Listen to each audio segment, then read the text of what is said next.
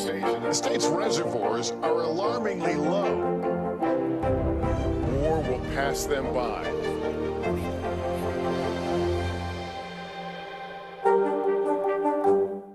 Top Story with Tom Llamas is your news playlist on NBC News Now. And now, you can listen to it as a podcast. Available anytime and anywhere. As we look out over the latest city-turned-crime scene, we see the things left behind.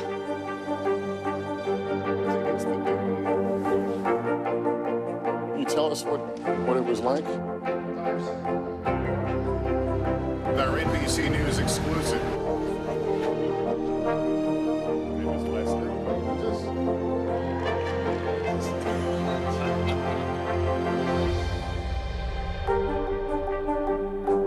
We're here to start conversations because it's not my job to tell you what to think. My job is to think about what you tell me. Now tonight with Joshua Johnson, weeknights at 8 on NBC News Now. And what do you love about fatherhood? The chaos, the learning. Is climate change one of your top priorities? What's your message to girls who want to make a difference in their own communities? Believe in yourself.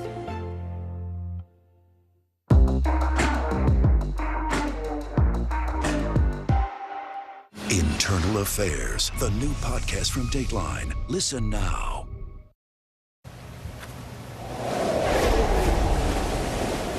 Hurricane Ian leaving a trail of destruction as it tore across Florida. Recovery efforts there are just beginning. And now the storm has moved into the Atlantic and is barreling towards South Carolina's coast. It's expected to strike today as a Category 1 hurricane. For more, we bring in NBC's Chris Pallone, who is on the ground in Naples. Good morning, Chris. Naples is one of the hardest hit areas. Yeah, that's right, Philip. And as of right now, NBC News has confirmed at least a dozen deaths related to Ian here in the state of Florida. There are more than 2 million people who still do not have power this morning. Many people here still stunned by the scope of the destruction. With Ian finally out of Florida, the intensely destructive storm is now taking aim at the Carolinas. Friday is not going to be a pretty day in the low country. Yep. People in coastal areas taking the storm seriously after seeing what happened in Florida. We went and got some extra things like water, bread. Grocery stores are selling out of everything really quick. After blasting the beach towns of the Southwest, Ian dumped rain for hours over central Florida. Firefighters evacuated an Orlando nursing home Thursday after floodwaters rushed in. The first daylight Thursday gave state officials a true scope of the destruction. Some of the damage was, almost indescribable. Oh! In Placida, storm chasers captured the destruction wrought by Ian's eye wall. In Fort Myers and Naples, entire neighborhoods were wiped out by storm surge and 150-mile-per-hour winds. Rescue teams went into the water to save people left stranded. Our staff, police, fire, public works, parks got out there and made close to about 200 water rescues. Sanibel Island now accessible only by boat or helicopter after the only bridge washed out. The search and rescue teams are on the island going door to those areas that they can get to right now, trying to help those individuals. It's a race against time to save lives. A real estate data analytics firm said that the Hurricane Ian could cost the state of Florida up to $47 billion. That would make it the costliest storm to hit this state since Hurricane Andrew back in 1992. Philip, back to you. All right, Chris, thank you. Just astronomical numbers there, but I mean, really, it's just a two-pronged situation. The recovery and assessing the damage in Florida, and of course, in the Carolinas, they're bracing for what's to come. Yeah, when it comes to the numbers, too, the number we're watching especially are the numbers of lives lost. That now we're reporting 12, and that is a staggering reality that number may go up. Exactly, and that's why our thoughts are with them this morning. All right, thanks so much for watching early today. I'm Philip Mena. I'm Francis Rivera. Stay safe out there. See you on Monday.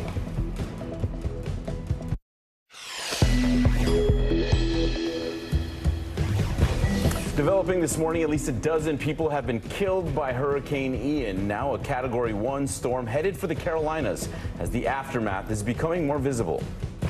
I came here in the mid-'70s. I was on the police department for almost 25 years. Saw a lot of storms here. This is by far the worst storm I have ever witnessed.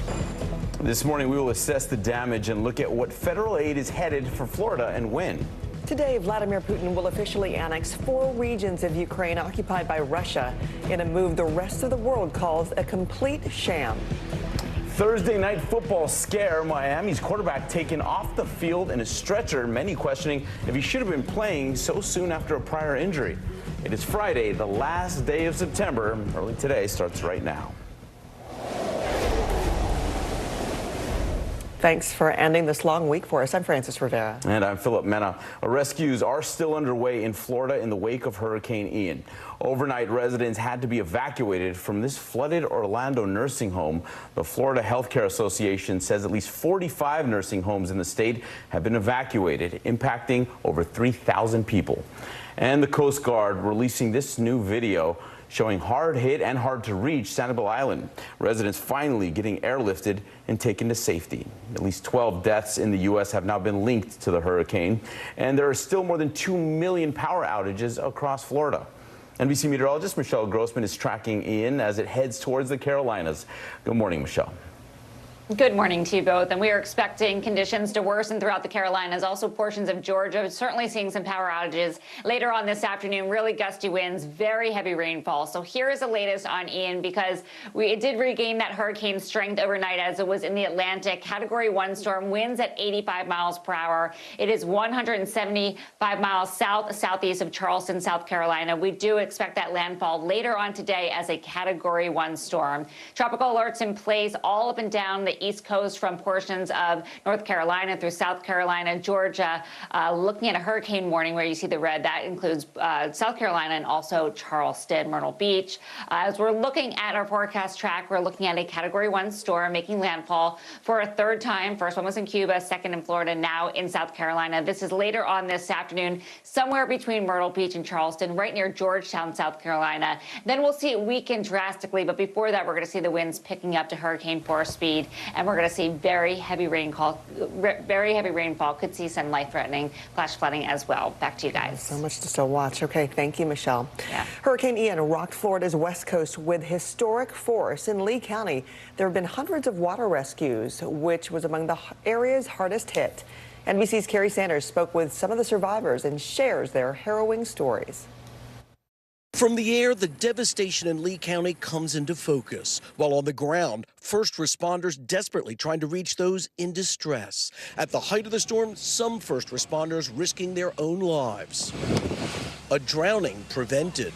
Our staff, police, fire, public works, parks got out there and made close to about 200 water rescues. The guys getting into, 4 feet, 10 feet of water and getting people out, getting into shelters. Sanibel and Captiva Islands now cut off from the mainland. Both islands were washed over by storm surge, trapping those who didn't leave. Some houses with their roofs ripped off, others obliterated, boats capsized and grounded. Coast Guard helicopters pulling people to safety, also sending rescue swimmers to check boats for stranded survivors. Even their eyes looking up and giving you a handshake or a pat in the back as you're getting brought back into the helicopter and bringing them back down on deck is pretty unforgettable. Punta Gorda got lashed by Ian's fierce 155-mile-per-hour winds, but fortunately, there was no storm surge.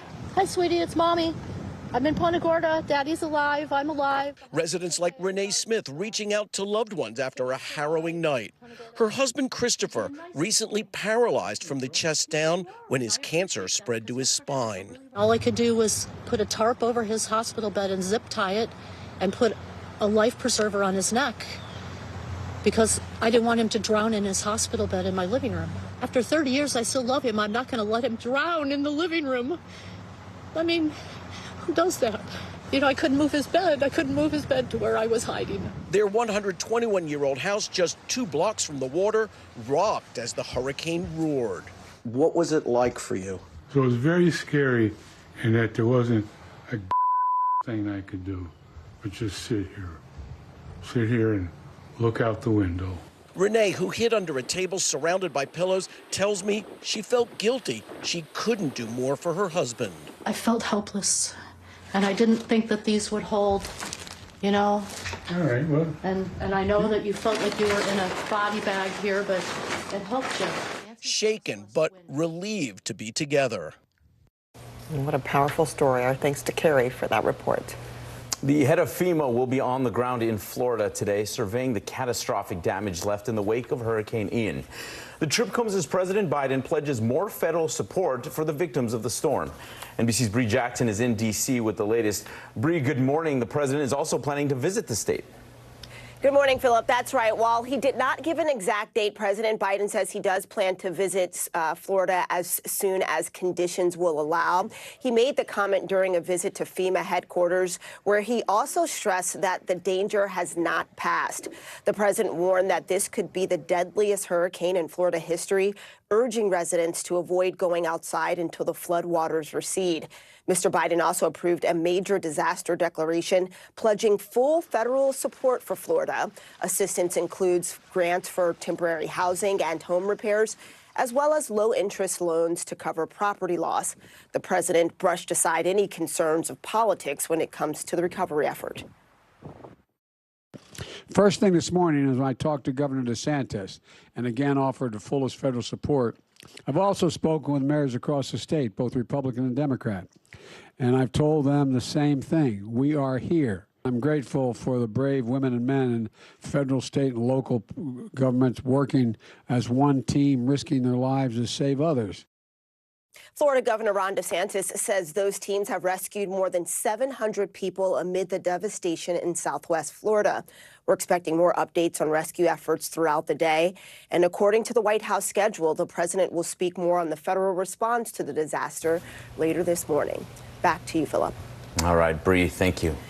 The Supreme Court's newest Associate Justice, Ketanji Brown Jackson, will have her investiture ceremony today. The President and First Lady, along with the Vice President and Second Gentleman, will also attend. Justice Jackson was confirmed by the Senate in April, becoming the first black woman ever on the High Court. A new development in the January 6th investigation. Ginny Thomas, wife of Supreme Court Justice Clarence Thomas, met privately with the House Select Committee for more than 4 hours. The committee chairman saying during the interview, Thomas stood by her false claims the election was stolen. Thomas's lawyer said that she was focused only on, quote, reports of fraud and irregularities and played no role in any events after the election results. Miami Dolphins star Tua Tagovailoa was hospitalized after a very scary hit on the field. Tua was stretchered off the field in the second quarter after he hit his head. It slammed off the turf. He was taken to a hospital for head and neck injuries, and Miami said he was expected to fly home with the team. The NFLPA opened an investigation into the Dolphins after Sunday's game when Tua appeared to stumble leaving the field but re-entered the game. The Dolphins said then that he was suffering from a back injury.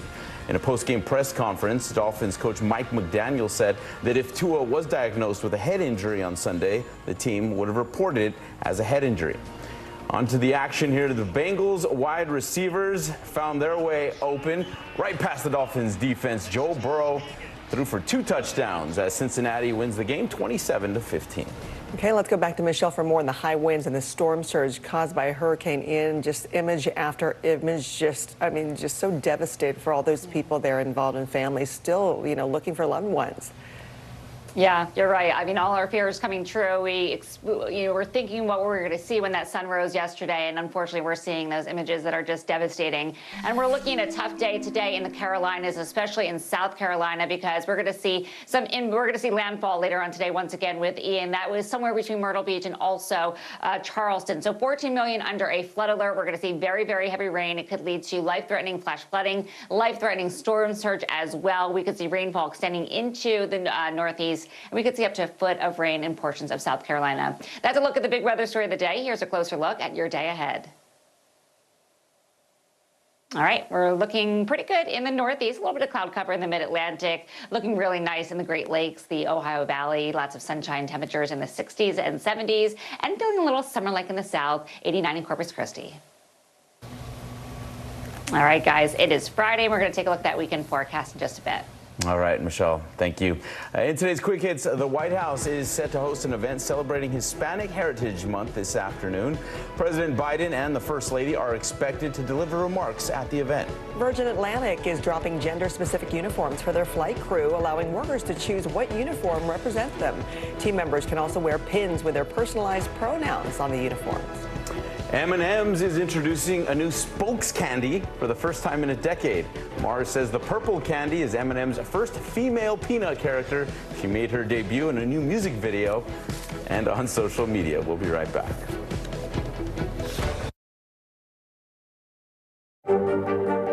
Mr. Secretary, when is this going to get better?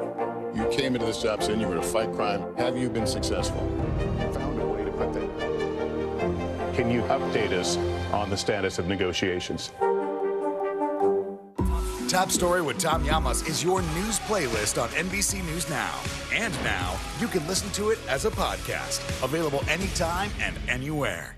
News is happening now. Look at what's making headlines around the world. We're coming on the air with breaking news. This is a significant moment. Whenever it happens, wherever you are, NBC News, streaming free now. We're here to start conversations because it's not my job to tell you what to think. My job is to think about what you tell me. Now Tonight with Joshua Johnson. Weeknights at 8 on NBC News Now. Sometimes the news can be difficult and overwhelming for kids to understand. Ukraine and Russia. Could you help me understand what's going on? So to help make sense of it all, we've created a newscast just for them. We hope your family will watch Nightly News Kids Edition. The indictment of a former president, or perhaps candidate for president, would arguably tear the country apart. Is that your concern? Can you update us on the status of negotiations?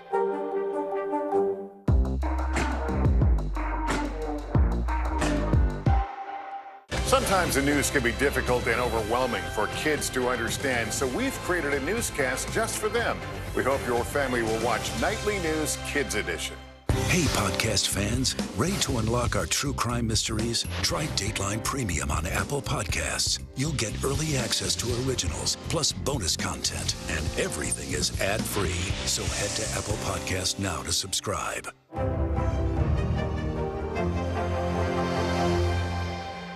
Internal Affairs, the new podcast from Dateline. Listen now. World leaders are condemning Russia's plan to annex a large swath of eastern Ukraine. Vladimir Putin will formally announce the annexation of 4 regions of the country in a ceremony today. Ukraine's President Zelensky said the move will not mean what the Kremlin hopes for. RJ Gray has the latest. A major escalation in the fighting in Ukraine. On the eve of President Vladimir Putin's formal announcement, Russia will annex 4 regions of the country he invaded. It comes after referendums in those areas, primarily controlled by Russia, an election Ukraine and Western allies call a sham.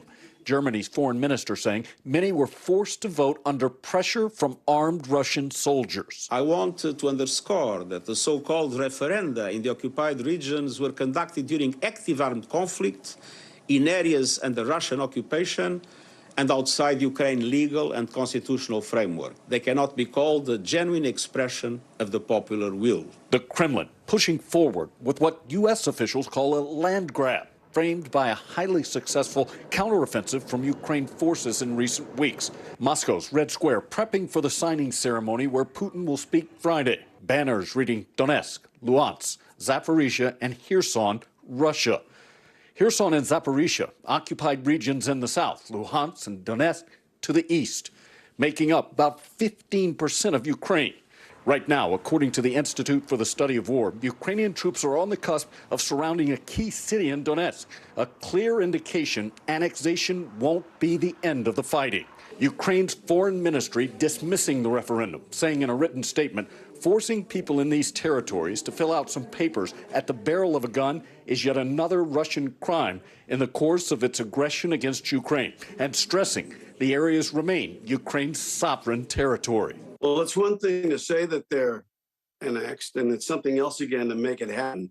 Don't forget that the Ukrainians are counterattacking all along the front. The results from the staged referendum were announced this week, just after Putin's order calling up 300,000 reservists to join the fight, triggering a mass exodus across the country, thousands of Russians trying to escape the draft. Miles of traffic seen at border crossings with Georgia and Finland, the latter announcing it will now ban Russian tourists from entering, as NATO investigates what it's labeled irresponsible acts of sabotage to the leaking Nord Stream 1 and 2, the pipelines that carry natural gas from Russia into Europe.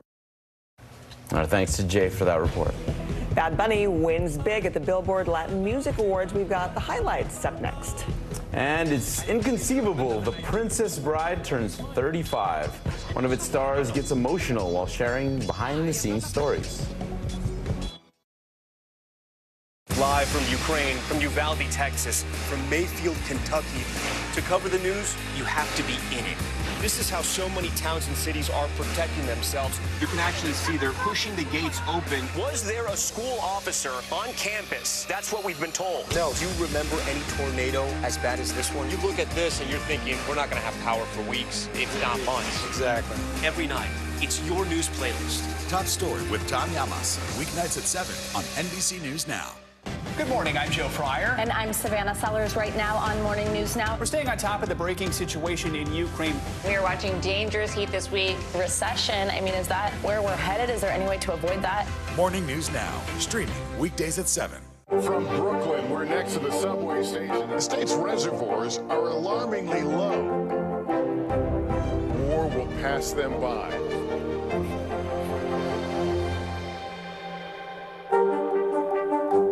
News is happening now. Look at what's making headlines around the world. Whenever it happens, wherever you are, it's here now. Now Tonight with Joshua Johnson, streaming weeknights at 8 on NBC News Now. Right now on NBC News Now. As we come on the air, here's what we know. It has been dramatic, powerful. We begin with breaking news just coming in. What's happening now, what's happening next, and what it means for you. We're continuing to follow the Russian attack on Ukraine. There's an intense artillery battle underway. We're getting out of this area right now because more air raid sirens are sounding. As we look out over the latest city-turned-crime scene, we see the things left behind. Was there a school officer on campus? Because that's what we've been told. No, fewer people are content to just offer their thoughts and prayers. And the House has answered the call to create new gun laws. The stunning testimony at the January 6th hearing on Capitol Hill. Americans face the highest inflation rate in decades. Parts of Virginia cleaning up after severe storms. A terrifying night of flash floods. Flames forcing thousands to evacuate. When do I play meteorologist? Only when the heat is this bad. Another special night of election coverage right here at NBC News Now. Results are coming in. This Tuesday is going to be huge for primary purposes. It's an interesting race here. I've just never covered anything like it. This is big. When we're talking about November, how many doors do you think you've each knocked on? This feels like an ideological fight to the death. Is there room for common ground on this issue? What do you think when you see the activism that's happening right now? Do you think this movement could have happened without social media? A lot to talk about as we continue our rolling coverage. We're coming on the air with the news NBC Scoop. Bringing the news to you is not only a job, it's an honor.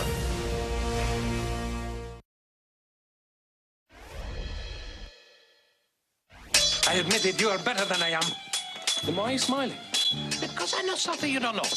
And what is that? I am not left-handed. Okay, how many lines can you quote, right? It's been 35 years since the iconic film The Princess Bride was released. One of the stars, Manny Patinkin, shared what it was like to film the last take of this sword fight. He said, hey, listen, guys, are you okay if we put some cameras, 2 cameras up in the ceiling, and you shoot the whole, and you run the whole fight all in one? And it just flew. And then at the end of it, he goes, cut. And he said those horrible words for me, which was print, which meant that we got it. And that meant that we wouldn't do it again. And I just miss it to this day. I'm such a crybaby, but it was so incredible to work on it with everyone.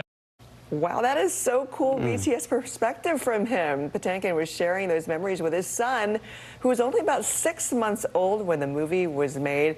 So we all know how many lines that we can all say from it, but that is so cool for after all these years to get that emotional. I mean, again, so I haven't seen it. I was shamed during the whole time. They're like, you haven't seen this whole time. You haven't seen Princess Bride. But wow, just to see him so emotional about that. Right? You know, it's touching, yeah. You got never too late. Yeah.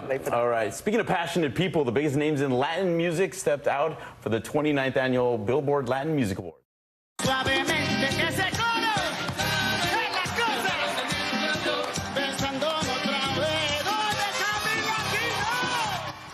Elvis Crespo got everybody on their feet with his performances of Suavemente and a version of Bad Bunny's La Neverita. Well, Bad Bunny was there stealing the show with 23 nominations and 9 awards, including Artist of the Year and Tour of the Year. Puerto Rican artist Chayanne not only performed a new single, but took home the Billboard Icon Award. Another music icon for over 60 years, Jose Feliciano, received the first ever Billboard Legend Award. He paved the way as the first Latin artist to successfully cross over into the English music market. And Christina Aguilera received the Spirit of Hope Award. All right, time now to feel a little bit more nostalgic. McDonald's is giving you one more reason to say, I'm loving it. The fast food chain is introducing Happy Meals for adults with the help of Streetwater brand, the Cactus Plant Flea Market. So the grown-up combo features a pick of either a Big Mac or a 10-piece chicken nugget with a drink, fries, and of course a free toy. The throwback deal is being served up starting Monday until October 30th. I think a lot of adults have been ordering Happy Meals for years now. Yeah, you have the Happy Meal along with watching The Princess Bride. You'll be all set. There we go. Throwback. I got my weekend plans. You know who else is going to help me with that? Michelle. She's going to tell us how Ian is going to affect those plans for everyone else as well. And also still following the update from Florida on the damage from Hurricane Ian and the ravage and the destruction that left behind. Live from Ukraine, from Uvalde, Texas, from Mayfield, Kentucky. To cover the news, you have to be in it. This is how so many towns and cities are protecting themselves. You can actually see they're pushing the gates open. Was there a school officer on campus? That's what we've been told. No. Do you remember any tornado as bad as this one? You look at this and you're thinking, we're not going to have power for weeks, if not months. Exactly. Every night, it's your news playlist. Top Story with Tom Llamas, weeknights at 7 on NBC News Now. News is happening now. Look at what's making headlines around the world. Whenever it happens, wherever you are, it's here now.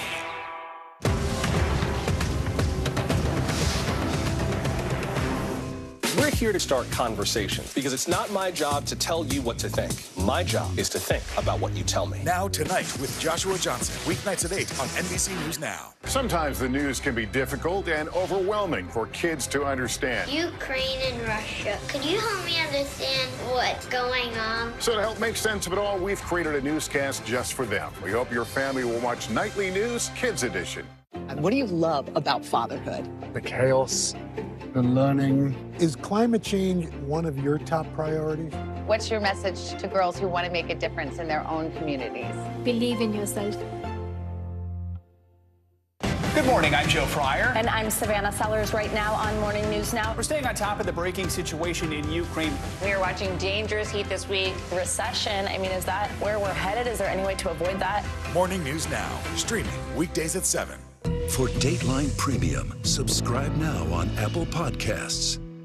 As we look out over the latest city-turned-crime scene, we see the things left behind.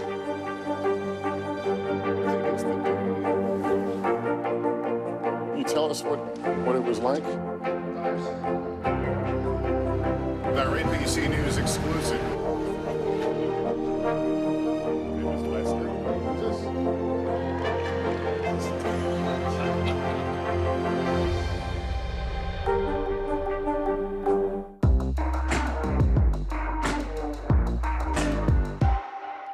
Internal Affairs, the new podcast from Dateline. Listen now. No stress, no mess, just yum. That's it.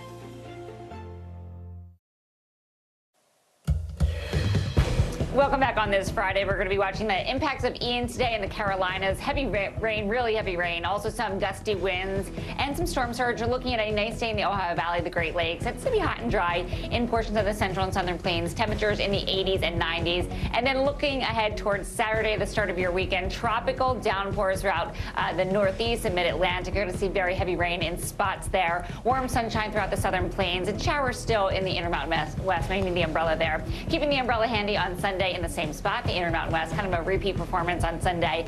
Ian's remnants throughout the mid-Atlantic. Back to you guys. Okay, thanks, Michelle.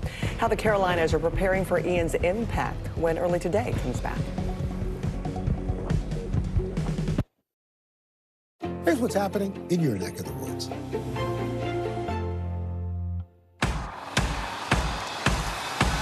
News is happening now. Look at what's making headlines around the world. Right now on Morning News Now. we're coming on the air with breaking news. And this is a significant moment. Whenever it happens, wherever you are, NBC News, streaming free now.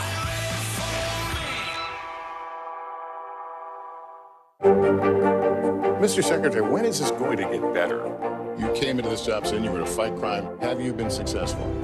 Found a way to put that. Can you update us on the status of negotiations? We're here to start conversations because it's not my job to tell you what to think.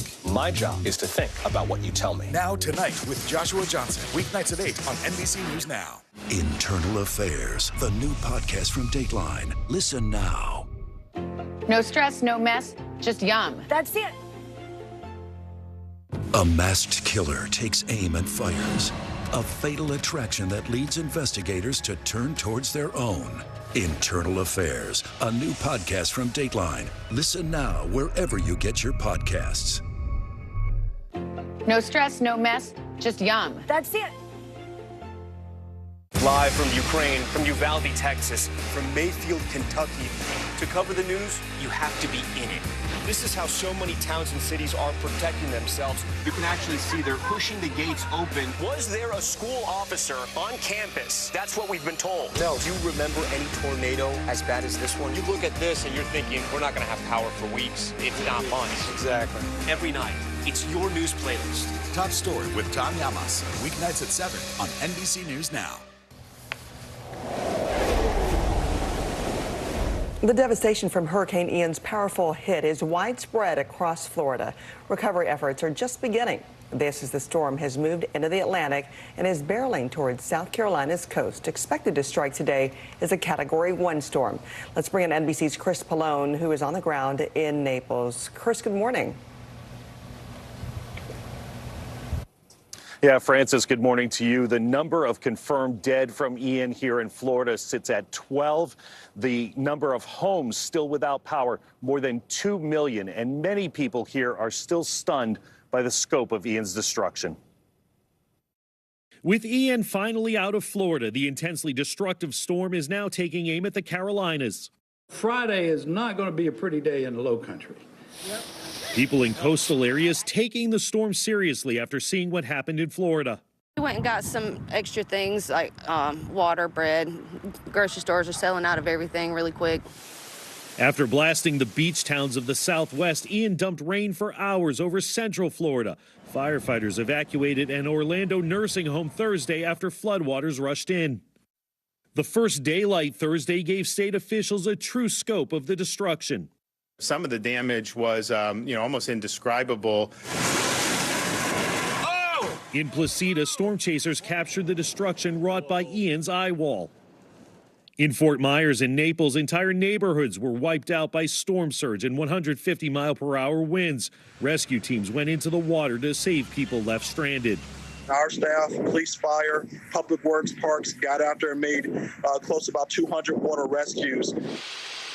Sanibel Island now accessible only by boat or helicopter after the only bridge washed out.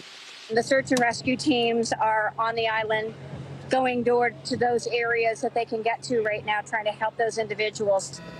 It's a race against time to save lives. And one real estate data analytics firm estimates that Ian could cost the state of Florida up to $47 billion, making it the costliest storm to hit this state since Hurricane Andrew. Francis? Wow, so tough, Chris. I can just imagine there. And it's still dark, and they're still waiting for, daylight for them to start, and pick up where they left off yesterday. Sure, and it makes me think of the people in the Carolinas that have been seeing this devastation and a rare opportunity to see what this storm has done. And hopefully, they can get out of harm's way as it heads towards their area. I wish them all the best. Yeah. Thank you for watching Early Today. I'm Francis Rivera. And I'm Philip Mena. Have a great weekend. Please be safe out there.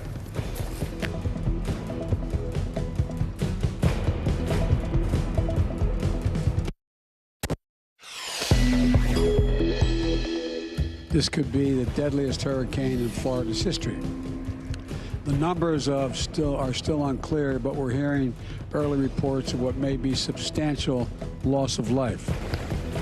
The jaw-dropping aftermath of Hurricane Ian is only just being realized. At least a dozen killed by the storm. This morning, the search continues for survivors. Today in Moscow, Vladimir Putin plans to officially annex about 15% of Ukraine as Russian territory in what most in the West are calling a total sham. Conservative activist Ginny Thomas, the wife of Supreme Court Justice Clarence Thomas, was interviewed by the January 6th committee. New details this morning. First, it was Jon Stewart. Now, Trevor Noah says it's time. Details on what the host said after 7 years. And the boss is back with a big announcement surrounding the celebration of the sweet sounds of soul music. Wake up, Maggie. It is late September, and we have a lot to say to you. Early Today starts right now.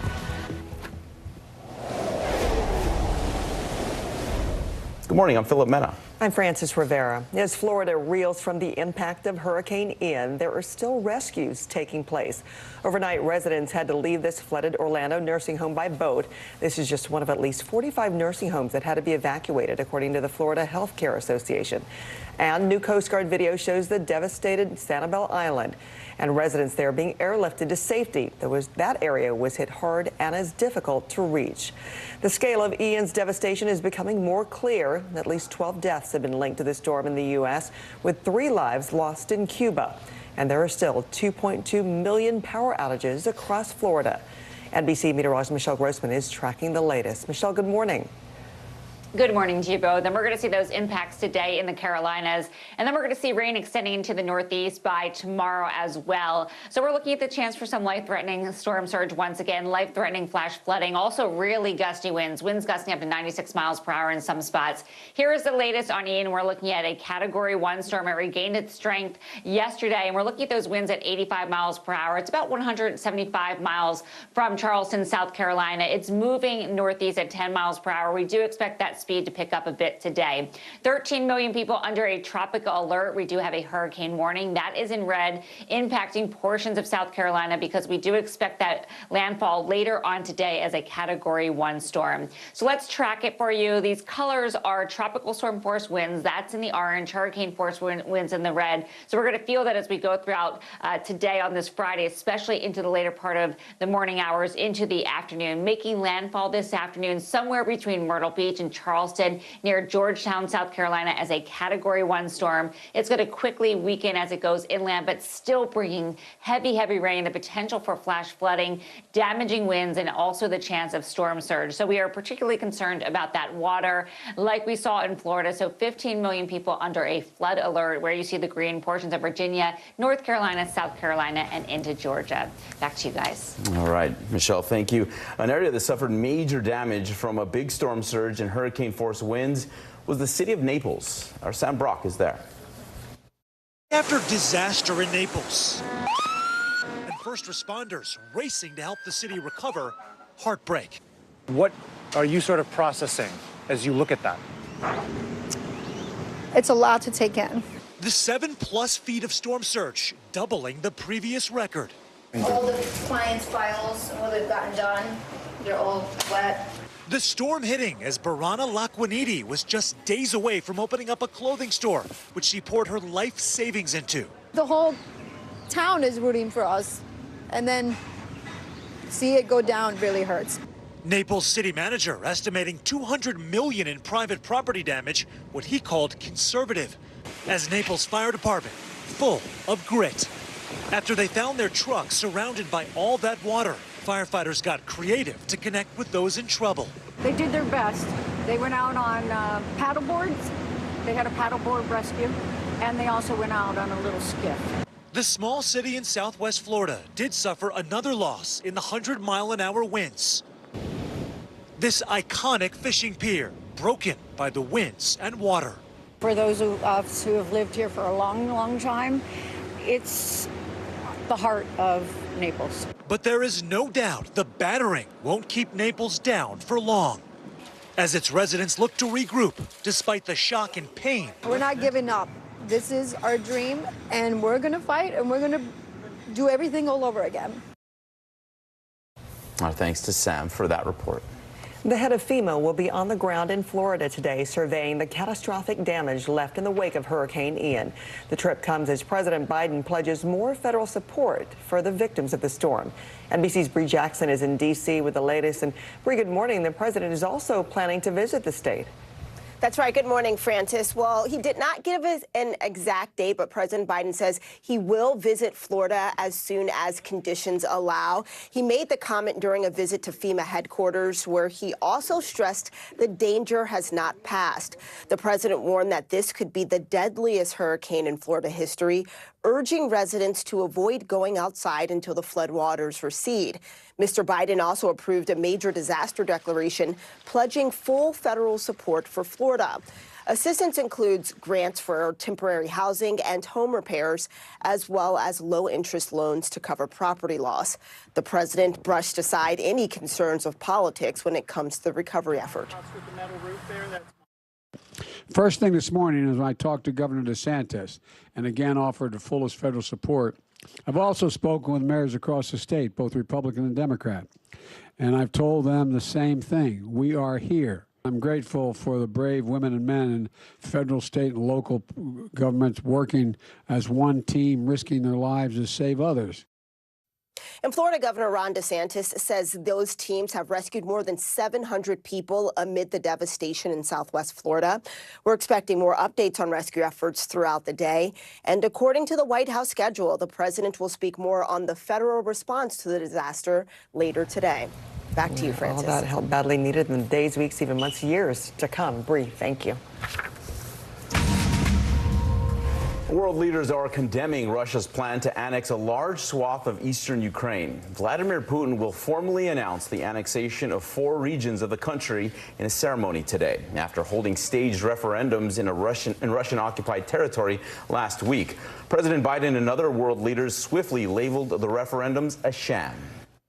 I want to underscore that the so-called referenda in the occupied regions were conducted during active armed conflict in areas under Russian occupation and outside Ukraine's legal and constitutional framework. They cannot be called a genuine expression of the popular will. The annexed regions amount to about 15% of Ukraine and would give Russia a direct route to Crimea, which it invaded and claimed in 2014. Ukraine's President Zelensky said the move will not mean what the Kremlin hopes for. A new development in the January 6th investigation. Ginny Thomas, wife of Supreme Court Justice Clarence Thomas, met privately with the House Select Committee yesterday for more than 4 hours. The committee chairman saying during the interview Thomas stood by her false claims the election was stolen. Thomas's lawyer said that she was focused only on, quote, reports of fraud and irregularities and played no role in any events after the election results. The Biden administration is scaling back its student debt relief plan. Only borrowers with debt held by the Department of Education can apply for forgiveness now. It comes amid a new lawsuit by 6 Republican-led states aiming to block the plan. The new change would leave out people with Perkins loans or federal family education loans. According to the administration, the decision would impact about 770,000 borrowers. Mr. Biden announced the program in August, which forgives up to $10,000 for most federal student loan borrowers. The families of 3 Uvalde shooting survivors filed a federal lawsuit alleging the school district, the city, gun manufacturers, and others were negligent, and their mistakes played a role in the rampage that killed 19 students and 2 teachers. It is the first federal lawsuit stemming from the shooting. The families are seeking unspecified damages from the 10 defendants named in the civil suit. The defendants have not commented. The Supreme Court's newest justice, Ketanji Brown Jackson, will have her investiture ceremony today. President Biden, First Lady Jill Biden, Vice President Harris, and Second Gentleman Doug Emhoff will all attend. Jackson was confirmed by the Senate in April, becoming the first black woman ever on the high court. Miami Dolphins star Tua Tagovailoa was hospitalized after a very scary hit on the field. He was stretchered off the field in the second quarter after his head hit the turf. It was slammed there. He was taken to the hospital for head and neck injuries. An optimistic update from the Dolphins, though, who said he was expected to travel home with the team. The NFL Players Association opened up an investigation into the Dolphins after Sunday's game when Tua appeared to stumble leaving the field but re-entered the game. The Dolphins said then that he was suffering from a back injury. In his post-game press conference last night, Dolphins head coach Mike McDaniel said that if Tua was diagnosed with a head injury on Sunday, the team would have reported it as a head injury. Onto the action now. The Bengals wide receivers coming up big here, blowing past the Dolphins defense. Joe Burrow threw for 2 touchdowns, and Cincinnati wins it 27-15. Okay, let's turn now to Michelle once again with a little bit more on the impacts of Hurricane Ian. What was Hurricane Ian headed now to the Carolinas?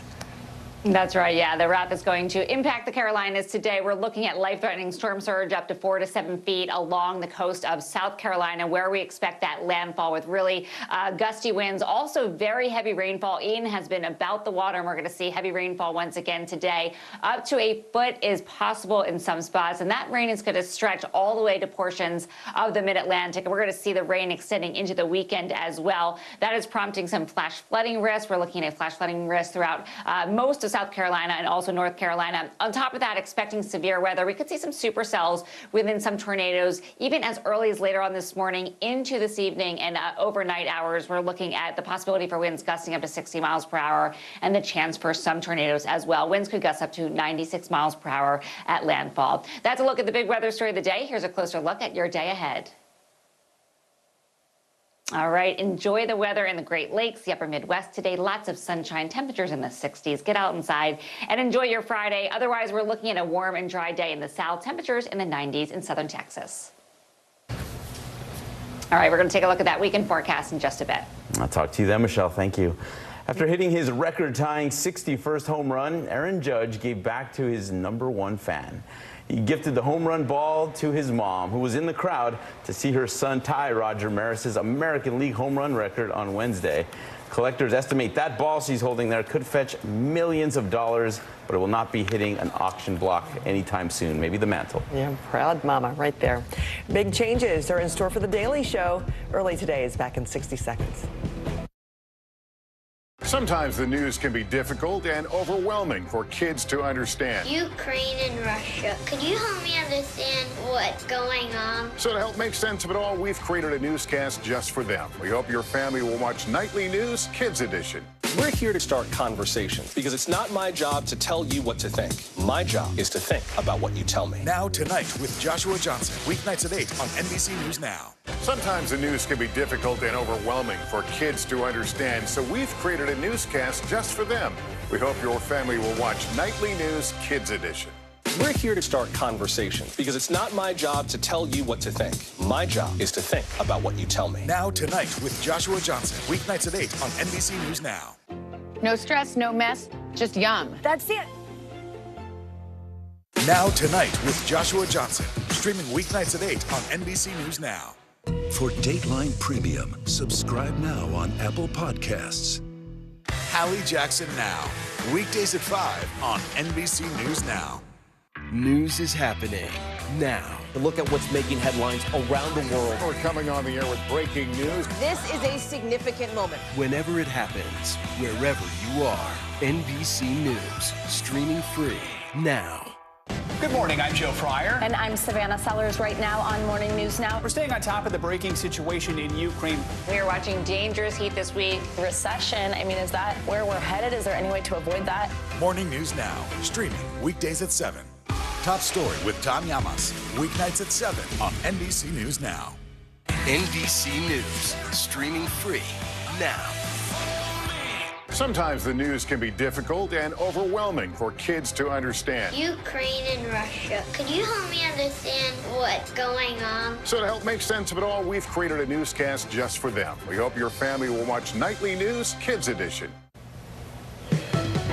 In today's Quick Hits, the White House is set to host an event celebrating Hispanic Heritage Month this afternoon. President Biden and the First Lady are expected to deliver remarks at the event. Virgin Atlantic is dropping gender-specific uniforms for their flight crew, allowing workers to choose what uniforms represent them. Team members can also wear pins with their personalized pronouns on their uniforms. M&M is introducing a new spokes candy for the first time in a decade. Mara says the purple candy is M&M's first female peanut character. She made her debut in a new music video on M&M's social media. Okay, The Daily Show's Trevor Noah announcing his departure after 7 years. After the 7 years, my time is up. Yeah, but in the most beautiful way. Honestly, I've loved hosting the show. It's been one of my... He called hosting the show one of the greatest challenges and greatest joys. The comedian said he will figure out the timing of his exit and will host the show for the time being. Remember when we were seeing all of this trending on Trevor Noah? And I remember when they first announced that he was going to be the host, I was like, who is this guy? Who is this guy, yeah. Right? And then now 7 years that went like that. He had such big shoes to fill with Jon Stewart. You know, everybody was just waiting for it not to work. But he made it work, you know. Yeah, very smart guy, talented guy. I'm curious what he's going to do in the future. All right, jam-packed weekend of intense conference rivalries in college football will begin tonight. Number 15, Washington, headed to L.A. to play the undefeated Bruins. Then on Saturday, it's a pair of SEC showdowns. Kentucky facing Ole Miss. Alabama heading to Arkansas. Number 9, Oklahoma State goes down to Waco to play number 16, Baylor. Florida State will play the Demon Deacons of Wake Forest, and then it's a battle of top 10 ACC teams. NC State heads to Death Valley to take on Clemson. All right, the Sanderson sisters are back to put a spell on you. Hocus Pocus 2 is flying to a screen near you. And Cover Me, Bruce Springsteen brings classic soul to his new album. Now Tonight with Joshua Johnson, streaming weeknights at 8 on NBC News Now. Stay on top of breaking news and the biggest stories of the day with NBC News Daily. Thank you so much for joining us. I'm Morgan Radford. And I'm Vicki Wynn. I'm Aaron Gilchrist. And I'm Kate Snow. Get in-depth reporting from across the country. What's your reaction to the president's comments? And around the world. Are Ukrainians continuing to make advances? And ways you can take care of your health. Who should be getting tested? And frankly, how often? And your wallet. Costs are skyrocketing. How to manage soaring prices. NBC News Daily. Weekdays from 12 to 4 p.m. Eastern on NBC News Now. To cover the news, you have to be in it. This is how so many towns and cities are protecting themselves. They're pushing the gates open. Was there a school officer on campus? That's what we've been told. No. Top Story with Tom Llamas. Weeknights at 7 on NBC News Now. Right now on NBC News Now. As we come on the air, here's what we know. It has been dramatic, powerful. We begin with breaking news just coming in. What's happening now? What's happening next? And what it means for you. We're continuing to follow the Russian attack on Ukraine. There's an intense artillery battle underway. We're getting out of this area right now because more air raid sirens are sounding. As we look out over the latest city-turned-crime scene, we see the things left behind. Was there a school officer on campus? Because that's what we've been told. No. Fewer people are content to just offer their thoughts and prayers. And the House has answered the call to create new gun laws. The stunning testimony at the January 6th hearing on Capitol Hill. Americans face the highest inflation rate in decades. Parts of Virginia cleaning up after severe storms. A terrifying night of flash floods. Flames forcing thousands to evacuate. When do I play meteorologist? Only when the heat is this bad. Another special night of election coverage right here at NBC News Now. Results are coming in. This Tuesday is going to be huge for primary purposes. It's an interesting race here. I've just never covered anything like it. This is big when we're talking about November. How many doors do you think you've each knocked on? This feels like an ideological fight to the death. Is there room for common ground on this issue? What do you think when you see the activism that's happening right now? Do you think this movement could have happened without social media? A lot to talk about as we continue our rolling coverage. We're coming on the air with the news NBC Scoop. Bringing the news to you is not only a job, it's an honor. The indictment of a former president, or perhaps candidate for president, would arguably tear the country apart. Is that your concern? Can you update us on the status of negotiations? You don't know when your moment's coming, but when it does, you take it.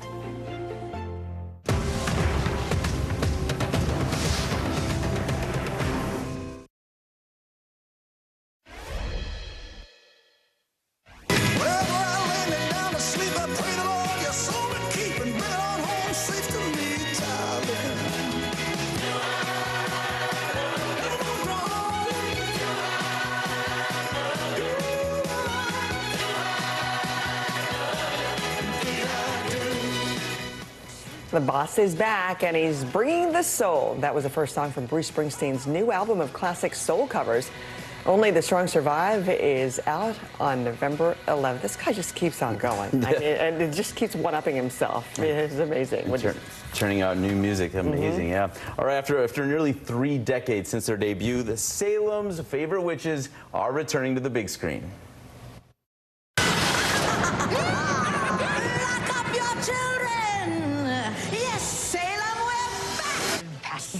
Sure are. Bette Midler, Sarah Jessica Parker, and Kathy Najimy run amok once again as the Sanderson sisters. Hocus Pocus 2 streams today on Disney+.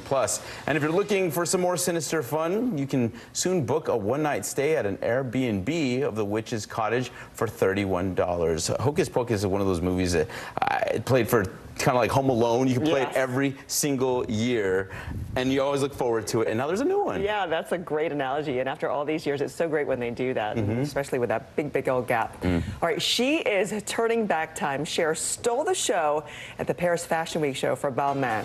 The icon walked the runway in the finale. Look at her. She's there alongside with Balmain creative director Olivier Rousteing. She is 76 years old.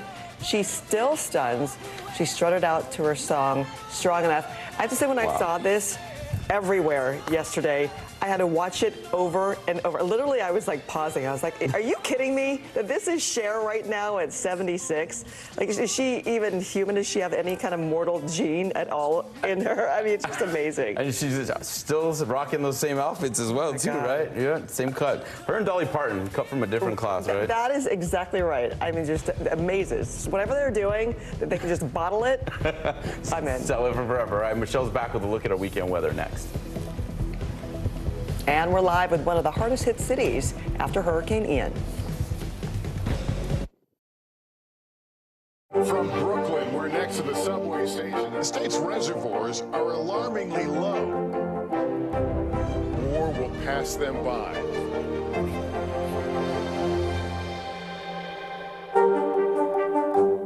Good morning, I'm Joe Fryer. And I'm Savannah Sellers right now on Morning News Now. We're staying on top of the breaking situation in Ukraine. We are watching dangerous heat this week. Recession, I mean, is that where we're headed? Is there any way to avoid that? Morning News Now, streaming weekdays at 7. Mr. Secretary, when is this going to get better? You came into this job saying you were to fight crime. Have you been successful? Found a way to put that. Can you update us on the status of negotiations? Hallie Jackson Now, weekdays at 5 on NBC News Now. The indictment of a former president, or perhaps candidate for president, would arguably tear the country apart. Is that your concern?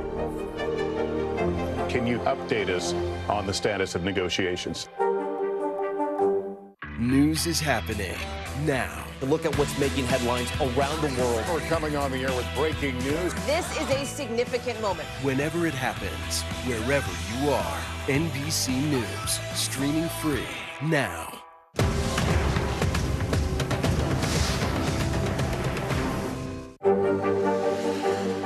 Tonight, I interviewed Secretary of Transportation Pete Buttigieg about the ongoing delays. You seem to be pointing the finger at the airlines. They're pointing the finger back. Mr. Secretary, when is this going to get better? Hey, podcast fans, ready to unlock our true crime mysteries? Try Dateline Premium on Apple Podcasts. You'll get early access to originals, plus bonus content, and everything is ad-free. So head to Apple Podcasts now to subscribe. Top Story with Tom Llamas, weeknights at 7 on NBC News Now.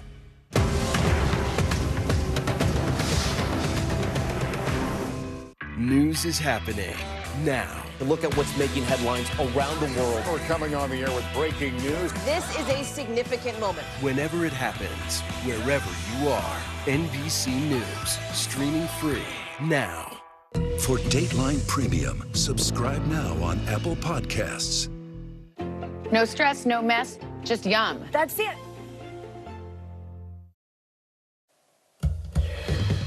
Welcome back on this Friday. We're going to see hurricane conditions develop along the South Carolina coast today. We're going to see really gusty winds, very heavy rain, also the chance for some life-threatening storm surge.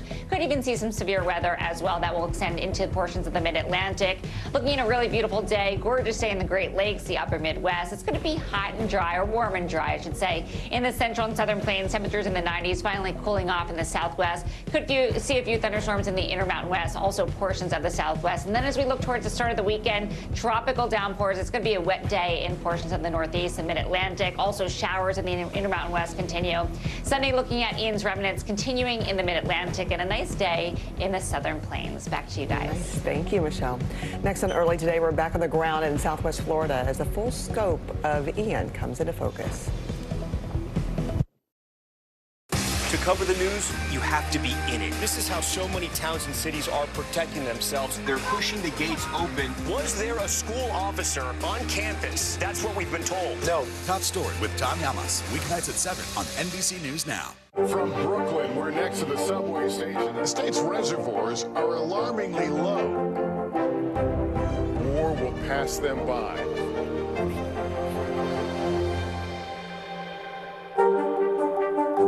Right now on NBC News Now, we begin with breaking news just coming in. What's happening now, what's happening next, and what it means for you.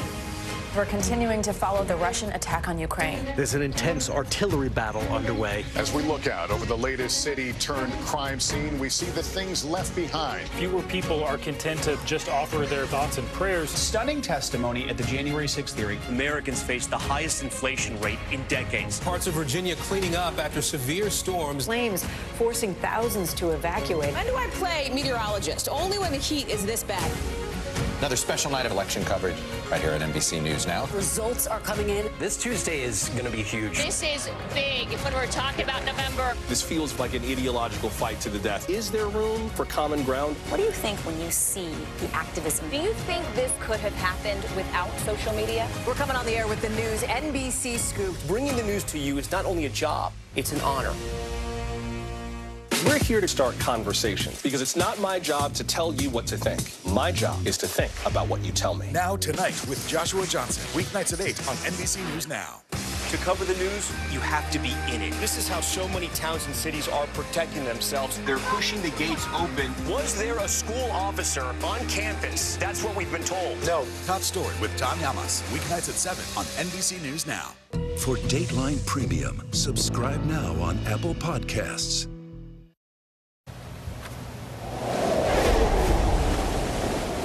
Hurricane Ian leaving a trail of destruction as it tore across Florida. Recovery efforts there are just beginning.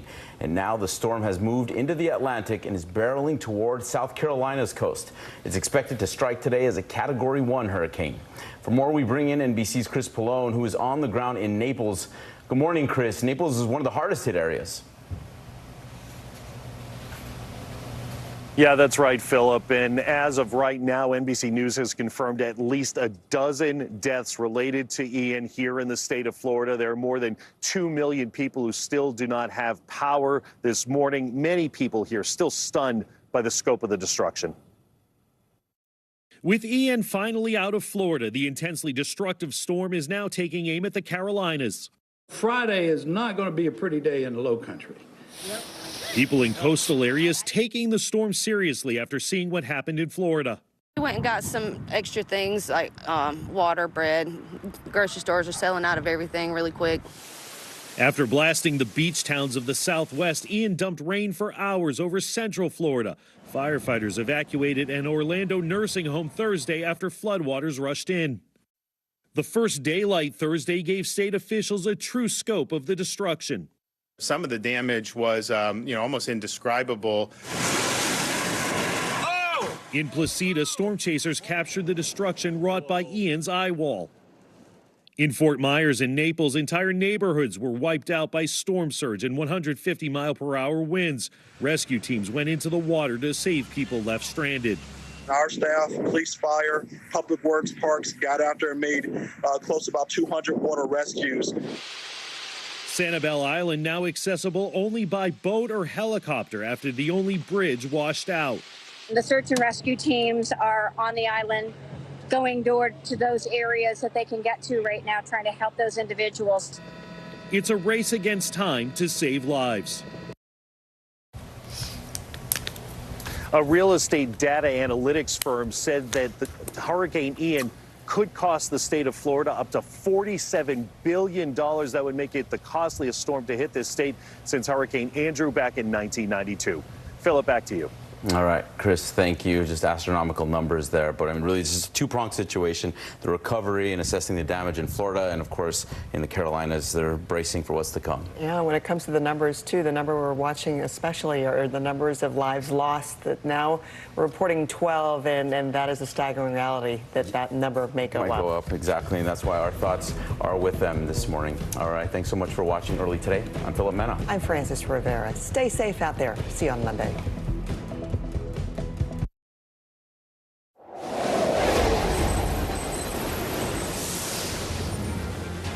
Good morning. I'm Zinklea Samoa in for Joe Fryer. And I'm Savannah Sellers. Right now on Morning News Now. Breaking this morning, Ian is once again a hurricane as the now Category 1 storm with winds of 85 miles an hour moves north, taking aim at the Carolina coast.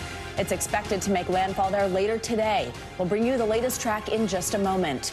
Also this morning, a chilling picture of the catastrophic destruction left behind in Florida. Millions are still without power, homes leveled, and now harrowing stories of survival coming to light. My chimney came down. I was afraid it was going to come through the roof and crush me. Emergency crews working tirelessly this morning to rescue people stranded by flooding caused by life-threatening storm surges. Meanwhile, President Biden painted a bleak picture of Ian's aftermath. This could be the deadliest hurricane in Florida's history. The numbers are still unclear, but we're hearing early reports of what may be substantial loss of life. This morning, NBC News is reporting at least 12 people have been killed in Florida. So far, though, state officials have not yet commented on an official death toll. We've got team coverage of Ian this morning, the damage it's left behind so far, and where it's headed next. So let's get right to meteorologist Michelle Grossman with the latest on Ian's track. Good morning, Michelle. Good morning to you both. And we are looking at a tough day in South Carolina today. We had such a tough day in Florida. So many images of houses damaged, belongings lost, lives lost, and we are looking at a tough day. So let's go ahead and take a look at the latest here. We're looking at extreme rainfall once again today. Just looking back, we saw nearly 28 inches of rain in some spots. This storm has a lot of water to it, and that has been the big storm. This is a big story. So we're going to see that as we go throughout the next 12 hours or so. We saw 15 inches in Sanford, Florida. Orlando saw over a foot of rain, and we could see a foot of rain in South Carolina today. So Doppler radar showing us that rain is falling already. We're seeing reds, yellows, oranges. Those are the darker colors, and we are seeing heavy rain this morning. We are seeing winds at 85 miles per hour. It's moving northeast at 9 miles per hour. It's going to pick up speed as we go throughout the day, and it is only 145 miles southeast of Charleston, South Carolina. A Category 1 storm. Yesterday, it was weakened to a tropical storm as it moved over the peninsula of Florida, but then it jumped back into the Atlantic. It gained some strength, and now we're looking at a Category 1 storm. That is what we're expecting as it makes landfall later on today. So preparations need to be done at this point. Flood alerts for so many in portions of Virginia, North Carolina, South Carolina, parts of Georgia. 15 million people impacted. And where you see the red, there's quite a few boxes there. We are looking at flash flood warnings. That means flooding is happening right now. As we saw on radar, we are seeing that heavy rain falling. Tropical alerts, many people involved here too. We're looking at 13 million people still impacted by a tropical alert days after this storm developed. So we're looking at tropical storm warnings and watches in the state of North Carolina. We're looking at a hurricane warning for the coast of South Carolina. That includes Myrtle Beach and includes Charleston, Pawleys Island, up and down the island. We're looking at really tough conditions today. Storm surge, that is a big story. That's where we saw all the catastrophic damage with Florida. It's a wall of seawater that just moves onshore very fast, furiously. It's hard to outrun, and it really just kind of damages everything in its way. So this is what we're concerned with today. The storm surge, especially with that landfall. So location of landfall likely between Myrtle Beach and Charleston, probably around Georgetown, South Carolina, late afternoon to this evening. And we are looking at the high tides very, very closely. They would come early this morning in the 11 o'clock hour, and then later during 11:31 in Myrtle Beach and 11:54 p.m. in Charleston.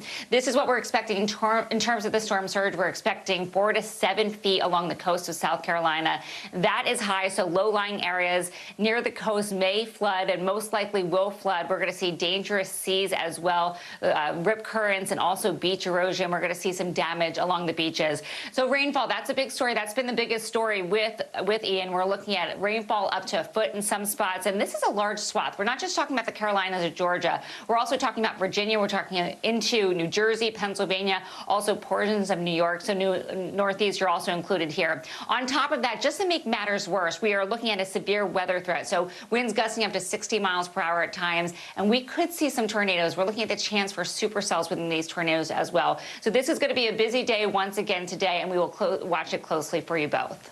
We know you will, Michelle. Thank you so much, and we'll check in with you throughout the show. Now, it's been nearly 48 hours since Hurricane Ian made landfall on Florida's Gulf Coast, and the cleanup efforts are, of course, only just getting started. That's right, and it's too early to know the full toll the storm took on the state, and Ian is not done yet as it takes aim at the Carolinas this morning. Here are some of the sights and sounds of the last 24 hours as Florida begins to rebuild.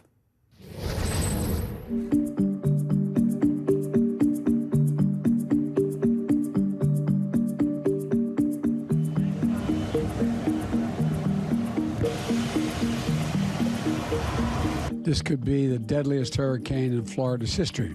The danger is real, to state the obvious. Please obey all warnings and directions from emergency officials. And while the water is receding, don't go outside unless you absolutely have to. We've shown you what a Category 4 hurricane looks like after it goes through. It took 24 hours, but I think it's all settling into everyone of just how bad this is. I mean, one of the worst ever in our country's history.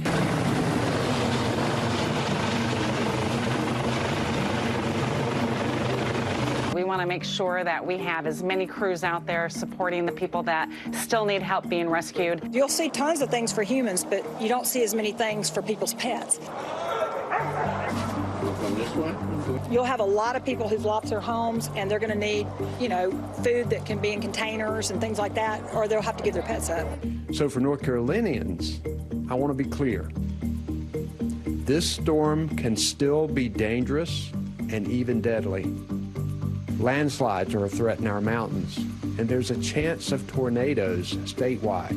The response here and just the way people have reacted has been very, very impressive. And we understand this is just the beginning. There's a lot more that's going to need to be done.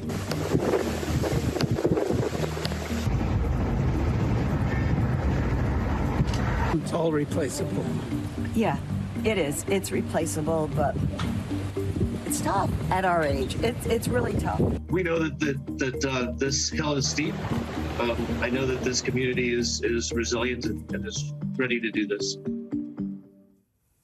For more on the ground now, we're joined by MSNBC anchor Jose Diaz-Balart in Fort Myers Beach, Florida. Of course, a community hit just so hard in the aftermath of Ian, as we're now able to really sort of get an idea of the destruction. I mean, Jose, we just saw those videos, pictures of homes and businesses destroyed, but just tell us about the scope of damage on the ground, what people are feeling and going through as they're seeing what's happened to their homes and businesses. What are you seeing?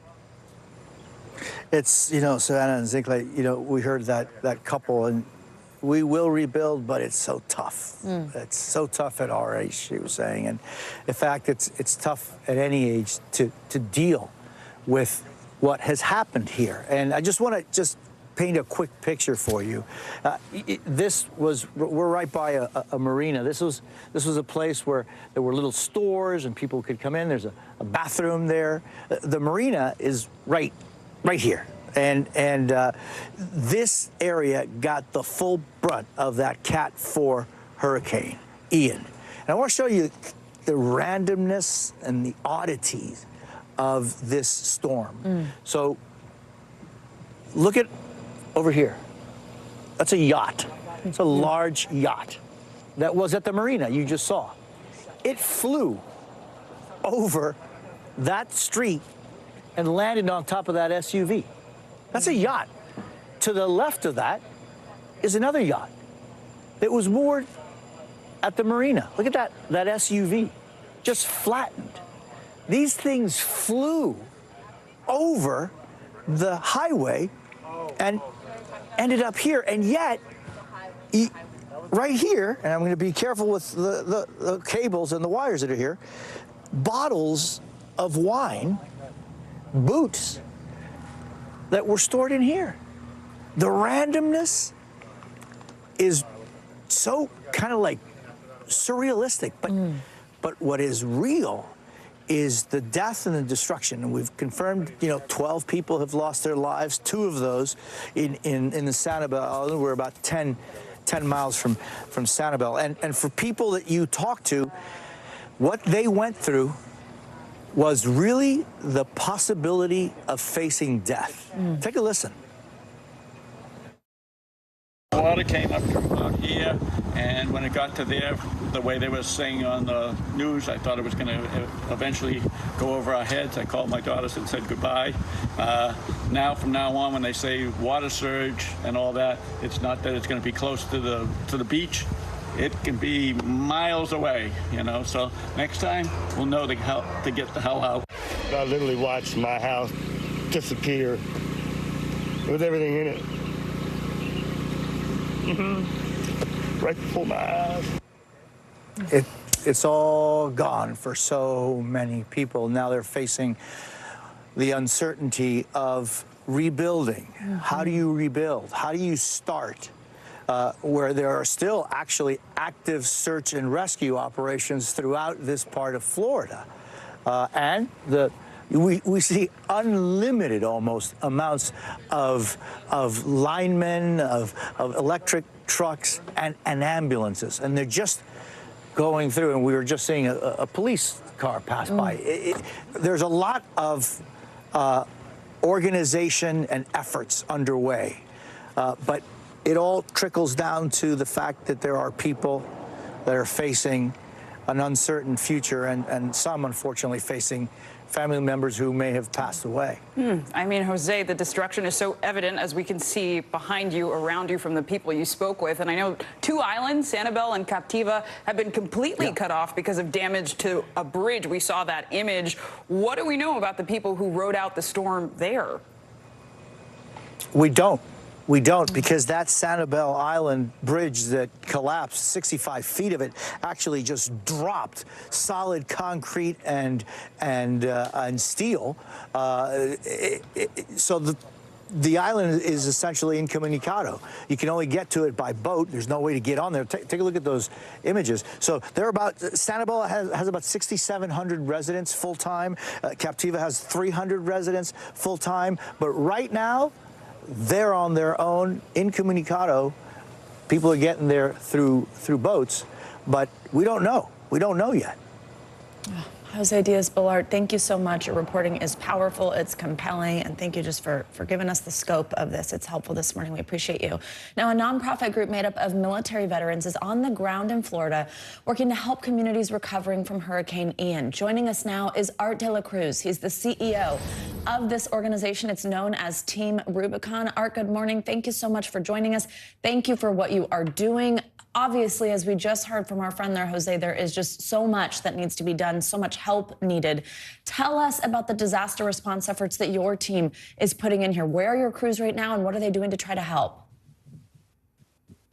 Yeah, we primarily, as our humanitarian organization, veteran-led, we have really 7 teams throughout Florida. I'm joined here this morning, actually, with a reconnaissance team, which is one of 5 that are through the state, and their job is to be able to coordinate with the emergency operations centers and understand what the landscape looks like and what kind of unmet needs are there.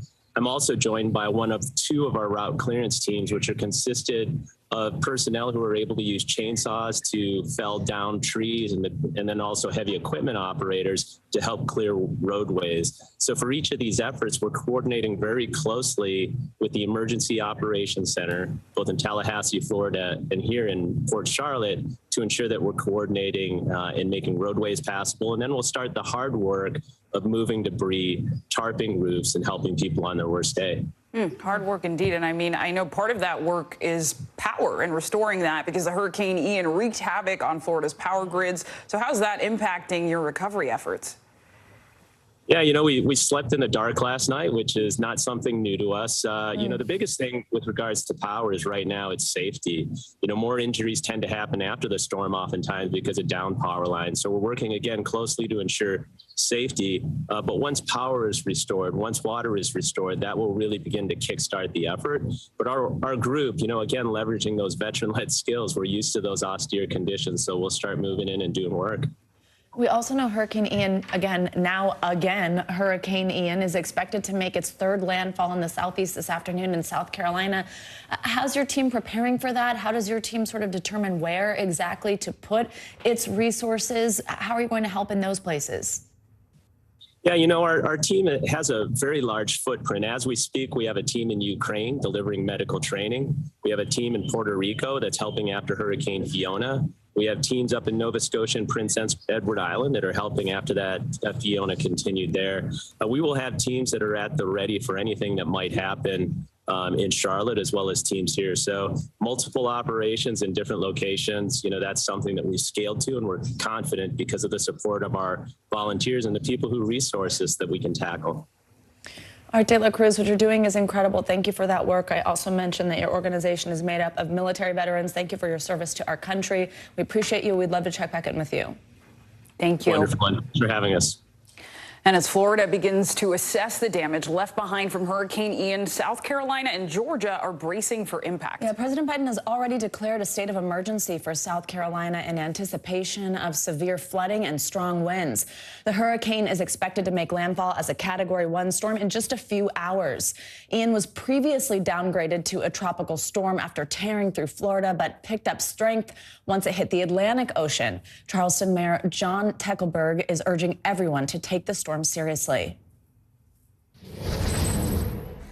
Given the alignment of its direction into Charleston and the Low Country, you're not going to know the difference. It's going to feel like a hurricane. We're asking folks to take this seriously and stay put, hunker down, as I say. NBC News correspondent Kathy Park joins us now from Charleston, South Carolina with the latest. Kathy, good morning. So experts believe Ian will hit during high tide. I believe I can hear the rain where you are right now and see it a bit. What are officials in South Carolina most concerned about? Will high tide make a difference there in terms of the storm surge? What are you seeing? Hey, Zinkley, good morning to you. Yeah, high tide will be actually a worst case scenario, because here's how things might play out. So Ian is supposed to make landfall right around noon today, and then that is also when high tide is supposed to set in. But then you also factor in storm surge, which could be anywhere between 4 to 7 feet. And then, you know, the rain is only going to intensify. Locally, we could be looking at anywhere between up to 12 inches of rain. So if you factor all those things and that actually materializes, we could be looking at widespread flooding in the area. We're already kind of seeing some pooling in parking lots and on these surfaces, but this really is just the beginning, Zinkley. Kathy, hey, it's Savannah. I also want to ask you just about, you know, of course, the safety of people, what some precautions are being taken there to help keep people safe. We actually know that South Carolina Governor Henry McMaster said Thursday afternoon that he's not ordering any evacuations of coastal communities. So what did the governor advise people to do? People who are near where you are right now, how are they preparing? Yeah, well, obviously, the best word of advice is to stay home today, stay off the roadways. As you mentioned, he did not issue mandatory evacuations, but there is a state of emergency that has been placed here in the state of South Carolina. He did encourage people to have a plan in case things get pretty hairy later on today, this afternoon. He said to have a plan to get to higher ground. But the best piece of advice, if you don't have to be out today, hunker down and just kind of ride out this storm, Savannah. Well, Kathy, we thank you for being out there while everyone else is hunkering down. We hope you can get dry soon. Thank you. Stay safe. Thanks, Kathy. For more on the devastation, plus the rescue and recovery efforts, we're joined now by Collier County Commissioner Rick LaCastro. Rick, thank you so much for joining us. We are very glad. Hi, good morning, Savannah. Yes, we're so glad you're safe. So we know Collier County was hit hard by Ian. Can you tell us about the damage you're seeing this morning, and how does it compare to other hurricanes you've weathered? Well, I've weathered a few, and I spent all day yesterday, obviously, driving through my county and my district. This one was totally different. I think I heard the governor say this is a hurricane of biblical proportions. The biggest thing down here in Southwest Florida and Collier County was unbelievable, horrific storm surge. I mean, our neighbors north of us obviously got the brunt of the eye and the winds, and you've seen that devastation. We've had hurricanes like that down here as well. But surge of these levels this quickly. So what I'm seeing is just unbelievable devastation from 6, 7, 8 feet of surge, in some places even higher. we did a great job, I believe, evacuating people. So those that are still here, they're all dragging their belongings out to the street because they've had, everything totally destroyed. But we have a lot of people still evacuated, a lot of seasonal people that aren't down here that have serious damage and they just don't know it. But thankfully, you say compared to other storms, when we took a direct hit from Hurricane Irma in 2017, you saw roofs gone and a lot of that structural damage. The difference there is you can go back into that house and always fix the roof. We have places now that are unlivable. And in these last couple of years with the economy, housing has been at a premium here. So we have so many people that have lost their primary residence. That's going to be another extremely difficult task, figuring out where people can be housed, because when you have a house that has totally flooded, it's a total loss. Absolutely. Rick, do you know right now of any active rescue and recovery efforts? Do you know if there is anybody that's actively seeking help? Have you heard about that? Oh, well, absolutely. One thing I'm really proud of is the relationship we have with our sister county, Lee County, and you've seen that devastation there, the bridge at Sanibel, people that are being rescued by boats and helicopters. We have a really robust team, and I'm not saying we haven't had rescues here. There's been videos of us having our first responders rescuing people out of cars who were on a road that usually never floods, and all of a sudden it had 5 feet of water on it, and it came very quickly. So I'm hearing those reports all the time. Thankfully, they're positive stories that, hey, we found somebody else. But when you also lose cell phone connectivity, you lose the ability to call for help. I believe we have a lot of people that hunkered down, as you say, didn't evacuate. And if they got an incredible amount of wind or water and they need help, we don't have a crystal ball knowing exactly where everybody is. So I think as the days progress, we're going to hear more stories of people being rescued, and then, unfortunately, maybe some of them aren't going to have a positive outcome just because they chose to not evacuate, and that was a bad decision. And I mean, in addition to the rescue and potential recoveries, we know tens of thousands of homes are still without power 2 days after the storm hit. What's the latest on the efforts to get electricity back? Well, I spoke with our county manager team last night, and we have an unbelievable amount of people from Florida Power and Light, FPL, as well as the surrounding communities in Florida that have descended on us, much like Irma. The difference is when you have a light pole or a power pole, rather, that has fallen over and maybe the lines are broken, that's a repair. And a lot of times they go out and do the quickest repairs possible to restore power as quickly as possible. What we have here is a totally different devastation. So when we have transformers and poles that have not only fallen over but have been sitting in standing water, or poles that haven't fallen over because we didn't get the brunt of Cat 4, Cat 5 winds, but because the water rose so quickly, we have areas that the entire grid needs to be replaced. So it's not a matter of just quick repairs. Last night, pockets of Collier County, pockets of Naples did get power back. I noticed last night we started getting better cell phone service. So things are going to incrementally, slowly improve. But I live on Marco Island, and we were without power in some areas here for almost 10 days, and we thought that was unbelievably excessive. I think it's going to be much more this time in certain areas. Yeah, that point you make about needing to actually rebuild rather than just reconnect is going to be one of the big stories here. And 10 days without power. We hope that it's a little faster this time. But Rick, thank you for making the time. Yeah, thank you, Rick. Stay safe. Absolutely. And we'll continue to bring you the latest on Hurricane Ian and the devastation and destruction it's leaving behind as it barrels toward the Carolina coast this morning. And we're covering the other big stories of the morning. The Supreme Court's new session begins Monday. We'll take a look at the key cases they're set to consider. You're watching Morning News Now. Stay with us. Now Tonight with Joshua Johnson, streaming weeknights at 8 on NBC News Now. Sometimes the news can be difficult and overwhelming for kids to understand. Ukraine and Russia. Could you help me understand what's going on? So to help make sense of it all, we've created a newscast just for them. We hope your family will watch Nightly News Kids Edition. You don't know when your moment's coming, but when it does, you take it. Top Story with Tom Llamas is your news playlist on NBC News Now. And now, you can listen to it as a podcast. Available anytime and anywhere. A masked killer takes aim and fires. A fatal attraction that leads investigators to turn towards their own. Internal Affairs, a new podcast from Dateline. Listen now wherever you get your podcasts. To cover the news, you have to be in it. This is how so many towns and cities are protecting themselves. They're pushing the gates open. Was there a school officer on campus? That's what we've been told. No. Top Story with Tom Llamas. Weeknights at 7 on NBC News Now. What do you love about fatherhood? The chaos, the learning. Is climate change one of your top priorities? What's your message to girls who want to make a difference in their own communities? Believe in yourself. Sometimes the news can be difficult and overwhelming for kids to understand, so we've created a newscast just for them. We hope your family will watch Nightly News Kids Edition. You don't know when your moment's coming, but when it does, you take it. As we look out over the latest city-turned-crime scene, we see the things left behind.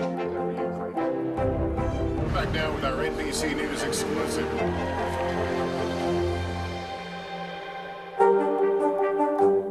Top Story with Tom Llamas. Weeknights at 7 on NBC News Now.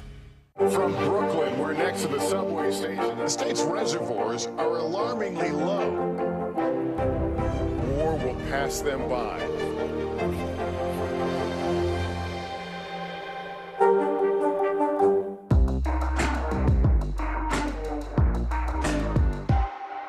Internal Affairs, the new podcast from Dateline. Listen now. You don't know when your moment's coming, but when it does, you take it.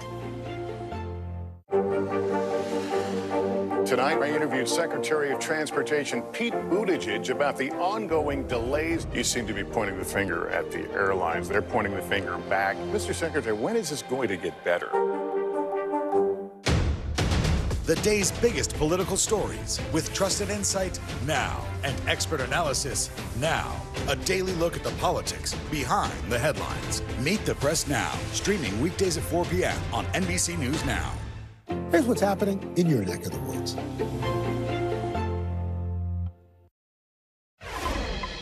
Welcome back. We'll, of course, have more coverage on the recovery efforts from Ian, but we do want to get to some other news this morning, and we're going to start with the Supreme Court's new term. It begins Monday. That's right. A series of decisions from its last term, most notably the one to overturn Roe v. Wade, sent public approval of the court to its lowest rating ever, according to NBC News polling. NBC News legal analyst and our friend Danny Savalas joins us now on set with a look at what to expect this term. Danny, good morning. It's always great to have you here with us. Let's start with the issue of voting rights and the two cases that could impact this. Tell us what we need to know here and what you expect to see. Yeah, super complicated voting rights case, but you can boil it down to this. The issue is this.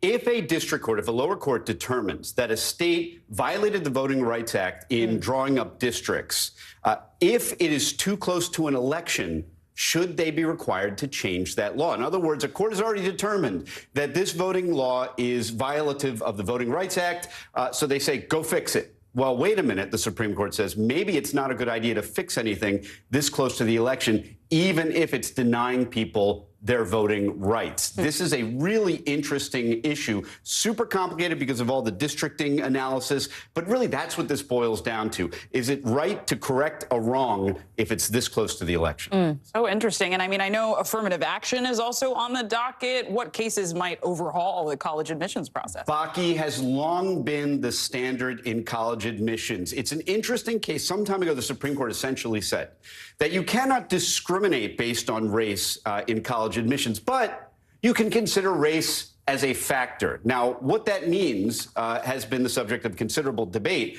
for decades, for years and years, since that Supreme Court case. So now the issue becomes, as it stands, you can consider race as a factor the way, and I think this is from an opinion, the way you might be in marching band in high school or something else. It's a check that you can put in the application process.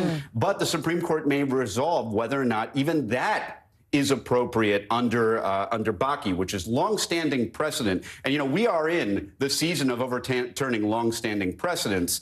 This may be yet another that goes down. But like Roe before it, this is one that has been, in a sense, on the figurative chopping block for many years. It's been a very controversial decision anytime you use race in admissions at colleges. Regardless of the makeup of the court, sounds like. Irrespective, whether it was this court or another court that was majority liberal, it wouldn't matter. This has always been a controversial issue, and it has been in the smattering of court cases that have covered this. in the last several decades. In the nerdiest of ways, I'm so excited to get to talk with you about all of this as this season unfolds. I mean, just the fact that you just made there about precedent and how we're going to have to keep talking about that in a way that we haven't in a long time.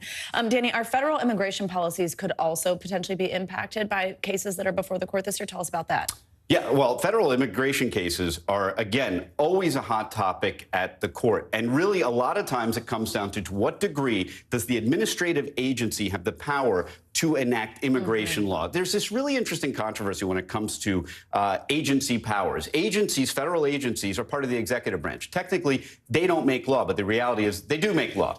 They do engage in rulemaking, and the question is often, to what degree can rulemaking constitute the law, or when do they overstep their boundaries? It's always a hot topic in immigration law. There is going to be just so many. I know we say this every term, but this term is going to be really exciting and really interesting to a lot of people who have personal stakes in the issues that are being litigated. Really interesting, like I said, to get to talk to you about it. Danny Savelas, thank you so much. Appreciate it as always. Thank you.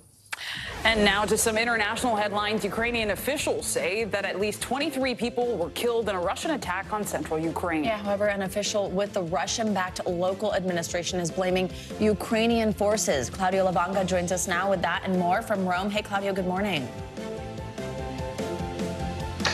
Good morning. Yes, the Russian strike hit the city of Zaporizhia literally hours before the planned annexation of 4 different regions in Ukraine by Russia, an event that will be marked with concerts and parades in Moscow. Now, significantly, an area around Zaporizhia will be part of those areas that will be annexed by Russia, but the city of Zaporizhia, the one that was hit by the strike, is not and is still in Ukrainian control.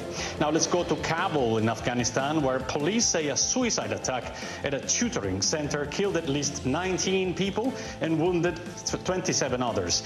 The blast went off in an area populated mainly by Hazara, an ethnic Shiite Muslim minority targeted in the past by the Islamic State. But no claim or responsibility has arrived yet. And let's move to Britain, where the first coins to feature the portrait of King Charles III have been unveiled. The new king will start entering Britain's pockets from December, when the new 50 cents coins will be gradually entering circulation. Now, here's a £1 million question for you. Why does King Charles on those coins look left while Queen Elizabeth looked right? Ooh. This is not rhetorical. I actually do know the answer, not because I can see it in prompter. It's from when I covered the roulette. You guess. My guess is that different directions. It's the tradition. Yeah, that they switch, exactly. right? Exactly, it's the tradition. Yeah. You know, the monarchs look different. Yeah, exactly. Yeah, they just switch off from monarch to monarch. Well, Claudio, thank you for that pop quiz on broadcast television. Appreciate it. Yeah, the long pause of, is he really asking us? All right, thanks, Claudio. All right, more of our coverage of Hurricane Ian is just ahead. We'll have the latest on where it's headed, plus how people in Florida are recovering as the skies clear. Also ahead, reaction from the White House. President Biden's message to Americans and big oil companies as Ian takes aim at the Carolinas. That's next. NBC News, streaming free now. Sometimes the news can be difficult and overwhelming for kids to understand. Ukraine and Russia. Could you help me understand what's going on? So to help make sense of it all, we've created a newscast just for them. We hope your family will watch Nightly News Kids Edition.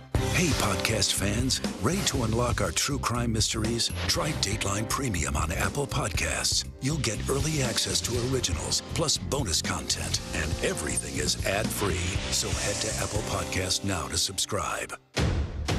The day's biggest political stories with trusted insight now and expert analysis now. A daily look at the politics behind the headlines. Meet the Press Now, streaming weekdays at 4 p.m. on NBC News Now. Top Story with Tom Llamas is your news playlist on NBC News Now. And now you can listen to it as a podcast, available anytime and anywhere. From Brooklyn, we're next to the subway station. The state's reservoirs are alarmingly low. War will pass them by.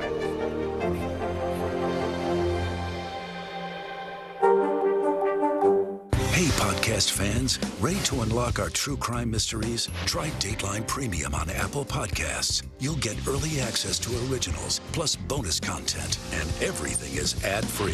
So head to Apple Podcasts now to subscribe. From Brooklyn, we're next to the subway station. The state's reservoirs are alarmingly low. War will pass them by.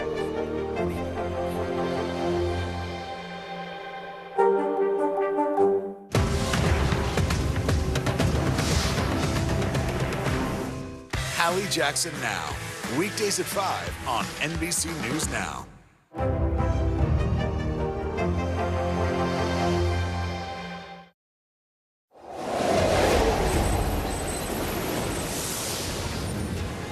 Welcome back. Let's bring in meteorologist Michelle Grossman for more on Ian's track and where it's headed. Good morning, Michelle. Good morning. Well, it's headed towards South Carolina. We're already starting to feel the effects. The winds are picking up. The rain is falling heavily. We have flash flood warnings, so it is going to be a tough day. We're feeling the effects. It's only going to get worse from here. So let's take a look at the track, look at the latest, because we are looking at a Category 1 storm. It did weaken yesterday for a bit. It stayed a tropical storm for about 12 hours, and then it moved over the Atlantic and regained some strength to a Category 1 storm. That's where we're at right now with 85-mile-per-hour winds, and we're going to see it say a Category 1 storm. At least that's what's expected as it moves inland. This is what radar looks like right now, though. You can see that heavy rain falling where you see the reds, the oranges, the yellows. That is indicating where the heaviest rain is falling. So mainly north and west of this hurricane. That's been the story with Ian this whole time. It's sort of lopsided. But we're seeing that rain falling heavily from Virginia through North Carolina. Also South Carolina seeing some lightning, too, around that eye. That's just letting you know how much energy is with this system. And tracking it for you, Category 1 storm now. It's going to make landfall in just hours later on this afternoon as a Category 1 storm. The latest track showing us that it's going to fall somewhere between Myrtle Beach and Charleston, a little closer to Charleston, so maybe close to Georgetown, South Carolina, but anywhere within that cone is going to feel the effects, and then really outside of the cone will feel the impacts of this. We could see winds gusting up to 53 miles per hour in some spots. I even saw winds expected up to 70, 80 miles per hour as it makes that landfall. So as we go throughout time here, we're going to see the wind field 265 miles wide. So when you see that cone, that's really where the center is going to pass, anywhere along that white line. But the impacts are well past that into North Carolina, even portions of Virginia, and certainly South Carolina. Then it's going to weaken rapidly. It did not do that in Florida as it moved over land. It did weaken to a tropical storm, but it didn't weaken rapidly. But we will see that as it moves further inland later on this evening into tomorrow. And then we're going to see that rain stretching up to the northeast as we go throughout the weekend. So we have a few impacts here, just like we saw in Florida. We have a storm surge impact. We have rain, heavy rain. We also have the chance for some severe weather. We could see some supercells within some of the tornadoes. So starting first with storm surge, because we saw all that damage in Florida where we see really furious waves moving in. It's a wall of seawater moving over dry land. It sort of just pushes out everything in its way. And we could see a 4 to 7 foot storm surge along the South Carolina coast. That's where you see the red there. It's going to inundate low-lying areas, of course, and it's going to cause some dangerous surf. So certainly stay out of the water. There probably is not a lifeguard on duty anyway. Rip currents and beach erosion will be a big thing over the next few days. Heavy rain will fall. It's falling right now. We could see up to a foot of rain in some spots. With Ian, the history of Ian, we've seen a lot of moisture with this. We saw nearly 2.5 feet of rain in portions of Florida. We will see a foot in portions of South Carolina. But this rain extends all the way through Virginia, into West Virginia, portions of Ohio, and also portions of Pennsylvania into the Northeast. A flash flood risk, that's going to be a big concern today, too, because that is life-threatening. It comes quick. It's fast. It's furious. We saw that in Florida. Where you see the pink, that is the moderate risk, so portions of West Virginia into Virginia, Raleigh, Charlotte, Myrtle Beach, certainly also Charleston. And we do have a flash flood risk continuing on Saturday, so not out of the woods as we go throughout Saturday. We're still talking about Ian Saturday into Sunday. At that point, it will be a remnant low of Ian. And then just to kind of be cruel and add worse to the wear here, we are looking at a severe weather threat on top of this, telling you how much energy Ian still has days and days later. We're looking at winds gusting up to 60 miles per hour. Could see a few tornadoes. They're going to be brief, but they could be really strong with some supercells. And look how wide that swath is where we expect that severe weather threat. So portions of Maryland, into Virginia, North Carolina, South Carolina. And yeah, I know it goes very, very far. So we'll end it here, guys, because we are looking at 15 million people impacted by a flood alert. Water is a #1 killer when it comes to hurricanes, and that's why we're so concerned with storm surge and also flash flooding. Absolutely. I mean, again, when you think about where this storm first made landfall, the fact that effects are that far, I mean, it just really speaks to the power of it. Michelle, thanks so much. We'll check in a bit. Sure. Now, President Biden is continuing to monitor Hurricane Ian's movements after his visit to FEMA headquarters last night. That's right. The president has already approved a major disaster declaration for Florida, vowing to pay for 100% of the costs to clean up the damage. He also says the government will cover the majority of the costs for rebuilding public buildings like schools and fire departments. President Biden also took a moment to recognize the devastation in Florida right now. This could be the deadliest hurricane in Florida's history. The numbers are still unclear, but we're hearing early reports of what may be substantial loss of life. Everyone hard at work in Florida right now deserves our thanks. And when the conditions allow it, I'm going to be going to Florida to thank them personally so we don't get in the way.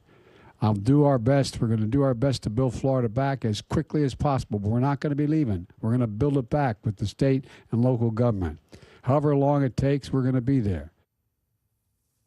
NBC News correspondent Josh Letterman joins us now for more on the president's response to the hurricane. Josh, always great to see you. So tell us, what were some of the biggest takeaways from the president's conference with FEMA, aside from what we just heard there? What message does he want to get to the country about this hurricane and, of course, to the people who are dealing with the aftermath?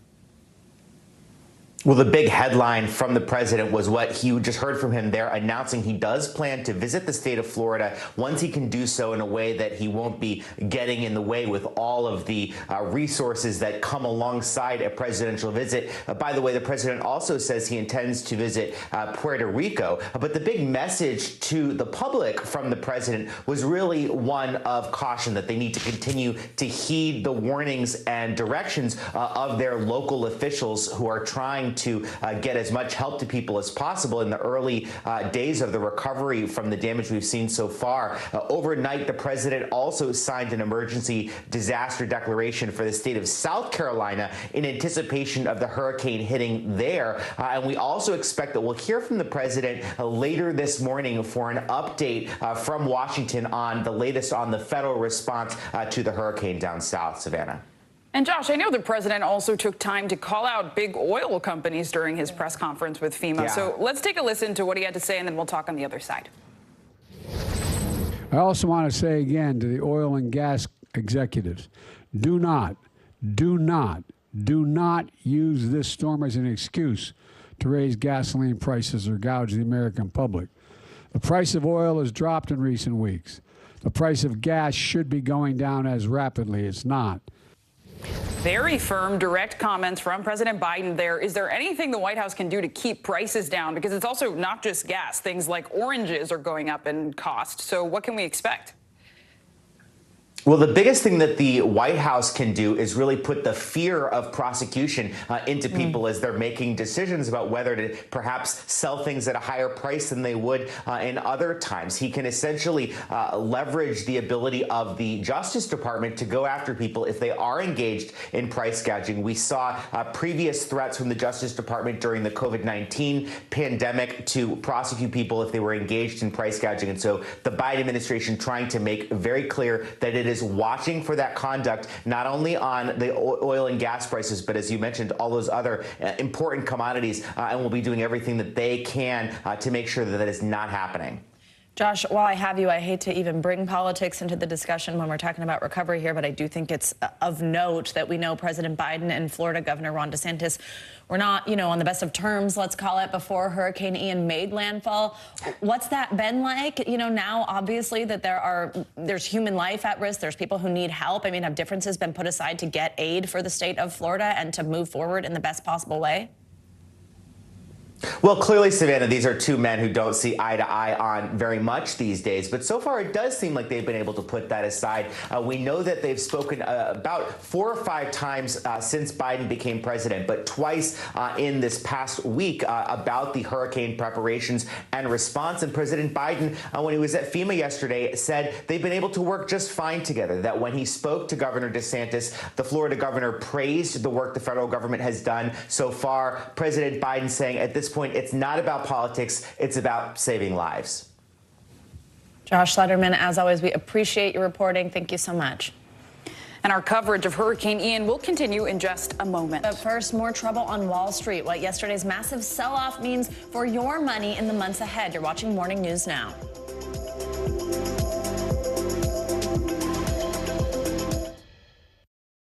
Hallie Jackson Now. Weekdays at 5 on NBC News Now. Now Tonight with Joshua Johnson. Streaming weeknights at 8 on NBC News Now.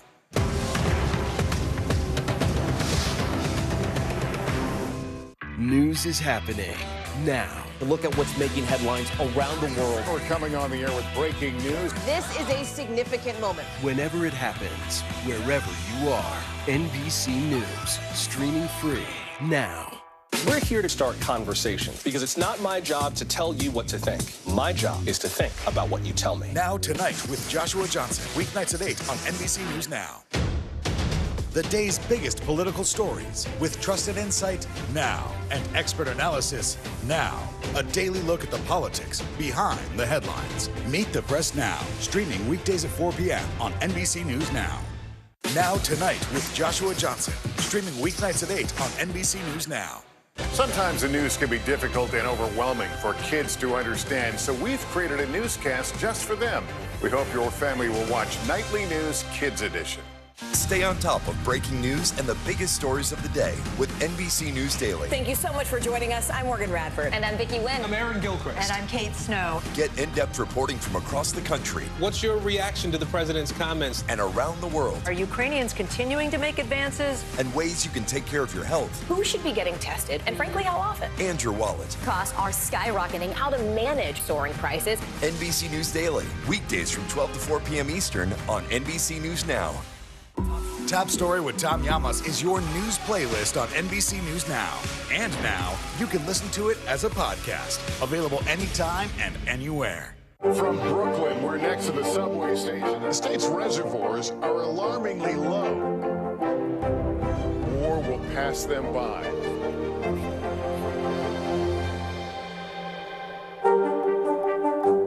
Hallie Jackson Now. Weekdays at 5 on NBC News Now. For Dateline Premium, subscribe now on Apple Podcasts.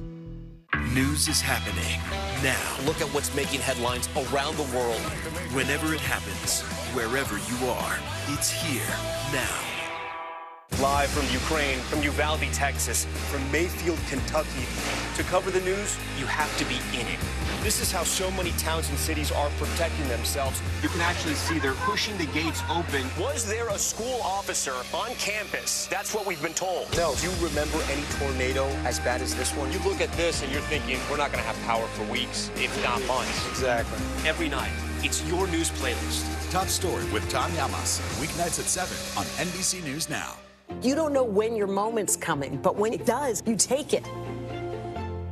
Stay on top of breaking news and the biggest stories of the day with NBC News Daily. Thank you so much for joining us. I'm Morgan Radford. And I'm Vicki Wynn. I'm Aaron Gilchrist. And I'm Kate Snow. Get in-depth reporting from across the country. What's your reaction to the president's comments? And around the world. Are Ukrainians continuing to make advances? And ways you can take care of your health. Who should be getting tested? And frankly, how often? And your wallet. Costs are skyrocketing. How to manage soaring prices. NBC News Daily. Weekdays from 12 to 4 p.m. Eastern on NBC News Now.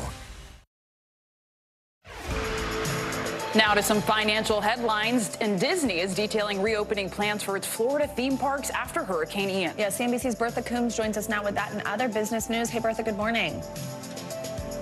Hey, good morning, ladies. Yeah, the happiest place on earth, a little soggy and trying to dry out, but Disney says it's going to start reopening its Florida theme parks in phases today after Hurricane Ian left a path of destruction across the state. The Disney Springs Outdoor Shopping Mall in Orlando also plans to resume operations. A spokesperson, meantime, for Universal Orlando did not say when the resort's two theme parks would reopen. Busch Gardens Tampa Bay and SeaWorld Orlando expect to reopen tomorrow tomorrow.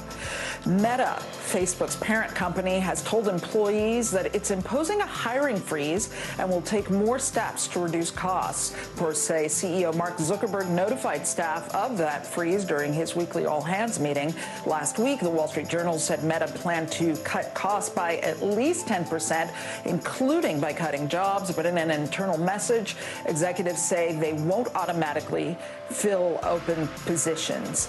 Meantime, NASA and SpaceX plan to fund a study to examine ways to extend the life of the Hubble telescope.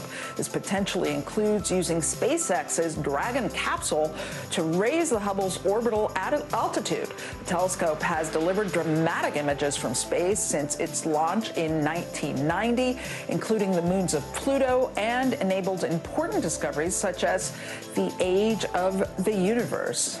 Tell you, it's been such an amazing year for space. I was going to say, asteroid crash last week. Wasn't it that amazing? It's been an amazing couple years, too, when you think about the private companies. I mean, it really is incredible what's going on. Can't wait for more pictures also. Yes, Bertha, thank you so much. Thanks, Bertha. And let's stay with the financial news. And while Wall Street is looking to end the week and third quarter on a higher note, another big sell-off for the markets continue to worry investors. On Thursday, the Dow dropped more than 450 points, wiping away Wednesday's gains and adding to fears that a potential recession is looming. For more on this, let's bring in NBC News business and data reporter Brian Chung. Brian, good morning. It's great to have you here on set with us. Morning. Thanks for being with us. Yes. So look, it's not just investors who are worried, it's everybody at home. Why do we keep hearing this? What's going on? What does it mean for my money, my savings, my retirement? So explain to us first the context. What continues to drive the markets in this way? And then what does it mean for people at home? Well, you're going to hear this a lot. Wall Street is not the economy, but this is a situation where what we're seeing on Wall Street with these sell-offs is underscoring the overall concern that we have about this recession. Now, obviously, we're not there quite yet, but a lot of concerns about the high inflation that we're seeing right now. Again, the last measure that we saw, 8.3% on a year-over-year basis, won't be something that's going to be solved very easily. And ever since the Federal Reserve's efforts last week to try to make borrowing costs a little bit more expensive to take some steam out of this economy, we've seen investors say, you know what, it might take even more than that to slow this economy to a point where inflation can actually be solved. So you look overall at the Dow Jones market, it's been down about 9% over the last month. September is historically a bad month for the market, but the concern that this could spell some trouble for investors even through the end of the year. And Brian, things in general have just been spelling out trouble. We know that the economy shrank in the second quarter of the year at an annual rate of 0.6%. So what might that mean for us? And does this mean a recession is inevitable? So you've seen some definitions out there that 2 back-to-back quarters of negative GDP growth or a contraction in the size of the economy would equal a recession. You have others that say it's a little bit more nuanced than that. And the argument on the other side of the coin is essentially that you almost have to slow this economy to take care of high inflation, that the reason why we're seeing so much inflation is because of revenge spending, right? People coming out of this pandemic and wanting to cash in on the things that they weren't able to do during the time that they were stuck inside, going to travel, going to buy certain luxury goods, buying more furniture for a home if they moved. And essentially, if borrowing costs are higher, your credit card rates are going up, your mortgage rates are going up, you might be disincentivized to do that spending. That's what the Federal Reserve is deliberately trying to do. So a contraction in economic data, especially in those GDP aggregated data, is almost necessary to get that done. The question is, how slow do you have to get the economy to take inflation down? Obviously, we're not there yet. I like the term revenge spending. I was going to say. That's what I've been calling it, you know? Some people, yeah. I mean, because you were used to not, and now you're like, oh, gosh, to book an airline ticket or anything. Get back out there. Yes. Go dine out. It's so expensive, but you want to do it. Yeah, it totally makes sense. All right, we do want to end on a little bit of good news, maybe good news anyway. A little tiny metric that was good. Weekly unemployment claims dropped to their lowest level since April. I mean, is that a silver lining? Tell us. Can we look at that positively? Yeah, it's a really important data set because that comes out on a weekly basis. So it's kind of our most updated, frequent ability to look at the health of the labor market. And again, that's one argument for why we're not in a recession right now, because unemployment is still near 50-year lows at 3.7%. We'll get an updated read next week. But that tells you that people still have job options out there. And even despite the high inflation, people still have plentiful job opportunities out there. The only thing worse than high inflation would be high inflation alongside high unemployment. We're not there yet. Well, glad to hear that at least. Yeah, and some information, just any context for people understanding why this is happening. What does it mean for me? Very, very helpful at a time like this. Brian, we appreciate it. Thank you so much. Good to have you here. And coming up, glimmers of hope and humanity as communities in Florida cope with Ian's devastation. We'll shine a spotlight on the everyday heroes, the first responders who've risked their lives to help those who need it the most. We'll be right back. Stay on top of breaking news and the biggest stories of the day with NBC News Daily. Thank you so much for joining us. I'm Morgan Radford. And I'm Vicki Wynn. I'm Aaron Gilchrist. And I'm Kate Snow. Get in-depth reporting from across the country. What's your reaction to the president's comments? And around the world. Are Ukrainians continuing to make advances? And ways you can take care of your health. Who should be getting tested? And frankly, how often? And your wallet. Costs are skyrocketing. How to manage soaring prices. NBC News Daily. Weekdays from 12 to 4 p.m. Eastern on NBC News Now. From Brooklyn, we're next to the subway station. The state's reservoirs are alarmingly low. War will pass them by.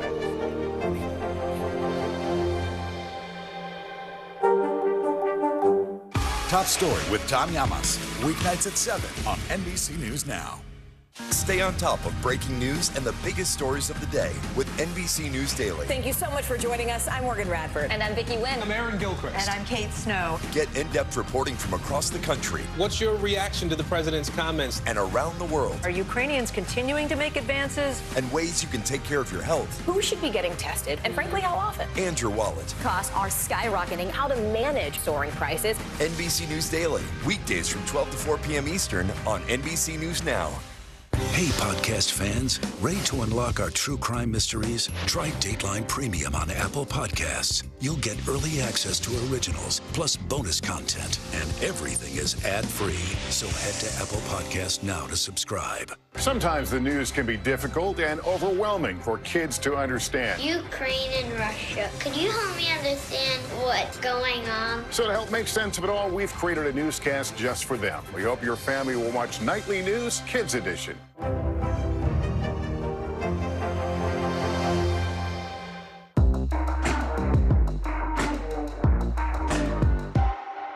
Stay on top of breaking news and the biggest stories of the day with NBC News Daily. Thank you so much for joining us. I'm Morgan Radford. And I'm Vicki Wynn. I'm Aaron Gilchrist. And I'm Kate Snow. Get in-depth reporting from across the country. What's your reaction to the president's comments? And around the world. Are Ukrainians continuing to make advances? And ways you can take care of your health. Who should be getting tested? And frankly, how often? And your wallet. Costs are skyrocketing. How to manage soaring prices. NBC News Daily. Weekdays from 12 to 4 p.m. Eastern on NBC News Now.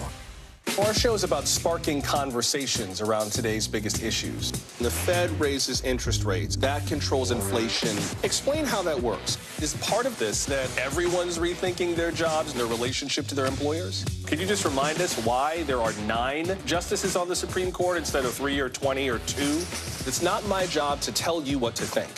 My job is to think about what you tell me. Now Tonight with Joshua Johnson. Streaming weeknights at 8 on NBC News Now.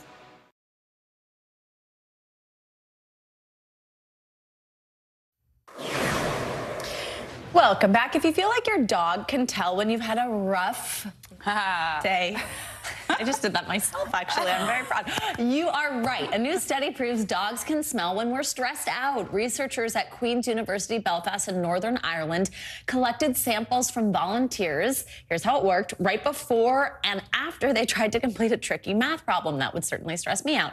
The canine participants were able to detect the difference with greater than 90% accuracy. The researchers say that while the dogs can tell the person is stressed, they can't prove if they felt empathy for the person. But we did just have a study recently where, like, if your dog's happy to see you, their eyes like kind of tear up. Like, yeah, so I think that they do have empathy. These, by the way, I believe are all of our members of the staff. And there's my dog. That's Lucy. Hi, Lucy. I know. And Lucy, I will say, which I just love when studies like this come out because I'm like, I knew it. She is so emotionally intelligent. Have you had a moment that stood out? I mean, if I'm like, you know, I'm not like crying all the time or anything, but if I'm crying about something, she will literally like army crawl into my lap and try to like lick my tears, literally. No, it's amazing. That's love. Or like if Alex and I, my now husband, I haven't said that. Congratulations. Like are like on other sides of the room, she'll have to lay like right in between us and like wag her tail, like wondering what, like she's so in tune. You could say I believe it. Positive. Yeah. Positive. Thank you. Thank you. Look at us, so punny this morning. All right, well, that was a fun little departure for a moment there. But now we do also want to get back to Hurricane Ian and the fact that it leveled entire communities in Florida. But heroes emerged from the tragedy as people immediately jumped in to help. That's right. Here's NBC News nightly news anchor Lester Holt with stories of the people who stepped up to help.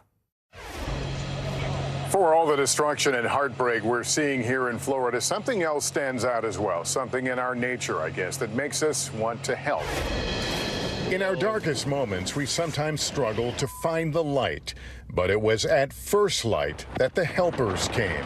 Hey, tell me when you need help. Volunteers and first responders raced into floodwaters, pulling people from submerged cars and homes.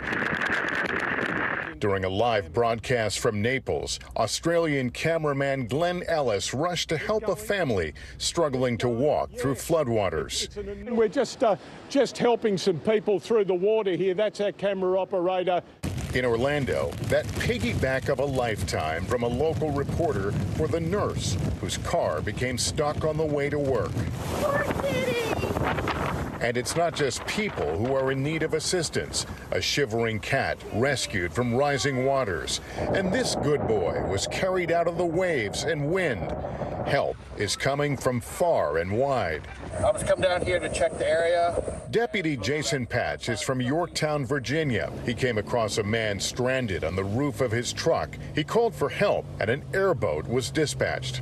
And while we are just scratching the surface of the heartache and damage that Ian inflicted, time and time again, we are seeing humanity at its best. And we will continue to see that in the days ahead. All right, Lester, thank you so much. Such an incredible look at the heroes here. Absolutely. And that does it for this hour of Morning News Now. But the news continues right now.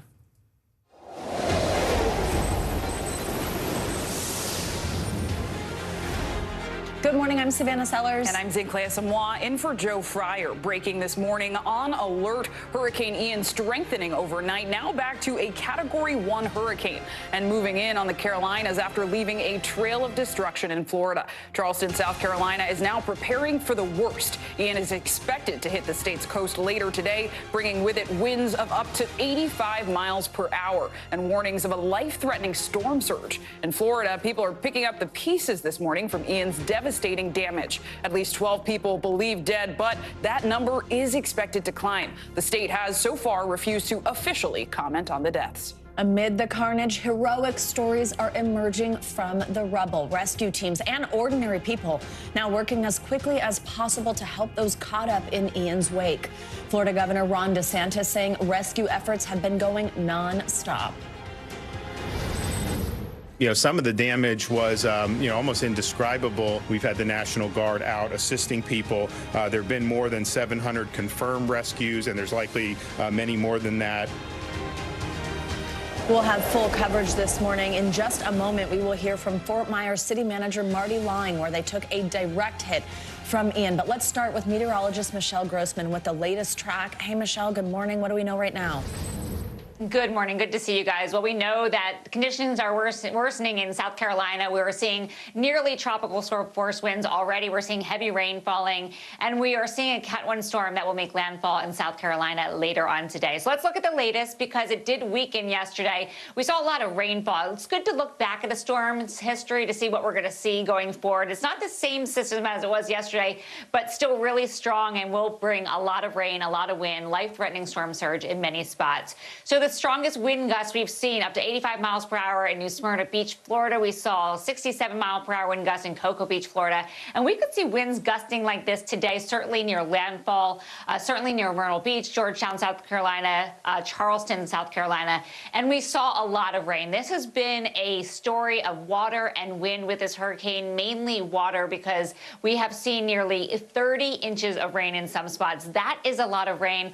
Orlando saw over a foot, and we are projecting projecting and expecting to see a foot of rain in some spots in South Carolina today. So that is a serious situation. It comes fast, it's furious, and we could see some life-threatening flash flooding as well. This is what it looks like right now. 85-mile-per-hour winds moving north at 9 miles per hour. We do expect it to pick up some speed as we go a little bit forward in time. The location 105 miles south-southeast of Charleston, South Carolina. That landfall expected later on this afternoon.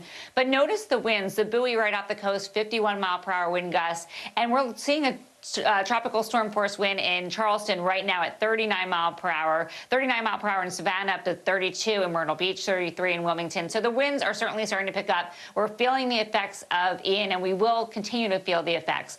Tropical alerts for so many still, 13 million people impacted throughout North Carolina, South Carolina, portions of Georgia as well.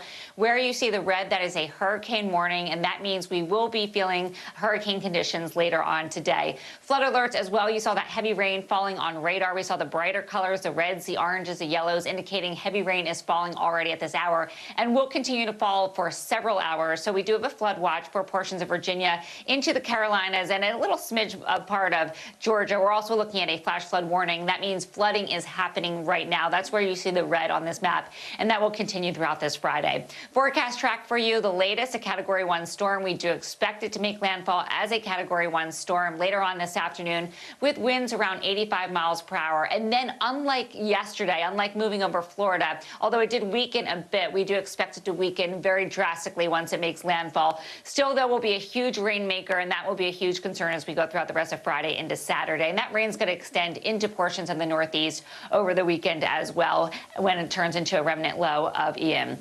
So the storm surge, big threat. We saw all those terrible videos and pictures and stories out of Florida. Storm surge is a wall of salt water. So it's very fast, it's furious, it's strong, and it sort of just takes everything in its path. We saw that bridge in Sanibel Island. So that's what we're concerned along the coast in South Carolina. We're going to be watching these high tides very closely, the next one coming during the 11 o'clock hour. And we're looking at the impacts. Heavy, heavy rainfall. Where you see the brighter colors, that's where we're expecting the heaviest rainfall. So likely along the coast, but this is a big swath of really heavy rain. Again, we could see locally 12 inches of rain, and a lot of us will see some flooding as we go throughout Friday and into the weekend. On top of this, I hate to say this, but we do have a severe weather threat. This often happens with landfalling hurricanes. We see tornadoes, but this is a wide swath, guys. We're looking into portions of Maryland, Virginia, West Virginia, also portions of the Carolinas where we could see some tornadoes as well. Back to you. It never ends. Severe weather threat, storm surge. But Michelle, thank you for keeping us posted, hoping people stay safe. Thank you. Talk to you in a bit. And this morning, Hurricane Ian is once again a hurricane. The monster storm regaining strength as it bears down on Georgia and South Carolina. Yeah, the storm laid waste to Florida, causing catastrophic damage in a number of Gulf Coast communities. The death toll from the hurricane rising overnight, and now the race is on to rescue hundreds of stranded people. NBC News correspondent Sam Brock reports from hard-hit Fort Myers.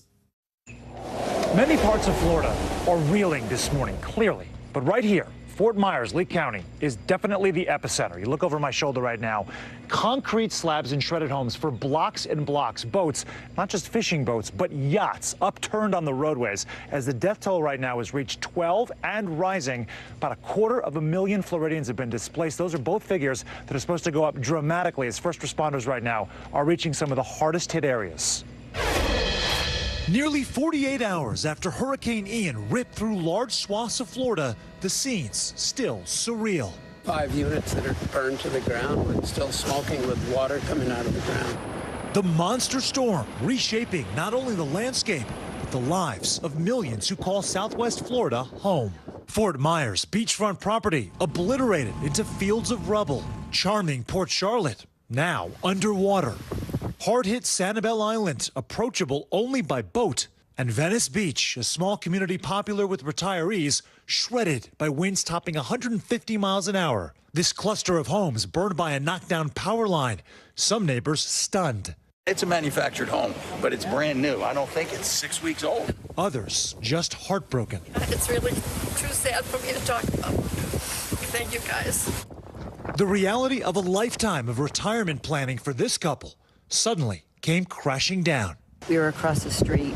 We saw the roofs blowing off, but we thought possibly we were one of the lucky ones. Unfortunately, we weren't. And the death toll, now in the double digits. though that figure is expected to rise substantially. This could be the deadliest hurricane in Florida's history.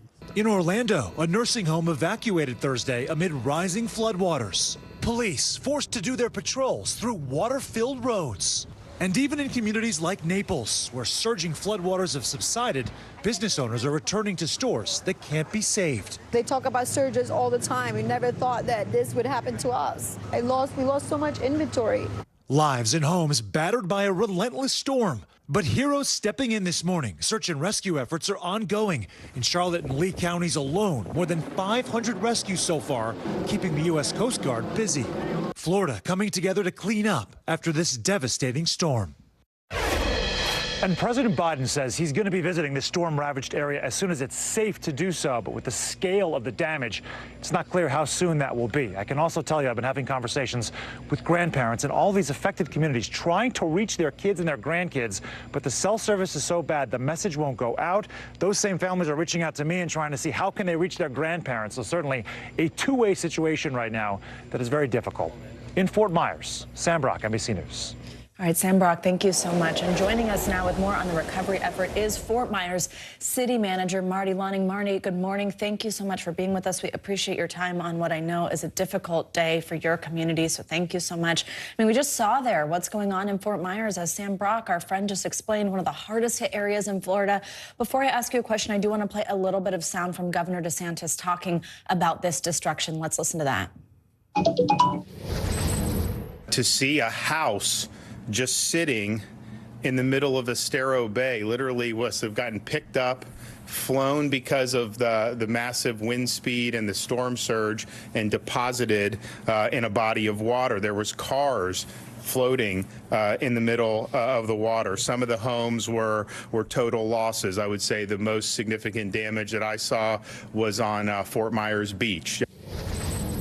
Marty, if you wouldn't mind just explaining to us the impact Ian has had on the Fort Myers community, what it's been like to see this destruction with your own eyes for you and your fellow community members. How's it going? Well, all things considered, it's going well. I think the distinction I need to make is that the city of Fort Myers is different than the city of Fort Myers Beach.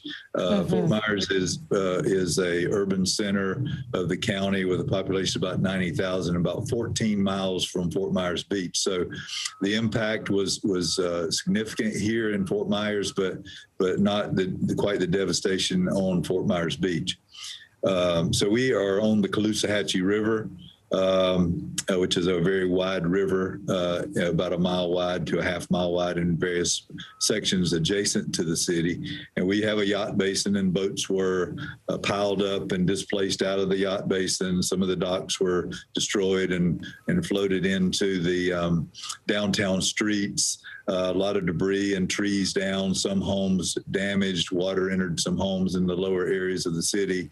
So a very strong storm, high winds, a lot of rain, the highest storm surge that anyone in the community can remember. So very strong storm, but different than Fort Myers Beach. And Marty, you said it, right? The strongest storm surge so many community members even remember. And we heard President Biden double down on a call to provide additional aid to Florida. He says he dispatched more than 1,000 FEMA personnel. How does Fort Myers plan to use this additional funding, and what resources does your city really need right now? Well, we can certainly use the resources in our community. Like I said, we're not, the devastation is not quite like Fort Myers Beach, but we will need resources as far as equipment, water, food during the recovery process, and actually personnel such as National Guard to help expedite the process to get back to normal, and that's our goal. Let's talk about the situation with power, if you don't mind, Marty. Over 400,000 people in Lee County are out of power right now. Any idea on when people can expect their power to be restored and where they can go, what they can do in the meantime? That is undetermined at this point. I know that there were about 300,000 out of power yesterday morning, and I think some progress has been made. So that was about 98% of the county, and I think they've worked that down maybe close to 9 or 10%, but it always seems like it goes slower than you would like. So some people are doing without power and water. So it's a stressful time, but I know the utility providers are doing the best they can. And Marty, obviously we've been talking a lot about the land and the infrastructure, but this has been devastating for the people of Fort Myers. Here's what one person had to say about returning home after Hurricane Ian, and then we'll talk on the other side. You know, when you first experience all this, it really is sort of numbing. You're overwhelmed. You're still in a little bit of shock. It's not my first hurricane, but it's my first total loss. So I'm trying to be brave. I think I've lost everything I own. Not my first hurricane, but my first total loss. And her story is not an anomaly. So what's your message to people who've been so greatly by this storm and are now looking to rebuild, in some cases, their entire lives? Well, it's always difficult. We always do, the county and the municipalities, we do a good job of encouraging people that are in the flood areas, zones A, B, or C to evacuate and worry about themselves and their safety first, and then after the storm, deal with their property and real estate issues. So having dealt with many storms in other states where I've worked on the coast of North and South Carolina, it can be devastating when people go back and see the condition of their residents. Absolutely. Marty Lang, we know it's a busy morning and a tough day there. Thank you so much. We really appreciate your time. Thank you. And a state of emergency has been declared in South Carolina as Hurricane Ian barrels toward the state as a Category 1 storm. It will be the third time Ian is making landfall since the storm's formation. The hurricane has already decimated Cuba and Florida before taking aim. Now at South Carolina, Georgia, and North Carolina are also prepping for the storm with severe flooding and rain expected. NBC News correspondent Kathy Park joins us now from Charleston, South Carolina, where you can already see what that weather looks like behind her. Kathy, good morning. Tell us more about the conditions. We can obviously see the wind. When we saw you last hour, we could see rain. What are you dealing with on the ground? Hey, Savannah, good morning to you. Yeah, well, Ian is supposed to make landfall in the next couple of hours, but as you just said, we are feeling the impacts of this massive storm already. I believe in the last hour when we last spoke, you were seeing us getting slammed with heavy bands of rain. The wind is really the big headline right now. The wind gusts have pretty much held steady for the last several hours, but really the timing of the system is critical because the storm is supposed to hit land around noon today. That's also the same time as high tide, and then the rain is really supposed to pick up as well. So when you put all those things together, that literally is kind of a perfect storm. So we could be looking at widespread coastal flooding in this area, and that's what officials are monitoring and potentially worried for. And Kathy, it's Zinkley here. We know South Carolina began preparing for the hurricane earlier this week. What have those preparations specifically looked like? And is there anything people in coastal areas can do in these last moments before the storm actually makes landfall? Yeah, Zinkley. So this is low country, and folks here really know the drill. They have gone through a lot of storms over the years.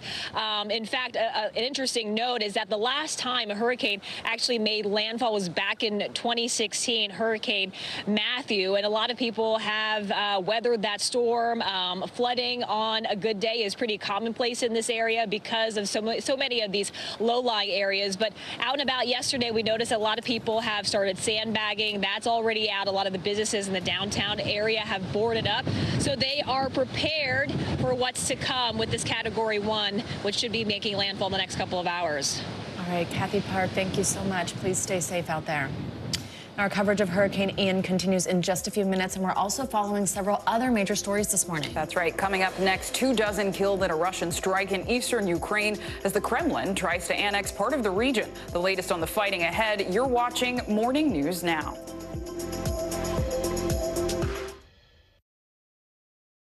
And what do you love about fatherhood? The chaos, the learning. Is climate change one of your top priorities? What's your message to girls who want to make a difference in their own communities? Believe in yourself. Sometimes the news can be difficult and overwhelming for kids to understand, so we've created a newscast just for them. We hope your family will watch Nightly News Kids Edition. Internal Affairs, the new podcast from Dateline. Listen now. Sometimes the news can be difficult and overwhelming for kids to understand. Ukraine and Russia. Could you help me understand what's going on? So to help make sense of it all, we've created a newscast just for them. We hope your family will watch Nightly News Kids Edition. Mr. Secretary, when is this going to get better? You came into this job saying you were to fight crime. Have you been successful? Found a way to put that. Can you update us on the status of negotiations? A masked killer takes aim and fires.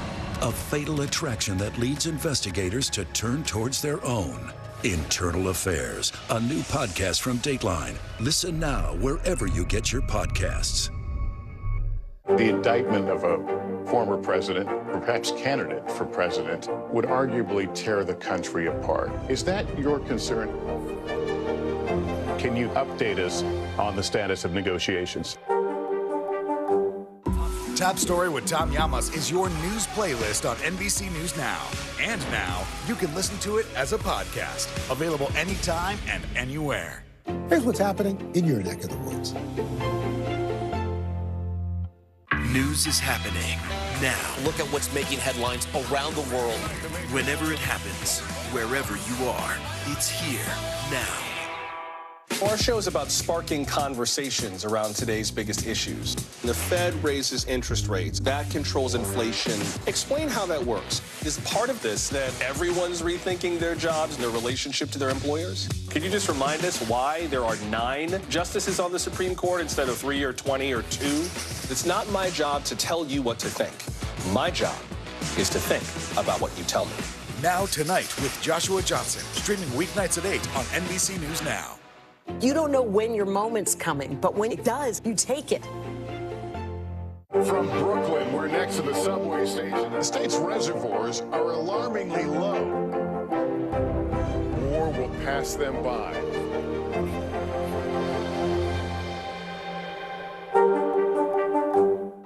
Top Story with Tom Llamas is your news playlist on NBC News Now. And now, you can listen to it as a podcast. Available anytime and anywhere.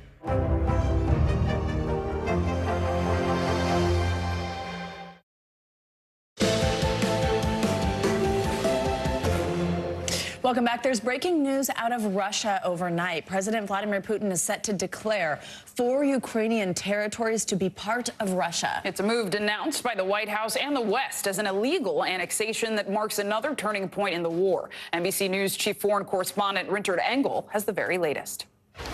Savannah, Zinkley, while Russia continues to suffer huge battlefield losses in Ukraine, so much so that it had to call up a draft to find more combat troops, today Vladimir Putin announced a major gain from the war, formally annexing to Russia roughly 15% of the entire country of Ukraine.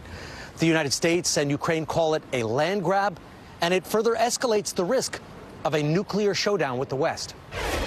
President Vladimir Putin announcing today that Russia, already the world's biggest country, is growing bigger still by annexing 4 parts of Ukraine that Russian troops have managed to occupy so far.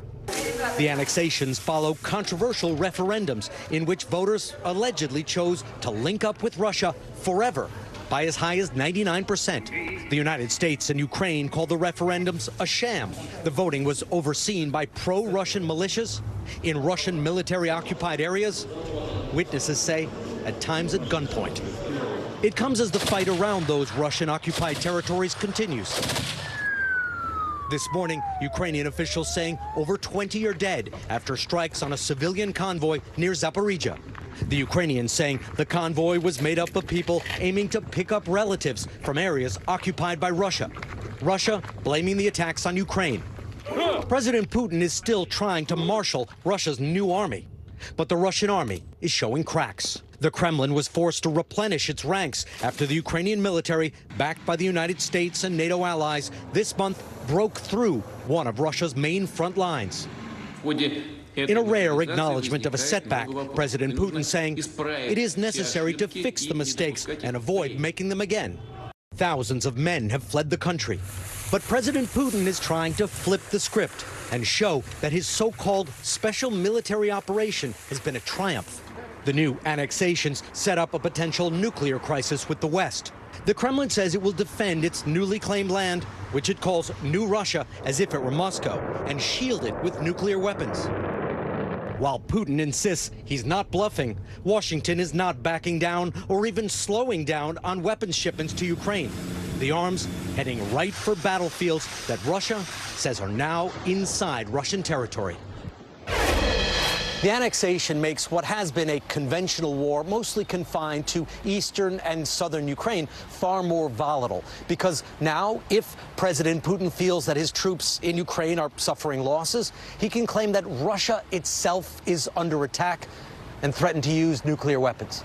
Savannah, Zinkley. All right, Richard Engel, thank you so much. And now to more international headlines. In Cuba, people are still having power problems after Ian hit the island earlier this week. Yeah, Claudio Lavanga is back with us from Rome with that and more. Hey, Claudio.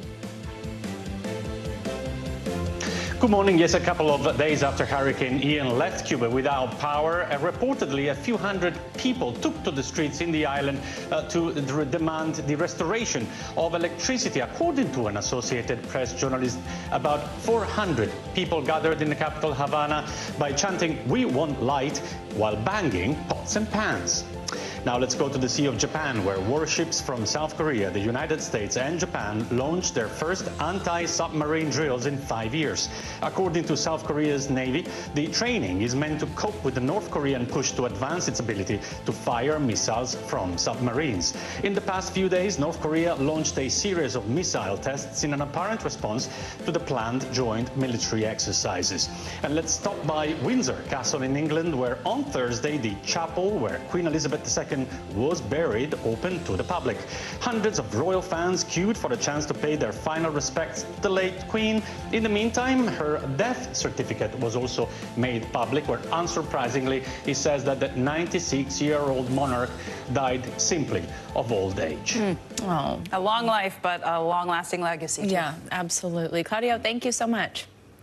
And 6 states in the U.S. are suing the Biden administration over its plan to forgive federal student loans. The Republican-led states of Arkansas, Iowa, Kansas, Missouri, Nebraska and South Carolina jointly filed the lawsuit, which seeks to block the program's implementation set for next month. Lawyers argue the plan violates the separation of powers and would also cost those states tax revenue.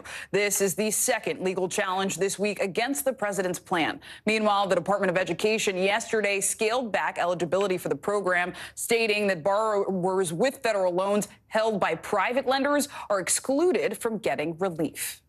And our coverage of Hurricane Ian's path of destruction continues after the break. Including the latest on the cleanup process. Coming up, how long it's expected to take and what Floridians need right now.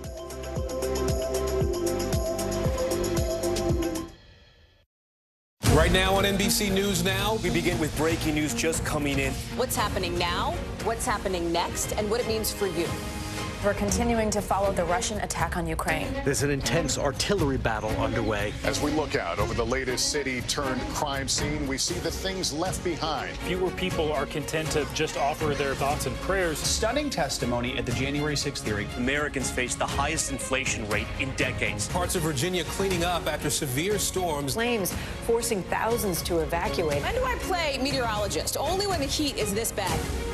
Another special night of election coverage right here at NBC News Now. Results are coming in. This Tuesday is going to be huge. This is big when we're talking about November. This feels like an ideological fight to the death. Is there room for common ground? What do you think when you see the activism? Do you think this could have happened without social media? We're coming on the air with the news NBC Scoop. Bringing the news to you is not only a job, it's an honor. We're here to start conversations because it's not my job to tell you what to think. My job is to think about what you tell me. Now Tonight with Joshua Johnson, weeknights at 8 on NBC News Now. Mr. Secretary, when is this going to get better? You came into this job saying you were to fight crime. Have you been successful? Found a way to put that. Can you update us on the status of negotiations? These days, it feels like the news never stops. So let's get into it. What's happening right now, what it all means for you for an hour every day. It can be hard to keep up, so let's get started together. Hallie Jackson Now, weekdays at 5 on NBC News Now.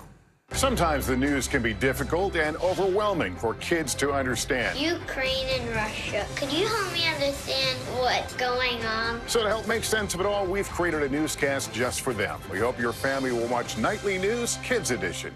Top Story with Tom Llamas, weeknights at 7 on NBC News Now. Stay on top of breaking news and the biggest stories of the day with NBC News Daily. Thank you so much for joining us. I'm Morgan Radford. And I'm Vicki Wynn. I'm Aaron Gilchrist. And I'm Kate Snow. Get in-depth reporting from across the country. What's your reaction to the president's comments? And around the world. Are Ukrainians continuing to make advances? And ways you can take care of your health. Who should be getting tested? And frankly, how often? And your wallet. Costs are skyrocketing. How to manage soaring prices. NBC News Daily. Weekdays from 12 to 4 p.m. Eastern on NBC News Now.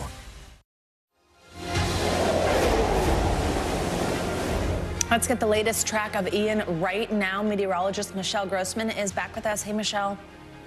Hey there, guys. Great to see you. And we are looking at that track in a landfall later on today in the afternoon hours as a Category 1 storm. It weakened yesterday a bit over the state of Florida, although really held on a long time to that hurricane strength, eventually weakening to a tropical storm. Then it moved over the Atlantic, and that's where it regained its strength as a Category 1 storm. So let's go ahead and take a look at the numbers, because we are looking at very gusty winds, damaging winds that could cause some power outages. Winds are at 85 miles per hour. We're seeing the movement at north at 9 miles per hour. It's going to start to make that turn towards the northeast, towards the coast of South Carolina, and then we do expect that landfall later on today. But notice we overlaid the winds, we overlaid radar on top of this, just to show you that we're already feeling the impacts of Ian along the Carolina coast. We're seeing a tropical storm force speed for winds in Charleston, up to 32 in Myrtle Beach, 33 mile per hour wind gusts in Wilmington, and up to 35 in Savannah. Off the coast, we're looking at 60 mile per hour wind gusts off of Bowie along the coast of South Carolina. As a result, we do have tropical alerts because we are feeling the effects. We will feel the effects of Hurricane Ian in just a few hours. We're looking at 13 million people impacted. We do have tropical storm watches, warnings along North Carolina. Then we have a hurricane warning along South Carolina. That is where we expect landfall somewhere between Myrtle Beach and Charleston, a little closer to Charleston and a little closer to Georgetown, South Carolina. That's what it looks like right now. Taking a look at flood alerts, many people impacted, millions and millions, 15 million people impacted by a flood watch. That is in green. It impacts portions of Virginia, North Carolina, South Carolina, into a small part of Georgia, including Savannah. We're also looking at flash flood warnings. Those are the red boxes. That means flooding is happening right now. We are so ahead of the storm right now. So it's an indication of what we're going to see as we go throughout time here. Heavy, heavy rain that could lead to life-threatening flash flooding. We're going to see power outages with trees coming down. The ground's going to be really wet. So let's take a look at the track because it is close. We're looking at Hurricane Ian not too far from the coast. We're looking at an afternoon landfall somewhere around 4 p.m. as a Category 1 storm. We see those winds probably will be right around 85 miles per hour. The cone is pretty small, so there's a big consensus that we're going to see the landfalling anywhere between Myrtle Beach and also Charleston. We're looking at hurricane force winds as it makes that landfall. And notice how far these tropical storm force winds go, because typically we talk about the cone, we focus on the cone, but that really is only telling us where the center is going to pass over land. You want to look well outside the cone for the impacts of rain. We're going to feel rain in the mid-Atlantic, even up to the northeast tomorrow, and we're going to feel those tropical storm force winds 265 miles outside the center of this system. It's going to weaken rapidly as it makes landfall. Unlike yesterday where it held on to that strength in Florida, we're going to see that weaken into a remnant low, but it still doesn't change the water story. That changes the wind story. We're going to see the winds die down a bit, but we're going to really see that water story going on in terms of the storm surge, also rainfall. So you guys, we could see 4 to 7 foot storm surge, and that's a wall of water. It's fast, it's furious. We saw all those pictures out of Florida, the damage it caused. So that's our main concern as we go throughout the rest of this Friday. Back to you. Oh, absolutely. And this late into the storm, still talking about a storm surge that high. Wow. All right, Michelle, thank you so much. We'll be back to you. Sure. And now we've got a closer look at the devastation caused by Hurricane Ian along the Gulf Coast. That includes Sanibel Island, now completely cut off from the mainland after Ian made landfall less than 20 miles away. NBC News correspondent Morgan Chesky got a first-hand look at the damage there. Morgan, it's good to see you. What can you tell us about what you're seeing? Yeah, Savannah Zinclay, good morning. And this should be day 2 of a very long recovery process. But as we listen, there are still search and rescue helicopters overhead at this hour trying to account for everyone who could be left stranded or still missing. One area especially hard hit, as you mentioned, was Sanibel Island, now completely cut off as a result of Hurricane Ian. This tight-knit community witnessing some of the worst of what this storm left behind. This morning, communities on Florida's Gulf Coast left cut off. Sanibel Island, once a picturesque escape for vacationers, now the scene of complete devastation. It got hit with really biblical storm surge, and it washed away roads, it washed away structures.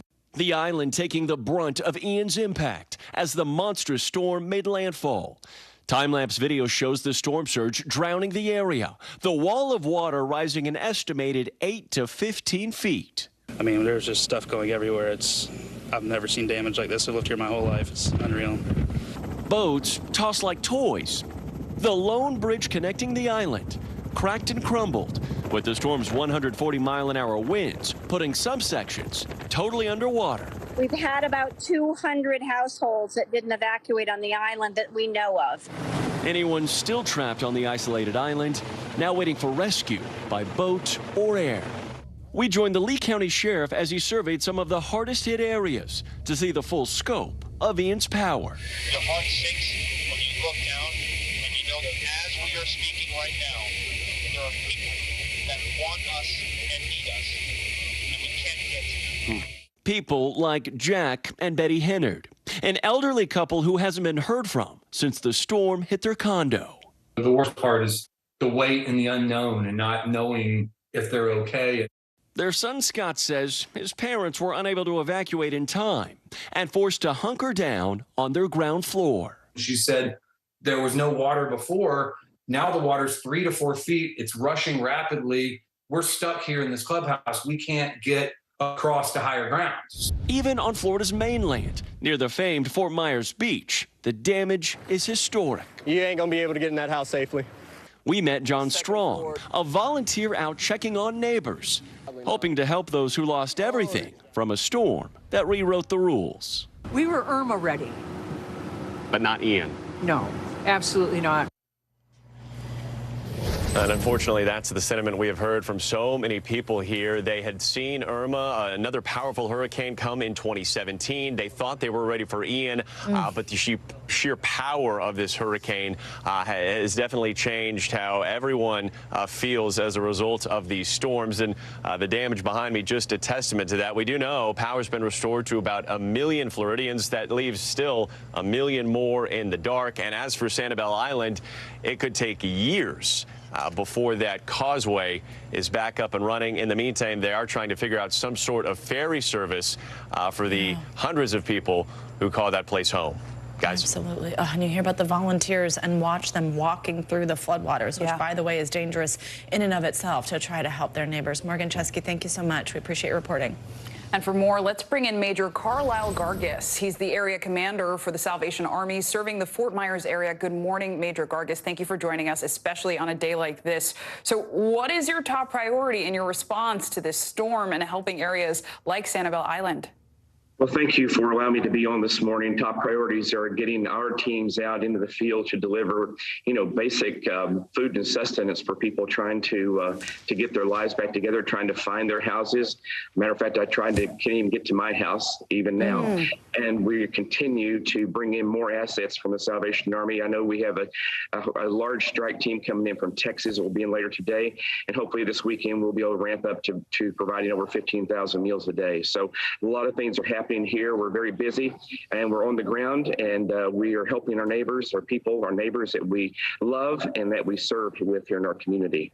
Major Gargis, it's so incredible to hear you talking about helping your neighbors as you're unable to even get to your own home. And again, we appreciate your time while you're dealing with all of this. Tell us what resources are in place as people begin the difficult process of cleanup and recovery, but also for people just like yourself who can't even get home right now. What do you have to help people?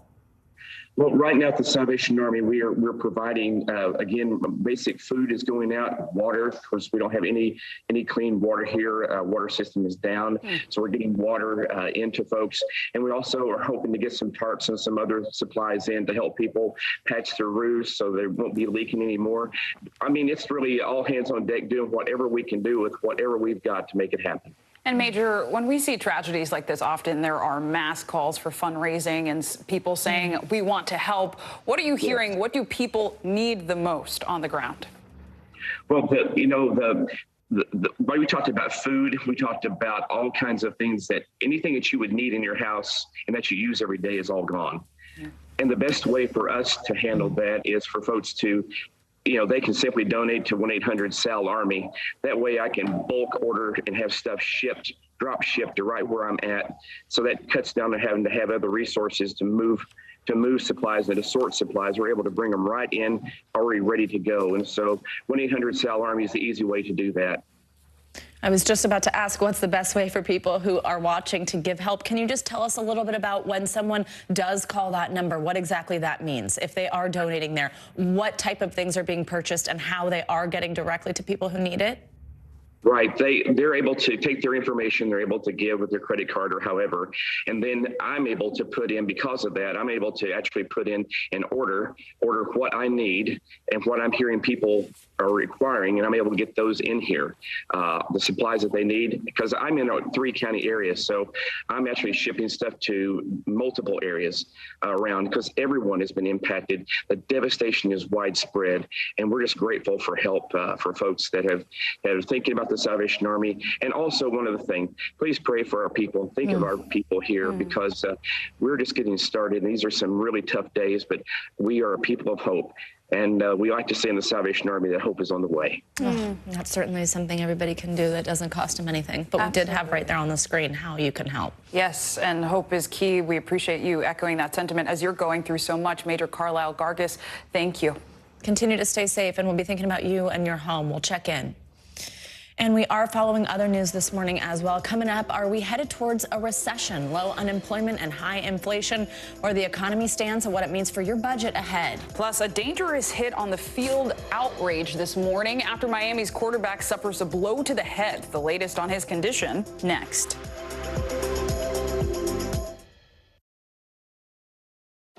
No stress, no mess, just yum. That's it. We're here to start conversations about the big things happening in our world, because it's not my job to tell you what to think. My job is to think about what you tell me. Now Tonight with Joshua Johnson, streaming weeknights at 8 on NBC News Now.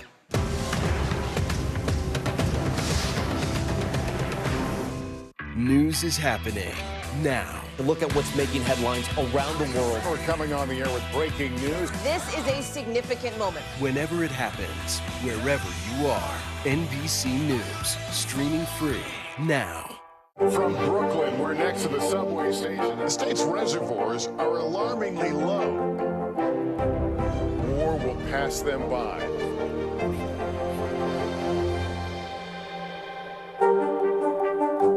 Sometimes the news can be difficult and overwhelming for kids to understand, so we've created a newscast just for them. We hope your family will watch Nightly News Kids Edition. Here's what's happening in your neck of the woods. Right now on NBC News Now, we begin with breaking news just coming in. What's happening now, what's happening next, and what it means for you. We're continuing to follow the Russian attack on Ukraine. There's an intense artillery battle underway. As we look out over the latest city-turned-crime scene, we see the things left behind. Fewer people are content to just offer their thoughts and prayers. Stunning testimony at the January 6th hearing. Americans face the highest inflation rate in decades. Parts of Virginia cleaning up after severe storms. Flames forcing thousands to evacuate. When do I play meteorologist? Only when the heat is this bad. Another special night of election coverage right here at NBC News Now. Results are coming in. This Tuesday is going to be huge. This is big when we're talking about November. This feels like an ideological fight to the death. Is there room for common ground? What do you think when you see the activism? Do you think this could have happened without social media? We're coming on the air with the news NBC Scoop. Bringing the news to you is not only a job, it's an honor. NBC News, streaming free now. A masked killer takes aim and fires. A fatal attraction that leads investigators to turn towards their own. Internal Affairs, a new podcast from Dateline. Listen now wherever you get your podcasts. The day's biggest political stories with trusted insight now and expert analysis now. A daily look at the politics behind the headlines. Meet the Press Now, streaming weekdays at 4 p.m. on NBC News Now. Internal Affairs, the new podcast from Dateline. Listen now. Here's what's happening in your neck of the woods. Internal Affairs, the new podcast from Dateline. Listen now. We're back now with the latest on the uncertain economy. And if it seems like a confusing time to you with high inflation and low unemployment, you're not alone. Veteran economists are divided over what it all means and whether it's going to get better or worse in the near term. NBC News correspondent Tom Costello joins us now from Washington. Tom, yesterday we got even more conflicting information on whether or not we are in a recession. People at home are confused and stressed. Tell us what we need to know. Yeah, it's a head scratcher. I mean, we got GDP numbers showing the economy has contracted this year, but applications for unemployment benefits fell to their lowest level since the spring. Big retailers are signaling that consumers are pulling back on their spending. Facebook, parent company Meta, putting a hiring freeze in place. Meanwhile, there are signs that gas prices may come down even further. Yet another closing bell on Wall Street, bringing more red arrows to Americans' retirement and college savings accounts.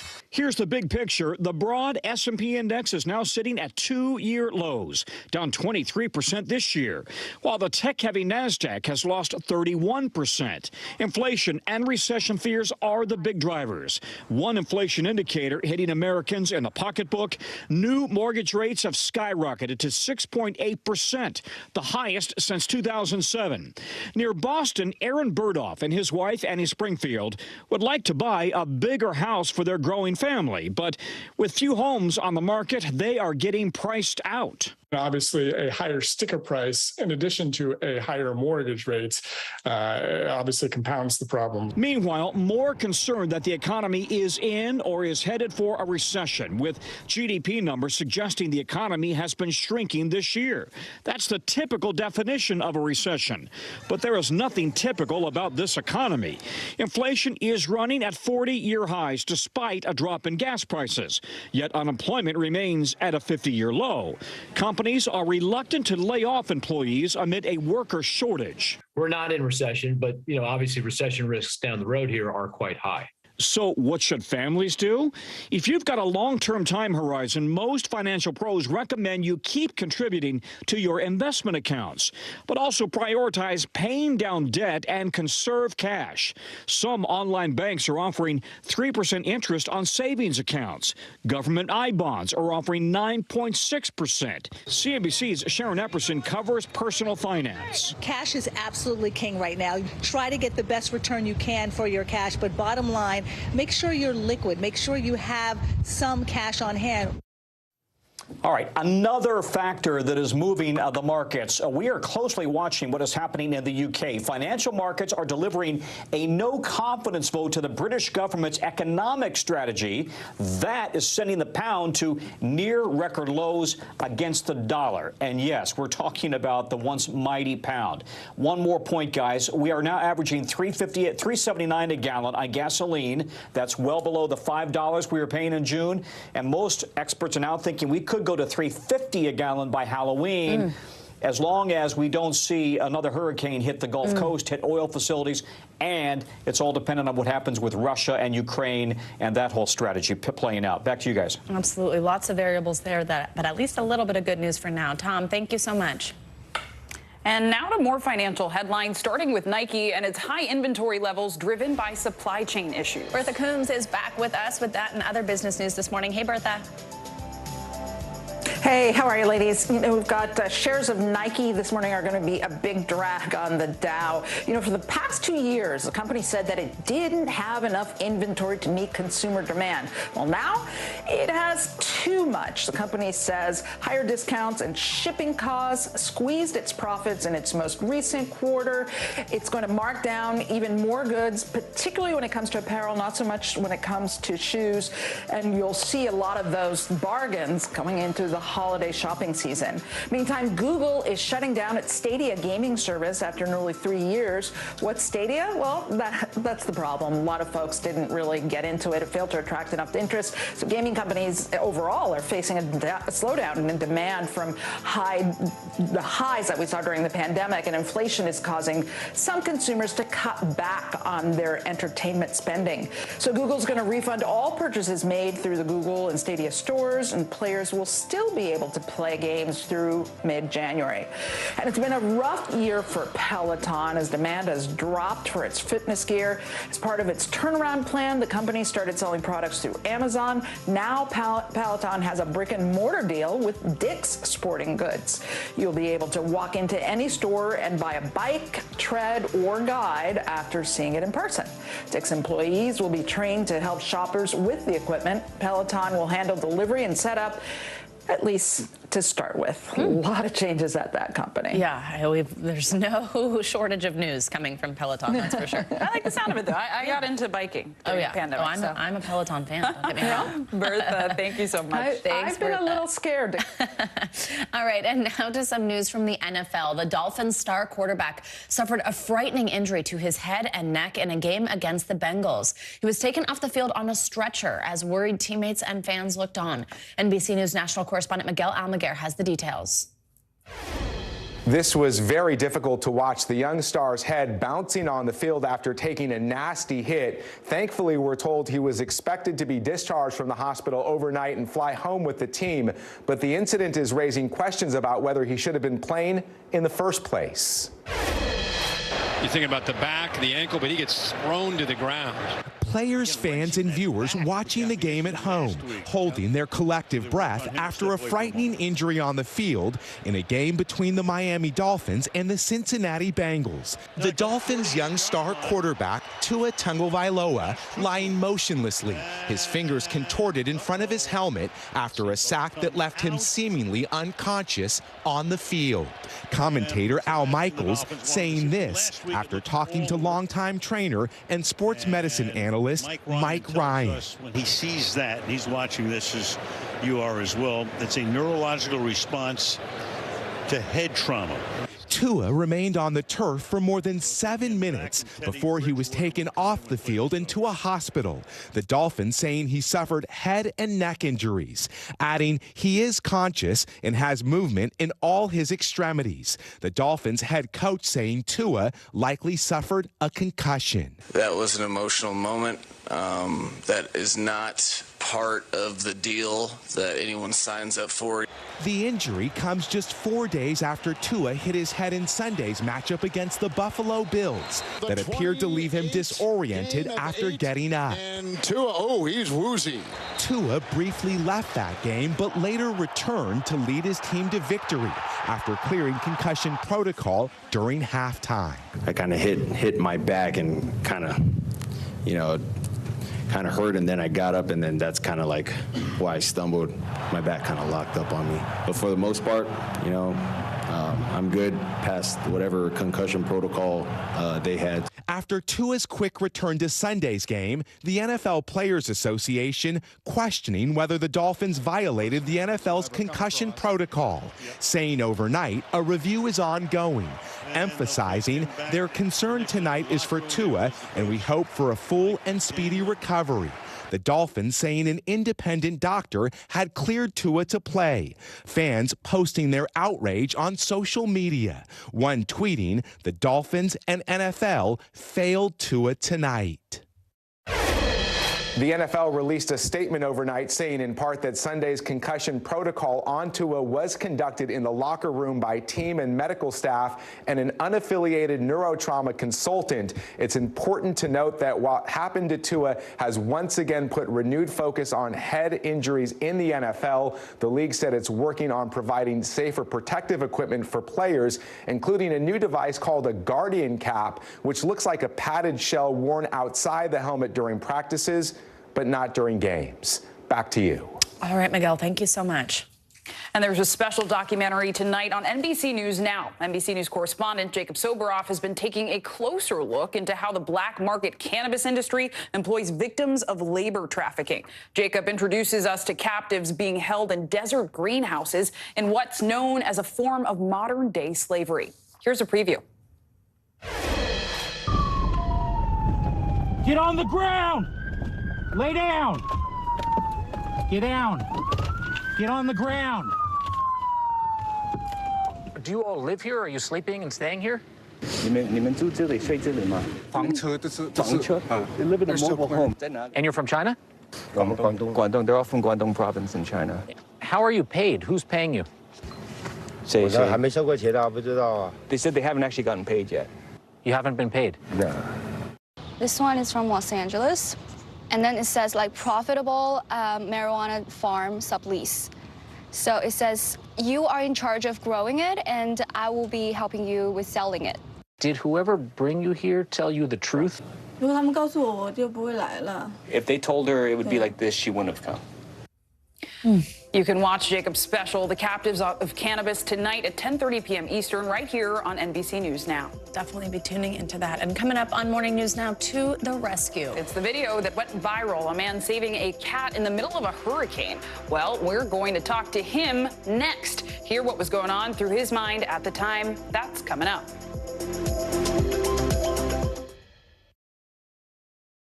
These days, it feels like the news never stops. So let's get into it. What's happening right now, what it all means for you for an hour every day. It can be hard to keep up, so let's get started together. Hallie Jackson Now, weekdays at 5 on NBC News Now. Top Story with Tom Llamas, weeknights at 7 on NBC News Now. NBC News, streaming free now. Live from Ukraine, from Uvalde, Texas, from Mayfield, Kentucky. To cover the news, you have to be in it. This is how so many towns and cities are protecting themselves. You can actually see they're pushing the gates open. Was there a school officer on campus? That's what we've been told. No. Do you remember any tornado as bad as this one? You look at this and you're thinking, we're not going to have power for weeks, if not months. Exactly. Every night, it's your news playlist. Top Story with Tom Llamas, weeknights at 7 on NBC News Now.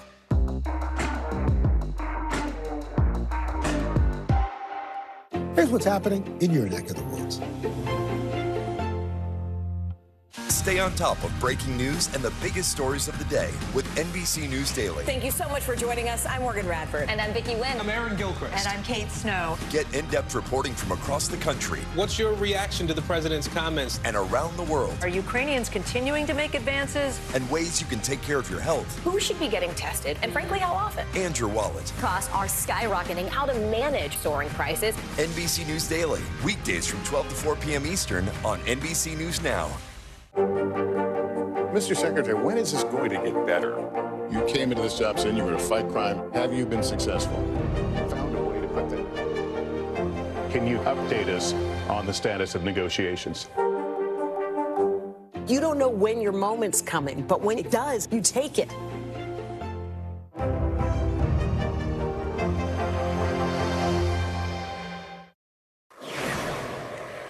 Welcome back. Well, we did not want to end the week without taking a moment to celebrate our very own Savannah Sellers and her now husband, Alex, who just had the most incredible wedding. Unfortunately, I was not a flower girl, but I'm still going to tell you about it. The venue was a villa in Tuscany, but they kept the exact location a secret until their guests arrived in Italy. The 3 days of celebrations included an all-white themed welcome party and a poolside bath. Savannah wore a beautiful, which you can see, oh my goodness, a white mermaid gown that featured a sweeping train trailing behind her and a dramatic flourish on the back. And the couple made made the most of being in Italy at the candlelit dinner party. Get this, by serving 3 courses of pasta.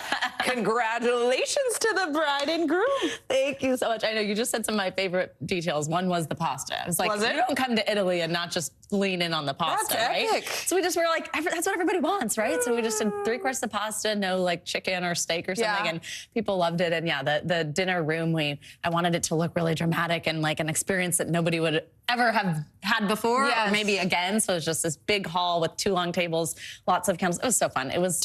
Actually was the best weekend of our lives. So it was just amazing. Well, congratulations to you both. Thank you have so the much. newlywed glow. I can feel it. Can you feel a little bit of a honeymoon tan? It's more tan than I've been in a long time. Well, we're glad to have you back. Welcome back, Savannah. so much. Thank you. It was very sweet. Of course. And back to the news now. Whenever hurricanes or natural disasters happen, we often hear stories of heroism and people coming to the aid of others. Yeah, and you actually probably have seen this now viral video of a Florida man braving rushing water. I mean, look what's going on around him. Strong winds, of course, to save a cat that had taken shelter on top of an air conditioner during Hurricane Ian. Well, the clip has been viewed millions of times around the world, and now we can hear from the man himself. Mike Ross is the hero here, and he joins us now from Florida to tell us what happened. Mike, good morning. Thank you so much for being here. And first, before we even get to your incredible rescue, I'm just wondering how you and your family are doing following the hurricane. Where were you then? Where are you now? Are you guys all doing okay? Yeah, so we're safe now. We're hunkered up at my girlfriend's parents' house, which is a little bit east, but I had evacuated my home, which is an older home in a low-lying area. So I knew it was going to be flooded. I evacuated to my parents' house, which is on Bonita Beach, which was really in the, where the heart of where Ian hit.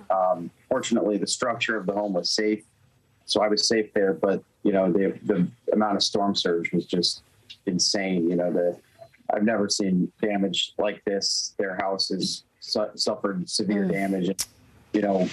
Other homes are just totally gone. It's not like they're damaged. It's just rubble. And I feel bad for those people that live in those homes and have lost everything, and also the animals that have died and those that have survived and are displaced. So it's just a horrific situation. Yeah, and we're so glad you survived that. Talk to us about where you were and what went through your mind when you found the cat. What led you to go into the water, which we know is very dangerous?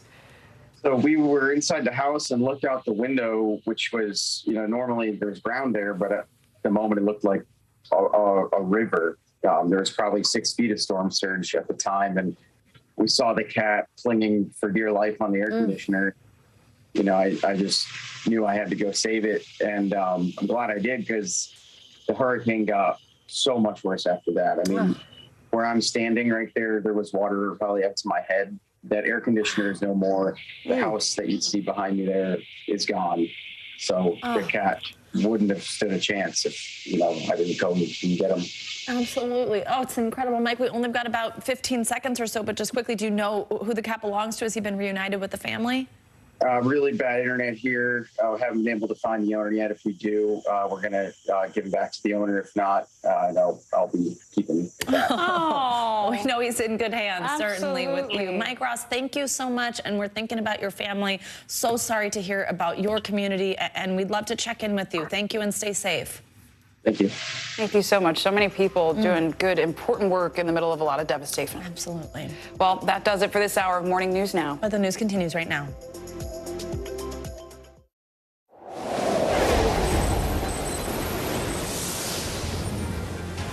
Good morning. I'm Zinklea Samoa in for Joe Fryer. And I'm Savannah Sellers. Right now on Morning News Now, breaking this morning, Ian is once again a hurricane as the now Category 1 storm with winds of 85 miles an hour moves north, taking aim at the Carolina coast. It's expected to make landfall there later today. We'll bring you the latest track in just a moment. Also this morning, a chilling picture of the catastrophic destruction left behind in Florida. Millions are still without power, homes leveled, and now harrowing stories of survival coming to light. My chimney came down. I was afraid it was going to come through the roof and crush me. Emergency crews working tirelessly this morning to rescue people stranded by flooding caused by life-threatening storm surges. Meanwhile, President Biden painted a bleak picture of Ian's aftermath. This could be the deadliest hurricane in Florida's history. The numbers are still unclear, but we're hearing early reports of what may be substantial loss of life. This morning, NBC News is reporting at least 12 people have been killed in Florida. So far, though, state officials have not yet commented on an official death toll. We've got team coverage of Ian this morning, the damage it's left behind so far, and where it's headed next. So let's get right to meteorologist Michelle Grossman with the latest on Ian's track. Good morning, Michelle. Good morning to you both. And we are looking at a tough day in South Carolina today. We had such a tough day in Florida. So many images of houses damaged, belongings lost, lives lost, and we are looking at a tough day. So let's go ahead and take a look at the latest here. We're looking at extreme rainfall once again today. Just looking back, we saw nearly 28 inches of rain in some spots. This storm has a lot of water to it, and that has been the big storm. This is a big story. So we're going to see that as we go throughout the next 12 hours or so. We saw 15 inches in Sanford, Florida. Orlando saw over a foot of rain, and we could see a foot of rain in South Carolina today. So Doppler radar showing us that rain is falling already. We're seeing reds, yellows, oranges. Those are the darker colors, and we are seeing heavy rain this morning. We are seeing winds at 85 miles per hour. It's moving northeast at 9 miles per hour. It's going to pick up speed as we go throughout the day, and it is only 145 miles southeast of Charleston, South Carolina. A Category 1 storm. Yesterday, it was weakened to a tropical storm as it moved over the peninsula of Florida, but then it jumped back into the Atlantic. It gained some strength, and now we're looking at a Category 1 storm. That is what we're expecting as it makes landfall later on today. So preparations need to be done at this point. Flood alerts for so many in portions of Virginia, North Carolina, South Carolina, parts of Georgia. 15 million people impacted. And where you see the red, there's quite a few boxes there. We are looking at flash flood warnings. That means flash flooding is happening right now. As we saw on radar, we are seeing that heavy rain falling. Tropical alerts, many people involved here too. We're looking at 13 million people still impacted by a tropical alert days after this storm developed. So we're looking at tropical storm warnings and watches in the state of North Carolina. We're looking at a hurricane warning for the coast of South Carolina. That includes Myrtle Beach and includes Charleston, Pawleys Island, up and down the island. We're looking at really tough conditions today. Storm surge, that is a big story. That's where we saw all the catastrophic damage with Florida. It's a wall of seawater that just moves onshore very fast, furiously. It's hard to outrun, and it really just kind of damages everything in its way. So this is what we're concerned with today. The storm surge, especially with that landfall. So location of landfall likely between Myrtle Beach and Charleston, probably around Georgetown, South Carolina, late afternoon to this evening. And we are looking at the high tides very, very closely. They would come early this morning in the 11 o'clock hour, and then later during 11:31 in Myrtle Beach and 11:54 p.m. in Charleston. This is what we're expecting in terms of the storm surge. We're expecting 4 to 7 feet along the coast of South Carolina. That is high, so low-lying areas near the coast may flood and most likely will flood. We're going to see dangerous seas as well, rip currents, and also beach erosion. We're going to see some damage along the beaches. So rainfall, that's a big story. That's been the biggest story with Ian. We're looking at rainfall up to a foot in some spots, and this is a large swath. We're not just talking about the Carolinas or Georgia. We're also talking about Virginia. We're talking into New Jersey, Pennsylvania, also portions of New York. So Northeast are also included here. On top of that, just to make matters worse, we are looking at a severe weather threat. So winds gusting up to 60 miles per hour at times, and we could see some tornadoes. We're looking at the chance for supercells within these tornadoes as well. So this is going to be a busy day once again today, and we will watch it closely for you both. Oh, we know you will, Michelle. Thank you so much, and we'll check in with you throughout the show. Now, it's been nearly 48 hours since Hurricane Ian made landfall on Florida's Gulf Coast, and the cleanup efforts are, of course, only just getting started. That's right, and it's too early to know the full toll the storm took on the state, and Ian is not done yet as it takes aim at the Carolinas this morning. Here are some of the sights and sounds of the last 24 hours as Florida begins to rebuild.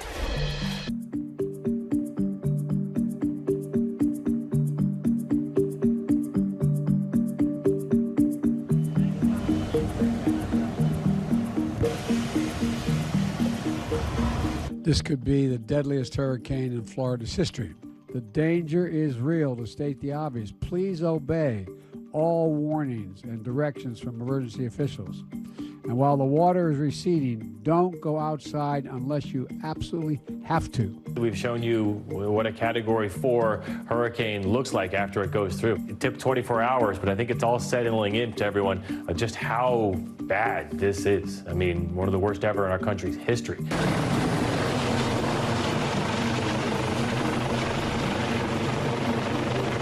We want to make sure that we have as many crews out there supporting the people that still need help being rescued. You'll see tons of things for humans, but you don't see as many things for people's pets. This way? You'll have a lot of people who've lost their homes, and they're going to need, food that can be in containers and things like that, or they'll have to give their pets up. So for North Carolinians, I want to be clear. This storm can still be dangerous and even deadly. Landslides are a threat in our mountains, and there's a chance of tornadoes statewide. The response here and just the way people have reacted has been very, very impressive. And we understand this is just the beginning. There's a lot more that's going to need to be done.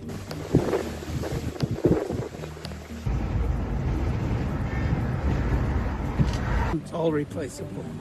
Yeah, it is. It's replaceable, but it's tough at our age. It's really tough. We know that this hill is steep. I know that this community is resilient and is ready to do this. For more on the ground now, we're joined by MSNBC anchor Jose Diaz-Balart in Fort Myers Beach, Florida. Of course, a community hit just so hard in the aftermath of Ian, as we're now able to really sort of get an idea of the destruction. I mean, Jose, we just saw those videos, pictures of homes and businesses destroyed, but just tell us about the scope of damage on the ground, what people are feeling and going through as they're seeing what's happened to their homes and businesses. What are you seeing? It's, Savannah and Zinkley, we heard that couple, and we will rebuild, but it's so tough. It's so tough at our age, she was saying. And in fact, it's tough at any age to deal with what has happened here. And I just want to paint a quick picture for you. We're right by a marina. This was a place where there were little stores and people could come in. There's a bathroom there. The marina is right here. And this area got the full brunt of that Cat 4 hurricane, Ian. And I want to show you the randomness and the oddities of this storm. So look at over here. That's a yacht. It's a large yacht that was at the marina you just saw. It flew over that street and landed on top of that SUV. That's a yacht. To the left of that is another yacht that was moored at the marina. Look at that SUV, just flattened. These things flew over the highway and ended up here. And yet, right here, and I'm going to be careful with the cables and the wires that are here, bottles of wine, boots, that were stored in here.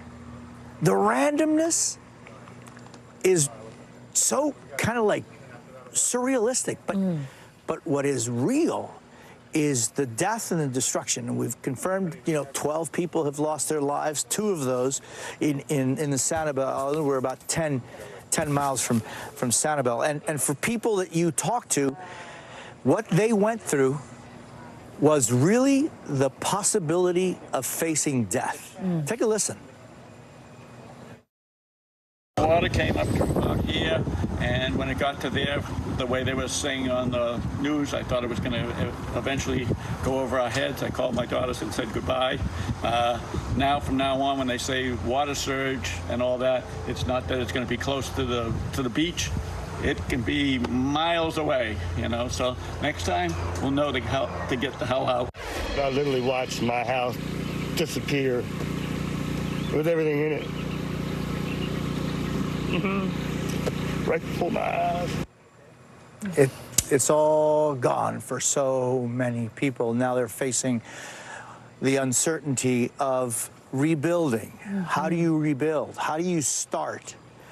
Where there are still actually active search and rescue operations throughout this part of Florida. And the we see unlimited almost amounts of linemen, of electric trucks and ambulances, and they're just going through. And we were just seeing a police car pass by.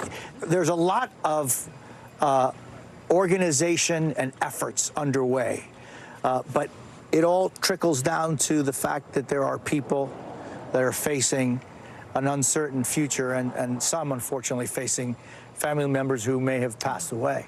I mean, Jose, the destruction is so evident, as we can see behind you, around you, from the people you spoke with. And I know 2 islands, Sanibel and Captiva, have been completely cut off because of damage to a bridge. We saw that image. What do we know about the people who rode out the storm there? We don't. We don't, because that Sanibel Island bridge that collapsed, 65 feet of it, actually just dropped solid concrete and steel. So the island is essentially incommunicado. You can only get to it by boat. There's no way to get on there. Take a look at those images. So they're Sanibel has about 6,700 residents full-time. Captiva has 300 residents full-time. But right now, they're on their own, incommunicado. People are getting there through boats, but we don't know. We don't know yet. Jose Diaz-Balart, thank you so much. Your reporting is powerful, it's compelling, and thank you just for giving us the scope of this. It's helpful this morning. We appreciate you. Now, a nonprofit group made up of military veterans is on the ground in Florida working to help communities recovering from Hurricane Ian. Joining us now is Art De La Cruz. He's the CEO of this organization. It's known as Team Rubicon. Art, good morning. Thank you so much for joining us. Thank you for what you are doing. Obviously, as we just heard from our friend there, Jose, there is just so much that needs to be done, so much help needed. Tell us about the disaster response efforts that your team is putting in here. Where are your crews right now, and what are they doing to try to help? Yeah, we primarily, as our humanitarian organization, veteran-led, we have really 7 teams throughout Florida. I'm joined here this morning, actually, with a reconnaissance team, which is one of 5 that are through the state, and their job is to be able to coordinate with the emergency operations centers and understand what the landscape looks like and what kind of unmet needs are there. I'm also joined by one of 2 of our route clearance teams, which are consisted of personnel who are able to use chainsaws to fell down trees, and then also heavy equipment operators to help clear roadways. So for each of these efforts, we're coordinating very closely with the Emergency Operations Center, both in Tallahassee, Florida, and here in Port Charlotte, to ensure that we're coordinating and making roadways passable. And then we'll start the hard work of moving debris, tarping roofs, and helping people on their worst day. Hard work indeed. And I mean, I know part of that work is power and restoring that, because the Hurricane Ian wreaked havoc on Florida's power grids. So how's that impacting your recovery efforts? Yeah, you know, we slept in the dark last night, which is not something new to us. You know, the biggest thing with regards to power is right now it's safety. You know, more injuries tend to happen after the storm oftentimes because of down power lines. So we're working again closely to ensure safety. But once power is restored, once water is restored, that will really begin to kickstart the effort. But our group, you know, again, leveraging those veteran-led skills, we're used to those austere conditions. So we'll start moving in and doing work. We also know Hurricane Ian, Hurricane Ian is expected to make its 3rd landfall in the southeast this afternoon in South Carolina. How's your team preparing for that? How does your team sort of determine where exactly to put its resources? How are you going to help in those places? Yeah, you know, our team has a very large footprint. As we speak, we have a team in Ukraine delivering medical training. We have a team in Puerto Rico that's helping after Hurricane Fiona. We have teams up in Nova Scotia and Prince Edward Island that are helping after that Fiona continued there. We will have teams that are at the ready for anything that might happen in Charlotte, as well as teams here. So multiple operations in different locations. You know, that's something that we scaled to, and we're confident because of the support of our volunteers and the people who resource us that we can tackle.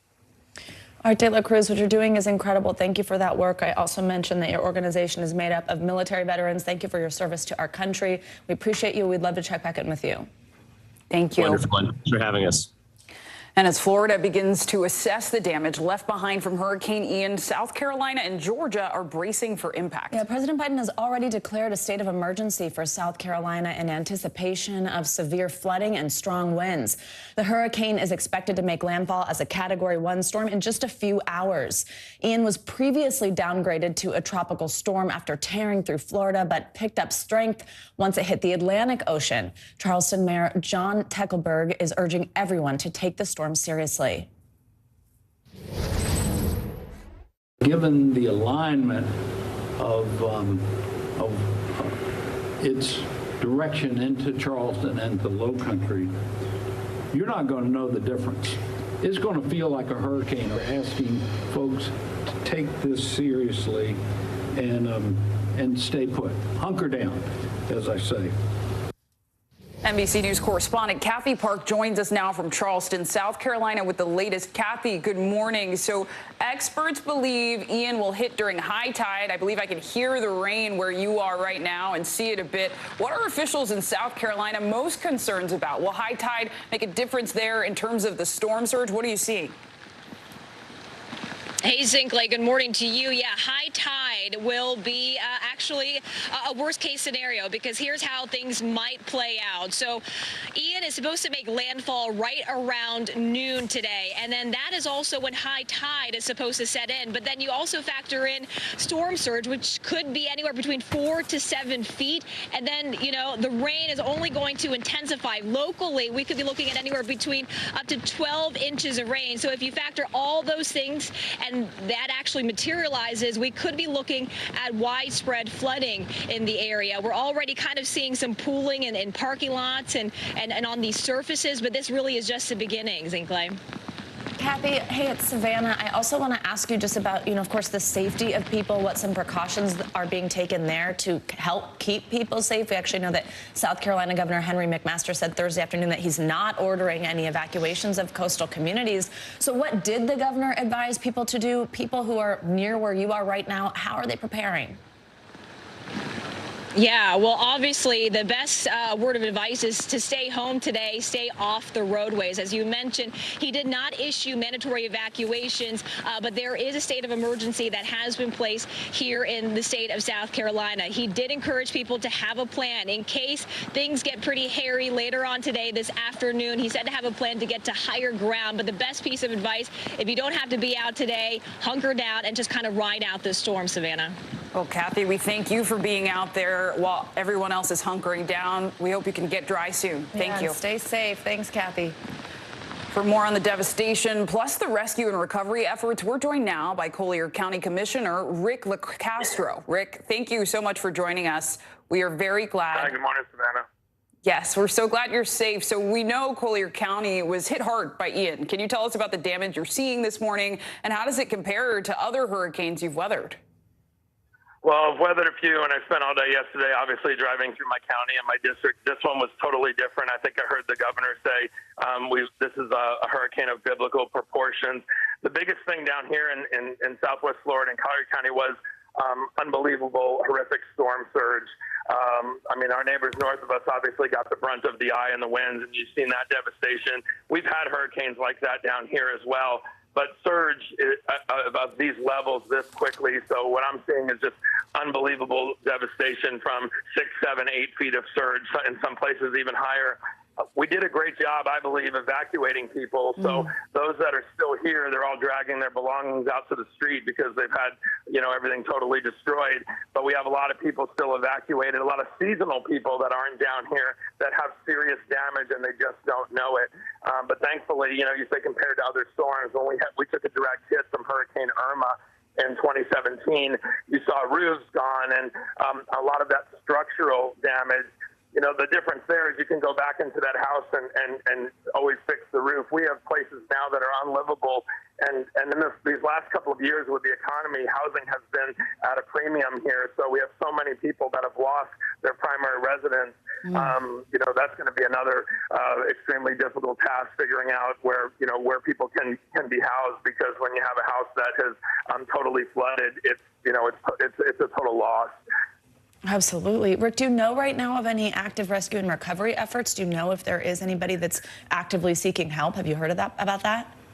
Oh, well, absolutely. One thing I'm really proud of is the relationship we have with our sister county, Lee County, and you've seen that devastation there, the bridge at Sanibel, people that are being rescued by boats and helicopters. We have a really robust team, and I'm not saying we haven't had rescues here. There's been videos of us having our first responders rescuing people out of cars who were on a road that usually never floods, and all of a sudden it had 5 feet of water on it, and it came very quickly. So I'm hearing those reports all the time. Thankfully, they're positive stories that, hey, we found somebody else. But when you also lose cell phone connectivity, you lose the ability to call for help. Yeah. I believe we have a lot of people that hunkered down, as you say, didn't evacuate. And if they got an incredible amount of wind or water and they need help, we don't have a crystal ball knowing exactly where everybody is. So I think as the days progress, we're going to hear more stories of people being rescued, and then, unfortunately, maybe some of them aren't going to have a positive outcome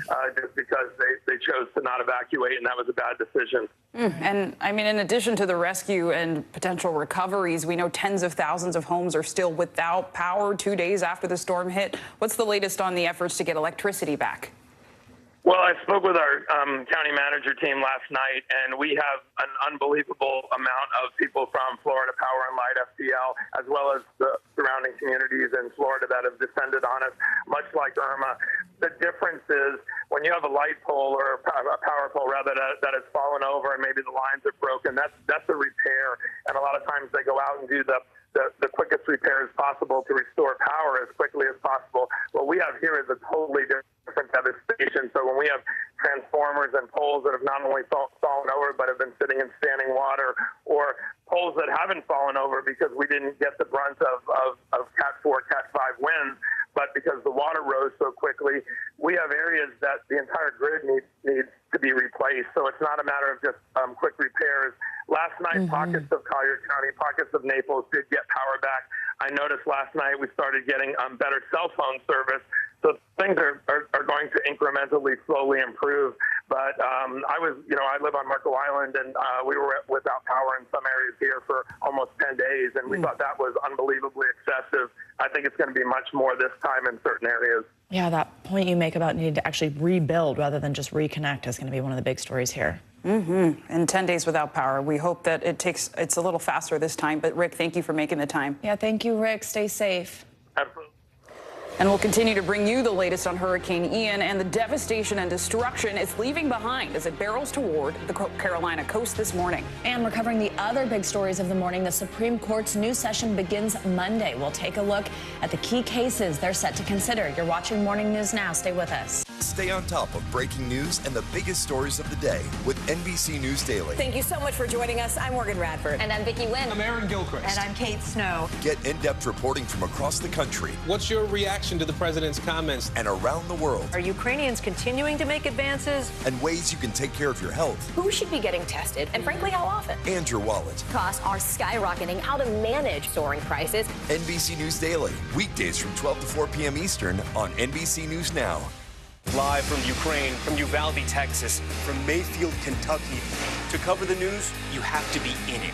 This is how so many towns and cities are protecting themselves. You can actually see they're pushing the gates open. Was there a school officer on campus? That's what we've been told. No. Do you remember any tornado as bad as this one? You look at this and you're thinking, we're not going to have power for weeks, if not months. Exactly. Every night, it's your news playlist. Top Story with Tom Llamas. Weeknights at 7 on NBC News Now. For Dateline Premium, subscribe now on Apple Podcasts. You don't know when your moment's coming, but when it does, you take it. As we look out over the latest city-turned-crime scene, we see the things left behind. Back now with our NBC News exclusive.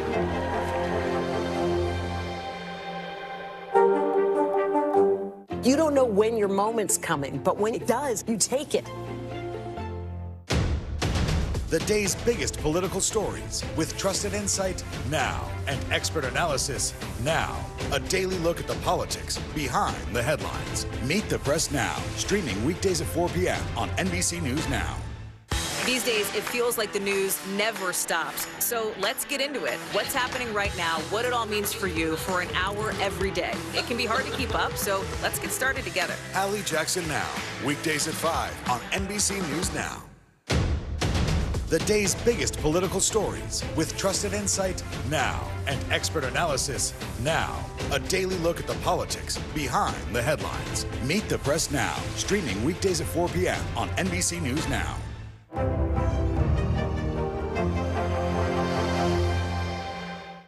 Top Story with Tom Llamas is your news playlist on NBC News Now.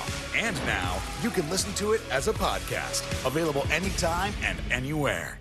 You don't know when your moment's coming, but when it does, you take it. News is happening now. Look at what's making headlines around the world. Whenever it happens, wherever you are, it's here now.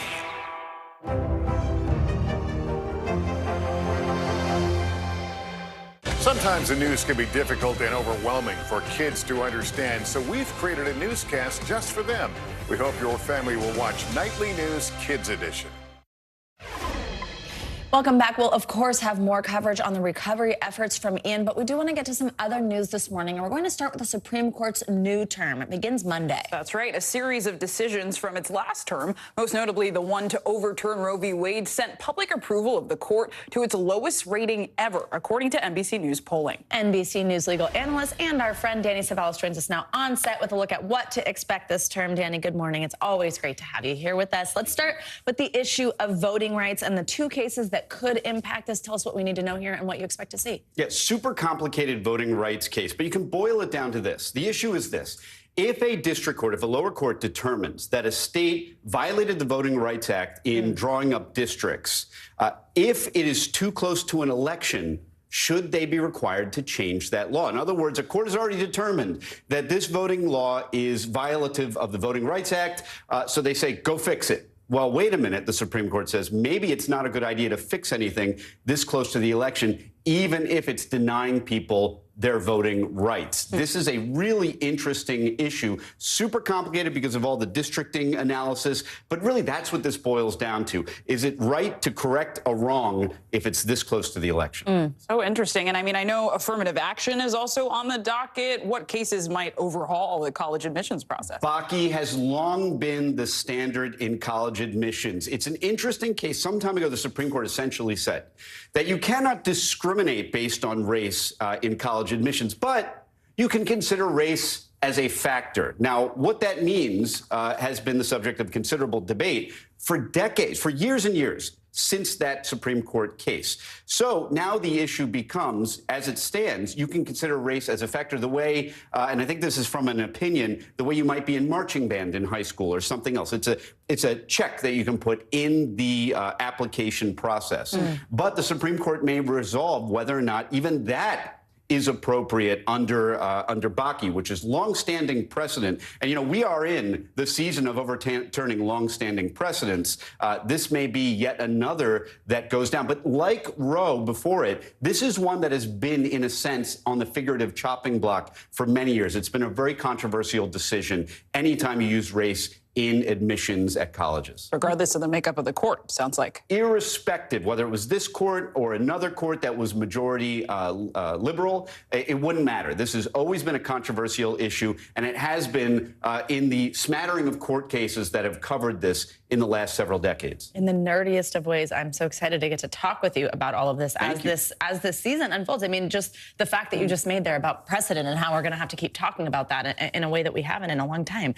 Danny, our federal immigration policies could also potentially be impacted by cases that are before the court this year. Tell us about that. Yeah, well, federal immigration cases are, again, always a hot topic at the court. And really, a lot of times it comes down to what degree does the administrative agency have the power to enact immigration law? There's this really interesting controversy when it comes to agency powers. Agencies, federal agencies, are part of the executive branch. Technically, they don't make law, but the reality is they do make law. They do engage in rulemaking, and the question is often, to what degree can rulemaking constitute the law, or when do they overstep their boundaries. It's always a hot topic in immigration law. There is going to be just so many. I know we say this every term, but this term is going to be really exciting and really interesting to a lot of people who have personal stakes in the issues that are being litigated. Really interesting, like I said, to get to talk to you about it. Danny Savelas, thank you so much. Appreciate it as always. Thank you. And now to some international headlines. Ukrainian officials say that at least 23 people were killed in a Russian attack on central Ukraine. Yeah, however, an official with the Russian-backed local administration is blaming Ukrainian forces. Claudio Lavanga joins us now with that and more from Rome. Hey, Claudio, good morning. Good morning. Yes, the Russian strike hit the city of Zaporizhia literally hours before the planned annexation of 4 different regions in Ukraine by Russia, an event that will be marked with concerts and parades in Moscow. Now, significantly, an area around Zaporizhia will be part of those areas that will be annexed by Russia, but the city of Zaporizhia, the one that was hit by the strike, is not and is still in Ukrainian control. Now, let's go to Kabul in Afghanistan, where police say a suicide attack at a tutoring center killed at least 19 people and wounded 27 others. The blast went off in an area populated mainly by Hazara, an ethnic Shiite Muslim minority targeted in the past by the Islamic State. But no claim or responsibility has arrived yet. And let's move to Britain, where the first coins to feature the portrait of King Charles III have been unveiled. The new king will start entering Britain's pockets from December, when the new 50-cent coins will be gradually entering circulation. Now, here's a £1 million question for you. Why does King Charles on those coins look left while Queen Elizabeth looked right? Ooh. This is not rhetorical. I actually do know the answer, not because I can see it in prompter. It's from when I covered the roulette. You guess. My guess is that different directions. It's the tradition. Yeah, that they switch, right? Exactly, it's the tradition. Yeah. You know, the monarchs look different. Yeah, exactly. Yeah, they just switch off from monarch to monarch. Well, Claudio, thank you for that pop quiz on broadcast television. Appreciate it. Yeah, the long pause of, is he really asking us? All right, thanks, Claudio. All right, more of our coverage of Hurricane Ian is just ahead. We'll have the latest on where it's headed, plus how people in Florida are recovering as the skies clear. Also ahead, reaction from the White House. President Biden's message to Americans and big oil companies as Ian takes aim at the Carolinas. That's next. Internal Affairs, the new podcast from Dateline. Listen now. Tonight, I interviewed Secretary of Transportation Pete Buttigieg about the ongoing delays. You seem to be pointing the finger at the airlines. They're pointing the finger back. Mr. Secretary, when is this going to get better? Stay on top of breaking news and the biggest stories of the day with NBC News Daily. Thank you so much for joining us. I'm Morgan Radford. And I'm Vicki Wynn. I'm Aaron Gilchrist. And I'm Kate Snow. Get in-depth reporting from across the country. What's your reaction to the president's comments? And around the world. Are Ukrainians continuing to make advances? And ways you can take care of your health. Who should be getting tested? And frankly, how often? And your wallet. Costs are skyrocketing. How to manage soaring prices. NBC News Daily. Weekdays from 12 to 4 p.m. Eastern on NBC News Now. Sometimes the news can be difficult and overwhelming for kids to understand. Ukraine and Russia. Could you help me understand what's going on? So to help make sense of it all, we've created a newscast just for them. We hope your family will watch Nightly News Kids Edition.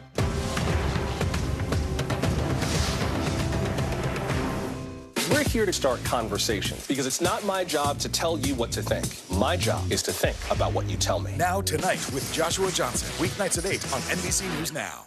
These days, it feels like the news never stops. So let's get into it. What's happening right now, what it all means for you for an hour every day. It can be hard to keep up, so let's get started together. Hallie Jackson Now. Weekdays at 5 on NBC News Now. NBC News, streaming free now. Tonight, I interviewed Secretary of Transportation Pete Buttigieg about the ongoing delays. You seem to be pointing the finger at the airlines. They're pointing the finger back. Mr. Secretary, when is this going to get better? Hallie Jackson Now. Weekdays at 5 on NBC News Now. Stay on top of breaking news and the biggest stories of the day with NBC News Daily. Thank you so much for joining us. I'm Morgan Radford. And I'm Vicki Lynn. I'm Aaron Gilchrist. And I'm Kate Snow. Get in-depth reporting from across the country. What's your reaction to the president's comments? And around the world. Are Ukrainians continuing to make advances? And ways you can take care of your health. Who should be getting tested? And frankly, how often? And your wallet. Costs are skyrocketing. How to manage soaring prices. NBC News Daily. Weekdays from 12 to 4 p.m. Eastern on NBC News Now.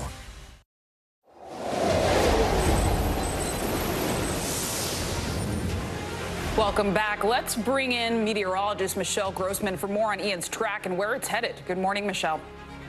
Good morning. Well, it's headed towards South Carolina. We're already starting to feel the effects. The winds are picking up. The rain is falling heavily. We have flash flood warnings, so it is going to be a tough day. We're feeling the effects. It's only going to get worse from here. So let's take a look at the track, look at the latest, because we were looking at a Category 1 storm. It did weaken yesterday for a bit. It stayed a tropical storm for about 12 hours, and then it moved over the Atlantic. It regained some strength to a Category 1 storm. That's where we're at right now with 85-mile-per-hour winds, and we're going to see it say a Category 1 storm. At least that's what's expected as it moves inland. This is what radar looks like right now, though. You can see that heavy rain falling where you see the reds, the oranges, the yellows. That is indicating where the heaviest rain is falling. So mainly north and west of this hurricane. That's been the story with Ian this whole time. It's sort of lopsided.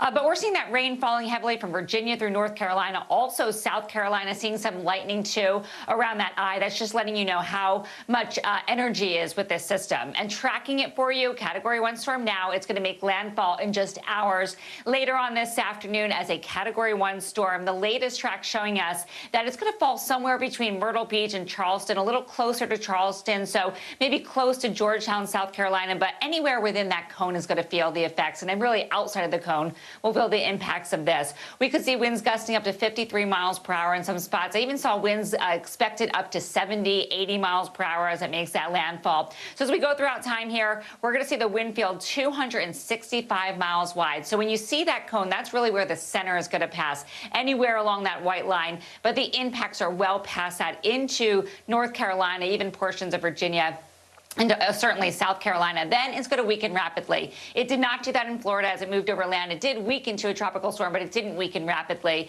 But we will see that as it moves further inland later on this evening into tomorrow. And then we're going to see that rain stretching up to the northeast as we go throughout the weekend. So we have a few impacts here, just like we saw in Florida. We have a storm surge impact. We have rain, heavy, heavy rain. We also have the chance for some severe weather. We could see some supercells within some of the tornadoes. So starting first with storm surge, because we saw all that damage in Florida where we see really furious waves moving in. It's a wall of seawater moving over dry land. It sort of just pushes out everything in its way. And we could see a 4 to 7 foot storm surge along the South Carolina coast. That's where you see the red there. It's going to inundate low-lying areas, of course, and it's going to cause some dangerous surf. So certainly stay out of the water. There probably is not a lifeguard on duty anyway. Rip currents and beach erosion will be a big thing over the next few days. Heavy rain will fall. It's falling right now. We could see up to a foot of rain in some spots. With Ian, the history of Ian, we've seen a lot of moisture with this. We saw nearly 2.5 feet of rain in portions of Florida. We will see a foot in portions of South Carolina. But this rain extends all the way through Virginia, into West Virginia, portions of Ohio, and also portions of Pennsylvania into the Northeast. A flash flood risk, that's going to be a big concern today, too, because that is life-threatening. It comes quick. It's fast. It's furious. We saw that in Florida. Where you see the pink, that is the moderate risk, so portions of West Virginia into Virginia, Raleigh, Charlotte, Myrtle Beach, certainly also Charleston. And we do have a flash flood risk continuing on Saturday, so not out of the woods as we go throughout Saturday. We're still talking about Ian Saturday into Sunday. At that point, it will be a remnant low of Ian. And then just to kind of be cruel and add worse to the wear here, we are looking at a severe weather threat on top of this, telling you how much energy Ian still has days and days later. We're looking at winds gusting up to 60 miles per hour. Could see a few tornadoes. They're going to be brief, but they could be really strong with some supercells. And look how wide that swath is where we expect that severe weather threat. So portions of Maryland, into Virginia, North Carolina, South Carolina. And yeah, I know it goes very, very far. So we'll end it here, guys, because we are looking at 15 million people impacted by a flood alert. Water is the #1 killer when it comes to hurricanes, and that's why we're so concerned with storm surge and also flash flooding. Absolutely. I mean, again, when you think about where this storm first made landfall, the fact that effects are that far, I mean, it just really speaks to the power of it. Michelle, thanks so much. We'll check in a bit. Sure. Now, President Biden is continuing to monitor Hurricane Ian's movements after his visit to FEMA headquarters last night. That's right. The president has already approved a major disaster declaration for Florida, vowing to pay for 100% of the costs to clean up the damage. He also says the government will cover the majority of the costs for rebuilding public buildings like schools and fire departments. President Biden also took a moment to recognize the devastation in Florida right now. This could be the deadliest hurricane in Florida's history. The numbers are still unclear, but we're hearing early reports of what may be substantial loss of life. Everyone hard at work in Florida right now deserves our thanks. And when the conditions allow it, I'm going to be going to Florida to thank them personally so we don't get in the way. I'll do our best. We're going to do our best to build Florida back as quickly as possible, but we're not going to be leaving. We're going to build it back with the state and local government. However long it takes, we're going to be there. NBC News correspondent Josh Letterman joins us now for more on the president's response to the hurricane. Josh, always great to see you. So tell us, what were some of the biggest takeaways from the president's conference with FEMA, aside from what we just heard there? What message does he want to get to the country about this hurricane and, of course, to the people who are dealing with the aftermath? Well, the big headline from the president was what you just heard from him there, announcing he does plan to visit the state of Florida once he can do so in a way that he won't be getting in the way with all of the resources that come alongside a presidential visit. By the way, the president also says he intends to visit Puerto Rico. But the big message to the public from the president was really one of caution, that they need to continue to heed the warnings and directions of their local officials who are trying to get as much help to people as possible in the early days of the recovery from the damage we've seen so far. Overnight, the president also signed an emergency disaster declaration for the state of South Carolina in anticipation of the hurricane hitting there. And we also expect that we'll hear from the president later this morning for an update from Washington on the latest on the federal response to the hurricane down south. Savannah. And Josh, I know the president also took time to call out big oil companies during his press conference with FEMA. So let's take a listen to what he had to say, and then we'll talk on the other side. I also want to say again to the oil and gas executives, do not use this storm as an excuse to raise gasoline prices or gouge the American public. The price of oil has dropped in recent weeks. The price of gas should be going down as rapidly. It's not. Very firm, direct comments from President Biden there. Is there anything the White House can do to keep prices down? Because it's also not just gas. Things like oranges are going up in cost. So what can we expect? Well, the biggest thing that the White House can do is really put the fear of prosecution into people as they're making decisions about whether to perhaps sell things at a higher price than they would in other times. He can essentially leverage the ability of the Justice Department to go after people if they are engaged in price gouging. We saw previous threats from the Justice Department during the COVID-19 pandemic to prosecute people if they were engaged in price gouging. And so the Biden administration trying to make very clear that it is watching for that conduct, not only on the oil and gas prices, but as you mentioned, all those other important commodities, and will be doing everything that they can to make sure that that is not happening. Josh, while I have you, I hate to even bring politics into the discussion when we're talking about recovery here, but I do think it's of note that we know President Biden and Florida Governor Ron DeSantis were not, on the best of terms, let's call it, before Hurricane Ian made landfall. What's that been like? Now, obviously, that there's human life at risk. There's people who need help. I mean, have differences been put aside to get aid for the state of Florida and to move forward in the best possible way? Well, clearly, Savannah, these are two men who don't see eye to eye on very much these days. But so far, it does seem like they've been able to put that aside. We know that they've spoken about 4 or 5 times since Biden became president, but twice in this past week about the hurricane preparations and response. And President Biden, when he was at FEMA yesterday, said they've been able to work just fine together, that when he spoke to Governor DeSantis, the Florida governor praised the work the federal government has done so far. President Biden saying at this point, it's not about politics, it's about saving lives. Josh Lederman, as always, we appreciate your reporting. Thank you so much. And our coverage of Hurricane Ian will continue in just a moment. But first, more trouble on Wall Street. What yesterday's massive sell-off means for your money in the months ahead. You're watching Morning News Now.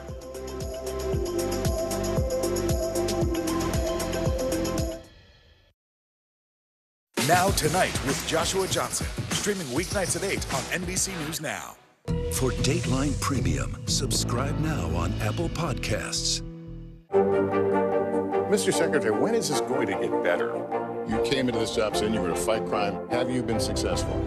Found a way to put that. Can you update us on the status of negotiations? You don't know when your moment's coming, but when it does, you take it.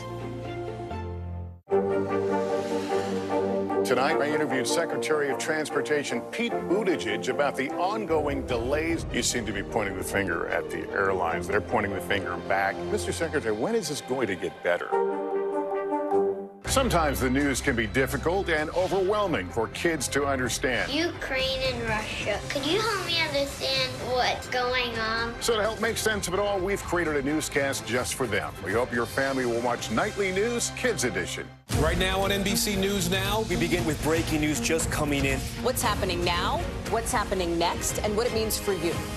We're continuing to follow the Russian attack on Ukraine. There's an intense artillery battle underway. As we look out over the latest city-turned-crime scene, we see the things left behind. Fewer people are content to just offer their thoughts and prayers. Stunning testimony at the January 6th hearing. Americans face the highest inflation rate in decades. Parts of Virginia cleaning up after severe storms. Flames forcing thousands to evacuate. When do I play meteorologist? Only when the heat is this bad.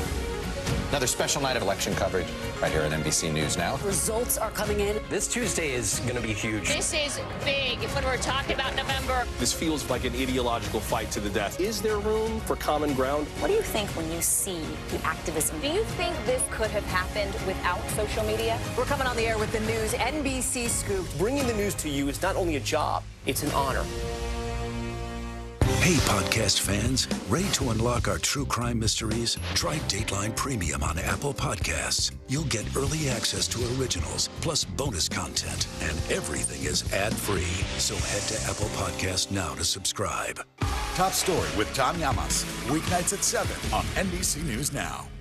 Hey, podcast fans, ready to unlock our true crime mysteries? Try Dateline Premium on Apple Podcasts. You'll get early access to originals, plus bonus content, and everything is ad-free. So head to Apple Podcasts now to subscribe. We're here to start conversations about the big things happening in our world, because it's not my job to tell you what to think. My job is to think about what you tell me. Now Tonight with Joshua Johnson, streaming weeknights at 8 on NBC News Now. No stress, no mess, just yum. That's it. Top Story with Tom Llamas, weeknights at 7 on NBC News Now. Stay on top of breaking news and the biggest stories of the day with NBC News Daily. Thank you so much for joining us. I'm Morgan Radford. And I'm Vicki Wynn. I'm Aaron Gilchrist. And I'm Kate Snow. Get in-depth reporting from across the country. What's your reaction to the president's comments? And around the world. Are Ukrainians continuing to make advances? And ways you can take care of your health. Who should be getting tested? And frankly, how often? And your wallet. Costs are skyrocketing. How to manage soaring prices. NBC News Daily, weekdays from 12 to 4 p.m. Eastern on NBC News Now. Now to some financial headlines, and Disney is detailing reopening plans for its Florida theme parks after Hurricane Ian. Yes, CNBC's Bertha Coombs joins us now with that and other business news. Hey, Bertha, good morning. Hey, good morning, ladies. Yeah, the happiest place on earth, a little soggy and trying to dry out. But Disney says it's going to start reopening its Florida theme parks in phases today after Hurricane Ian left a path of destruction across the state. The Disney Springs Outdoor Shopping Mall in Orlando also plans to resume operations. A spokesperson, meantime, for Universal Orlando did not say when the resort's two theme parks would reopen. Busch Gardens Tampa Bay and SeaWorld Orlando expect to reopen tomorrow tomorrow. Meta, Facebook's parent company, has told employees that it's imposing a hiring freeze and will take more steps to reduce costs. Reports say CEO Mark Zuckerberg notified staff of that freeze during his weekly all-hands meeting. Last week, the Wall Street Journal said Meta planned to cut costs by at least 10%, including by cutting jobs. But in an internal message, executives say they won't automatically fill open positions. Meantime, NASA and SpaceX plan to fund a study to examine ways to extend the life of the Hubble telescope. This potentially includes using SpaceX's Dragon capsule to raise the Hubble's orbital altitude. The telescope has delivered dramatic images from space since its launch in 1990, including the moons of Pluto, and enabled important discoveries such as the age of the universe. Tell you, it's been such an amazing year for space. I was going to say, asteroid crash last week. Wasn't it that amazing? It's been an amazing couple years, too, when you think about the private companies. I mean, it really is incredible what's going on. Can't wait for more pictures also. Yes, Bertha, thank you so much. Thanks, Bertha.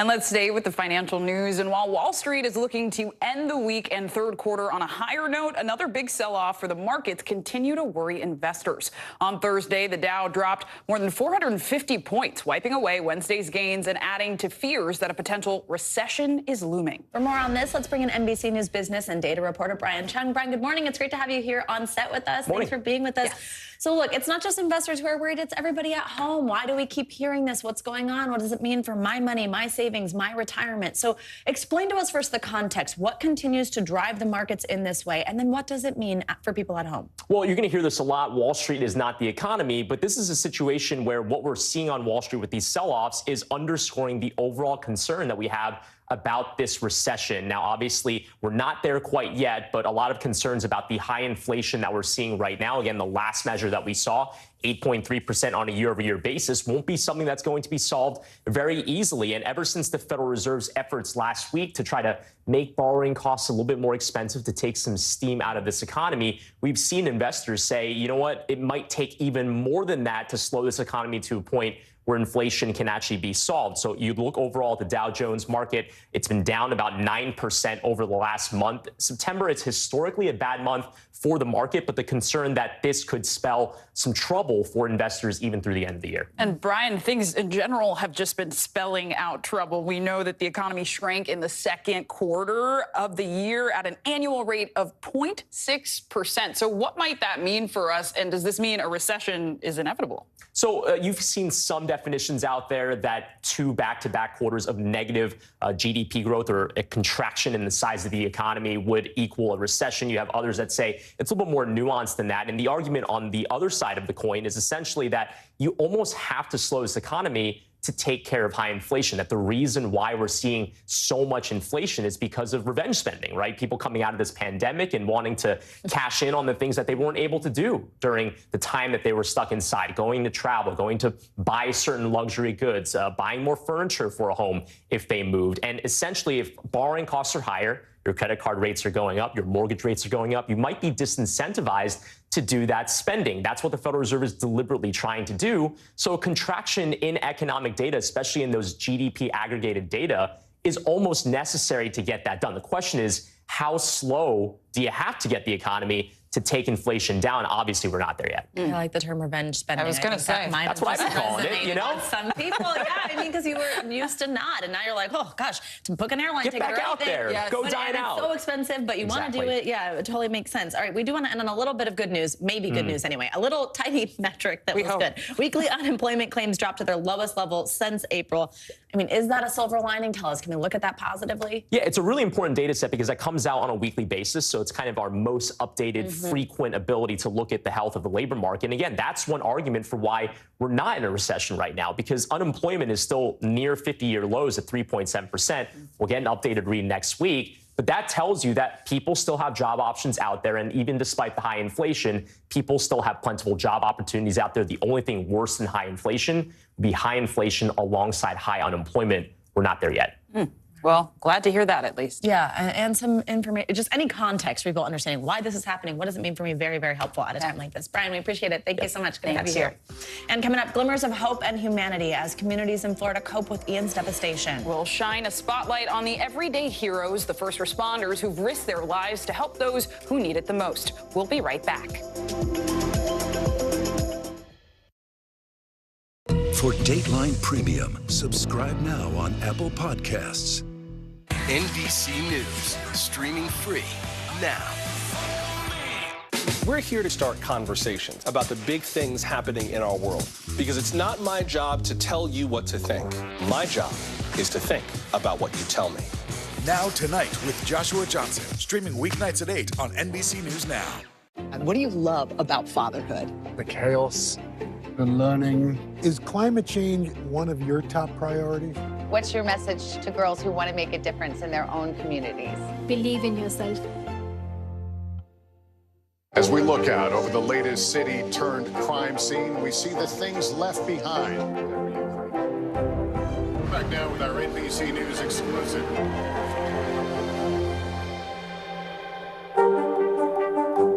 Right now on NBC News Now, we begin with breaking news just coming in. What's happening now, what's happening next, and what it means for you. We're continuing to follow the Russian attack on Ukraine. There's an intense artillery battle underway. As we look out over the latest city-turned-crime scene, we see the things left behind. Fewer people are content to just offer their thoughts and prayers. Stunning testimony at the January 6th hearing. Americans face the highest inflation rate in decades. Parts of Virginia cleaning up after severe storms. Flames forcing thousands to evacuate. When do I play meteorologist? Only when the heat is this bad. Another special night of election coverage right here at NBC News Now. Results are coming in. This Tuesday is going to be huge. This is big when we're talking about November. This feels like an ideological fight to the death. Is there room for common ground? What do you think when you see the activism? Do you think this could have happened without social media? We're coming on the air with the news NBC Scoop. Bringing the news to you is not only a job, it's an honor. NBC News, streaming free now. Stay on top of breaking news and the biggest stories of the day with NBC News Daily. Thank you so much for joining us. I'm Morgan Radford. And I'm Vicki Wynn. I'm Aaron Gilchrist. And I'm Kate Snow. Get in-depth reporting from across the country. What's your reaction to the president's comments? And around the world. Are Ukrainians continuing to make advances? And ways you can take care of your health. Who should be getting tested, and frankly, how often? And your wallet. Costs are skyrocketing. How to manage soaring prices. NBC News Daily. Weekdays from 12 to 4 p.m. Eastern on NBC News Now. Our show is about sparking conversations around today's biggest issues. The Fed raises interest rates. That controls inflation. Explain how that works. Is part of this that everyone's rethinking their jobs and their relationship to their employers? Could you just remind us why there are 9 justices on the Supreme Court instead of 3 or 20 or 2? It's not my job to tell you what to think. My job is to think about what you tell me. Now Tonight with Joshua Johnson, streaming weeknights at 8 on NBC News Now. Welcome back. If you feel like your dog can tell when you've had a rough day, I just did that myself, actually. I'm very proud. You are right. A new study proves dogs can smell when we're stressed out. Researchers at Queen's University Belfast in Northern Ireland collected samples from volunteers. Here's how it worked. Right before and after they tried to complete a tricky math problem. That would certainly stress me out. The canine participants were able to detect the difference with greater than 90% accuracy. The researchers say that while the dogs can tell the person is stressed, they can't prove if they felt empathy for the person. But we did just have a study recently where, like, if your dog's happy to see you, their eyes like kind of tear up. Like, yeah, so I think that they do have empathy. These, by the way, I believe are all of our members of the staff. And there's my dog. That's Lucy. Hi, Lucy. I know. And Lucy, I will say, which I just love when studies like this come out, because I'm like, I knew it. She is so emotionally intelligent. Have you had a moment that stood out? Oh, I mean, if I'm like, you know, I'm not like crying all the time or anything, but if I'm crying about something, she will literally like army crawl into my lap and try to like lick my tears, literally. No, it's amazing. That's love. Or like if Alex and I, my now husband, I haven't said that. Congratulations. Like are like on other sides of the room, she'll have to lay like right in between us and like wag her tail, like wondering what, like she's so in tune. You could say I believe it. Positive. Yeah. Positive. Thank you. Thank you. Look at us, so punny this morning. All right, well, that was a fun little departure for a moment there. But now we do also want to get back to Hurricane Ian and the fact that it leveled entire communities in Florida. But heroes emerged from the tragedy as people immediately jumped in to help. That's right. Here's NBC News nightly news anchor Lester Holt with stories of the people who stepped up to help. For all the destruction and heartbreak we're seeing here in Florida, something else stands out as well. Something in our nature, I guess, that makes us want to help. In our darkest moments, we sometimes struggle to find the light. But it was at first light that the helpers came. Hey, tell me when you need help.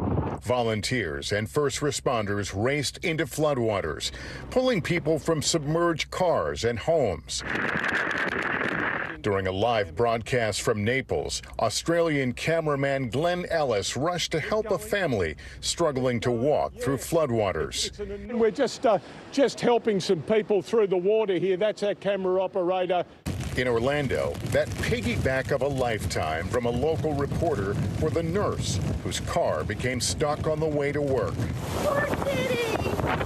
And it's not just people who are in need of assistance. A shivering cat rescued from rising waters. And this good boy was carried out of the waves and wind. Help is coming from far and wide. I was come down here to check the area. Deputy Jason Patch is from Yorktown, Virginia. He came across a man stranded on the roof of his truck. He called for help and an airboat was dispatched. And while we are just scratching the surface of the heartache and damage that Ian inflicted, time and time again, we are seeing humanity at its best. And we will continue to see that in the days ahead. All right, Lester, thank you so much. Such an incredible look at the heroes here. Absolutely. And that does it for this hour of Morning News Now. But the news continues right now.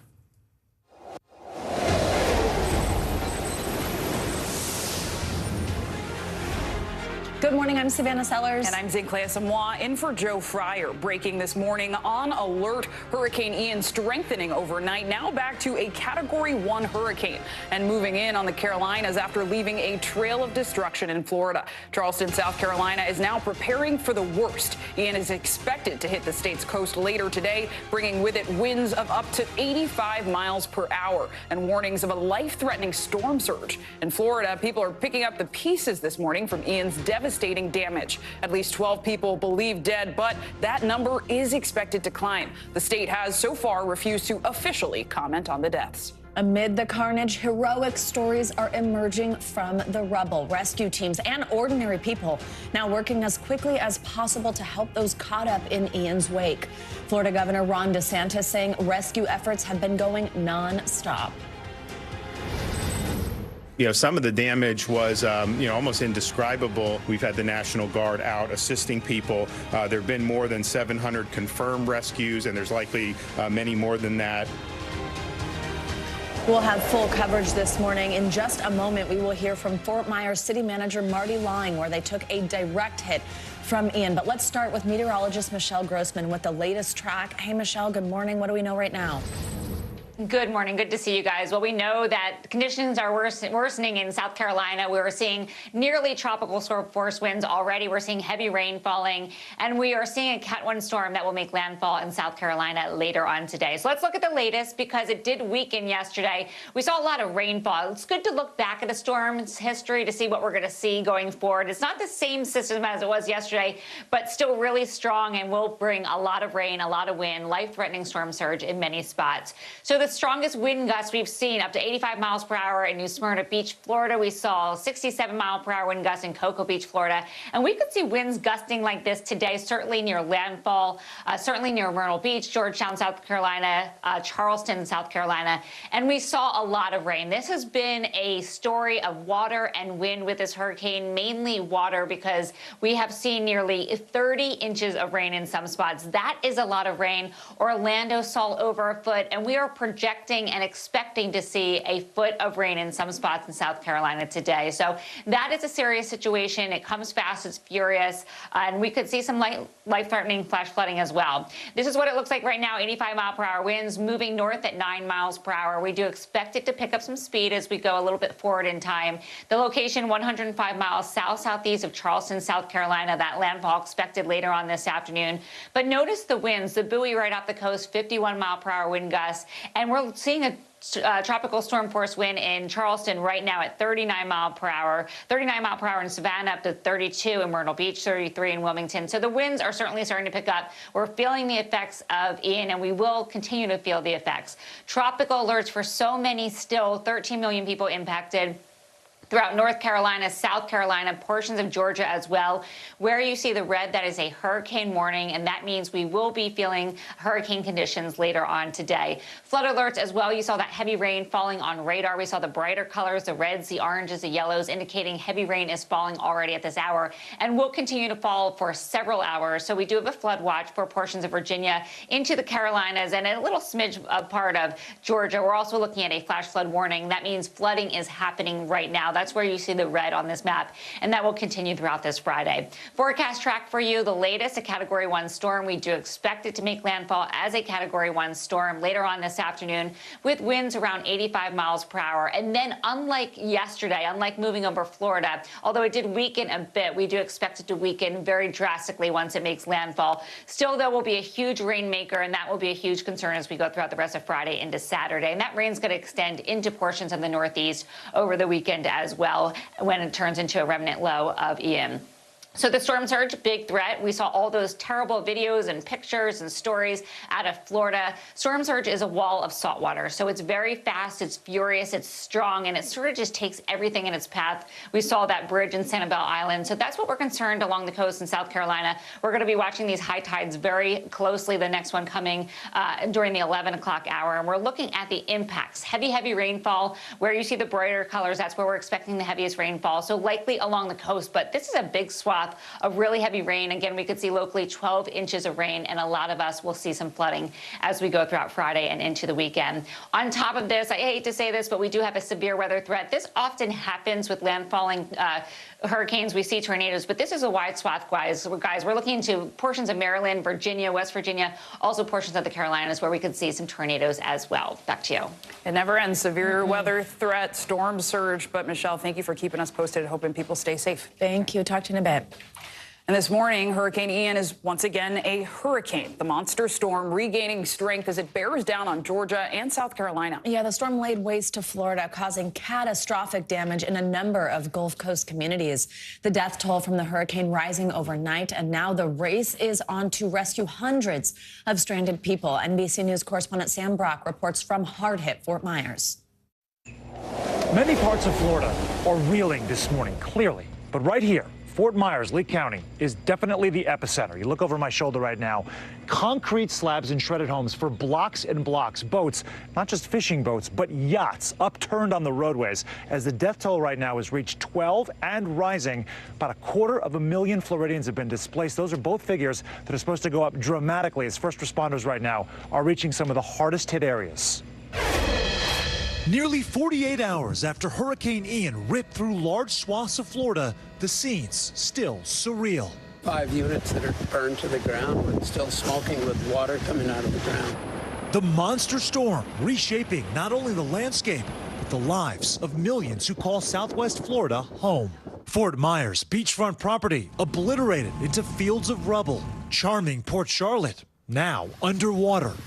Hard-hit Sanibel Island, approachable only by boat. And Venice Beach, a small community popular with retirees, shredded by winds topping 150 miles an hour. This cluster of homes burned by a knockdown power line. Some neighbors stunned. It's a manufactured home, but it's brand new. I don't think it's 6 weeks old. Others just heartbroken. It's really too sad for me to talk about. Thank you, guys.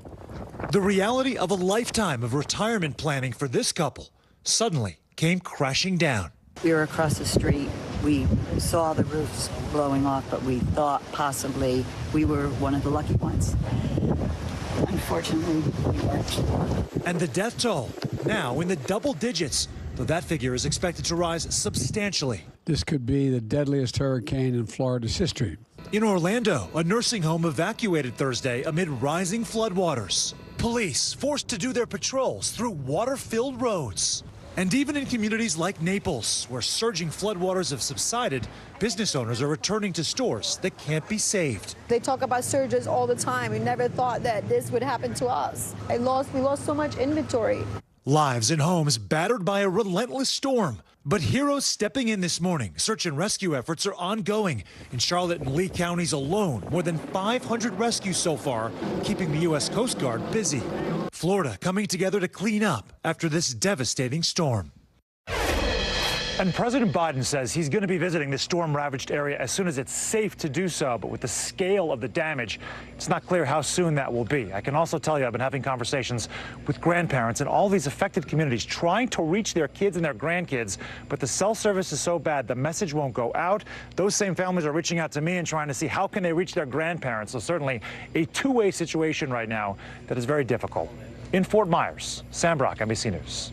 All right, Sam Brock, thank you so much. And joining us now with more on the recovery effort is Fort Myers City Manager Marty Lonning. Marty, good morning. Thank you so much for being with us. We appreciate your time on what I know is a difficult day for your community, so thank you so much. I mean, we just saw there what's going on in Fort Myers, as Sam Brock, our friend, just explained, one of the hardest hit areas in Florida.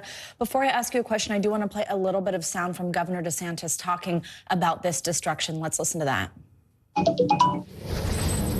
To see a house just sitting in the middle of Estero Bay, literally must have gotten picked up, flown because of the massive wind speed and the storm surge, and deposited in a body of water. There was cars floating in the middle of the water. Some of the homes were total losses. I would say the most significant damage that I saw was on Fort Myers Beach.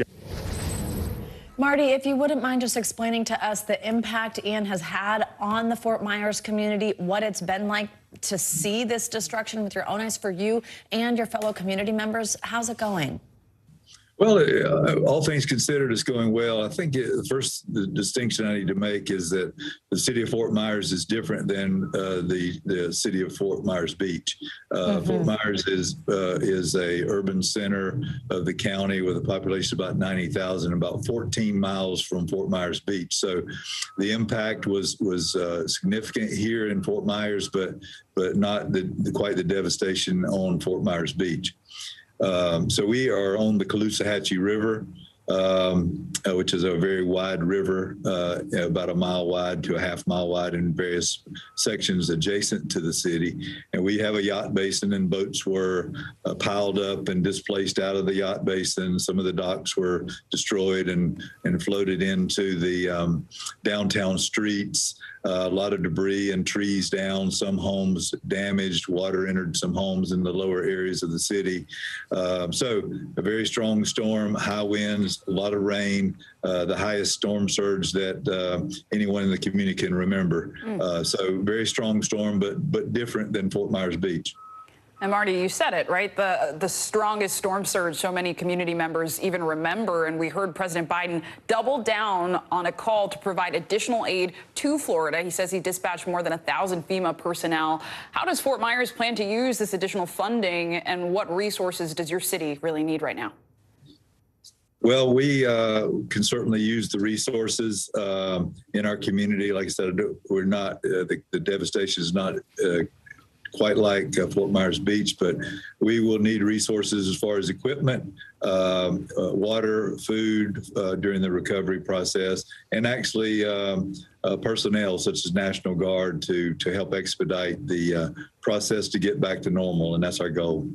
Let's talk about the situation with power, if you don't mind, Marty. Over 400,000 people in Lee County are out of power right now. Any idea on when people can expect their power to be restored and where they can go, what they can do in the meantime? That is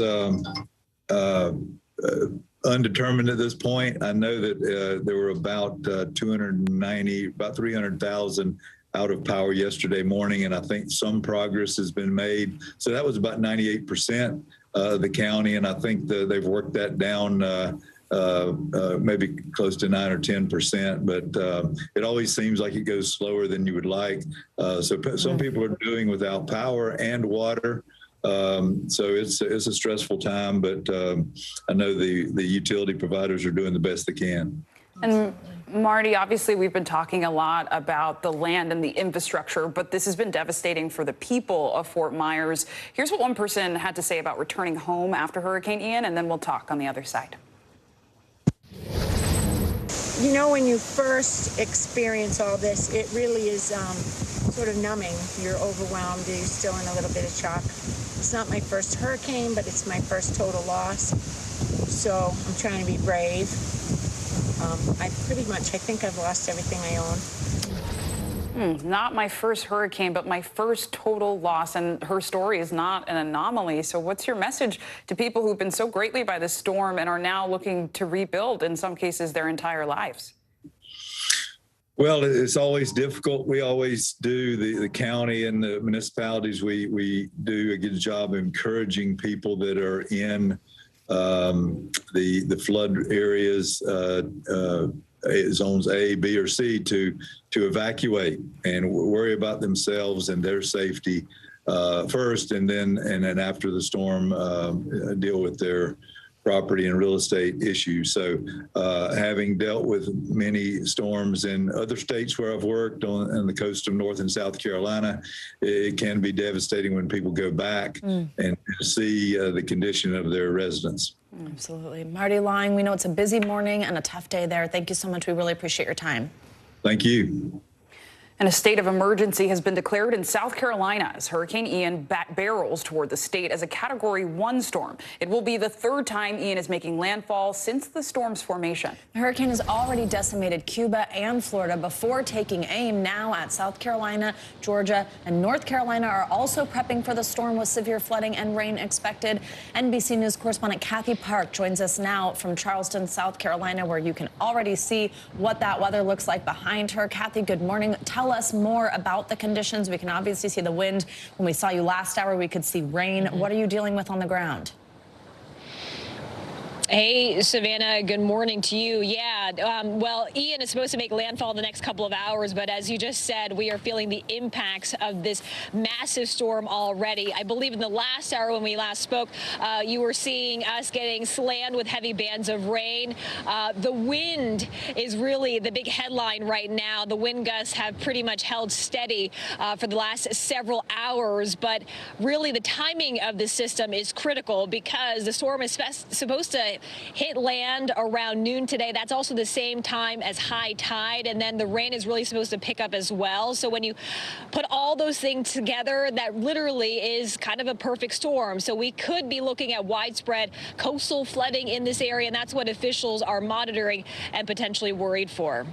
And Kathy, it's Zinkley here. We know South Carolina began preparing for the hurricane earlier this week. What have those preparations specifically looked like? And is there anything people in coastal areas can do in these last moments before the storm actually makes landfall?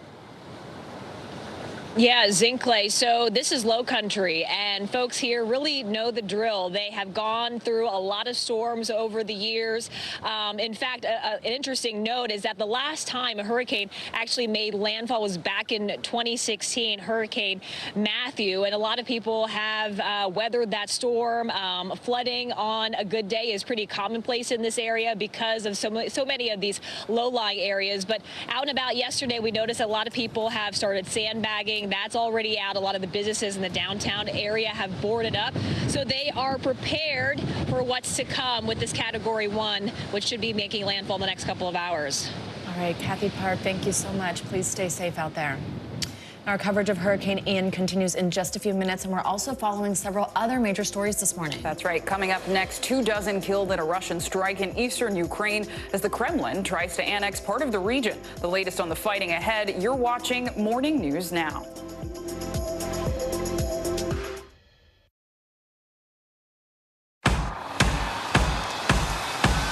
News is happening now. Look at what's making headlines around the world. Right now on Morning News Now. We're coming on the air with breaking news. And this is a significant moment. Whenever it happens, wherever you are, NBC News, streaming free now. The indictment of a former president, or perhaps candidate for president, would arguably tear the country apart. Is that your concern? Can you update us on the status of negotiations? We're here to start conversations because it's not my job to tell you what to think. My job is to think about what you tell me. Now Tonight with Joshua Johnson, weeknights at 8 on NBC News Now. Top Story with Tom Llamas is your news playlist on NBC News Now. And now, you can listen to it as a podcast. Available anytime and anywhere. Sometimes the news can be difficult and overwhelming for kids to understand, so we've created a newscast just for them. We hope your family will watch Nightly News Kids Edition. You don't know when your moment's coming, but when it does, you take it. We're here to start conversations about the big things happening in our world because it's not my job to tell you what to think. My job is to think about what you tell me. Now Tonight with Joshua Johnson, streaming weeknights at 8 on NBC News Now. From Brooklyn, we're next to the subway station. The state's reservoirs are alarmingly low. War will pass them by.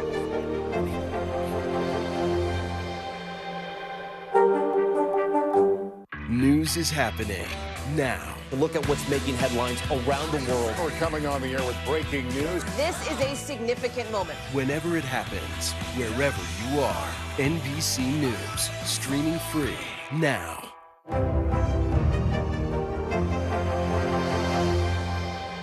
Live from Ukraine, from Uvalde, Texas, from Mayfield, Kentucky. To cover the news, you have to be in it. This is how so many towns and cities are protecting themselves. You can actually see they're pushing the gates open. Was there a school officer on campus? That's what we've been told. No. Do you remember any tornado as bad as this one? You look at this and you're thinking, we're not going to have power for weeks, if not months. Exactly. Every night, it's your news playlist. Top Story with Tom Llamas, weeknights at 7 on NBC News Now. We're here to start conversations about the big things happening in our world because it's not my job to tell you what to think. My job is to think about what you tell me. Now Tonight with Joshua Johnson, streaming weeknights at 8 on NBC News Now. For Dateline Premium, subscribe now on Apple Podcasts.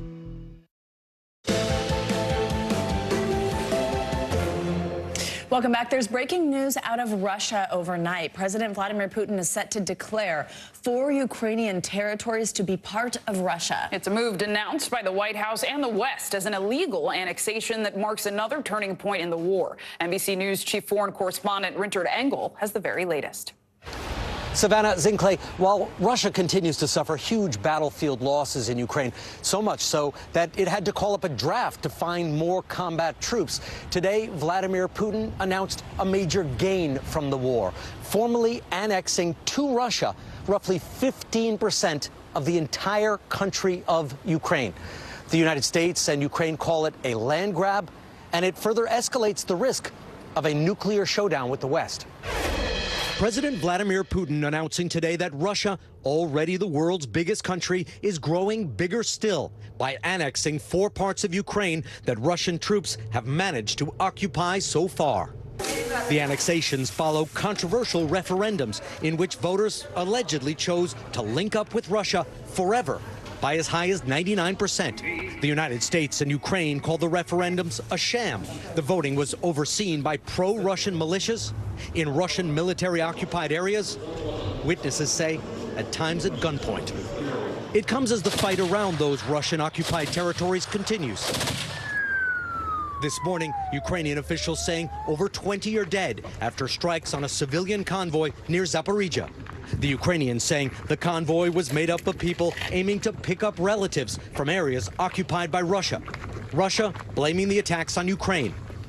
President Putin is still trying to marshal Russia's new army, but the Russian army is showing cracks. The Kremlin was forced to replenish its ranks after the Ukrainian military, backed by the United States and NATO allies, this month broke through one of Russia's main front lines.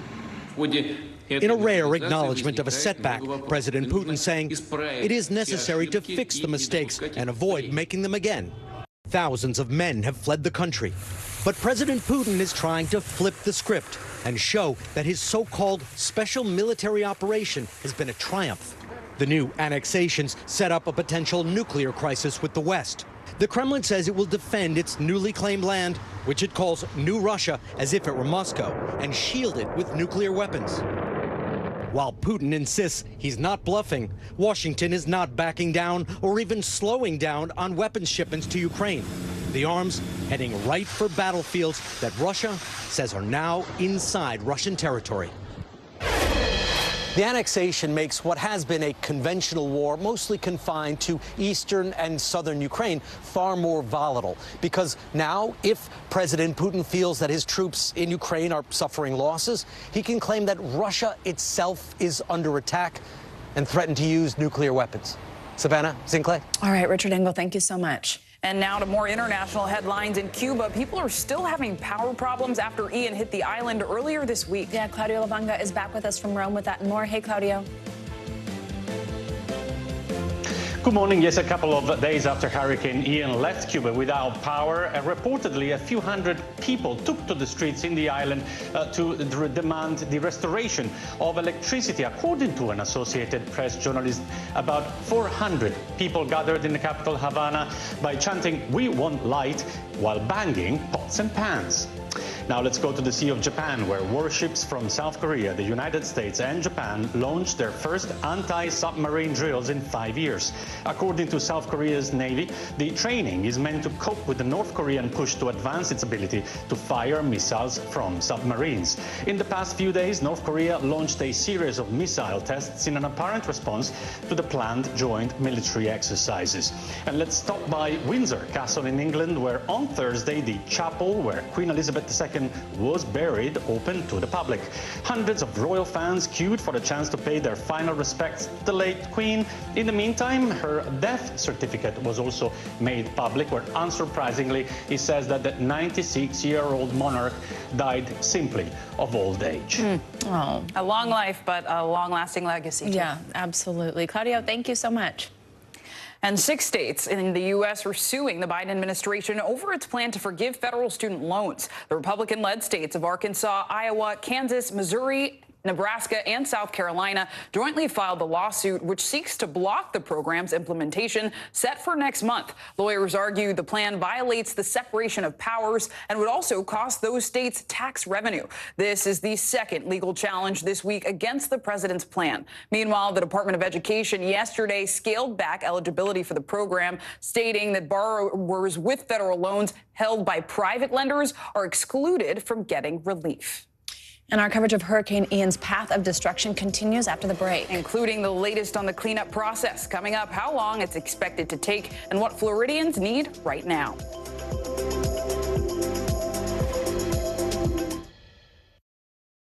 Live from Ukraine, from Uvalde, Texas, from Mayfield, Kentucky. To cover the news, you have to be in it. This is how so many towns and cities are protecting themselves. You can actually see they're pushing the gates open. Was there a school officer on campus? That's what we've been told. No. Do you remember any tornado as bad as this one? You look at this and you're thinking, we're not going to have power for weeks, if not months. Exactly. Every night, it's your news playlist. Top Story with Tom Llamas, weeknights at 7 on NBC News Now. The indictment of a former president, or perhaps candidate for president, would arguably tear the country apart. Is that your concern? Can you update us on the status of negotiations? Hallie Jackson Now, weekdays at 5 on NBC News Now. Sometimes the news can be difficult and overwhelming for kids to understand, so we've created a newscast just for them. We hope your family will watch Nightly News Kids Edition. We're here to start conversations because it's not my job to tell you what to think. My job is to think about what you tell me. Now tonight with Joshua Johnson, weeknights at 8 on NBC News Now. No stress, no mess, just yum. That's it.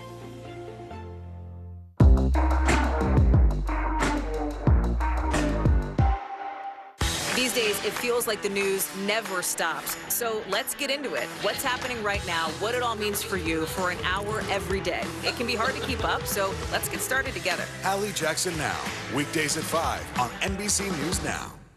Good morning, I'm Joe Fryer. And I'm Savannah Sellers right now on Morning News Now. We're staying on top of the breaking situation in Ukraine. We are watching dangerous heat this week. Recession, I mean, is that where we're headed? Is there any way to avoid that? Morning News Now, streaming weekdays at 7. News is happening now. Look at what's making headlines around the world. Whenever it happens, wherever you are, it's here now. Stay on top of breaking news and the biggest stories of the day with NBC News Daily. Thank you so much for joining us. I'm Morgan Radford. And I'm Vicki Wynn. I'm Aaron Gilchrist. And I'm Kate Snow. Get in-depth reporting from across the country. What's your reaction to the president's comments? And around the world. Are Ukrainians continuing to make advances? And ways you can take care of your health. Who should be getting tested? And frankly, how often? And your wallet. Costs are skyrocketing. How to manage soaring prices. NBC News Daily. Weekdays from 12 to 4 p.m. Eastern on NBC News Now. Let's get the latest track of Ian right now. Meteorologist Michelle Grossman is back with us. Hey, Michelle. Hey there, guys. Great to see you. And we are looking at that track and a landfall later on today in the afternoon hours as a Category 1 storm. It weakened yesterday a bit over the state of Florida, although really held on a long time to that hurricane strength, eventually weakening to a tropical storm. Then it moved over the Atlantic, and that's where it regained its strength as a Category 1 storm. So let's go ahead and take a look at the numbers, because we are looking at very gusty winds, damaging winds that could cause some power outages. Winds are at 85 miles per hour. We're seeing the movement at north at 9 miles per hour. It's going to start to make that turn towards the northeast, towards the coast of South Carolina, and then we do expect that landfall later on today. But notice we overlaid the winds, we overlaid radar on top of this, just to show you that we're already feeling the impacts of Ian along the Carolina coast. We're seeing a tropical storm force speed for winds in Charleston, up to 32 in Myrtle Beach, 33 mile per hour wind gusts in Wilmington, and up to 35 in Savannah. Off the coast, we're looking at 60 mile per hour wind gusts off of Bowie along the coast of South Carolina. As a result, we do have tropical alerts because we are feeling the effects. We will feel the effects of Hurricane Ian in just a few hours. We're looking at 13 million people impacted. We do have tropical storm watches, warnings along North Carolina. Then we have a hurricane warning along South Carolina. That is where we expect landfall somewhere between Myrtle Beach and Charleston, a little closer to Charleston and a little closer to Georgetown, South Carolina. That's what it looks like right now. Taking a look at flood alerts, many people impacted, millions and millions, 15 million people impacted by a flood watch. That is in green. It impacts portions of Virginia, North Carolina, South Carolina, into a small part of Georgia, including Savannah. We're also looking at flash flood warnings. Those are the red boxes. That means flooding is happening right now. We are so ahead of the storm right now. So it's an indication of what we're going to see as we go throughout time here. Heavy, heavy rain that could lead to life-threatening flash flooding. We're going to see power outages with trees coming down. The ground's going to be really wet. So let's take a look at the track because it is close. We're looking at Hurricane Ian not too far from the coast. We're looking at an afternoon landfall somewhere around 4 p.m. as a Category 1 storm. We see those winds probably will be right around 85 miles per hour. The cone is pretty small, so there's a big consensus that we're going to see the landfalling anywhere between Myrtle Beach and also Charleston. We're looking at hurricane force winds as it makes that landfall. And notice how far these tropical storm force winds go, because typically we talk about the cone, we focus on the cone, but that really is only telling us where the center is going to pass over land. You want to look well outside the cone for the impacts of rain. We're going to feel rain in the mid-Atlantic, even up to the northeast tomorrow, and we're going to feel those tropical storm force winds 265 miles outside the center of this system. It's going to weaken rapidly as it makes landfall. Unlike yesterday where it held on to that strength in Florida, we're going to see that weaken into a remnant low, but it still doesn't change the water story. That changes the wind story. We're going to see the winds die down a bit, but we're going to really see that water story going on in terms of the storm surge, also rainfall. So you guys, we could see 4 to 7 foot storm surge, and that's a wall of water. It's fast, it's furious. We saw all those pictures out of Florida, the damage it caused. So that's our main concern as we go throughout the rest of this Friday. Back to you. Oh, absolutely. And this late into the storm, still talking about a storm surge that high. Wow. All right, Michelle, thank you so much. We'll be back to you. Sure. And now we've got a closer look at the devastation caused by Hurricane Ian along the Gulf Coast. That includes Sanibel Island, now completely cut off from the mainland after Ian made landfall less than 20 miles away. NBC News correspondent Morgan Chesky got a first-hand look at the damage there. Morgan, it's good to see you. What can you tell us about what you're seeing? Yeah, Savannah Zinclay, good morning. And this should be day 2 of a very long recovery process. But as we listen, there are still search and rescue helicopters overhead at this hour trying to account for everyone who could be left stranded or still missing. One area especially hard hit, as you mentioned, was Sanibel Island, now completely cut off as a result of Hurricane Ian. This tight-knit community witnessing some of the worst of what this storm left behind. This morning, communities on Florida's Gulf Coast left cut off. Sanibel Island, once a picturesque escape for vacationers, now the scene of complete devastation. It got hit with really biblical storm surge, and it washed away roads, it washed away structures. The island taking the brunt of Ian's impact as the monstrous storm made landfall. Time-lapse video shows the storm surge drowning the area, the wall of water rising an estimated 8 to 15 feet. I mean, there's just stuff going everywhere. I've never seen damage like this. I've lived here my whole life. It's unreal. Boats tossed like toys. The lone bridge connecting the island cracked and crumbled, with the storm's 140-mile-an-hour winds putting some sections totally underwater. We've had about 200 households that didn't evacuate on the island that we know of. Anyone still trapped on the isolated island now waiting for rescue by boat or air. We joined the Lee County Sheriff as he surveyed some of the hardest hit areas to see the full scope of Ian's power. Your heart sinks when you look down and you know that as we are speaking right now, there are people that want us and need us, and we can't get to them. People like Jack and Betty Hennard, an elderly couple who hasn't been heard from since the storm hit their condo. The worst part is the wait and the unknown and not knowing if they're okay. Their son Scott says his parents were unable to evacuate in time and forced to hunker down on their ground floor. She said there was no water before. Now the water's 3 to 4 feet. It's rushing rapidly. We're stuck here in this clubhouse. We can't get across to higher grounds. Even on Florida's mainland, near the famed Fort Myers Beach, the damage is historic. You ain't gonna be able to get in that house safely. We met John Strong, a volunteer out checking on neighbors, hoping to help those who lost everything from a storm that rewrote the rules. We were Irma ready. But not Ian. No, absolutely not. And unfortunately, that's the sentiment we have heard from so many people here. They had seen Irma, another powerful hurricane, come in 2017. They thought they were ready for Ian, but the sheer power of this hurricane has definitely changed how everyone feels as a result of these storms. And the damage behind me, just a testament to that. We do know power's been restored to about 1 million Floridians. That leaves still 1 million more in the dark. And as for Sanibel Island, it could take years before that causeway is back up and running. In the meantime, they are trying to figure out some sort of ferry service for the hundreds of people who call that place home.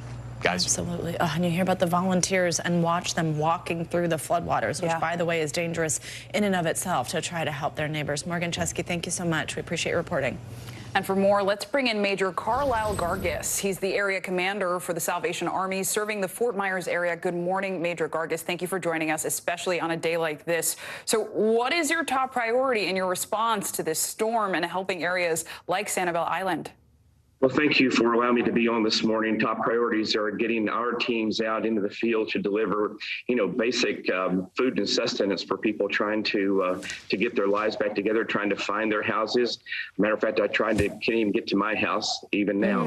And we continue to bring in more assets from the Salvation Army. I know we have a large strike team coming in from Texas. It will be in later today. And hopefully this weekend we'll be able to ramp up to providing over 15,000 meals a day. So a lot of things are happening here. We're very busy and we're on the ground, and we are helping our neighbors, our neighbors that we love and that we serve with here in our community. Major Gargis, it's so incredible to hear you talking about helping your neighbors as you're unable to even get to your own home. And again, we appreciate your time while you're dealing with all of this. Tell us what resources are in place as people begin the difficult process of cleanup and recovery, but also for people just like yourself who can't even get home right now. What do you have to help people? Well, right now at the Salvation Army, we're providing, again, basic food is going out, water. Of course, we don't have any clean water here. Water system is down, so we're getting water into folks. And we also are hoping to get some tarps and some other supplies in to help people patch their roofs so they won't be leaking anymore. I mean, it's really all hands on deck doing whatever we can do with whatever we've got to make it happen. And Major, when we see tragedies like this, often there are mass calls for fundraising and people saying, we want to help. What are you hearing? What do people need the most on the ground? Well, we talked about food. We talked about all kinds of things that anything that you would need in your house and that you use every day is all gone. Yeah.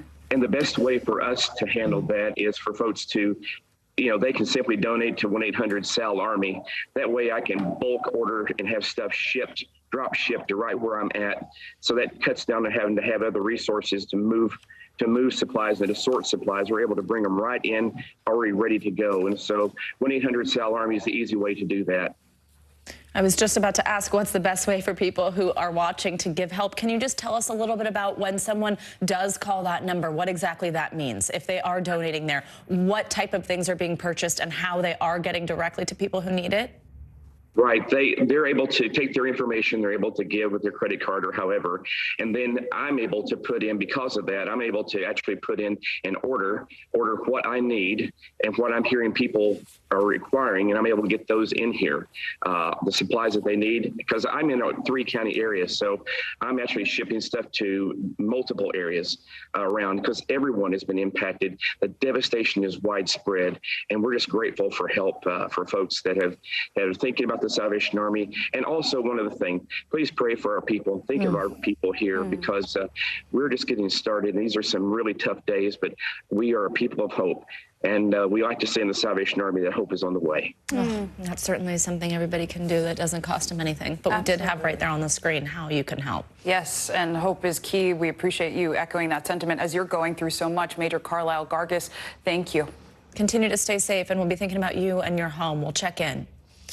And we are following other news this morning as well. Coming up, are we headed towards a recession? Low unemployment and high inflation, where the economy stands and what it means for your budget ahead. Plus, a dangerous hit on the field outrage this morning after Miami's quarterback suffers a blow to the head. The latest on his condition next.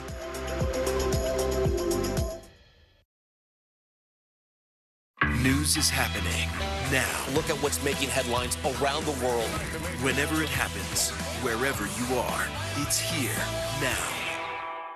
To cover the news, you have to be in it. This is how so many towns and cities are protecting themselves. They're pushing the gates open. Was there a school officer on campus? That's what we've been told. No. Top Story with Tom Yamas. Weeknights at 7 on NBC News Now.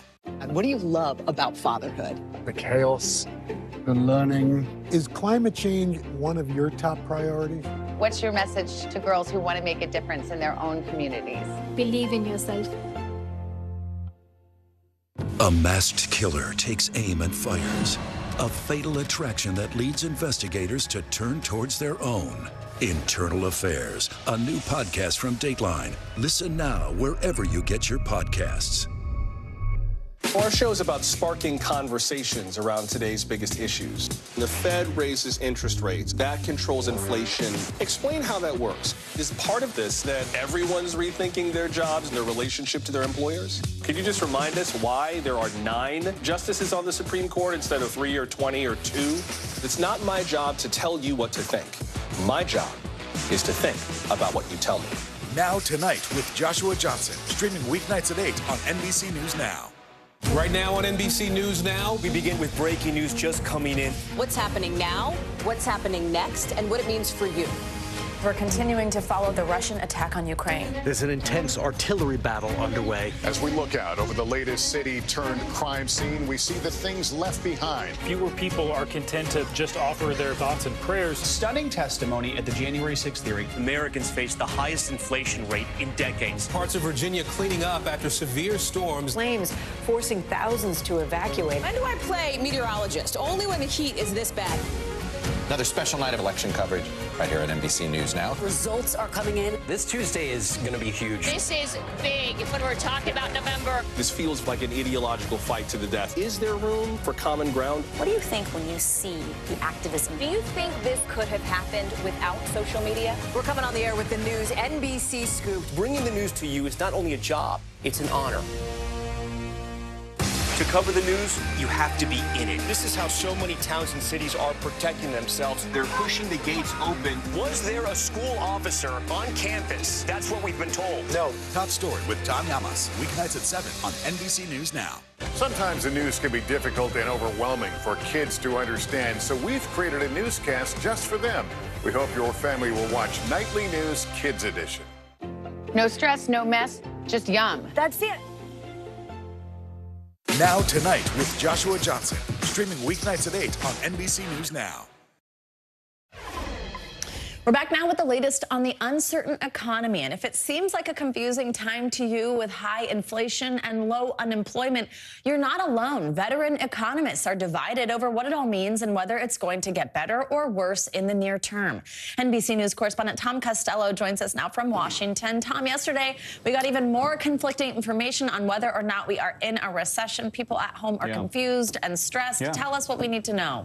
Yeah, it's a head scratcher. I mean, we got GDP numbers showing the economy has contracted this year, but applications for unemployment benefits fell to their lowest level since the spring.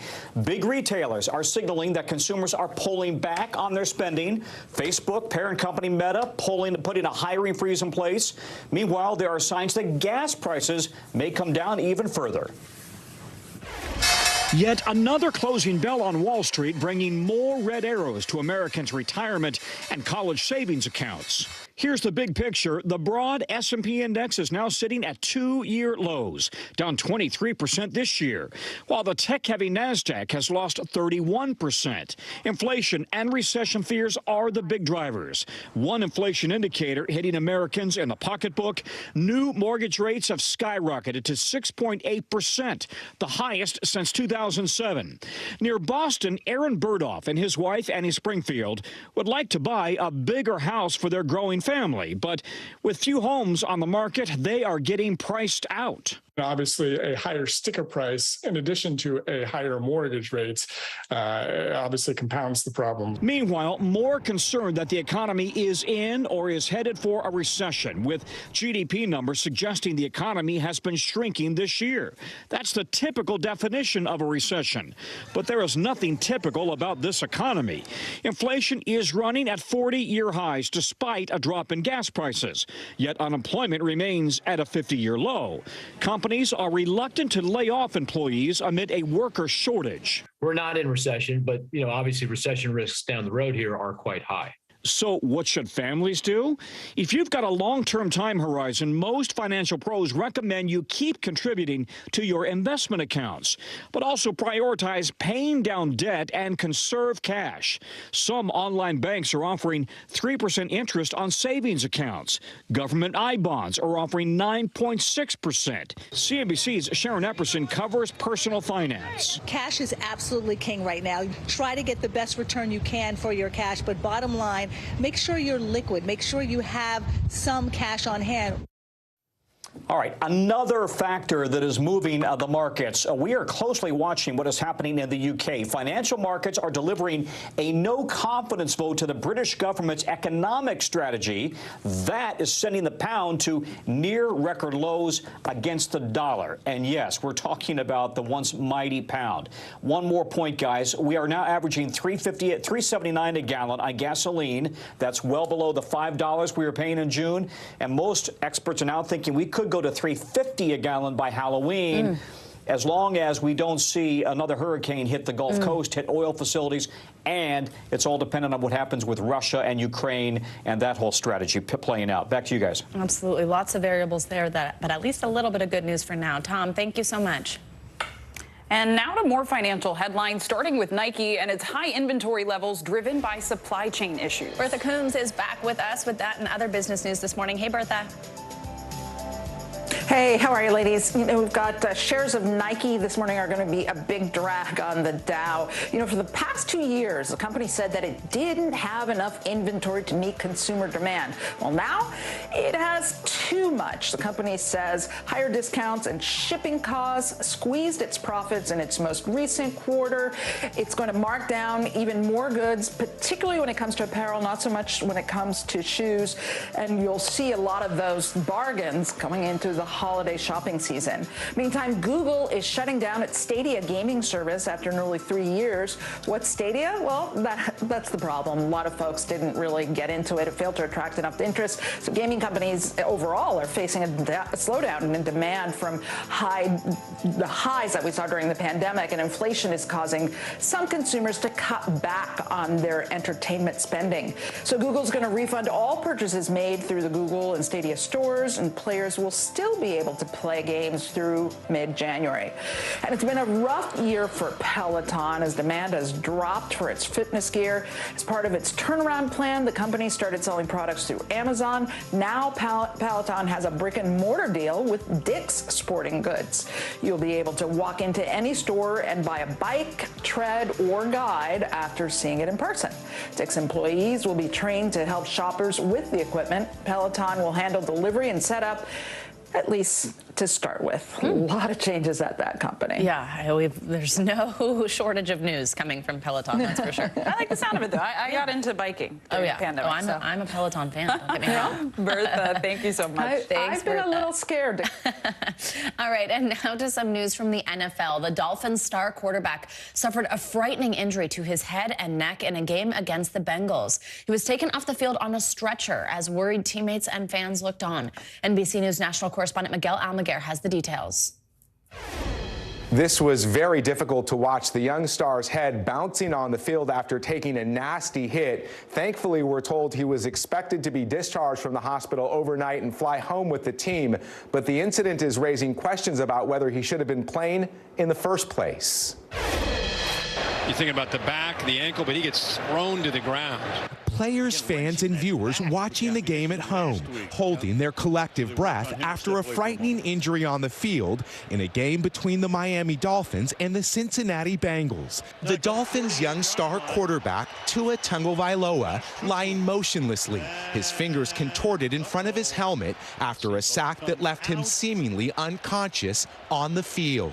Commentator Al Michaels saying this after talking to longtime trainer and sports medicine analyst Mike Ryan. When he sees that, and he's watching this as you are as well, it's a neurological response to head trauma.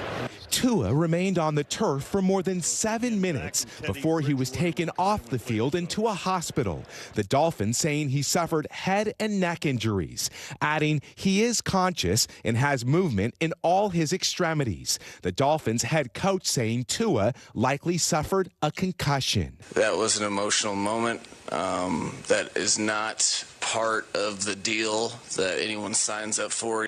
The injury comes just 4 days after Tua hit his head in Sunday's matchup against the Buffalo Bills that appeared to leave him disoriented after getting up. And Tua, he's woozy. Tua briefly left that game, but later returned to lead his team to victory after clearing concussion protocol during halftime. I kind of hit my back and kind of hurt, and then I got up, and then that's kind of like why I stumbled. My back kind of locked up on me. But for the most part, I'm good past whatever concussion protocol they had. After Tua's quick return to Sunday's game, the NFL Players Association questioning whether the Dolphins violated the NFL's concussion protocol, saying overnight a review is ongoing, emphasizing their concern tonight is for Tua and we hope for a full and speedy recovery. The Dolphins saying an independent doctor had cleared Tua to play. Fans posting their outrage on social media. One tweeting, "The Dolphins and NFL failed Tua tonight." The NFL released a statement overnight saying in part that Sunday's concussion protocol on Tua was conducted in the locker room by team and medical staff and an unaffiliated neurotrauma consultant. It's important to note that what happened to Tua has once again put renewed focus on head injuries in the NFL. The league said it's working on providing safer protective equipment for players, including a new device called a Guardian cap, which looks like a padded shell worn outside the helmet during practices, but not during games. Back to you. All right, Miguel, thank you so much. And there's a special documentary tonight on NBC News Now. NBC News correspondent Jacob Soboroff has been taking a closer look into how the black market cannabis industry employs victims of labor trafficking. Jacob introduces us to captives being held in desert greenhouses in what's known as a form of modern-day slavery. Here's a preview. Get on the ground! Lay down! Get down! Get on the ground! Do you all live here? Are you sleeping and staying here? 你们住这里睡这里吗？房车都是房车。They live in a mobile home. And you're from China? Guangdong. They're all from Guangdong province in China. How are you paid? Who's paying you? 谁？还没收过钱啊，不知道啊。They said they haven't actually gotten paid yet. You haven't been paid? No. This one is from Los Angeles. And then it says like profitable marijuana farm sublease. So it says you are in charge of growing it and I will be helping you with selling it. Did whoever bring you here tell you the truth? 如果他们告诉我，我就不会来了。If they told her it would be like this, she wouldn't have come. You can watch Jacob's special, The Captives of Cannabis, tonight at 10:30 p.m. Eastern, right here on NBC News Now. Definitely be tuning into that. And coming up on Morning News Now, to the rescue. It's the video that went viral, a man saving a cat in the middle of a hurricane. Well, we're going to talk to him next. Hear what was going on through his mind at the time. That's coming up.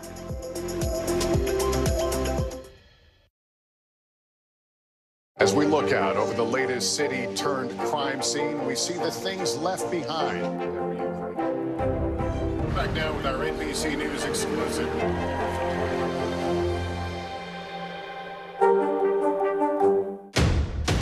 The day's biggest political stories with trusted insight now and expert analysis now. A daily look at the politics behind the headlines. Meet the Press Now, streaming weekdays at 4 p.m. on NBC News Now. No stress, no mess, just yum. That's it.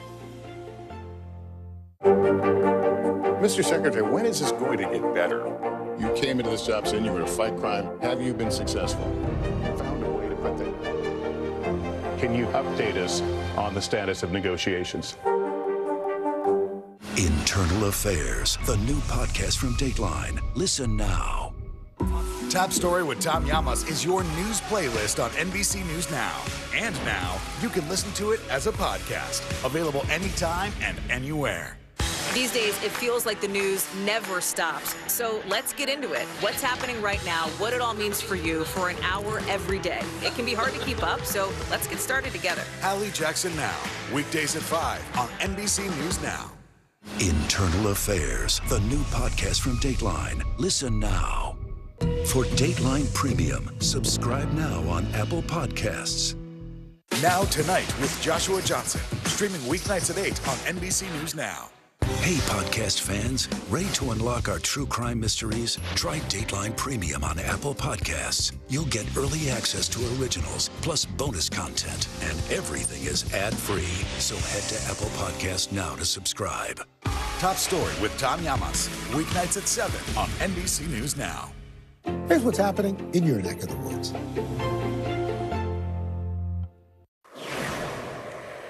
Welcome back. Well, we did not want to end the week without taking a moment to celebrate our very own Savannah Sellers and her now husband, Alex, who just had the most incredible wedding. Unfortunately, I was not a flower girl, but I'm still going to tell you about it. The venue was a villa in Tuscany, but they kept the exact location a secret until their guests arrived in Italy. The 3 days of celebrations included an all-white themed welcome party and a poolside bash. Savannah wore a beautiful incredible, which you can see, oh my goodness, a white mermaid gown that featured a sweeping train trailing behind her and a dramatic flourish on the back.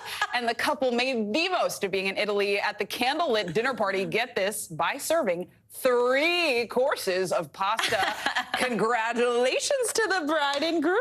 Thank you so much. I know you just said some of my favorite details. One was the pasta. I was like, you don't come to Italy and not just lean in on the pasta, right? So we just were like, that's what everybody wants, right? So we just did 3 courses of pasta, no like chicken or steak or something, and people loved it. And yeah, the dinner room, I wanted it to look really dramatic and like an experience that nobody would ever have had before or maybe again. So it was just this big hall with 2 long tables, lots of candles. It was so fun. It was actually was the best weekend of our lives. So it was just amazing. Well, congratulations to you both. Thank you have so the much. newlywed glow. I can feel it. Can you feel it? A little bit of a honeymoon tan. It's more tan than I've been in a long time. Well, we're glad to have you back. Welcome back, so Savannah. much. Thank you. It was very sweet. Of course. And back to the news now. Whenever hurricanes or natural disasters happen, we often hear stories of heroism and people coming to the aid of others. Yeah, and you actually probably have seen this now viral video of a Florida man braving rushing water. I mean, look what's going on around him. Strong winds, of course, to save a cat that had taken shelter on top of an air conditioner during Hurricane Ian. Well, the clip has been viewed millions of times around the world, and now we can hear from the man himself. Mike Ross is the hero here, and he joins us now from Florida to tell us what happened. Mike, good morning. Thank you so much for being here. And first, before we even get to your incredible rescue, I'm just wondering how you and your family are doing following the hurricane. Where were you then? Where are you now? Are you guys all doing okay? Yeah, so we're safe now. We're hunkered up at my girlfriend's parents' house, which is a little bit east, but I had evacuated my home, which is an older home in a low-lying area, so I knew it was going to be flooded. I evacuated to my parents' house, which is on Bonita Beach, which was really in the, where the heart of where Ian hit. Fortunately, the structure of the home was safe, so I was safe there, but, the amount of storm surge was just insane. I've never seen damage like this. Their house has suffered severe damage.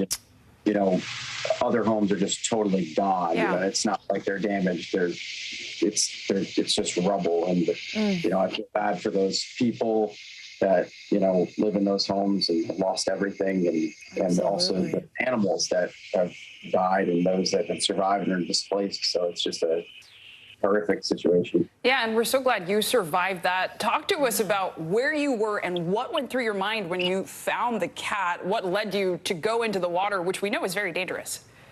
So we were inside the house and looked out the window, which was, normally there's ground there, but at the moment it looked like a river. There was probably 6 feet of storm surge at the time, and we saw the cat clinging for dear life on the air conditioner.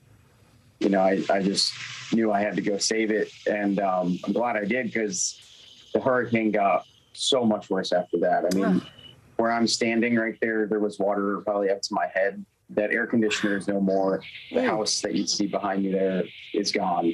So the cat wouldn't have stood a chance if, I didn't go and get him.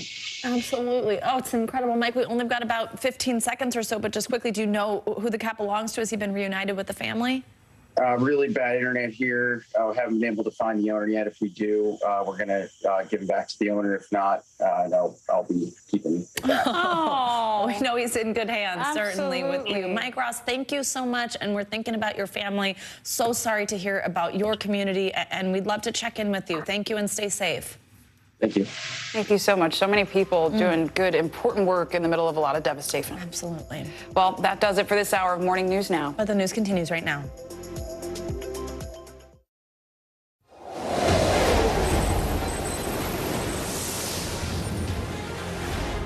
Good morning, I'm Savannah Sellers. And I'm Zinclea Samoa, in for Joe Fryer. Breaking this morning, on alert, Hurricane Ian strengthening overnight, now back to a Category 1 hurricane and moving in on the Carolinas after leaving a trail of destruction in Florida. Charleston, South Carolina is now preparing for the worst. Ian is expected to hit the state's coast later today, bringing with it winds of up to 85 miles per hour and warnings of a life-threatening storm surge. In Florida, people are picking up the pieces this morning from Ian's devastating damage. At least 12 people believed dead, but that number is expected to climb. The state has so far refused to officially comment on the deaths. Amid the carnage, heroic stories are emerging from the rubble. Rescue teams and ordinary people now working as quickly as possible to help those caught up in Ian's wake.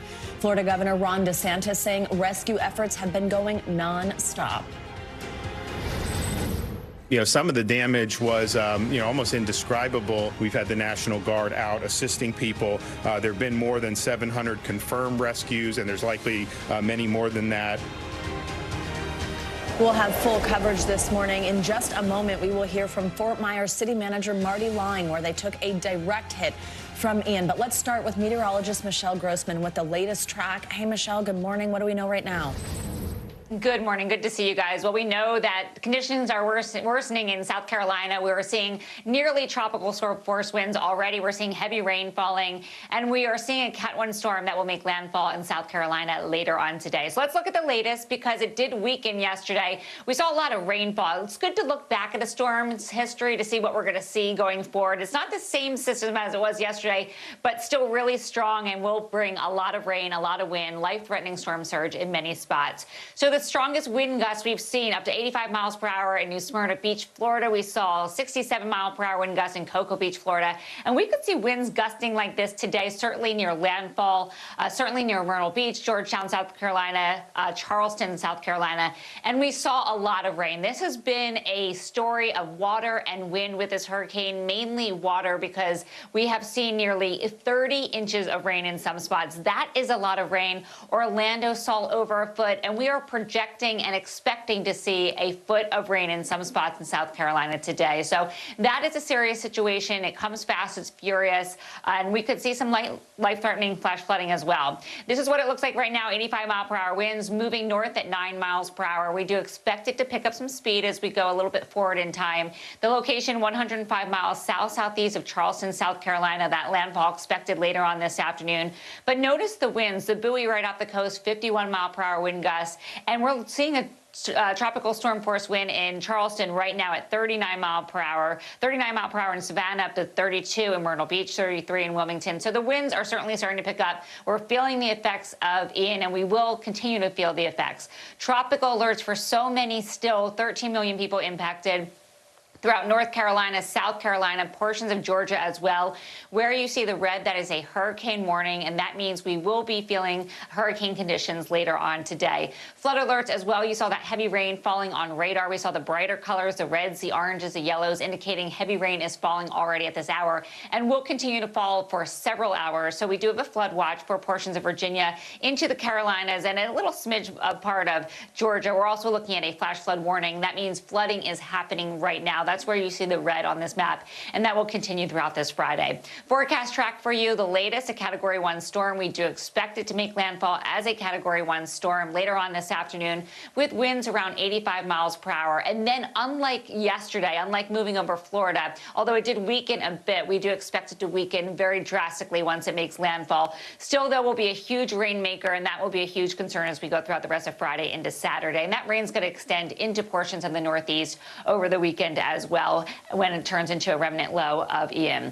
So the storm surge, big threat. We saw all those terrible videos and pictures and stories out of Florida. Storm surge is a wall of salt water. So it's very fast, it's furious, it's strong, and it sort of just takes everything in its path. We saw that bridge in Sanibel Island. So that's what we're concerned along the coast in South Carolina. We're going to be watching these high tides very closely, the next one coming during the 11 o'clock hour. And we're looking at the impacts. Heavy, heavy rainfall. Where you see the brighter colors, that's where we're expecting the heaviest rainfall. So likely along the coast, but this is a big swath of really heavy rain. Again, we could see locally 12 inches of rain, and a lot of us will see some flooding as we go throughout Friday and into the weekend. On top of this, I hate to say this, but we do have a severe weather threat. This often happens with landfalling hurricanes. We see tornadoes, but this is a wide swath, guys. We're looking into portions of Maryland, Virginia, West Virginia, also portions of the Carolinas where we could see some tornadoes as well. Back to you. It never ends. Severe weather threat, storm surge. But Michelle, thank you for keeping us posted and hoping people stay safe. Thank you. Talk to you in a bit. And this morning, Hurricane Ian is once again a hurricane. The monster storm regaining strength as it bears down on Georgia and South Carolina. Yeah, the storm laid waste to Florida, causing catastrophic damage in a number of Gulf Coast communities. The death toll from the hurricane rising overnight, and now the race is on to rescue hundreds of stranded people. NBC News correspondent Sam Brock reports from hard-hit Fort Myers.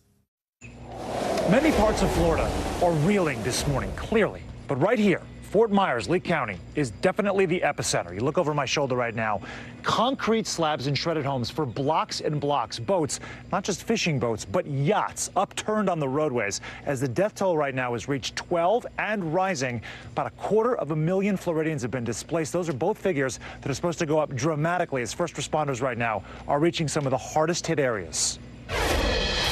Nearly 48 hours after Hurricane Ian ripped through large swaths of Florida, the scene's still surreal. 5 units that are burned to the ground, but still smoking with water coming out of the ground.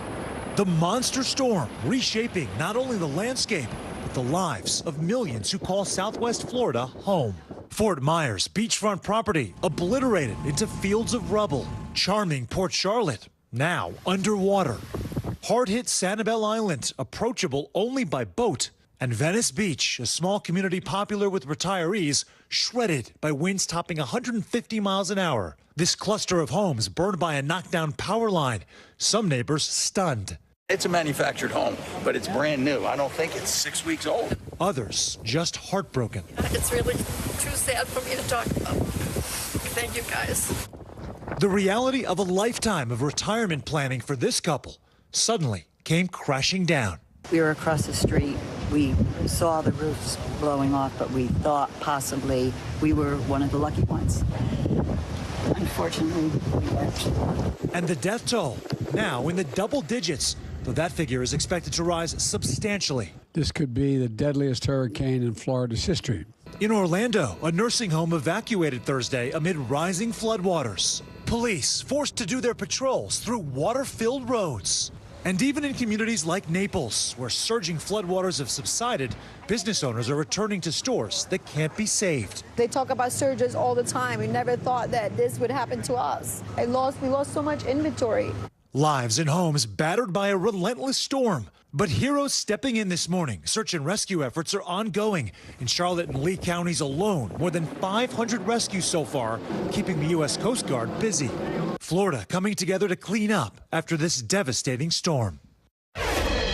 And President Biden says he's going to be visiting the storm-ravaged area as soon as it's safe to do so. But with the scale of the damage, it's not clear how soon that will be. I can also tell you I've been having conversations with grandparents in all these affected communities trying to reach their kids and their grandkids. But the cell service is so bad, the message won't go out. Those same families are reaching out to me and trying to see how can they reach their grandparents. So certainly a two-way situation right now that is very difficult. In Fort Myers, Sam Brock, NBC News. All right, Sam Brock, thank you so much. And joining us now with more on the recovery effort is Fort Myers City Manager Marty Lunning. Marty, good morning. Thank you so much for being with us. We appreciate your time on what I know is a difficult day for your community, so thank you so much. I mean, we just saw there what's going on in Fort Myers, as Sam Brock, our friend, just explained, one of the hardest hit areas in Florida. Before I ask you a question, I do want to play a little bit of sound from Governor DeSantis talking about this destruction. Let's listen to that. To see a house just sitting in the middle of Estero Bay, literally must have gotten picked up, flown because of the massive wind speed and the storm surge, and deposited in a body of water. There was cars floating in the middle of the water. Some of the homes were total losses. I would say the most significant damage that I saw was on Fort Myers Beach.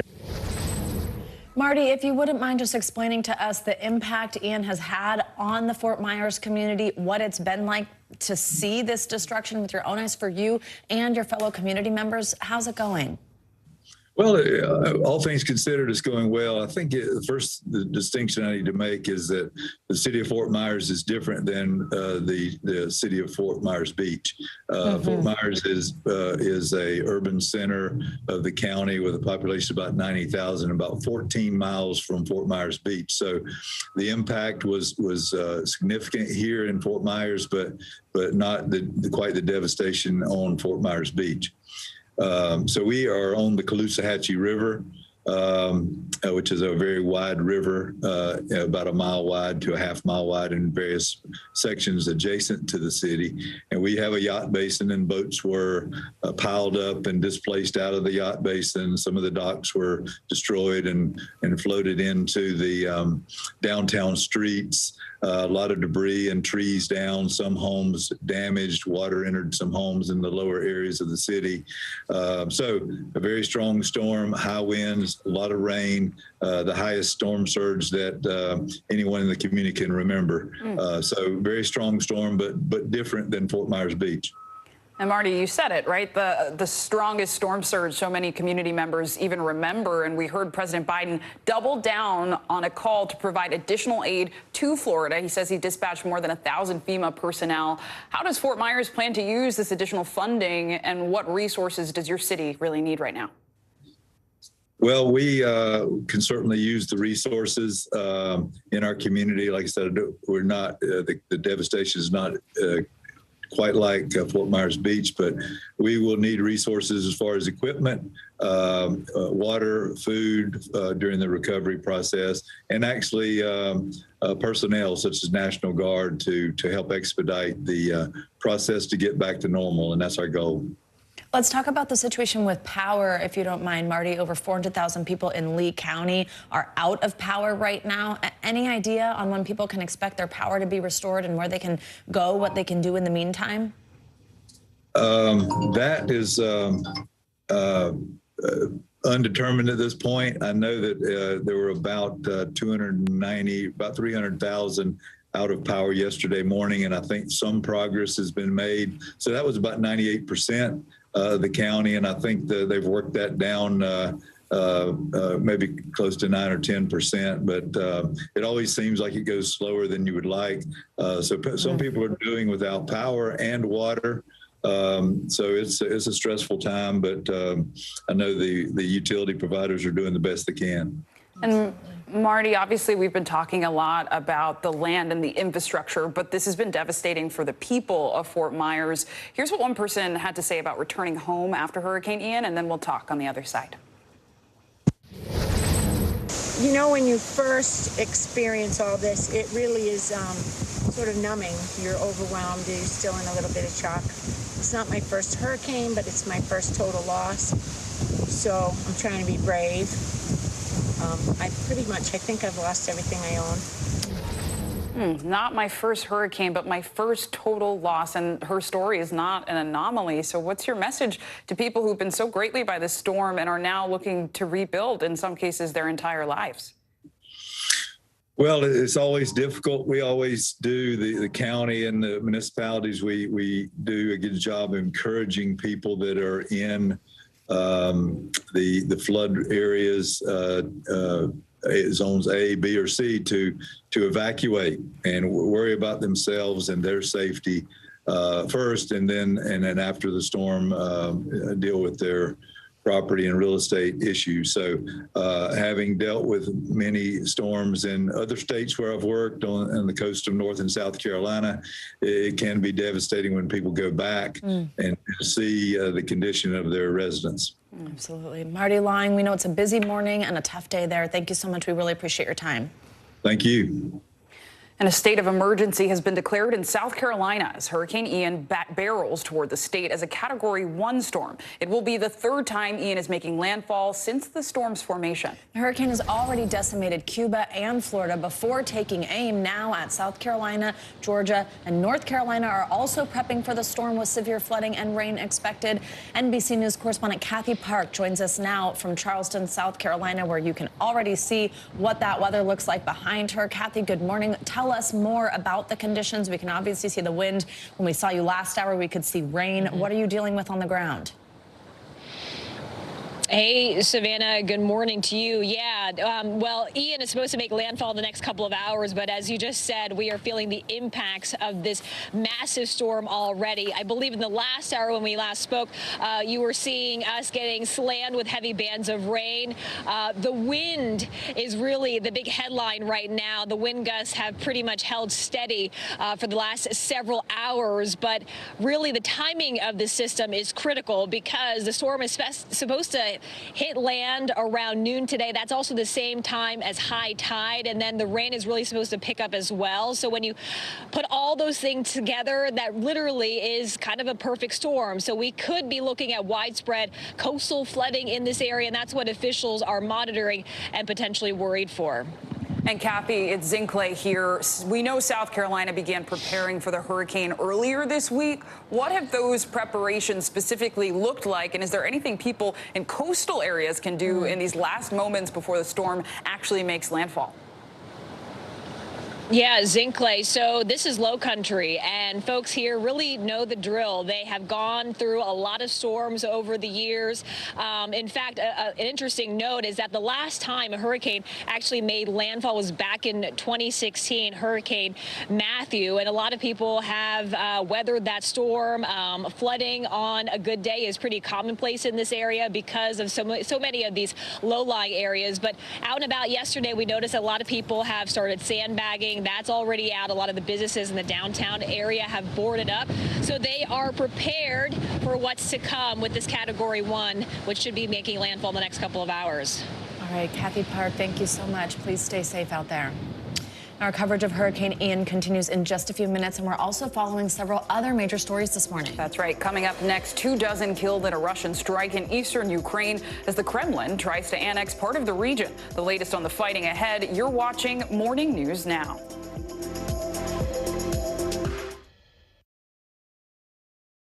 As we look out over the latest city-turned-crime scene, we see the things left behind. Back now with our NBC News exclusive.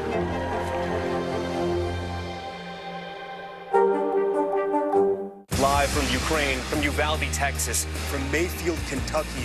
To cover the news, you have to be in it. This is how so many towns and cities are protecting themselves. You can actually see they're pushing the gates open. Was there a school officer on campus? That's what we've been told. No. Do you remember any tornado as bad as this one? You look at this and you're thinking, we're not going to have power for weeks, if not months. Exactly. Every night, it's your news playlist. Top Story with Tom Llamas, weeknights at 7 on NBC News Now. Now Tonight with Joshua Johnson, streaming weeknights at 8 on NBC News Now. Live from Ukraine, from Uvalde, Texas, from Mayfield, Kentucky. To cover the news, you have to be in it. This is how so many towns and cities are protecting themselves. You can actually see they're pushing the gates open. Was there a school officer on campus? That's what we've been told. No. Do you remember any tornado as bad as this one? You look at this and you're thinking, we're not going to have power for weeks, if not months. Exactly. Every night, it's your news playlist. Top Story with Tom Llamas, weeknights at 7 on NBC News Now. We're here to start conversations about the big things happening in our world, because it's not my job to tell you what to think.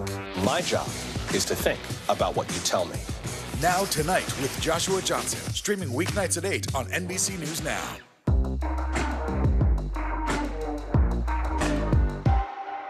We're here to start conversations, because it's not my job to tell you what to think. My job is to think about what you tell me. Now Tonight with Joshua Johnson, weeknights at 8 on NBC News Now.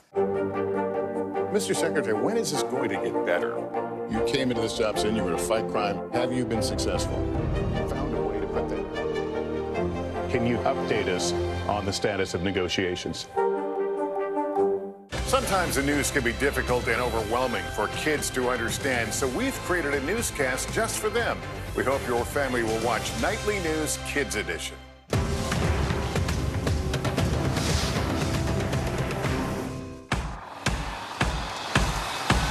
News is happening now. Look at what's making headlines around the world. Right now on Morning News Now. We're coming on the air with breaking news. And this is a significant moment. Whenever it happens, wherever you are, NBC News, streaming free now. Top Story with Tom Llamas, weeknights at 7 on NBC News Now.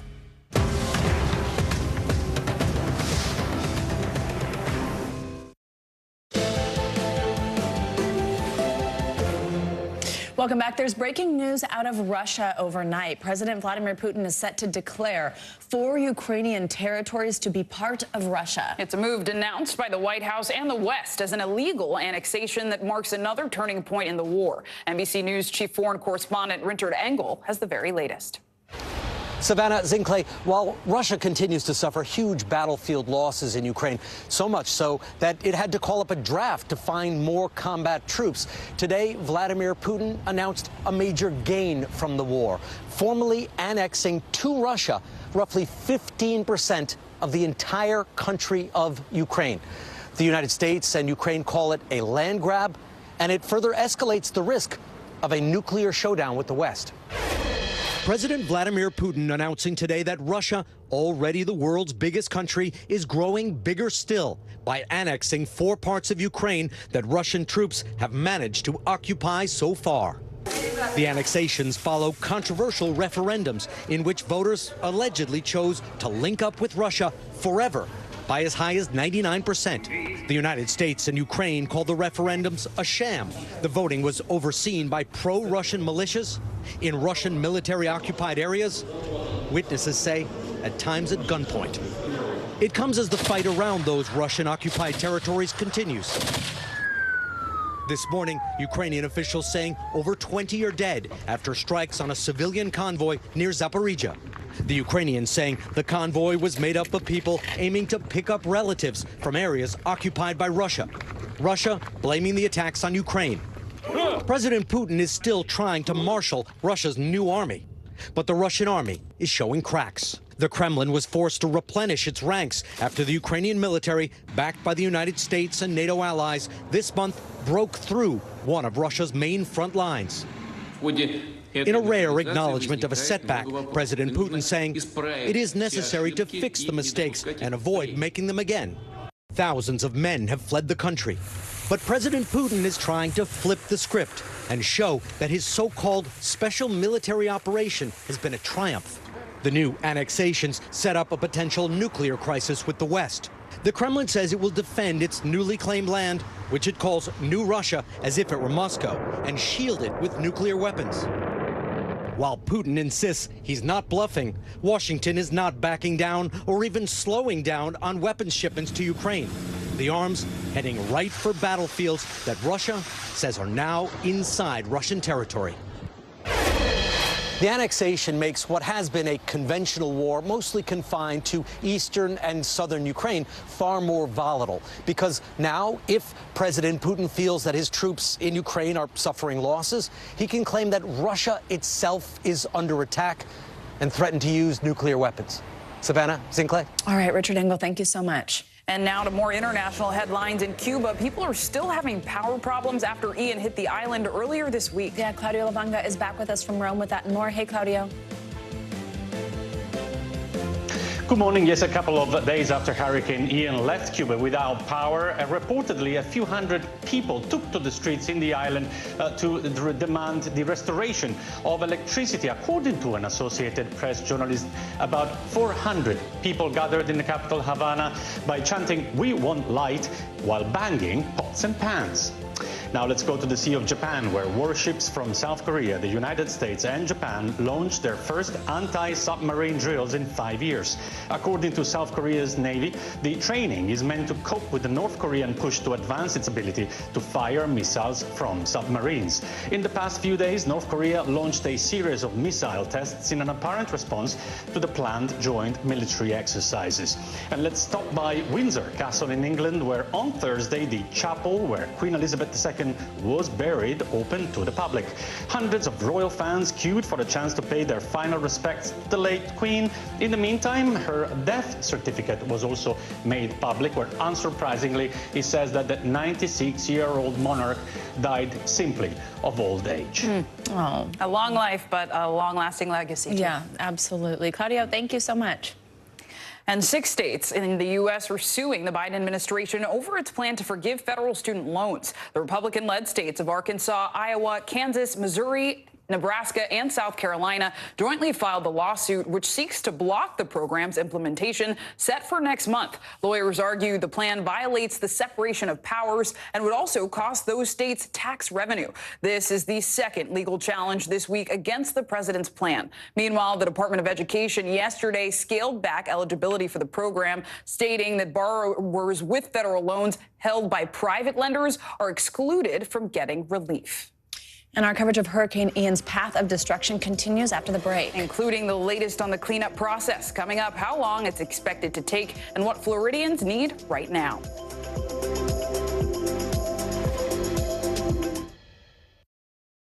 Sometimes the news can be difficult and overwhelming for kids to understand. Ukraine and Russia. Could you help me understand what's going on? So to help make sense of it all, we've created a newscast just for them. We hope your family will watch Nightly News Kids Edition.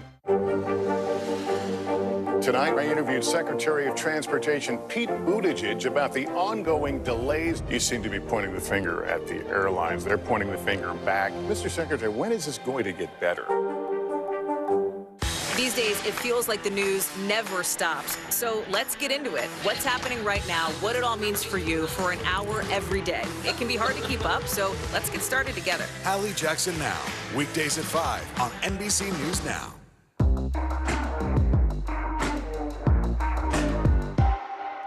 Hey, podcast fans, ready to unlock our true crime mysteries? Try Dateline Premium on Apple Podcasts. You'll get early access to originals, plus bonus content, and everything is ad-free.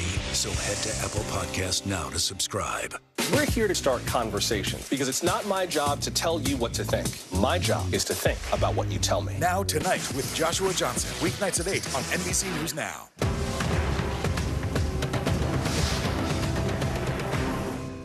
To cover the news, you have to be in it. This is how so many towns and cities are protecting themselves. They're pushing the gates open. Was there a school officer on campus? That's what we've been told. No. Top Story with Tom Llamas, weeknights at 7 on NBC News Now. The day's biggest political stories with trusted insight now and expert analysis now. A daily look at the politics behind the headlines. Meet the Press Now, streaming weekdays at 4 p.m. on NBC News Now. Now Tonight with Joshua Johnson, streaming weeknights at 8 on NBC News Now.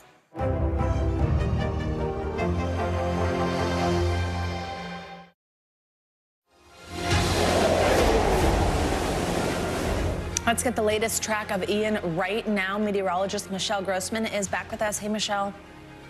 Hey there, guys. Great to see you. And we are looking at that track and a landfall later on today in the afternoon hours as a Category 1 storm. It weakened yesterday a bit over the state of Florida, although really held on a long time to that hurricane strength, eventually weakening to a tropical storm. Then it moved over the Atlantic, and that's where it regained its strength as a Category 1 storm. So let's go ahead and take a look at the numbers because we are looking at very gusty winds, damaging winds that cause some power outages. Winds are at 85 miles per hour. We're seeing the movement at north at 9 miles per hour. It's going to start to make that turn towards the northeast, towards the coast of South Carolina, and then we do expect that landfall later on today. But notice we overlaid the winds, we overlaid radar on top of this, just to show you that we're already feeling the impacts of Ian along the Carolina coast. We're seeing a tropical storm force speed for winds in Charleston, up to 32 in Myrtle Beach, 33 mile per hour wind gusts in Wilmington, and up to 35 in Savannah. Off the coast, we're looking at 60 mile per hour wind gusts off of Bowie along the coast of South Carolina. As a result, we do have tropical alerts because we are feeling the effects. We will feel the effects of Hurricane Ian in just a few hours. We're looking at 13 million people impacted.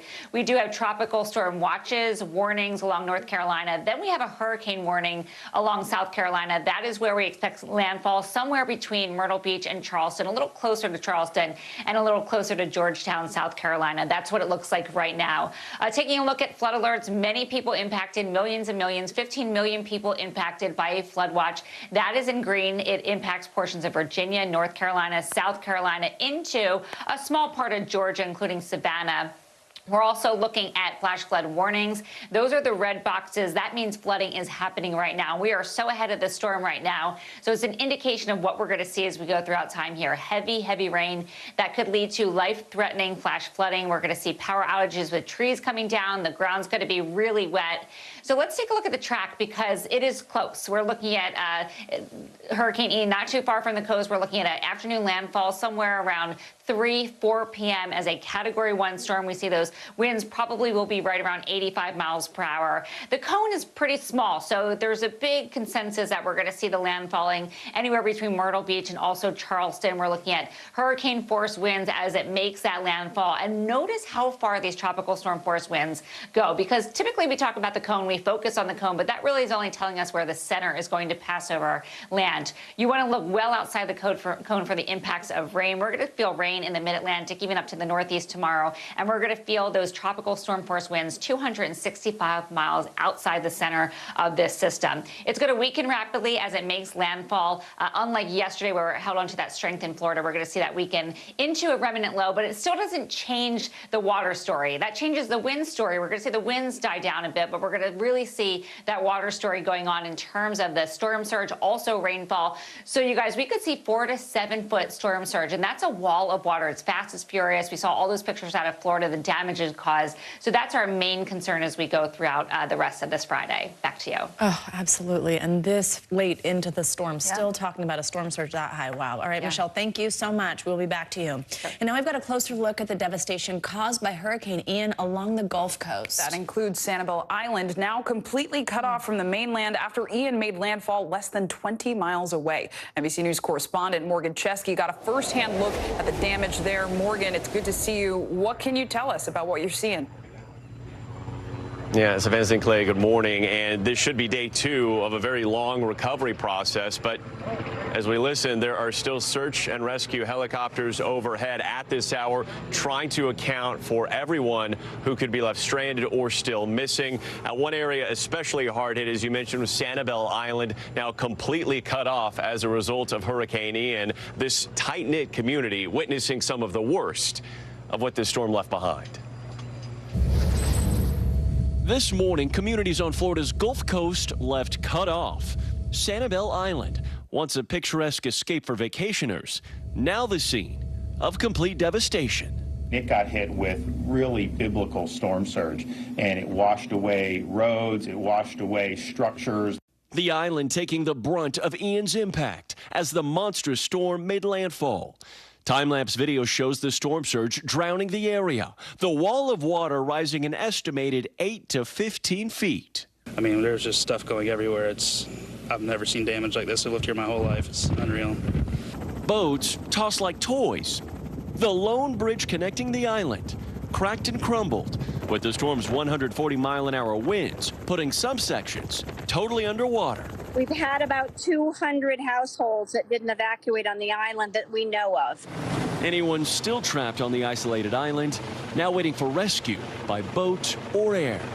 We joined the Lee County Sheriff as he surveyed some of the hardest hit areas to see the full scope of Ian's power. Your heart sinks when you look down and you know that as we are speaking right now, there are people that want us and need us, and we can't get to them. People like Jack and Betty Hennard, an elderly couple who hasn't been heard from since the storm hit their condo. The worst part is the wait and the unknown and not knowing if they're okay. Their son Scott says his parents were unable to evacuate in time and forced to hunker down on their ground floor. She said there was no water before. Now the water's 3 to 4 feet. It's rushing rapidly. We're stuck here in this clubhouse. We can't get across to higher grounds. Even on Florida's mainland, near the famed Fort Myers Beach, the damage is historic. You ain't gonna be able to get in that house safely.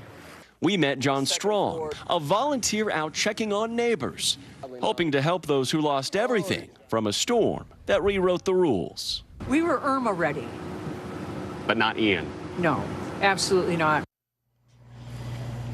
And unfortunately, that's the sentiment we have heard from so many people here. They had seen Irma, another powerful hurricane, come in 2017. They thought they were ready for Ian, but the sheer power of this hurricane has definitely changed how everyone feels as a result of these storms. And the damage behind me, just a testament to that. We do know power's been restored to about 1 million Floridians. That leaves still 1 million more in the dark. And as for Sanibel Island, it could take years before that causeway is back up and running. In the meantime, they are trying to figure out some sort of ferry service for the hundreds of people who call that place home.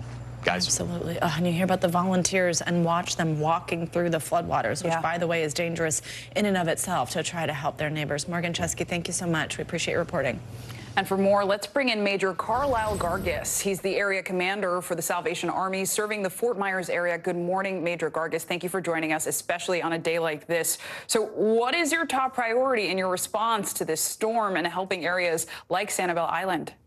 Well, thank you for allowing me to be on this morning. Top priorities are getting our teams out into the field to deliver, basic food and sustenance for people trying to get their lives back together, trying to find their houses. Matter of fact, can't even get to my house even now. And we continue to bring in more assets from the Salvation Army. I know we have a large strike team coming in from Texas. It will be in later today.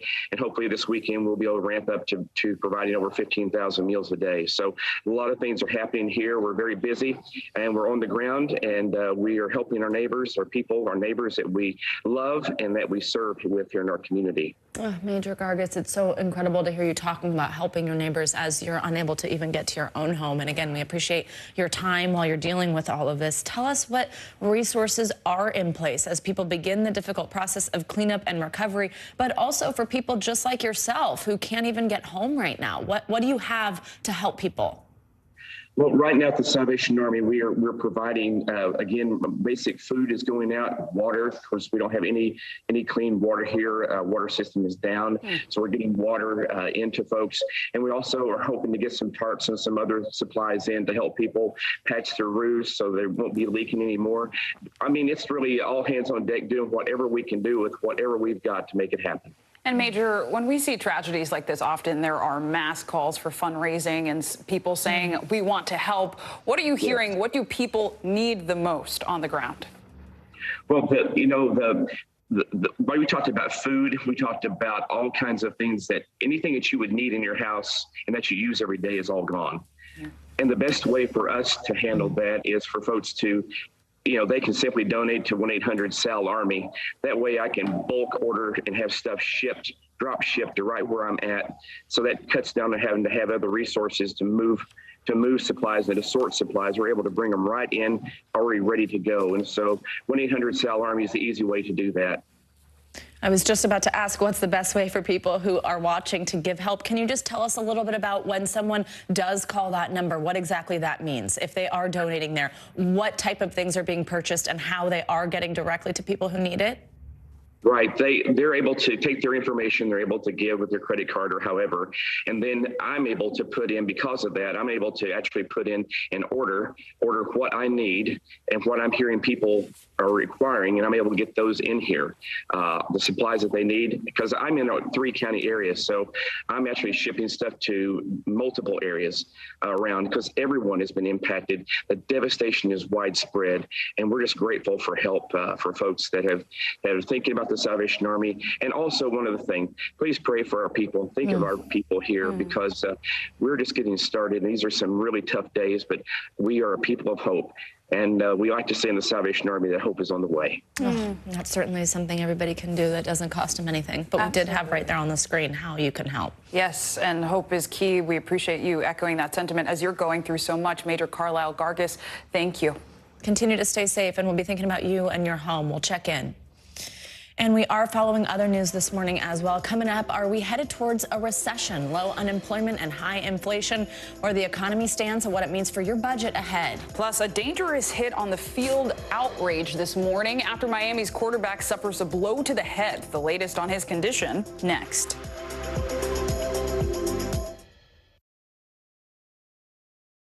No stress, no mess, just yum. That's it. As we look out over the latest city-turned-crime scene, we see the things left behind.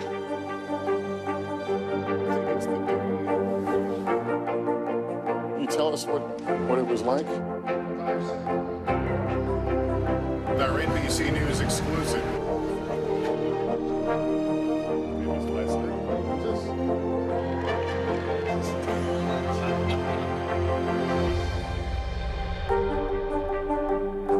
Live from Ukraine, from Uvalde, Texas, from Mayfield, Kentucky.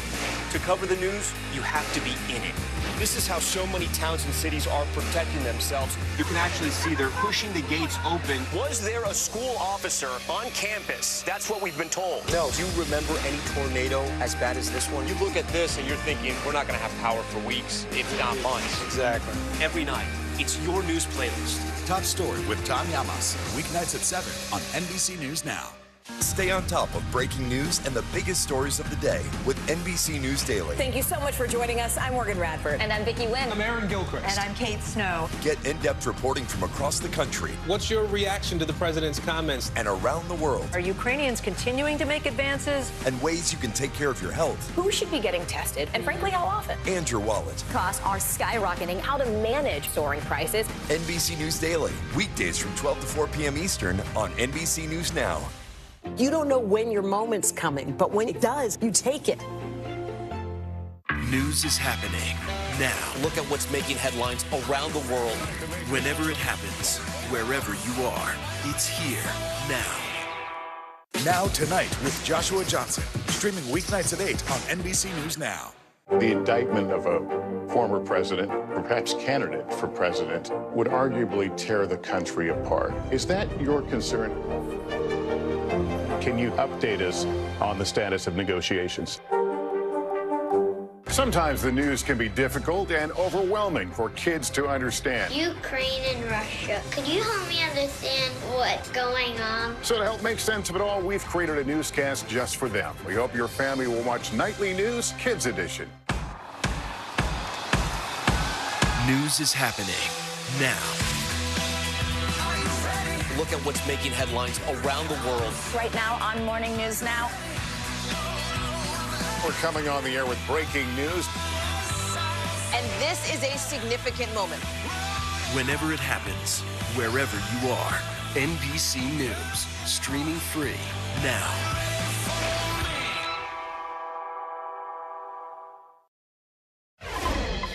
We're back now with the latest on the uncertain economy. And if it seems like a confusing time to you with high inflation and low unemployment, you're not alone. Veteran economists are divided over what it all means and whether it's going to get better or worse in the near term. NBC News correspondent Tom Costello joins us now from Washington. Tom, yesterday we got even more conflicting information on whether or not we are in a recession. People at home are confused and stressed. Tell us what we need to know.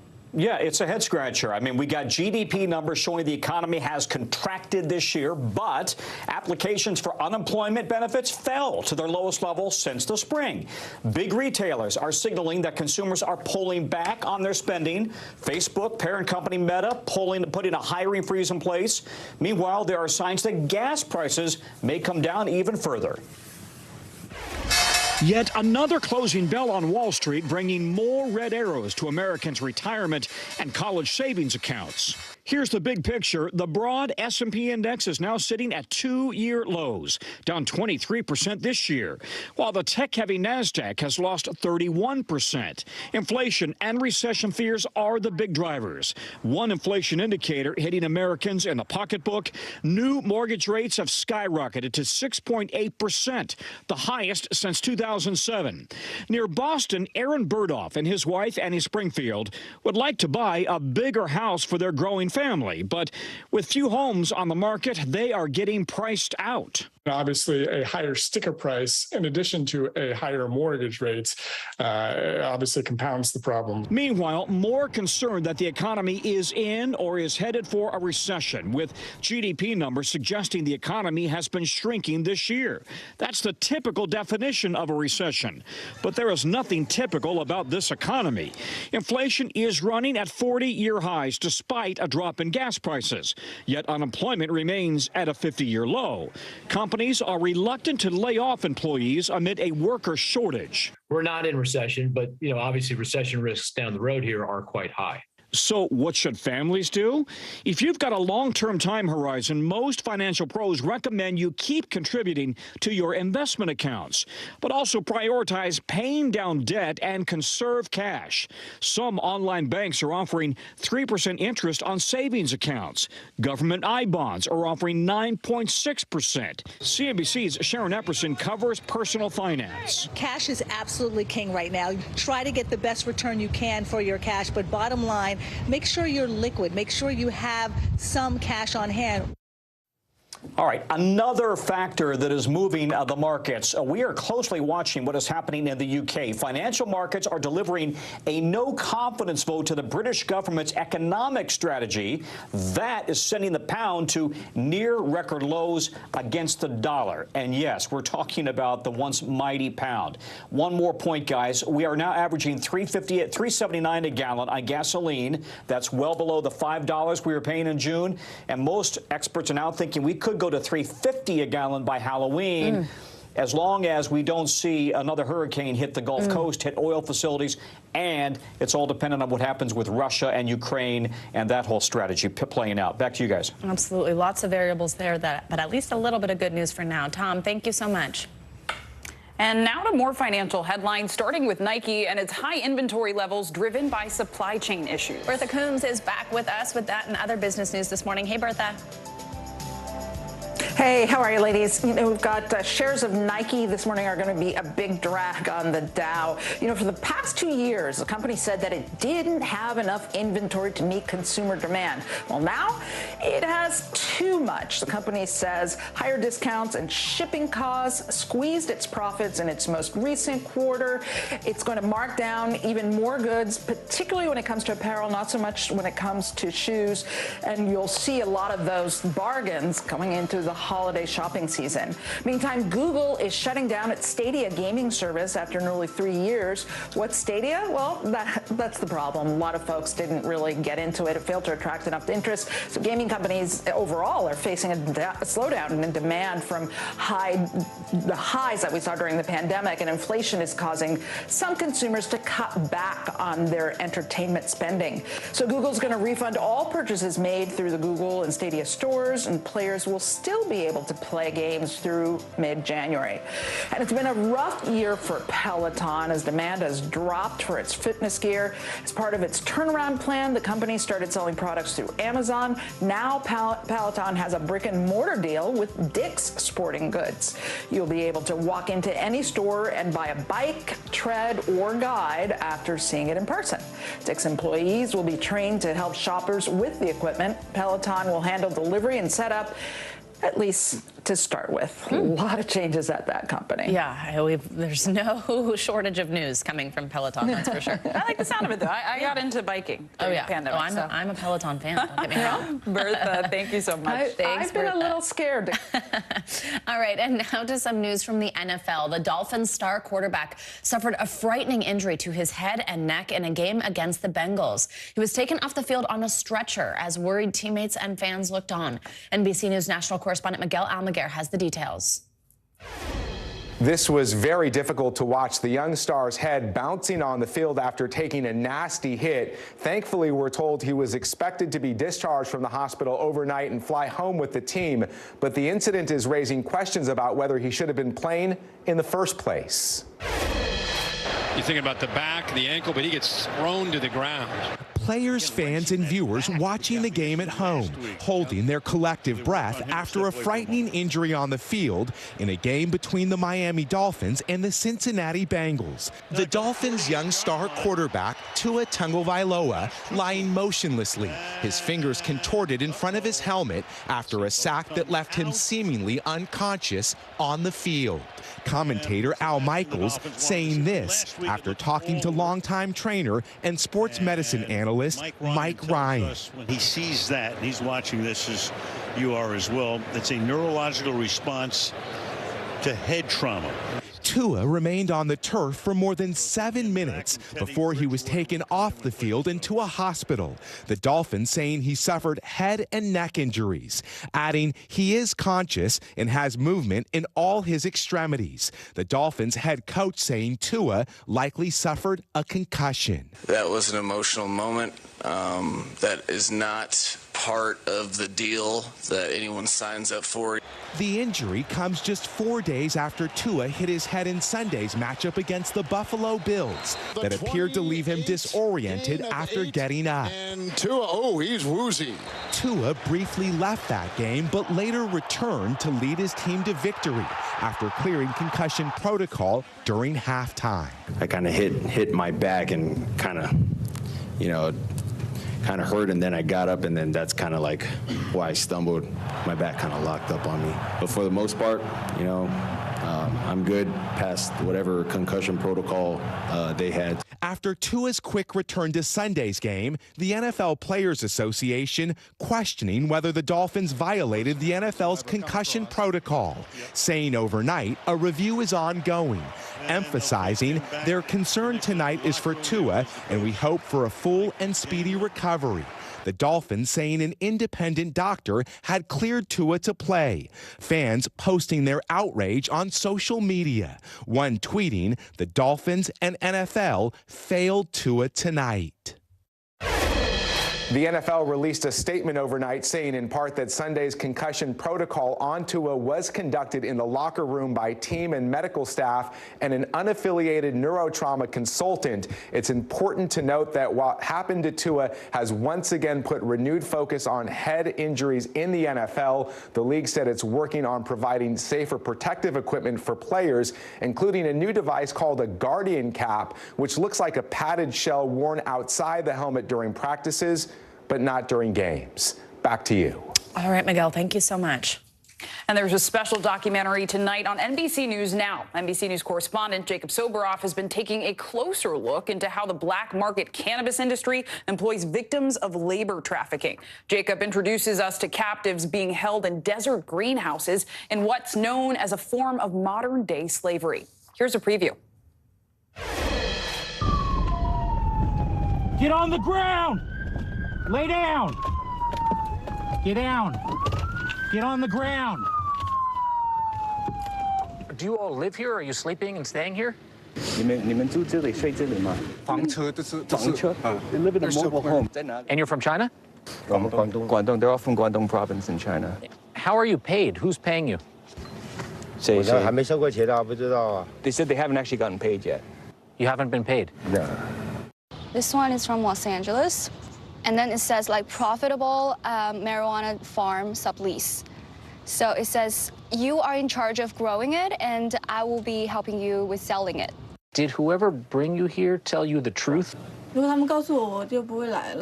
they told her it would be like this, she wouldn't have come. You can watch Jacob's special, The Captives of Cannabis, tonight at 10:30 p.m. Eastern, right here on NBC News Now. Definitely be tuning into that. And coming up on Morning News Now, to the rescue. It's the video that went viral, a man saving a cat in the middle of a hurricane. Well, we're going to talk to him next. Hear what was going on through his mind at the time. That's coming up.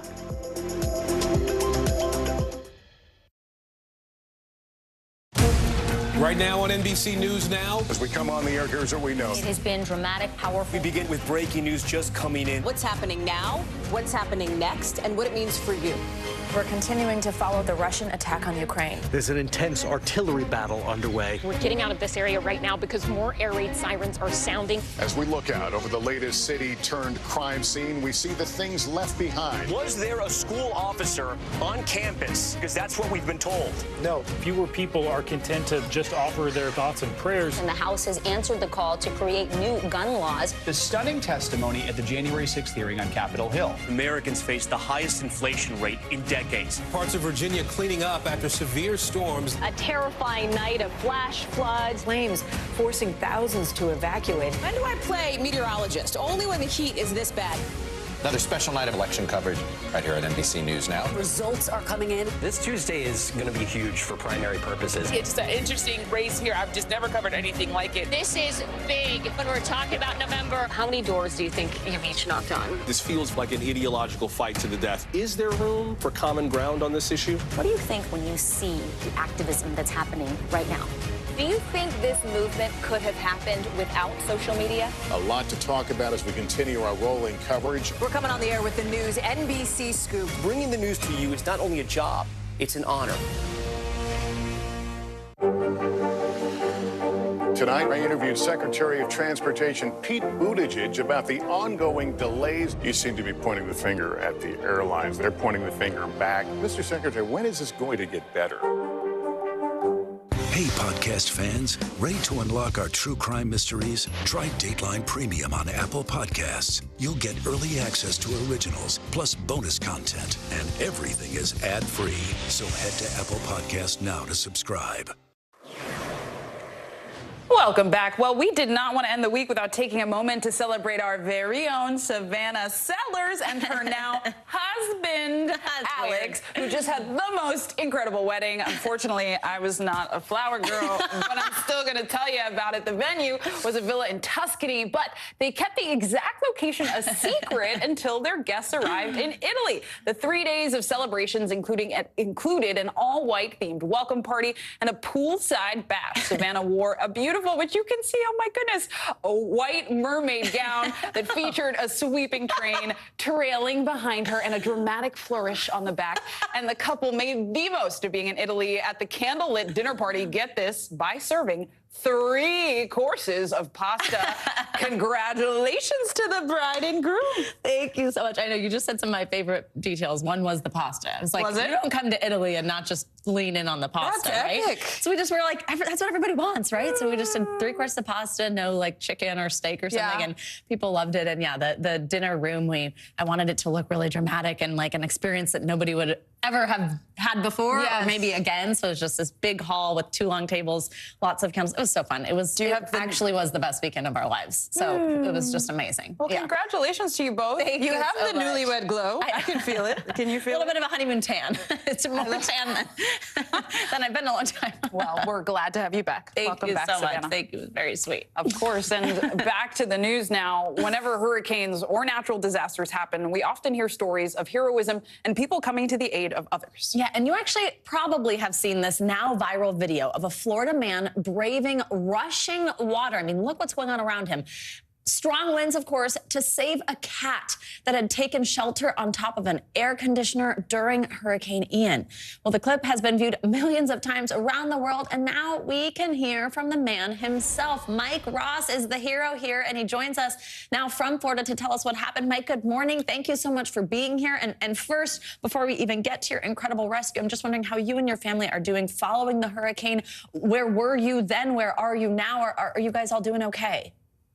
Yeah, so we're safe now. We're hunkered up at my girlfriend's parents' house, which is a little bit east, but I had evacuated my home, which is an older home in a low-lying area, so I knew it was going to be flooded. I evacuated to my parents' house, which is on Bonita Beach, which was really in the, where the heart of where Ian hit.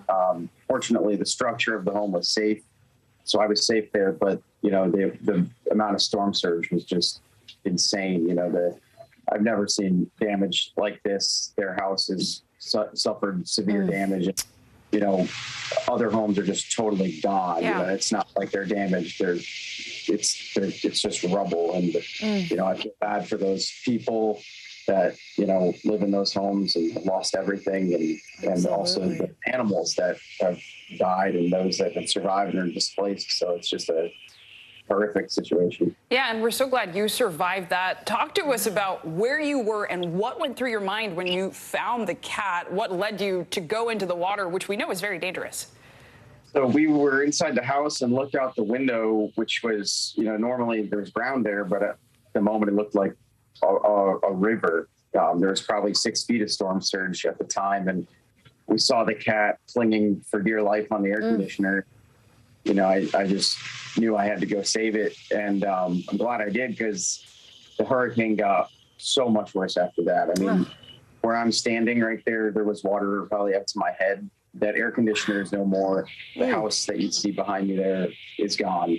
So the cat wouldn't have stood a chance if, you know, I didn't go and get him. Absolutely. Oh, it's incredible. Mike, we only got about 15 seconds or so, but just quickly, do you know who the cat belongs to? Has he been reunited with the family? Really bad internet here. Haven't been able to find the owner yet. If we do, we're going to give him back to the owner. If not, no, I'll be keeping the cat. Oh, we know he's in good hands, certainly, with you. Absolutely. Mike Ross, thank you so much, and we're thinking about your family. So sorry to hear about your community, and we'd love to check in with you. Thank you, and stay safe. Thank you. Thank you so much. So many people doing good, important work in the middle of a lot of devastation. Absolutely. Well, that does it for this hour of Morning News Now. But the news continues right now.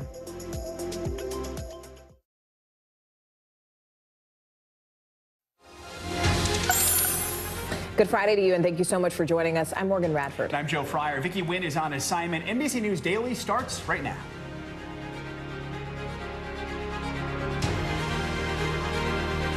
Today is Friday, September 30th. Coming ashore, Ian is a strong Category 1 hurricane charging towards South Carolina. It's bringing more than 80-mile-per-hour winds, life-threatening storm surge, and heavy rain. Right now, 15 million people under flood alerts. Total devastation on Florida's Gulf Coast. Homes have been ripped off their foundations or simply blown to pieces. Desperate search and rescue efforts are still ongoing. The storm is blamed for at least 13 deaths in Florida. Meanwhile, financial anxiety, the stock market down, and there are signs the economy is contracting. We've got some ideas, though, about how you can manage your family budget and save during a shaky economy. Frantic search. The Florida Coast Guard is searching for more than a dozen missing Cuban migrants who got caught in Hurricane Ian when their boat went down. We will have the latest on those rescue efforts.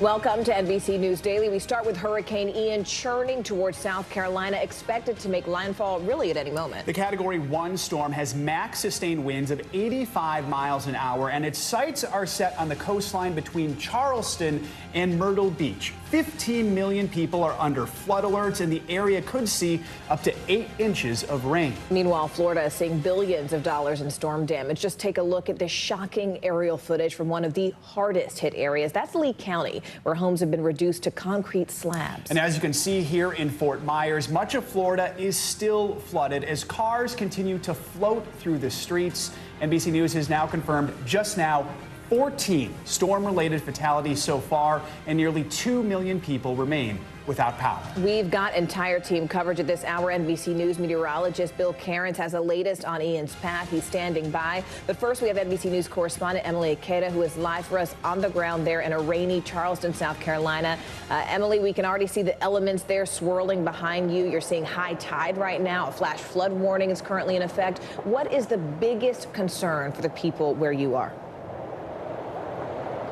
Good to be here with you both. Whether you ask state officials or residents, everyone says the same thing. Their biggest concern is water, and that's because Charleston, it's a low, flat area, and it is surrounded by water, whether it be the waterways weaving throughout the city or the Atlantic Ocean. And so it is no stranger to flooding. It doesn't take much to flood. As you mentioned, it's high tide right now. We are already seeing a number of roadways flooded, just driving throughout the city. Conditions here rapidly deteriorating, especially within the last hour or so. You can see the winds are really picking up. We're seeing heavier rain. And the thing that we're really watching for is storm surge. Forecasters estimating up to 4 to 7 feet of storm surge could wash over parts of Charleston. So that is a big concern for officials, for residents moving forward, and something we'll be watching closely in the next couple of hours. Emily, Charleston is at one end of the landfall zone, with Ian gaining its strength back as it crosses the ocean. Just how prepared does the city feel it is for the impact of this storm?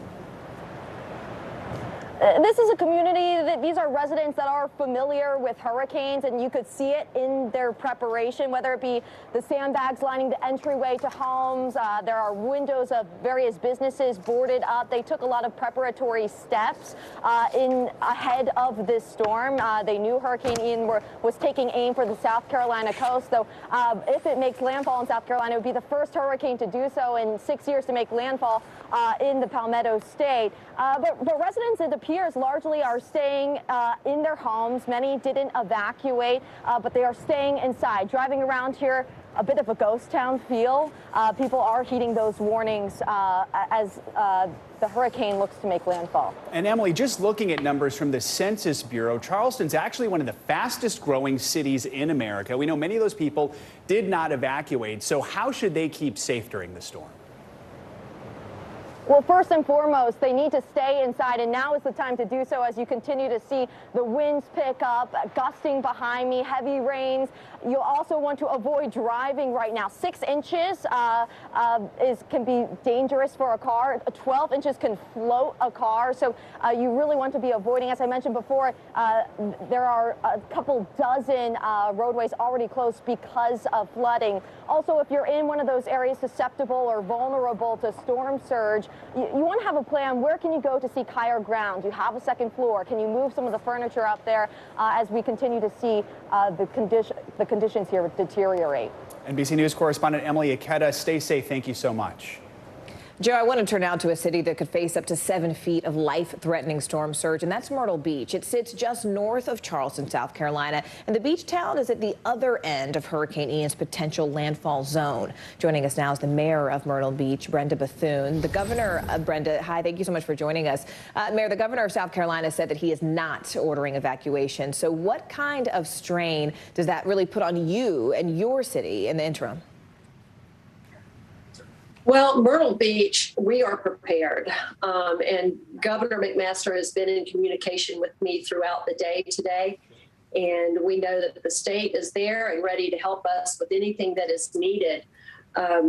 Myrtle Beach really won't get the brunt of the flooding because of the preparations we took. Hopefully, those precautions will hold up. We had our crews out lowering the levels of our stormwater ponds and securing, outdoor furniture and trash cans and things like that. What we worry about are the areas around us. Horry County does have some areas that do flood, and we are here to assist them in any way they need with manpower, equipment, or whatever is needed. Speaking of which, Mayor, I mean, when we think about sort of context here, the last major storm to hit Myrtle Beach was actually back in 2020. So how do you think this storm compares to Hurricane Isaias? Well, we in 2018, we had Hurricane Florence, which was much worse. This will be much less of an impact than that was. We really haven't seen a lot of impact from a storm since Florence.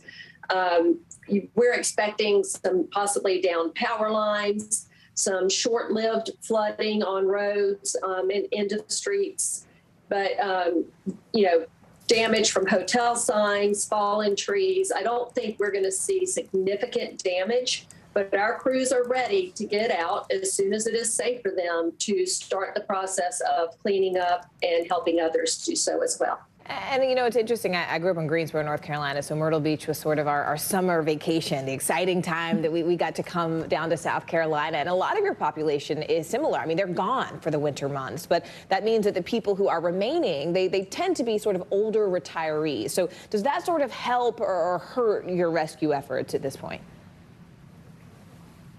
Well, hopefully everyone has been taking notice of our guidelines to stay inside. I live right across the street from the ocean. I'm on Ocean Boulevard, and it's concerning how many cars I'm seeing out on the road right now. It's so important as this storm progresses that people stay inside. We don't know when a power line is going down or when a tree is going to fall over. So again, as you all said earlier, 7 to 12 inches of water can flood a car. Mm-hmm. So we just need to, everybody pay attention and stay inside until the storm is over. Until the storm is over, and hopefully we're already looking forward to this next round of summer months and people can head back down to Myrtle. Mayor, thank you so much for your time. We appreciate it, especially at such a busy moment for you. Thank you, Ms. Brenda Bethune. Hurricane Ian is bringing life-threatening flooding, storm surge, and winds to South Carolina, and it's getting closer and closer. Let's get right to NBC News meteorologist Bill Cairns, who's tracking it all. Hey, Bill. Hey, so Ian's closing in on the coastline. So now is the time when we have our Category 1 hurricane that you tell people to head inside. Don't be outside in these wind gusts. You probably shouldn't have been out there this morning either. It's been pretty windy all day. And now we're going to see if we get any storm surge or any problems. It would be in the next couple hours because that's as the center is beginning to move towards the coastline. And one thing that's been interesting all along with this storm is that all the heavy rain is north of the center. So this is the backside of the rain. So in areas like Myrtle Beach and Georgetown, Charleston, you give it about 4 to 5 hours from now and the rain's done, and that's it. So all that heavy rain is moving inland. Wind gusts so far are in the 40 to 50 mile per hour range in most areas. We have had a couple areas gust pretty high. North Myrtle Beach is the highest I've seen for you, 53. Usually when you get up there into the 50 mile per hour range, that's when we start seeing some tree branches coming down, and that's when we get problems like that. We're also just about an hour past high tide, which is helping because as a storm surge is coming in, the tide is going out, so that hopefully will negate it a little bit at least. Doesn't mean we won't have damage, but it won't be as bad. And as far as where our forecast goes, this was the 11 o'clock advisory from the Hurricane Center. They do have it coming inland somewhere near about Georgetown. Again, that means a wind blowing out in areas like Charleston. So as far as storm surge fear goes, from Charleston southwards, you're not going to have it because the wind's blowing away. It's really from Georgetown up to Myrtle Beach, North Myrtle Beach. If we get any water surge, that's where it will occur. And then the storm quickly weakens. I mean, we're going to be not calling this even a tropical storm as we go throughout this evening. And then tomorrow it just completely falls apart. We'll call it a remnant low at that point. So the maximum wind gusts that are potential is 70 to 90 miles per hour. And if that happens, that'll be happening in the next 2 to 3 hours. So that's one of the issues for life-threatening weather. And then, of course, that storm surge, too, guys. So, again, if we just make it through the next 6, 7 hours, a lot of the life-threatening weather will be ending. All right, NBC News meteorologist Bill Cairns, the hardest working man in this building this week. Thank you so much, Bill. We appreciate you tracking that storm for us. Turning now to our Money Minute with Ian showing no mercy in Florida. Well, that's forcing Amazon to shut down 2/3 of its 85 operating facilities. That's right. Here with more is CNBC Tech Check co-anchor Deirdre Bosa. Deirdre, it's good to see you this Friday. We know that Amazon's first Prime Day is actually in 2 weeks. So will all these closures sort of cause any hiccups? So, yes, as a bottom line, Amazon is expecting that those shutdowns, along with potential disruptions during the cleanup, will have a near-term impact on Prime deliveries. And that includes some purchases made during that 2-day Prime Early Access sale starting on October 11th. Now, the storm is also expected to cause problems for FedEx and UPS. So Wall Street is bidding up the shares of some trucking and logistic companies that could get additional business. Now, we're also following these stories. Inflation has 60% of Americans living paycheck to paycheck. That's an increase of 5 percentage points from last year, according to a Lending Club report. There is an even bigger jump for people earning $100,000 or more. 45% of those high-income Americans say they're just getting by, up from 38% last year. And guys, if all of those problems make you want to kick something, well, FIFA 23 is being released today. The video game version of international soccer features fictional coach Ted Lasso and his AFC Richmond team. Back over to you guys. Oh my gosh. Everyone's going to want to be Ted Lasso in that. My goodness. All right. Deirdre, thank you so much. Appreciate it. And just after the break, some tips on how you can best protect your family's savings during this incredibly uncertain time in our economy. You're watching NBC News Daily.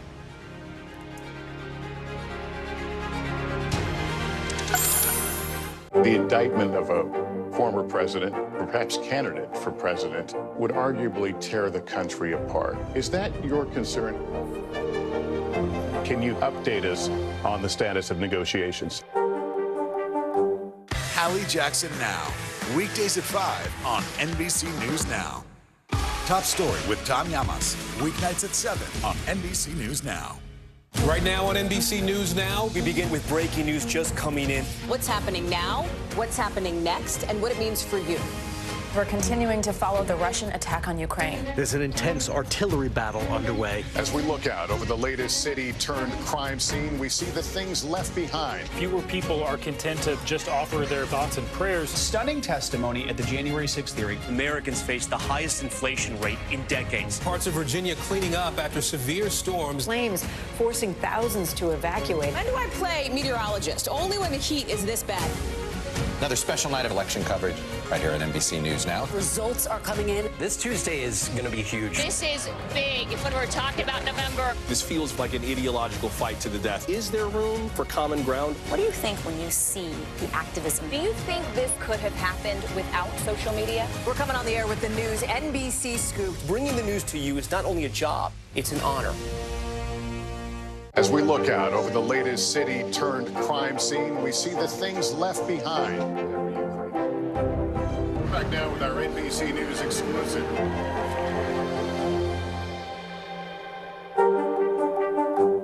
And what do you love about fatherhood? The chaos, the learning. Is climate change one of your top priorities? What's your message to girls who want to make a difference in their own communities? Believe in yourself. We're here to start conversations because it's not my job to tell you what to think. My job is to think about what you tell me. Now Tonight with Joshua Johnson, weeknights at 8 on NBC News Now. And what do you love about fatherhood? The chaos, the learning. Is climate change one of your top priorities?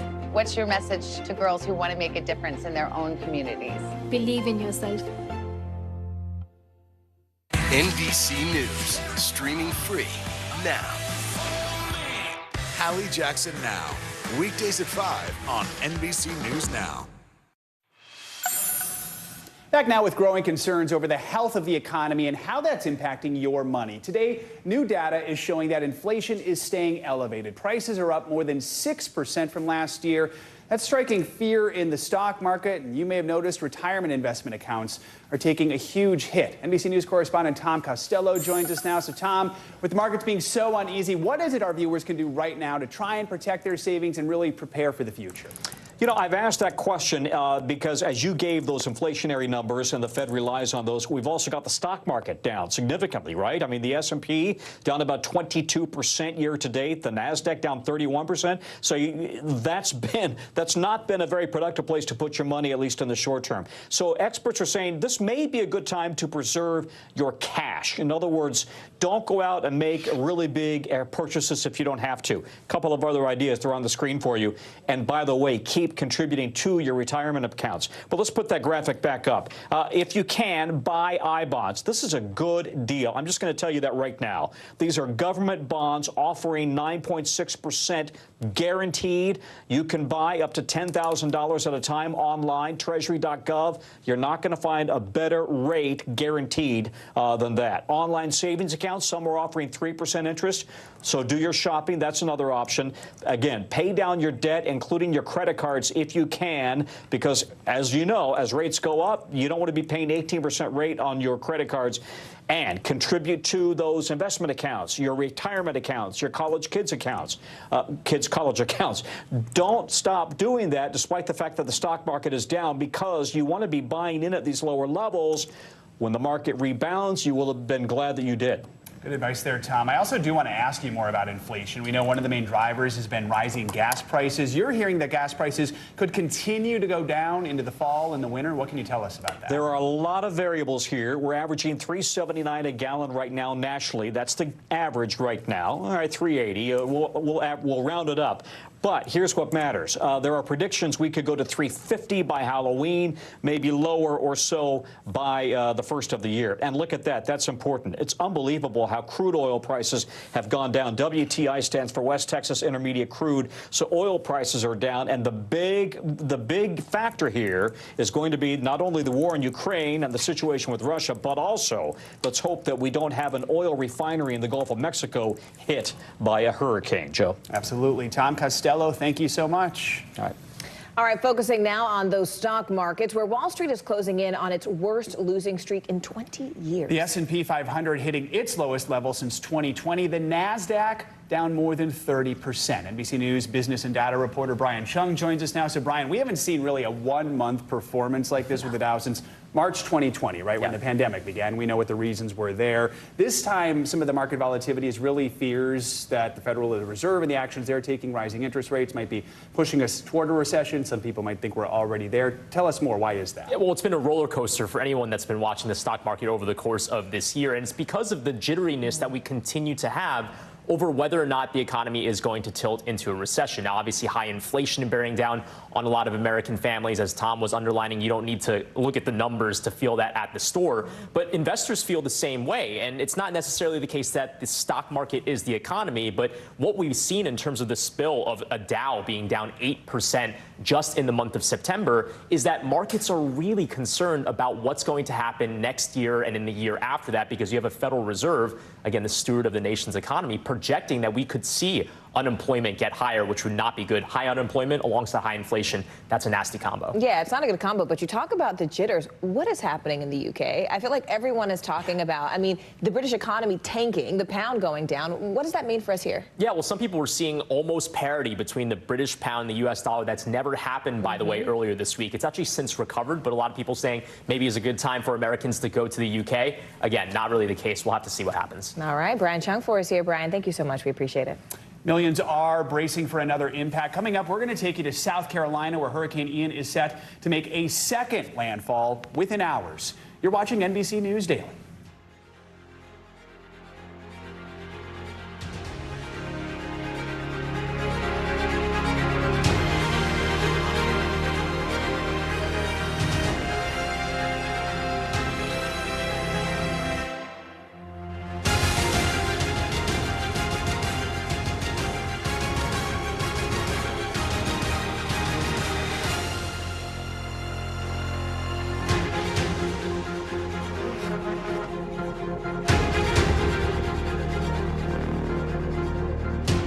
Sometimes the news can be difficult and overwhelming for kids to understand. Ukraine and Russia. Could you help me understand what's going on? So to help make sense of it all, we've created a newscast just for them. We hope your family will watch Nightly News Kids Edition.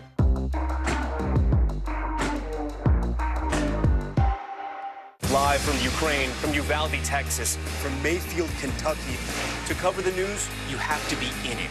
This is how so many towns and cities are protecting themselves. You can actually see they're pushing the gates open. Was there a school officer on campus? That's what we've been told. No. Do you remember any tornado as bad as this one? You look at this and you're thinking, we're not going to have power for weeks, if not months. Exactly. Every night, it's your news playlist. Top Story with Tom Llamas, weeknights at 7 on NBC News Now.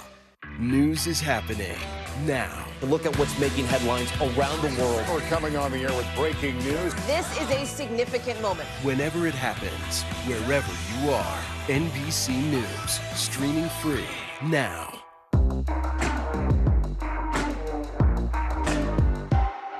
From Brooklyn, we're next to the subway station. The state's reservoirs are alarmingly low. War will pass them by.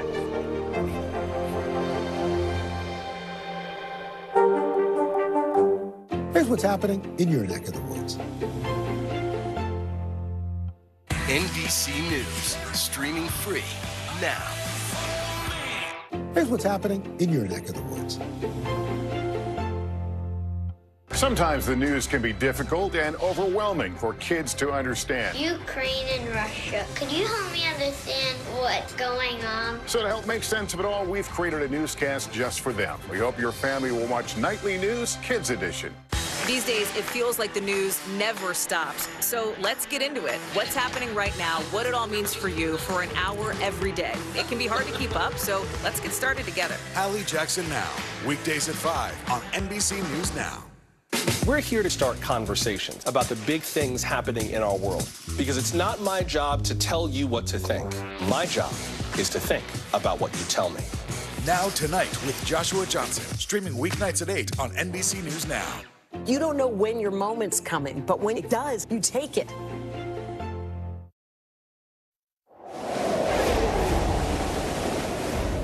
Now to a tragic update on the search for more than a dozen Cuban migrants who went missing Wednesday off Florida's southern coast. U.S. Coast Guard officials now tell us one person was found dead just this morning. In fact, take a look at this new video shared by the Coast Guard less than 24 hours ago, showing 3 migrants rescued within the first hours of that search. We spoke to an official with the U.S. Coast Guard's District 7 in Miami. The winds and the currents and the sea state was really bad. If they had no safety equipment, and traditionally these people don't, not wearing life jackets, nothing like that, this is a very rough search and rescue mission going out, because we're not sure exactly what we are going to find, and we might be facing the worst. We might be facing the worst. That is Officer Nicole Grohl. She was generous enough to allow me to fly with her recently as we were looking for some of these Cuban migrants in the past. So just to offer some context, more than 155,000 Cuban migrants were apprehended by Border Patrol this physical year alone. That's 12 times more than back in 2020. Someone who I know knows this better than anyone, MSNBC anchor Jose Diaz-Balart joins us now from Fort Myers Beach, Florida. Jose, it's good to see you this Friday, although under these circumstances, this is difficult. Do officials expect the death toll to climb even higher? And really, what about those 9 migrants who are already rescued? I mean, where are they now? Well, that's a great question, Morgan, and you know this better than anybody else. What it takes for someone to go on a small boat, leave Cuba on a small boat, heading to South Florida when there is a hurricane. It tells you the desperation that these people feel, the need to look for a future that is outside that island is so infinite that they're willing to go and take to the seas when there's a hurricane. I mean, you know, Hurricane Ian slammed into Pinar del Rio in Cuba as a Cat 3, as it, you know, then churned towards Florida. What happened to them? I mean, and what happened to the ones that were picked up? Traditionally, they're sent back to the island. And Morgan, what's happening here in West Florida is such a large, devastating hit. You know, Hurricane Ian hit us right here in Fort Myers Beach as a Cat 4, 150 miles an hour, slammed into this. This was here, the building of the marina. It's been here. This building has been here for more than 40 years. There's some small shops. It's owned by a family. I just met the wife of the gentleman who owns this. And this hurricane destroyed their entire life savings and everything they'd worked for generations. I just spoke with the Gutierrez family, Morgan, who were in their house when their house started buckling. Here's a part of a conversation with Señora Gutierrez. The water was inside our house, and we opened the door, and all the water came in. He was crying, "Mommy, don't let me die."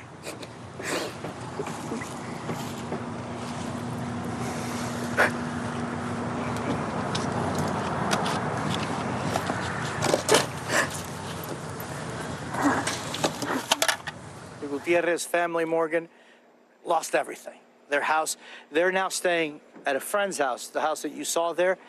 That house also was severely damaged, but at least they have a roof over their heads. And you know what the Gutierrez family is doing today, right now? They're out looking for work because they lost everything. And there are so many people, Morgan, here in this community that for a number of reasons will not have access to federal help. And some will feel so fearful of reaching out to government officials that they won't have access to help. And so they're on their own in so many ways, Morgan. Well, luckily they're not on their own because they have you there on the ground to tell their story and share it with us, because we know that they are just one of many. MSNBC anchor Jose Diaz-Balart. Jose, as always, thank you for your time. Thank you for your reporting. Thank you for your expertise. Our coverage of Hurricane Ian continues. Stay with us. You are watching NBC News Daily.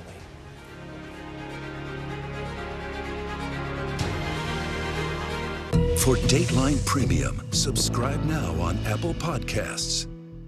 News is happening now. Look at what's making headlines around the world.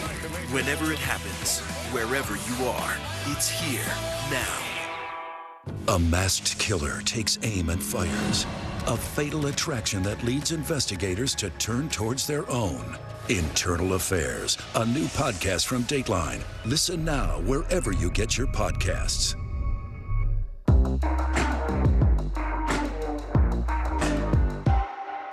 Now Tonight with Joshua Johnson, streaming weeknights at 8 on NBC News Now.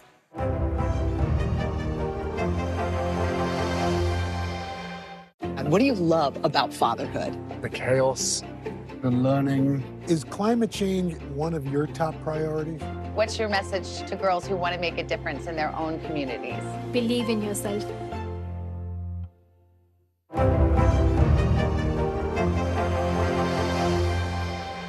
Sometimes the news can be difficult and overwhelming for kids to understand. Ukraine and Russia. Could you help me understand what's going on? So to help make sense of it all, we've created a newscast just for them. We hope your family will watch Nightly News Kids Edition.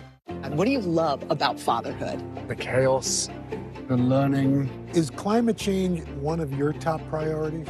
What's your message to girls who want to make a difference in their own communities? Believe in yourself. Hallie Jackson Now, weekdays at 5 on NBC News Now. News is happening now. Look at what's making headlines around the world. Whenever it happens, wherever you are, it's here now. Stay on top of breaking news and the biggest stories of the day with NBC News Daily. Thank you so much for joining us. I'm Morgan Radford. And I'm Vicki Wynn. I'm Aaron Gilchrist. And I'm Kate Snow. Get in-depth reporting from across the country. What's your reaction to the president's comments? And around the world. Are Ukrainians continuing to make advances? And ways you can take care of your health. Who should be getting tested? And frankly, how often? And your wallet. Costs are skyrocketing. How to manage soaring prices. NBC News Daily, weekdays from 12 to 4 p.m. Eastern on NBC News Now. Here's what's happening in your neck of the woods. Hallie Jackson Now, weekdays at 5 on NBC News Now.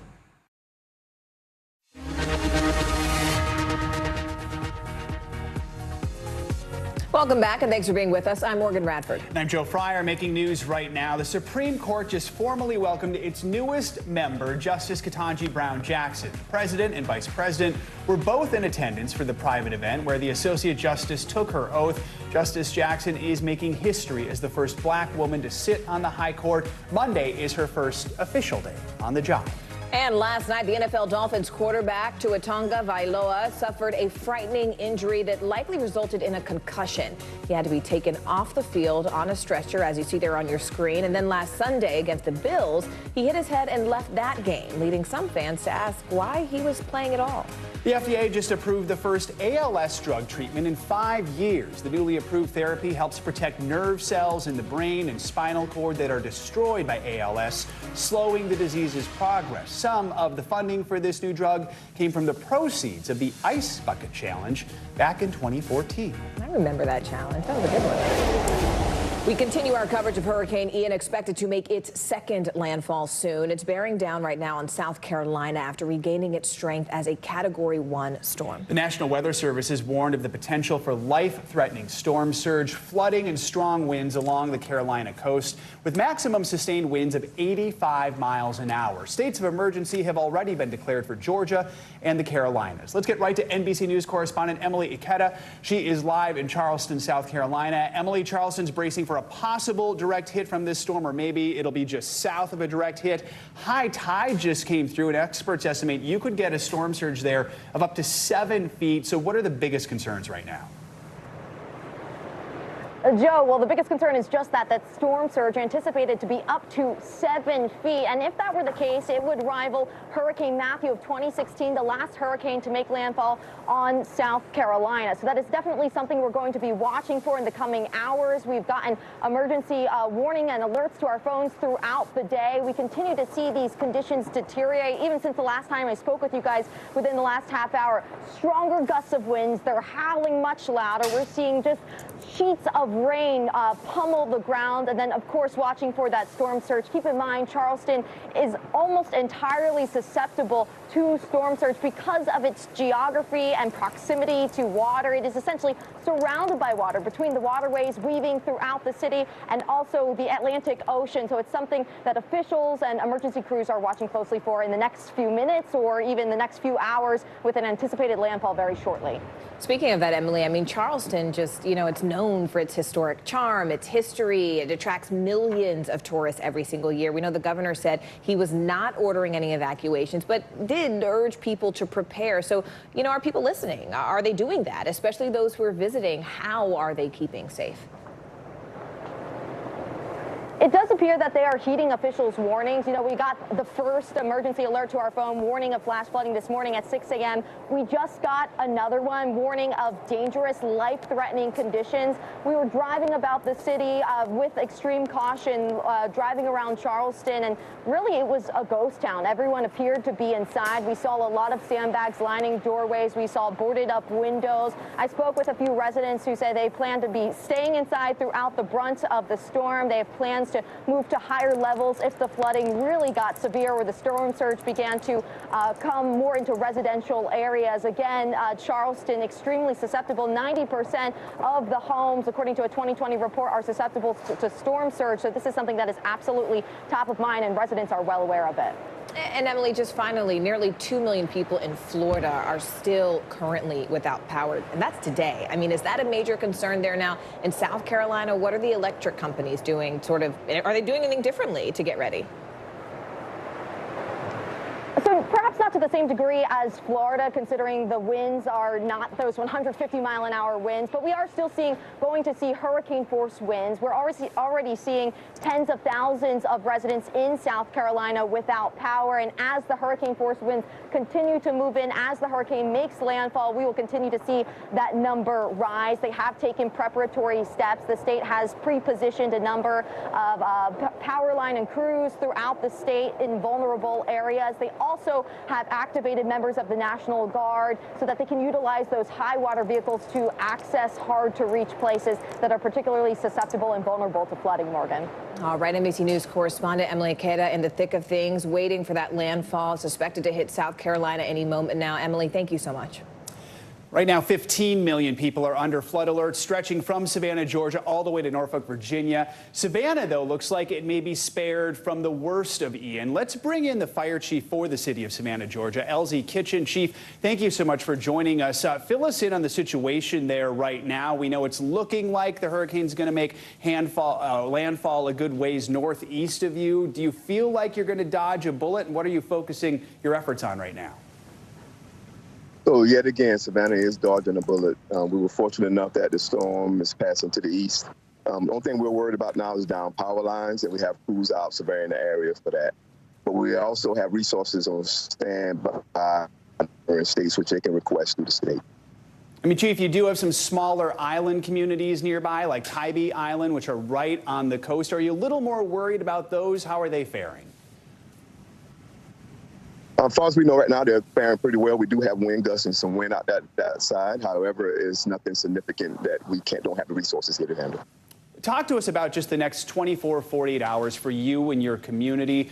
What's your advice to people in your area right now for this afternoon, for tonight, and in the days ahead? So we still need to take this storm seriously. We do have wind gusts coming. That causes a lot of problems for the historic district and all the beautiful scenery we have here in Savannah, because we have trees. It will cause some trees to fall, and that will enhance the power lines. Savannah, an absolutely beautiful. So just be careful of those things. We make sure that put caution tape out to make sure that citizens are aware of those areas. All right, sounds like you're taking all the precautions in Savannah. Beautiful city. I visited there for the first time last year. Wishing you and your community can stay safe during this. Appreciate your time, Chief Elsie Kitchen. Thank you so much. Meanwhile, residents in Florida are working towards recovery today, slowly picking up the pieces and assessing the property damage left behind by Hurricane Ian. Currently, estimated losses from the storm are between $28 and $47 billion, making it the costliest storm in Florida since the early 90s. But what do those losses actually mean for homeowners, and how can they start recovering financially? CNBC senior personal finance correspondent Sharon Epperson joins us now with more. Sharon, you had the chance to speak with some financial advisors and insurance experts. What steps can homeowners take right now to make sure they're protecting their own finances? Absolutely. Well, of course, they want to protect their lives. Food, water, cash, having those essentials on hand is so important. But we did happen to be able to speak to Carolyn McClanahan, who's a financial advisor in Jacksonville, as she was trying to deal with power outages and hunker down, get to higher ground herself, about what she's doing as a financial advisor and what people should be doing to secure their financial lives right now. And she said, first and foremost, apply for disaster insurance as soon as possible. Reach out to FEMA, see what relief is available there, and also from the Red Cross, your state and local government as well. And then when it comes to your lenders, not just your insurance company, but you may have some debts and some bills that need to be paid that you will not be able to pay for some time. Reach out to your credit card companies, reach out to your lenders, and reach out to your mortgage company and let them know what's going on. Absolutely talk to an insurance agent as soon as you can. Your local insurance agent may be really in a difficult situation as well in terms of having damage to their property. You may need to contact that insurance company directly, but get to them as soon as you can. Put in your claim. It's important to keep in mind. So for the folks out there who do have insurance, what is it they need to be doing right now?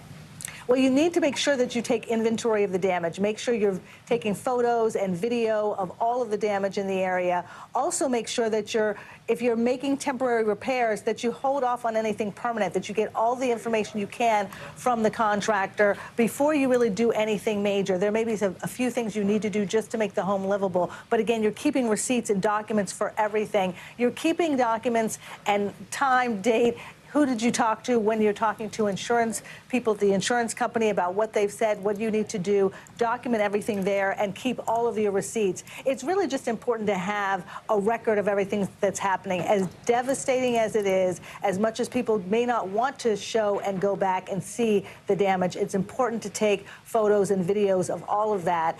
And for those, one thing that, having been a flood survivor myself a year ago, one of the things that's so very important also is to make sure that if you've bought a lot of things online, you don't have the receipts, but you bought that stuff and you have the record of your Amazon purchase or your purchase from Home Depot. Keep those as well. Not everyone will have paper receipts saved. Go through your email and see if you have any emailed receipts that you can share. That can be very, very helpful. As much documentation as possible will help to make sure that you get the claim that you need. And Sharon, just briefly here, I mean, how can people who do live in these high-risk areas sort of protect their own finances going forward? Well, I think it's really important to have insurance coverage. And the thing that you need to know, particularly residents in Florida, there has been so much damage there that may be more difficult going forward. A lot of Florida residents have hurricane deductibles already, so they're already now facing perhaps having to pay more out of pocket than they anticipated. Some experts are telling us as much as 5% of the value of your home could be your hurricane deductible for that named hurricane that now you're going to have to pay. You also want to make sure that you are contacting your insurance agent so that you know what your premium is, what your deductible is, and understand that after this, it may go up. There also may be some people whose insurance companies may drop them altogether. So you need to make sure you have an independent agent that you can talk to find coverage elsewhere, because having that coverage now, you know, the homeowner's coverage as well as flood insurance is going to be so very important. Candid advice there from CNBC senior personal finance correspondent Sharon Epperson. Sharon, thank you so much. We really appreciate it. Absolutely. All right. We are continuing to track Hurricane Ian. Straight ahead, how soon landfall is expected in South Carolina, what residents need to know to best prepare. More NBC News Daily right after this.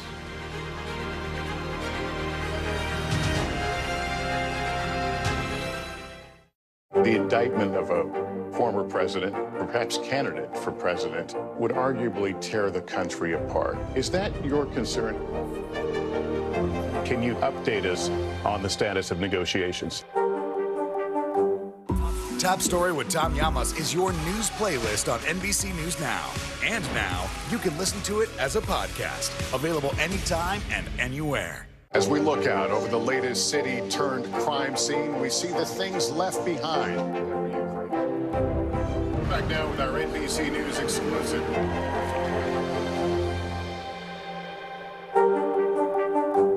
Here's what's happening in your neck of the woods. Sometimes the news can be difficult and overwhelming for kids to understand, so we've created a newscast just for them. We hope your family will watch Nightly News Kids Edition. The day's biggest political stories with trusted insight now and expert analysis now. A daily look at the politics behind the headlines. Meet the Press Now, streaming weekdays at 4 p.m. on NBC News Now. Sometimes the news can be difficult and overwhelming for kids to understand, so we've created a newscast just for them. We hope your family will watch Nightly News Kids Edition. News is happening now. Look at what's making headlines around the world. We're coming on the air with breaking news. This is a significant moment. Whenever it happens, wherever you are, NBC News, streaming free now. Live from Ukraine, from Uvalde, Texas, from Mayfield, Kentucky. To cover the news, you have to be in it.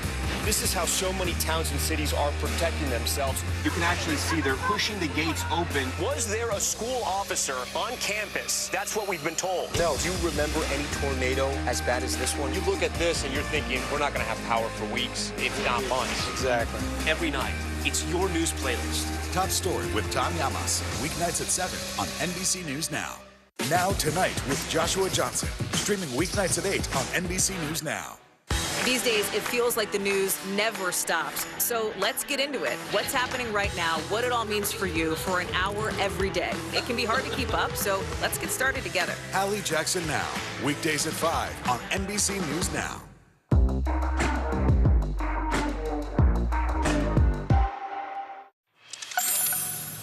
Russian President Vladimir Putin is trying to illegally annex 4 regions of Ukraine. In fact, he held an elaborate ceremony at the Kremlin this morning. He even planned a party for Friday night and said the people in those regions will be our citizens forever. This move comes after Russia held sham referendums in the regions just last week.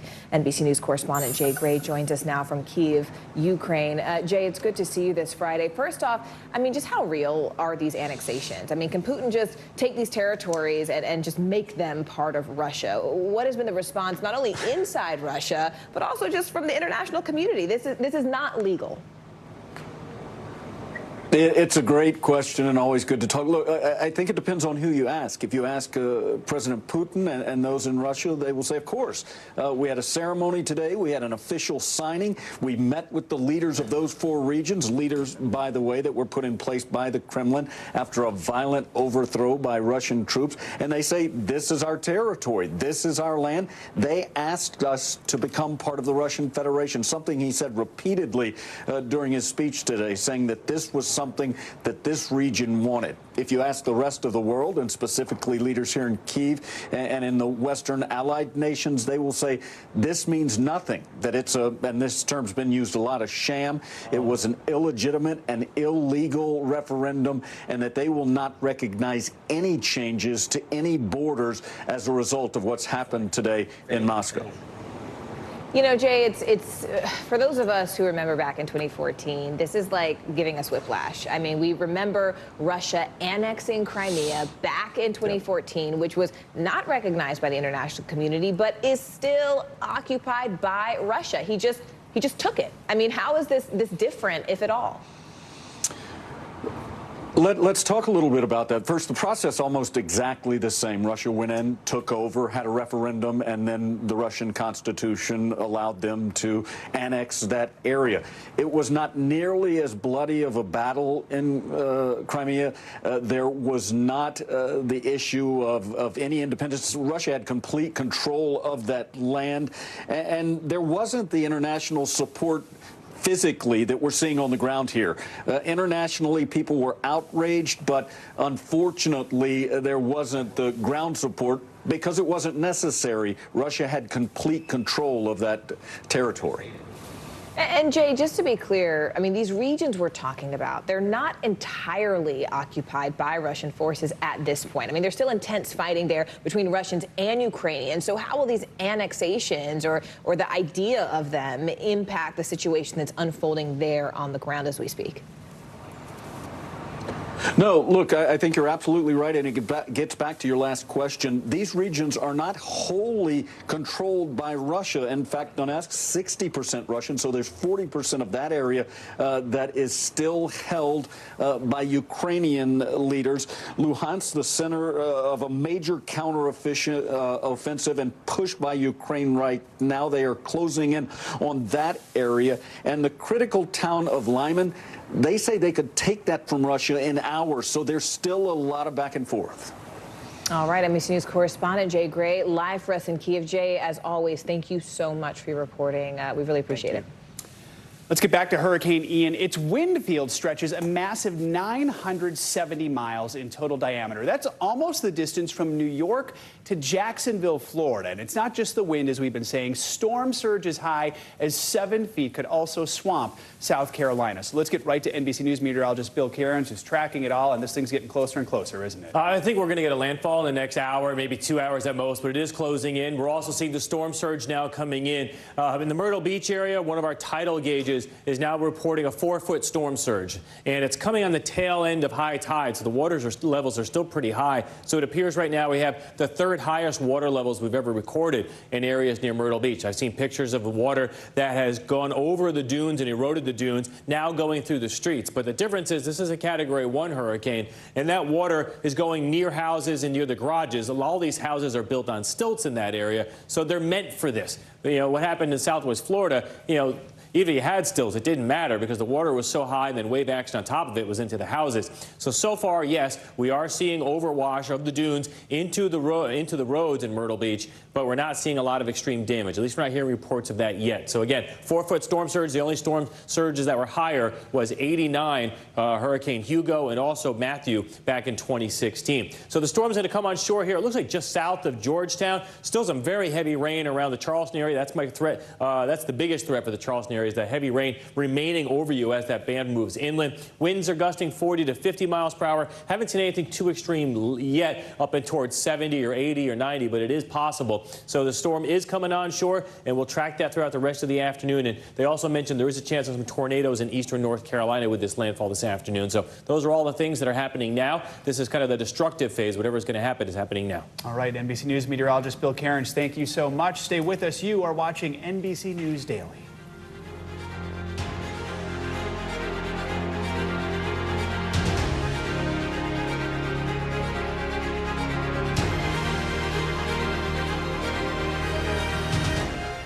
Hallie Jackson Now, weekdays at 5 on NBC News Now.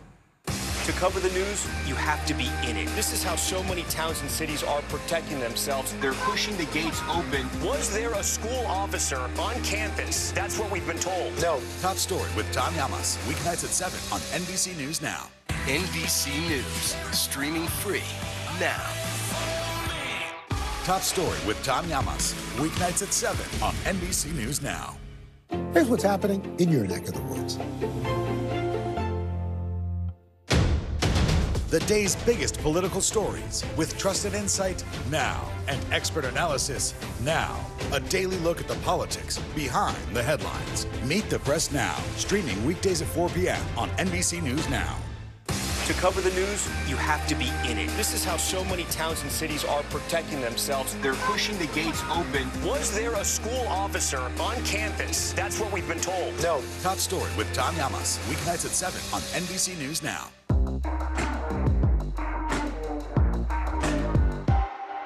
And what do you love about fatherhood? The chaos, the learning. Is climate change one of your top priorities? What's your message to girls who want to make a difference in their own communities? Believe in yourself. Tonight, I interviewed Secretary of Transportation Pete Buttigieg about the ongoing delays. You seem to be pointing the finger at the airlines. They're pointing the finger back. Mr. Secretary, when is this going to get better? The day's biggest political stories with trusted insight now and expert analysis now. A daily look at the politics behind the headlines. Meet the Press Now, streaming weekdays at 4 p.m. on NBC News Now. Top Story with Tom Llamas, weeknights at 7 on NBC News Now. News is happening now. Look at what's making headlines around the world. Right now on Morning News Now. We're coming on the air with breaking news.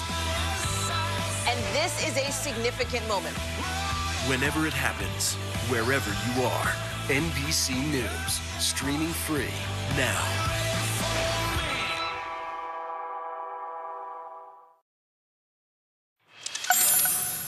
The U.S. Air Force is breaking barriers with its first female commander of the elite F-35A Air Force Lightning Demonstration Team. That's quite the title. It is. Major Kristen Beowulf leads the exclusive squadron, and she's not just impressing the crowd, but she's also really working to inspire kids to show them that they can do it too.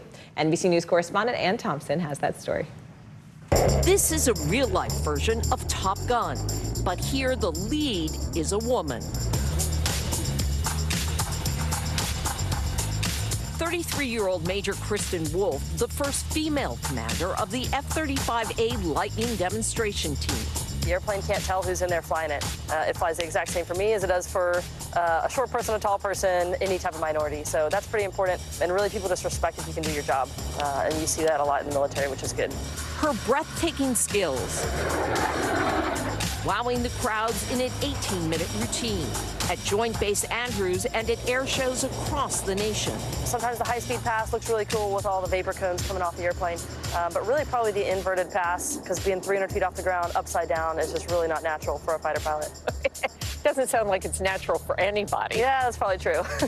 What's the thrill of flying upside down 300 feet above the ground? Man, I mean, you're going 400 miles an hour, you're looking at the ground, you can look out the side of the canopy, see the crowd looking at you. It's just a weird feeling. You know, you're hanging in the straps, too, because you're pulling negative Gs. You don't get to do that normally. An Air Force brat, Wolf grew up loving thrill rides, riding roller coasters with her mom. I did. The best is when there's no line, you can stay in the front seat for as long as you want. But it was while majoring in chemical engineering at Alabama that the adrenaline junkie's future took an unexpected turn. So what did your parents think when you came home and said, I think I want to fly?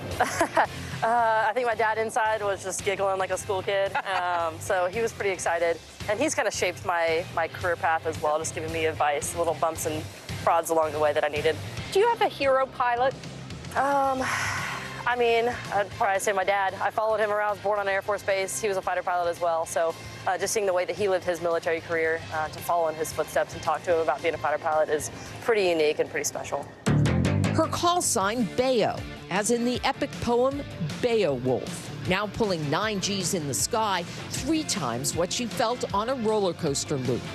Wolf's mission is to generate excitement about military aviation and inspire a new generation of pilots. You see the adults say, like, hey, you can do that one day, or them tug on their parents' pants and be like, wow, that's a girl getting out of the airplane. That girl leads a team of 15, mostly men, flying not just at air shows, but major events. How does the air show compare to doing the flyover at the Super Bowl? The Super Bowl is a once-in-a-lifetime opportunity, of course. But, you know, that's a snapshot in time. This is kind of a full-time job. Get to change people's lives, hopefully. And the Air Force. Today, women account for just 4% of its fighter pilots. Wolf wants younger women to see a limitless future. One of the things for women who have achieved, and especially the first generation of women in any position, there is a responsibility to reach your hand back. How are you reaching your hand back? In this job, it's easy for me because I can, you know, get out of the airplane, walk down this crowd line, talk to little kids, sign autographs, and, you know, look them in the eye and say, you can do this 20 years from now, 10 years from now. And I get to see that reward in front of me versus a lot of other pilots, and to hear someone say, I'm going to do your job one day. Like, I changed at least one person's life, so that's pretty special. That was NBC News correspondent Ann Thompson reporting. And here's what's trending now. Actress and activist Angelina Jolie joins the international outcry over the death of a young Iranian woman while in the custody of the morality police.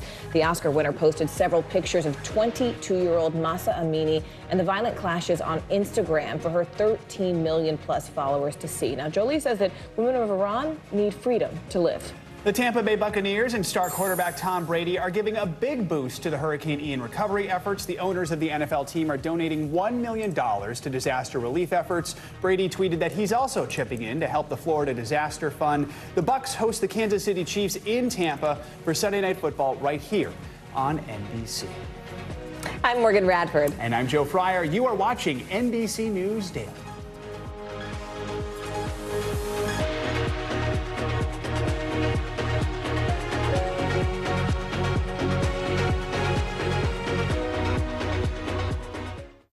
For Dateline Premium, subscribe now on Apple Podcasts.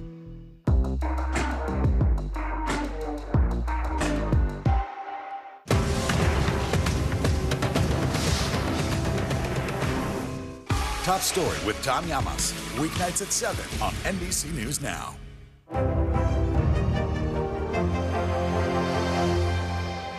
Sometimes the news can be difficult and overwhelming for kids to understand. Ukraine and Russia. Could you help me understand what's going on? So to help make sense of it all, we've created a newscast just for them. We hope your family will watch Nightly News Kids Edition. News is happening now. To look at what's making headlines around the world. We're coming on the air with breaking news. This is a significant moment. Whenever it happens, wherever you are, NBC News, streaming free now. A masked killer takes aim and fires. A fatal attraction that leads investigators to turn towards their own. Internal Affairs, a new podcast from Dateline. Listen now wherever you get your podcasts. And what do you love about fatherhood? The chaos, the learning. Is climate change one of your top priorities? What's your message to girls who want to make a difference in their own communities? Believe in yourself. Hey, podcast fans, ready to unlock our true crime mysteries? Try Dateline Premium on Apple Podcasts. You'll get early access to originals, plus bonus content, and everything is ad-free. So head to Apple Podcasts now to subscribe. News is happening now. Look at what's making headlines around the world. Whenever it happens, wherever you are, it's here now. And what do you love about fatherhood? The chaos, the learning. Is climate change one of your top priorities? What's your message to girls who want to make a difference in their own communities? Believe in yourself. We're here to start conversations because it's not my job to tell you what to think. My job is to think about what you tell me. Now tonight with Joshua Johnson, weeknights at 8 on NBC News Now. The indictment of a former president, or perhaps candidate for president, would arguably tear the country apart. Is that your concern? Can you update us on the status of negotiations?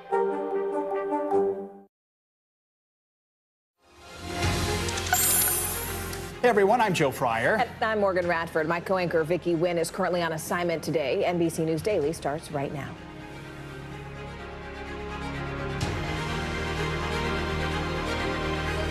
Friday, September 30th, last landfall. Ian is close to roaring ashore one more time in South Carolina. Storm surge and rain expected to swamp the low-lying coastal areas and hurricane-force winds extending 75 miles from the eye.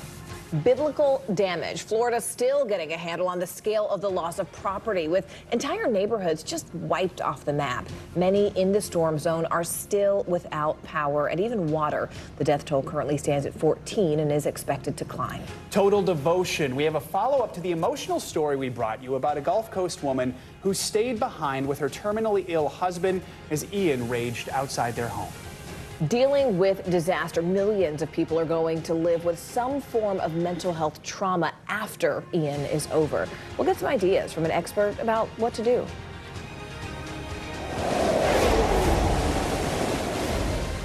Welcome and thank you for joining us here at NBC News Daily. We start with Hurricane Ian, which could make its second landfall really at any moment now. The Category 1 storm has max sustained winds of 85 miles an hour. Its sights are set on the coastline between Charleston and Myrtle Beach, South Carolina. 15 million people are under flood alerts, and the area could see up to 8 inches of rain. Meanwhile, Florida is seeing billions of dollars in storm damage. Just look at this incredible aerial footage from Fort Myers. That's where you can see ripped up rooftops, just countless downed trees, even those stranded cars. But rescue efforts are underway throughout the state as nearly 2 million people remain without power. We've got entire team coverage this hour. NBC News meteorologist Bill Cairns has the latest on Ian's path. And we also have NBC News correspondent Blaine Alexander, who's live for us right now in Fort Myers Beach, Florida. But first, NBC's Wendy Woolfolk is live in Charleston, South Carolina. Wendy, good to have you with us. So Charleston could see storm surge flooding reach up to 7 feet. So how can people stay safe there right now during the storm and then after the storm? Joe and Morgan, good afternoon to you. I can attest that these rain bands are getting stronger minute by minute. There was no evacuation order that was given to these folks as the storm became imminent. Most folks around here decided to just ride out the storm and stay safe by sheltering in place. I will say, though, we talked to a couple of brave, I guess it's what you want to call brave individuals in this marina behind me, who are choosing to ride out the storm inside their boats. That's questionable how that's going to work out. I guess we'll find out after the storm passes. We did see one man, though, that said, you know what, the lightning, the rain, I'm inside. So he came to join us in the hotel we're in because our crew is attempting to stay safe as well. That's the top priority for everyone. We do know that at least 30,000 customers have lost power at this point. The entire area of downtown Charleston is without power. Certainly cable has gone out. And so at this point, we're thankful to have power and clean water where we're standing right now. But it's minute by minute. You know, at this point, there's no traveling. They have extended that flash flood warning by the National Weather Service. And that means it is unsafe to travel. Stay home. Do not go outside. That's the best piece of advice for everyone. We got to ride this out. And speaking of that, Wendy, I mean, what sort of, how prepared is the city just as a whole for this storm? I was struck, Morgan, last night when I went to kind of peek around in the downtown district.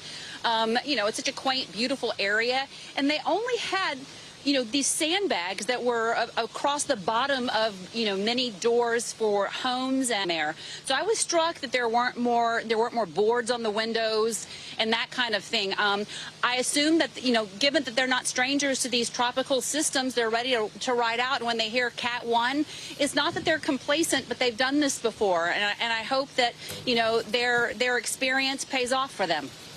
And finally, Wendy, I mean, we look at the airport, even just how people are trying to evacuate or get into the city. We know that Charleston International Airport closed its airfield for all incoming and outgoing flights just this morning. So how long do we think it will be until it is safe to travel again? You know what? I don't know that anybody has that exact answer. I know several of our flights just trying to get in here yesterday were canceled. Jacksonville Airport was closed.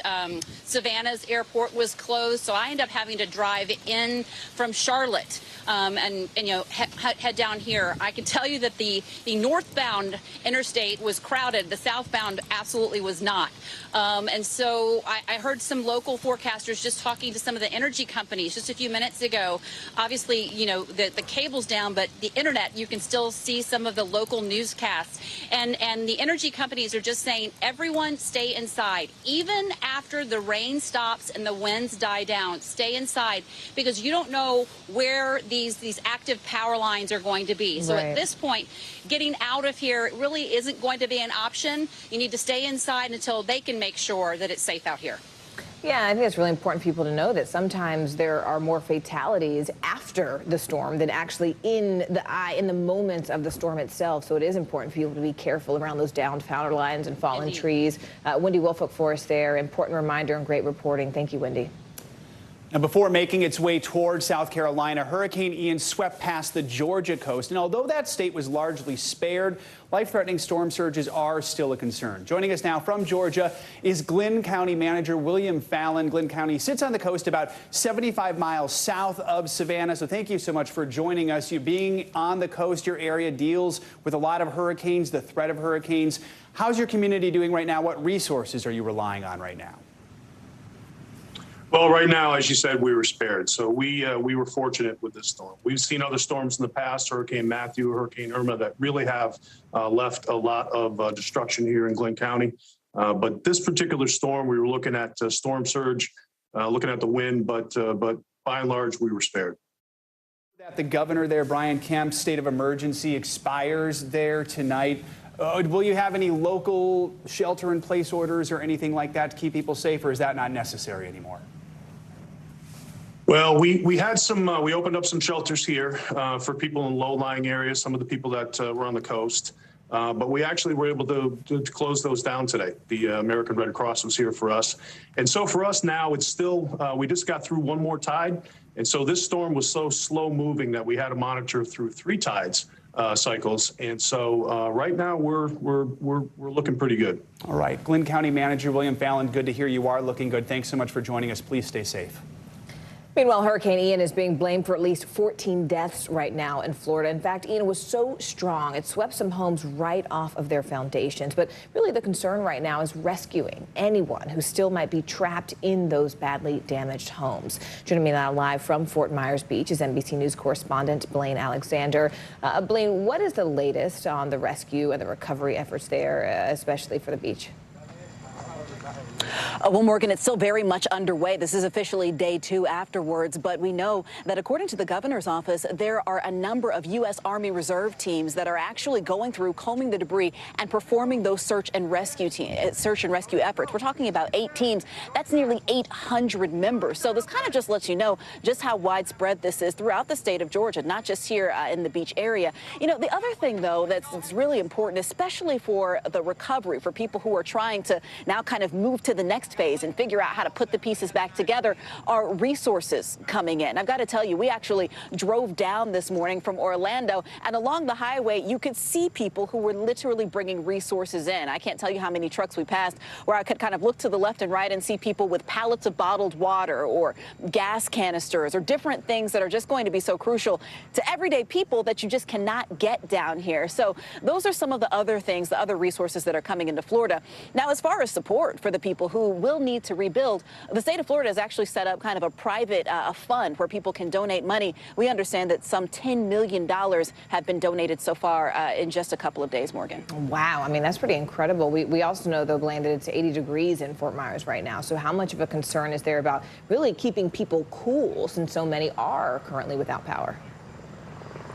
Without power, without water, without, you know, bottled water and running water. So certainly a lot of things that people need here. Yeah, that's certainly a top priority for officials here. In fact, there are thousands of linemen, we understand, that are trying to work to restore power to people. But yes, still some 2 million people almost remain without power. I've got to tell you, though, it is very warm outside. People bringing those donations of bottled water, other things that they're doing, certainly helping in the meantime, guys. All right, important contributions. NBC News correspondent Blaine Alexander for us there. Blaine, thank you.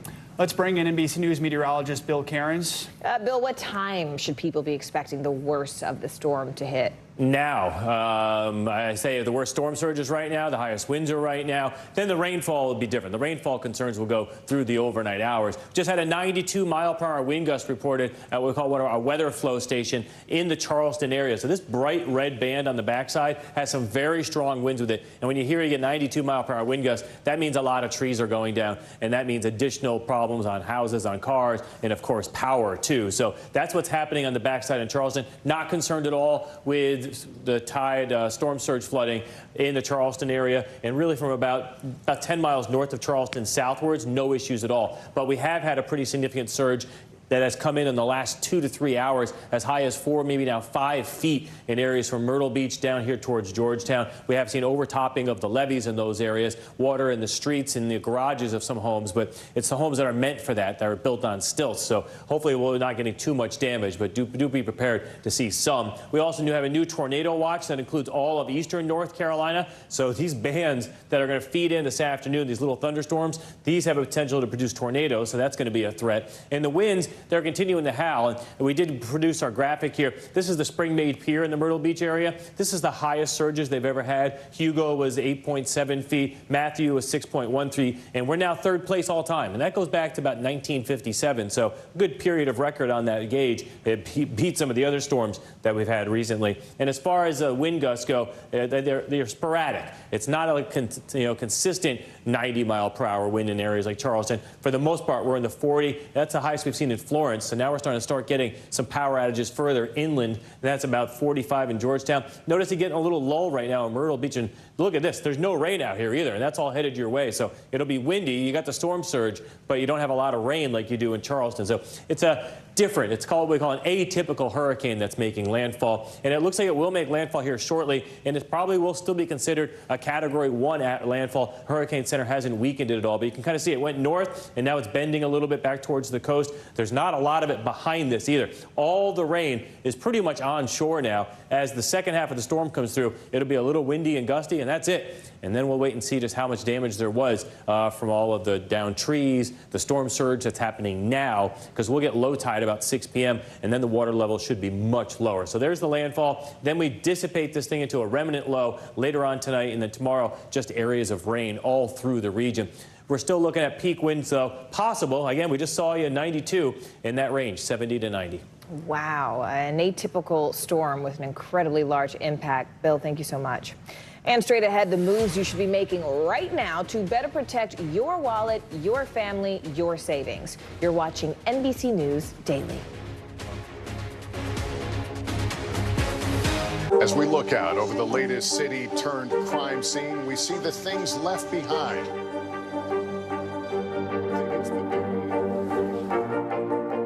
Can you tell us what it was like? Our NBC News exclusive.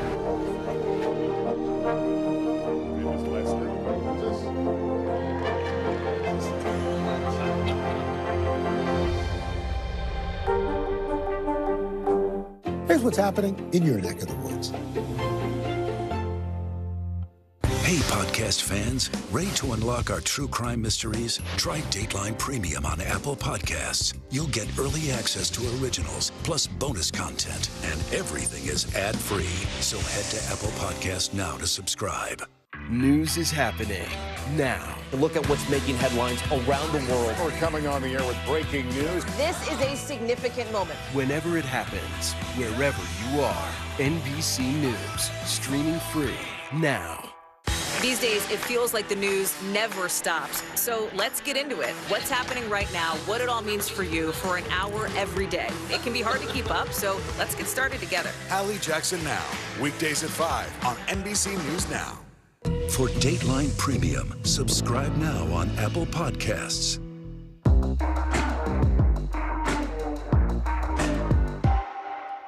To cover the news, you have to be in it. This is how so many towns and cities are protecting themselves. They're pushing the gates open. Was there a school officer on campus? That's what we've been told. No. Top story with Tom Llamas, weeknights at 7 on NBC News Now. As we look out over the latest city-turned-crime scene, we see the things left behind. Back now with our NBC News exclusive.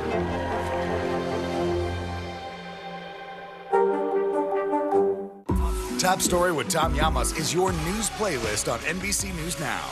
And now, you can listen to it as a podcast. Available anytime and anywhere. Internal Affairs, the new podcast from Dateline. Listen now.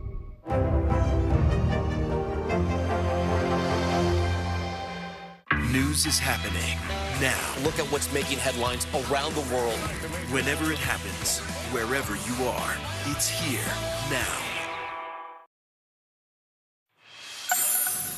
All right, we're back now with a look at the increasingly shaky economy and its impact on your budget. High inflation, low employment, it's making this unprecedented environment. But with slow growth and falling markets, recession fears are growing. Here's NBC News correspondent Tom Costello with more. Yet another closing bell on Wall Street, bringing more red arrows to Americans' retirement and college savings accounts. Here's the big picture. The broad S&P index is now sitting at 2-year lows, down 23% this year, while the tech-heavy NASDAQ has lost 31%. Inflation and recession fears are the big drivers. One inflation indicator hitting Americans in the pocketbook, new mortgage rates have skyrocketed to 6.8%, the highest since 2007. Near Boston, Aaron Burdoff and his wife, Annie Springfield, would like to buy a bigger house for their growing family, but with few homes on the market, they are getting priced out. Obviously, a higher sticker price, in addition to a higher mortgage rate, obviously compounds the problem. Meanwhile, more concerned that the economy is in or is headed for a recession, with GDP numbers suggesting the economy has been shrinking this year. That's the typical definition of a recession. But there is nothing typical about this economy. Inflation is running at 40-year highs despite a drop in gas prices, yet unemployment remains at a 50-year low. companies are reluctant to lay off employees amid a worker shortage. We're not in recession, but obviously recession risks down the road here are quite high. So what should families do? If you've got a long-term time horizon, most financial pros recommend you keep contributing to your investment accounts, but also prioritize paying down debt and conserve cash. Some online banks are offering 3% interest on savings accounts. Government I-bonds are offering 9.6%. CNBC's Sharon Epperson covers personal finance. Cash is absolutely king right now. Try to get the best return you can for your cash, but bottom line, make sure you're liquid. Make sure you have some cash on hand. That was NBC News correspondent Tom Costello. Tom, thank you. The markets are closing out a rocky month, ending with one of the worst two-week sell-offs of all time. That's right. NBC News business and data reporter Brian Chung joins us now. Brian, as Tom just reported, companies are reluctant to enact large layoffs because of this tight labor market. But then because of the failing economy, many are still doing it. So Meta, for example, announcing this week large cuts, in fact, are coming soon. Stock prices falling. Companies are put in a squeeze. How does this all play out? Yeah, well, I mean, by and large, it's not the case that we're seeing wholesale layoffs because, again, the unemployment rate is still near 50-year lows, as we just heard. But look, big tech, banking is another space where you're seeing these high-growth companies in a volatile market convince some management to maybe trim their staff a little bit. But again, not seeing this overall. We'll have to see the jobs report next Friday. It's going to be an updated snapshot on the labor market. We'll see if that changes. All right, so we're heading into the fall. That is usually a busy time when it comes to retail spending, but retailers are seeing signs consumers are slowing down. So what happens if we have a disappointing holiday season? What's the impact? Well, we're already seeing retail sales kind of level out through this summer, and I think a lot of retailers and also businesses are expecting this. So you look at Nike, for example, they just reported earnings yesterday. They have a lot of inventory, a lot of shoes and apparel they can't move. The expectation, discounting. So maybe that's one silver lining that we'll get. Despite the high inflation, a lot of these companies are going to try to incentivize people to come into the stores and buy things for their family ahead of the holiday season. Maybe we'll actually see some attractive price tags as we get closer to the season. I cannot believe we're talking about holiday season. I know. You're done with your shopping already? Exactly. Right. What is life? Thank you. NBC News business and data reporter Brian Chung, thank you so much. Well, nearly 2 million people are in the dark in Florida as Hurricane Ian sets its sights on South Carolina. Coming up, how residents who stayed behind can stay safe. You're watching NBC News Daily.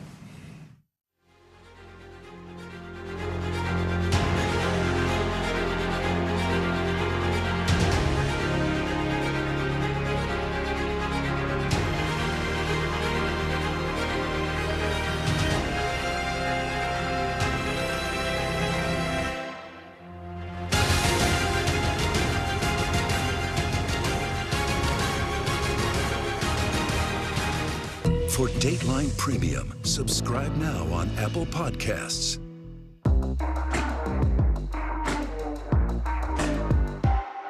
The indictment of a former president, or perhaps candidate for president, would arguably tear the country apart. Is that your concern?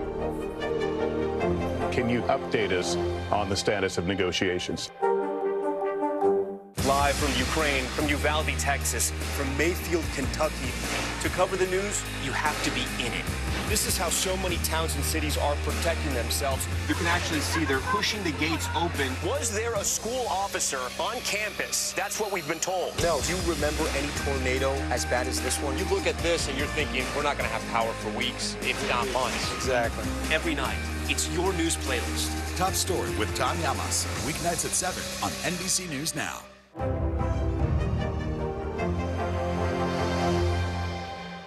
Hallie Jackson Now, weekdays at 5 on NBC News Now. News is happening now. Look at what's making headlines around the world. Right now on Morning News Now. We're coming on the air with breaking news. And this is a significant moment. Whenever it happens, wherever you are, NBC News, streaming free now. Our show is about sparking conversations around today's biggest issues. The Fed raises interest rates. That controls inflation. Explain how that works. Is part of this that everyone's rethinking their jobs and their relationship to their employers? Could you just remind us why there are 9 justices on the Supreme Court instead of 3 or 20 or 2? It's not my job to tell you what to think. My job is to think about what you tell me. Now Tonight with Joshua Johnson, streaming weeknights at 8 on NBC News Now. News is happening now. Look at what's making headlines around the world. Whenever it happens, wherever you are, it's here now. As we look out over the latest city-turned-crime scene, we see the things left behind. Back now with our NBC News exclusive.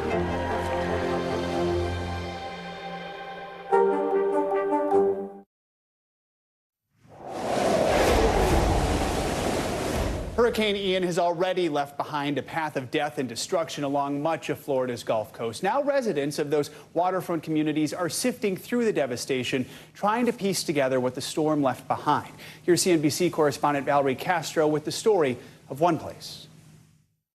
Just widespread, complete destruction. Matlacha, Florida is unrecognizable even to the people who live here. The small community left obliterated by Hurricane Ian. It was so much worse than we expected, so much worse than we thought could ever happen. John Lynch has lived here for 25 years. He and his family evacuated from this two-story home. His uncle did live here, just next door. Like, that was a beautiful, beautiful little cottage. It really was. I've been here since 1946, you know, and has been through many, many, many storms. So that was a shock. Lynch's neighbor and friend decided to ride out the storm. Yeah, it was rainy, it was scary, and it came fast. When the water came, the water came. It was one hell of a ride. By the time everybody around me wanted to go, it was too late. Might as well just ride it out. Would you do it again? No. And he knows others did not survive that same decision to stay. They pulled a couple dead bodies out today, this morning early. The Coast Guard had them. And unfortunately, someone else passed away on that side over there. Everywhere you look, the island community is shattered, splintered, in some places completely swallowed up by the storm. Behind me, this is a roof that used to belong to a motel here. And as you walk around, there are just piles and piles of debris. It's not clear where everything exactly came from in the first place. And beyond me, those pilings, that used to be a restaurant called Bert's. It has been there since the 1920s, although as you can see, it's not there anymore. This is what Bert's used to look like. These guys rode out the storm in this boat. It turned out to be a safe enough place, the storm tossing it up on what's left of solid ground. But anyone who called this place home now left with little to come home to. That's CNBC correspondent Valerie Castro reporting. And here with the latest from Fort Myers Beach is NBC News correspondent Blaine Alexander. Blaine, first off, what are people there in Fort Myers telling you about just how difficult the past few days have been for them? Well, you know, Morgan, a lot of people that I've spoken to, believe it or not, are just getting down here to see the damage for the very first time. So the place where I'm standing right now is a very busy marina. People tell me that this is just a beehive of activity. It's where people come and rent boats, rent kayaks, and just kind of do a whole lot of water activities. And a lot of what you're seeing here behind me is really what it looks like up and down the strip. In fact, I talked with somebody who does business out of here. He says he rents kayaks and he rents a number of things. They thought that they would be able to kind of essentially batten down the hatches. They really tried to secure their kayaks, they tried to secure their boats, but really just underestimated the gross power of this storm. He told me that he spent much of the morning digging through mud, trying to get his kayaks out that had washed way over on the other side of the bushes, on the other side of some streets here. So that's really what a lot of people are saying. They're just trying to find their personal belongings because they're certainly not where they left them anymore. Morgan, I spoke with one woman who says she's on her way to check out her nephew's store. Here's what he told her. He said that it is underwater, that maybe you can see the roof, but all the boats are gone. They don't know where they're at. They brought them over to Moss Marine to try to harbor them during the storm, and that... So they tried to tack them down to keep them in place. Yes, yes. But that didn't work. The storm was too powerful? Correct. I mean, as you can see, these boats are up and over the road, over a fence. So that's another person telling essentially the same story. You know, that's really what we're hearing from person after person as they come back here just to survey the damage, Morgan. Speaking of sort of finding their way, what about the transportation, Blaine? I mean, Hurricane Ian wiped out just a section of the Sunnyvale Causeway. Just how bad is the damage to even the roads that are connecting Fort Myers Beach to the rest of the city? Well, it's certainly difficult. If you're driving around, it's certainly not the easiest. And that's kind of what's, I think, difficult for a lot of people. You can be driving, everything is smooth, and then suddenly you'll come up against a section of a road that's underwater or an exit ramp or something like that. You know, there are still a number of bridges in different counties throughout Florida, not just here, that are still being closed off by officials because either of standing water or because of debris that's in the road. The governor's office says it is a priority to get those back open, though, Morgan. All right. NBC News correspondent Blaine Alexander live on the ground there in Fort Myers Beach for us. Blaine, thank you so much. Millions are now being left to pick up the pieces from Hurricane Ian's widespread destruction. After the break, some tips on how best to cope after a trauma. You're watching NBC News Daily.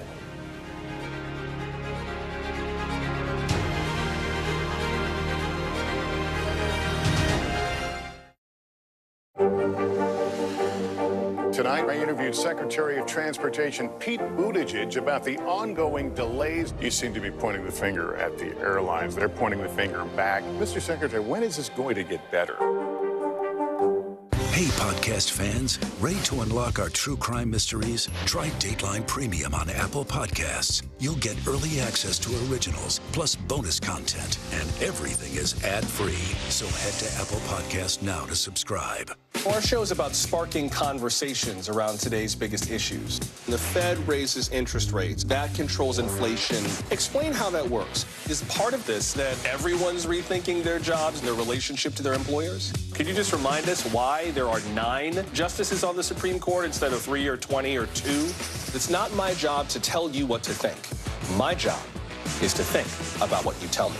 Now Tonight with Joshua Johnson, streaming weeknights at 8 on NBC News Now. As we look out over the latest city-turned-crime scene, we see the things left behind. Back now with our NBC News exclusive.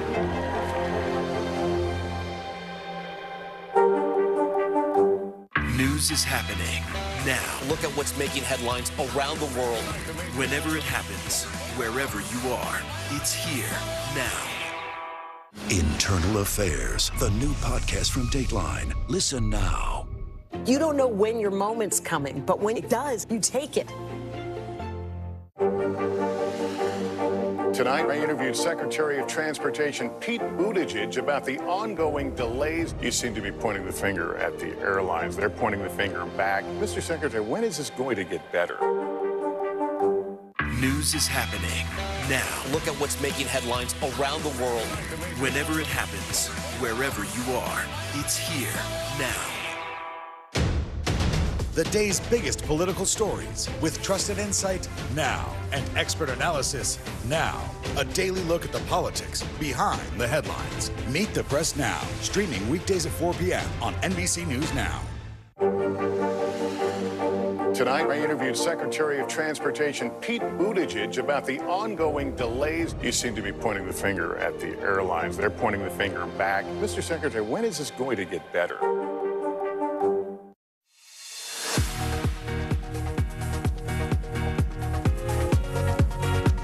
Welcome back. I'm Joe Fryer. And I'm Morgan Radford. Making news right now. The Supreme Court just formally welcomed its newest member, Justice Ketanji Brown Jackson. The president and vice president were both in attendance for the private event where the Associate Justice took her oath. Justice Jackson is making history as the first black woman to sit on the high court. Monday is her first official day on the job. Russian President Putin signed paperwork claiming to absorb 4 areas of Ukraine into his country. World leaders are calling the referendums a sham in those breakaway republics. It comes just hours after a deadly attack in Zaporizhia, where a Russian missile hit a humanitarian convoy, killing at least 25 people. The FDA just approved the first ALS drug treatment in 5 years. The newly approved therapy helps protect nerve cells in the brain and in the spinal cord that are destroyed by ALS, slowing the disease's progress. Now, some of the funding for this new drug came from the proceeds of the Ice Bucket Challenge, which you may remember from back in 2014. to see that still doing some good work there. We continue our coverage of Hurricane Ian, now taking aim at the Carolina coast. After re-energizing into a Category 1 storm, Ian is now on track to slam into South Carolina soon with its second landfall. It's likely going to happen somewhere between Charleston and Myrtle Beach. The South Carolina coast is already being lashed with heavy rains and strong winds. Now experts estimate that the storm surge could hit as high as 7 feet. Let's get right to NBC's Wendy Woolfolk live in Charleston, South Carolina. Wendy, a flash flood warning is currently in effect for that area. We can see the strong rain and the wind there just behind you as you're standing there. Talk to us about the concerns facing residents right now there in Charleston, which is a major target right now.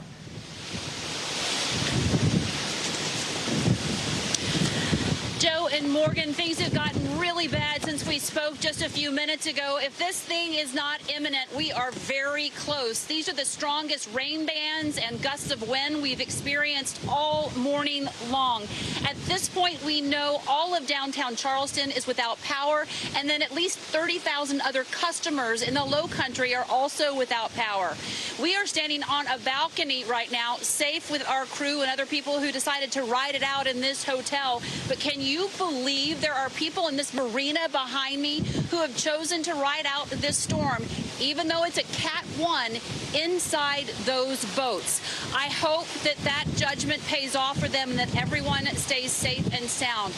The National Weather Service, in addition to the hurricane warning that is obvious, has extended the flash flood warning as well. That means do not travel. It is not safe to travel at this hour. As you can see behind me, there's a reason why. There is also a bridge in the background. You probably can't see it from where I'm standing. At this point, they are predicting that Ian is making its second U.S. landfall somewhere between Charleston and Myrtle Beach. And the biggest issue with exactly where it hits is where that dirty quadrant is going to be. The dirty quadrant means that northeastern side, which you get the storm surge, and they're promising it will be somewhere in the neighborhood of 4 to 7 feet. Add that to high tide that's already come in and to these massive rains, and there is going to be a lot of flood damage, not only on the coast here in South Carolina, but inland, all the way up to North Carolina and Virginia. Again, we can't complain about the damage that we'll see here in this area when you compare it to the damage that happened in Florida. But I just hope and pray, like I'm sure you do in New York, that everyone stays safe, because even though this is a Cat 1, it's a terrible one. Yeah, that's it from here in Charleston. Back to you in New York. NBC's Wendy Woolfolk. We hope you continue to stay safe. Thank you so much for that report. About 2 hours north of Charleston, Myrtle Beach, South Carolina is sitting on the opposite end of that potential landfall zone. The community there is bracing for impact to come, including wind gusts that could exceed 90 miles per hour. We're now joined by Emergency Manager for Myrtle Beach, Travis Glatke. Travis, thank you for making the time for us today, especially in the midst of everything you all have going on. With storm surge that could get as high as 7 feet, as we just mentioned, how are you sort of keeping tabs on what's happening in the area, and really how many people do you estimate are at risk? So we closed the beach on Thursday. We've also closed the beach today, obviously. We've been getting out the messages to all the residents and visitors within the city to make sure that they know to stay away from the beach areas. We do have roads along the beach that are now inaccessible due to that storm surge. When you put that with 4 to 6 inches of rain, there's flooding, especially in the low-lying areas within our beachside areas. And Travis, I mean, President Biden declared an emergency there in South Carolina, expected to send federal resources. And I know you're in the thick of it right now, but in the coming days and in the weeks, what do you anticipate that you all will need? You know, right now we've been preparing over the past week or so. We figured that a strong tropical storm was going to hit us. You know, unfortunately, it strengthened to that hurricane level. So we do have preparations already in place if federal resources were needed. Our big thing is making sure that we have upstaffed our ocean rescue teams. You know, we have had to do a couple of surf rescues yesterday afternoon and in the evening. As far as federal resources, unfortunately, it's kind of one of those wait and see type things. We're just getting the messages out to people, stay indoors, hunker down. We're going to get through this. And finally, Travis, I know that, sort of being a beach town that sees a slew of tourists every year, talk to us about the potential ripple effects to your community from both sort of an infrastructure standpoint and a financial one. Yeah, I mean, we've had calls all week. Hotels have been offering our employees and staff the opportunity to stay with them for free because they have had so many cancellations. Our Coastal Carolina University football team had to push their game back to 7 p.m. on Saturday. As far as the long-term effects, we're going to make sure that everything's in place and that we're going to make sure that, paperwork's ready. Any sort of financial assistance, everything's already in place. Well, we certainly appreciate all of the hard work that you and your team and just your broader community is doing to keep people safe and help them get back on their feet. Emergency manager for Myrtle Beach, South Carolina, Travis Glatke. Thank you so much, Travis. Yesterday, we brought you the heart-wrenching story of Renee Smith, who was forced to ride out Hurricane Ian with her terminally ill husband. NBC News senior national correspondent Carrie Sanders has more on her story and others who defied the odds. From the air, the devastation in Lee County comes into focus, while on the ground, first responders desperately trying to reach those in distress. At the height of the storm, some first responders risking their own lives. A drowning prevented. Our staff, police, fire, public works, parks got out there and made close to about 200 water rescues. The guys getting into, 4 feet, 10 feet of water and getting people out, getting into shelters. Sanibel and Captiva Islands now cut off from the mainland. Both islands were washed over by storm surge, trapping those who didn't leave. Some houses with their roofs ripped off, others obliterated, boats capsized and grounded. Coast Guard helicopters pulling people to safety, also sending rescue swimmers to check boats for stranded survivors. Even their eyes looking up and giving you a handshake or a pat in the back as you're getting brought back into the helicopter and bringing them back down on deck, it's pretty unforgettable. Punta Gorda got lashed by Ian's fierce 155-mile-per-hour winds, but fortunately, there was no storm surge. Hi, sweetie, it's Mommy. I'm in Punta Gorda. Daddy's alive. I'm alive. Residents like Renee Smith reaching out to loved ones after a harrowing night. Her husband, Christopher, recently paralyzed from the chest down when his cancer spread to his spine. All I could do was put a tarp over his hospital bed and zip tie it and put a life preserver on his neck because I didn't want him to drown in his hospital bed in my living room. After 30 years, I still love him. I'm not going to let him drown in the living room. I mean, who does that? I couldn't move his bed. I couldn't move his bed to where I was hiding. Their 121-year-old house, just 2 blocks from the water, rocked as the hurricane roared. What was it like for you? So it was very scary in that there wasn't a goddamn thing I could do but just sit here and look out the window. Renee, who hid under a table surrounded by pillows, tells me she felt guilty. She couldn't do more for her husband. I felt helpless, and I didn't think that these would hold, All right, well. And I know that you felt like you were in a body bag here, but it helped you. Shaken, but relieved to be together. Our house appears This incredible story. Our thanks to NBC News correspondent Carrie Sanders for bringing us that report. Now, the staggering scale of Hurricane Ian's physical destruction is coming into focus, but the storm's psychological toll, that's going to be much harder to measure. Yeah, in our mental health check today, we want to take a look at the intense trauma that a major loss or a natural disaster can cause, and really what are the best ways to cope with it. Joining us now, we have Dr. Soumi Dave. She's a psychiatrist and the author of What a Happy Family. Dr. Dave, this is such an important topic. People, as Joe mentioned, they see sort of the physical toll. It's tactile, you can see it, you can touch it, but then inside something happens to people. What should people do if they're in the midst of this, or they're even watching their family or friends go through this?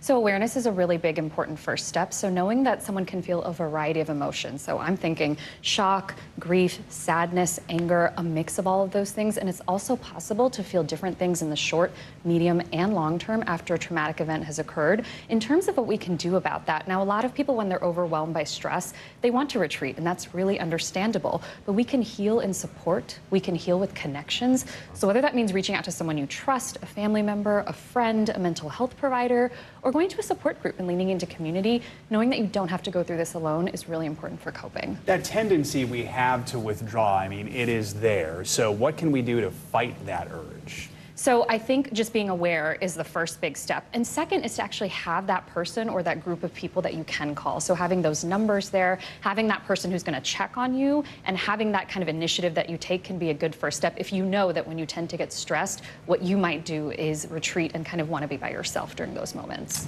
It's interesting, just a moment ago, you mentioned sort of these three different, I don't know if you can call it stages of grief, but you can feel it differently in the immediate, short, and long term. How does that look? I mean, how is it different over time? So it's different for different people, but it's important to remember that at first people might be in survival mode. You know, they just want to know what they can control, what they can fix, and they might not even fully process the traumatic event for weeks to months after. And so that's why that emotional cascade and mix can really vary. So I really encourage people to remember that healing isn't linear, coping isn't linear, and grieving isn't linear. Life isn't linear. Life isn't linear. I love that. That is the takeaway. I like that. Absolutely. All right. Dr. Somidave, as always, thank you so much. We really appreciate it. All right, well, our coverage of Hurricane Ian's second landfall continues. More NBC News Daily right after this.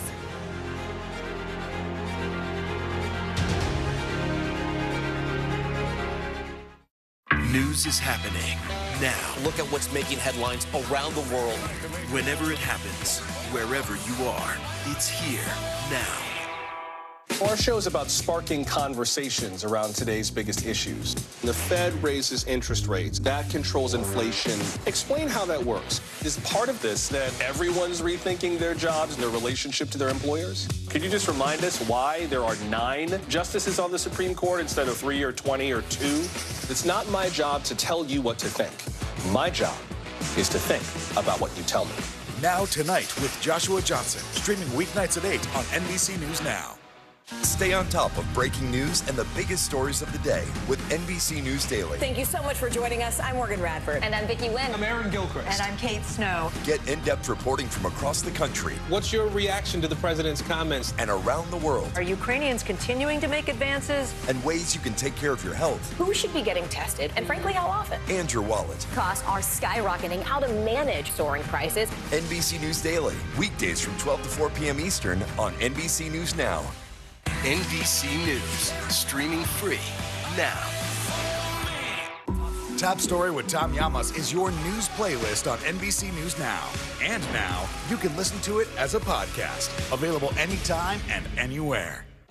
No stress, no mess, just yum. That's it.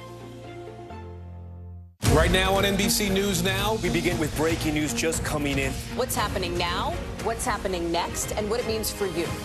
We're continuing to follow the Russian attack on Ukraine. There's an intense artillery battle underway. As we look out over the latest city-turned-crime scene, we see the things left behind. Fewer people are content to just offer their thoughts and prayers. Stunning testimony at the January 6th hearing. Americans face the highest inflation rate in decades. Parts of Virginia cleaning up after severe storms. Flames forcing thousands to evacuate. When do I play meteorologist? Only when the heat is this bad.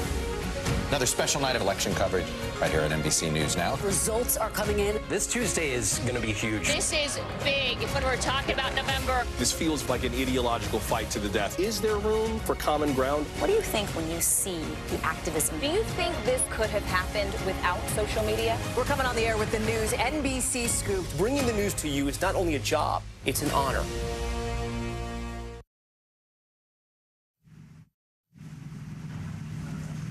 Hurricane Ian is getting close to landfall in South Carolina. Even as a weaker storm, it can still do severe damage. Joining us now is storm chaser Nicholas Isabella. Nicholas, thanks so much for joining us. So we know this is a Category 1. How could the damage in South Carolina compare to what we've been seeing now over the last couple days in Florida, where it hit as a Category 4? Good afternoon. Thanks for having me. The wind is going to be a lot less up here, but they're going to have to deal with flooding. There's a lot of heavy rainfall going on right now and a lot of coastal flooding. Moments ago, we were in the eye of Ian as it just made landfall, and now we're heading on north to see some of the flooding. Speaking of that, Nicholas, I mean, the part of South Carolina that we're talking about is referred to as the low country, right? Because it barely rises above sea level. So what do you suspect you're going to see in terms of storm surge, specifically in these hours to come? We're going to see a lot of flooding in the roadways along the beach and neighboring areas. There's already a lot of flooding going on.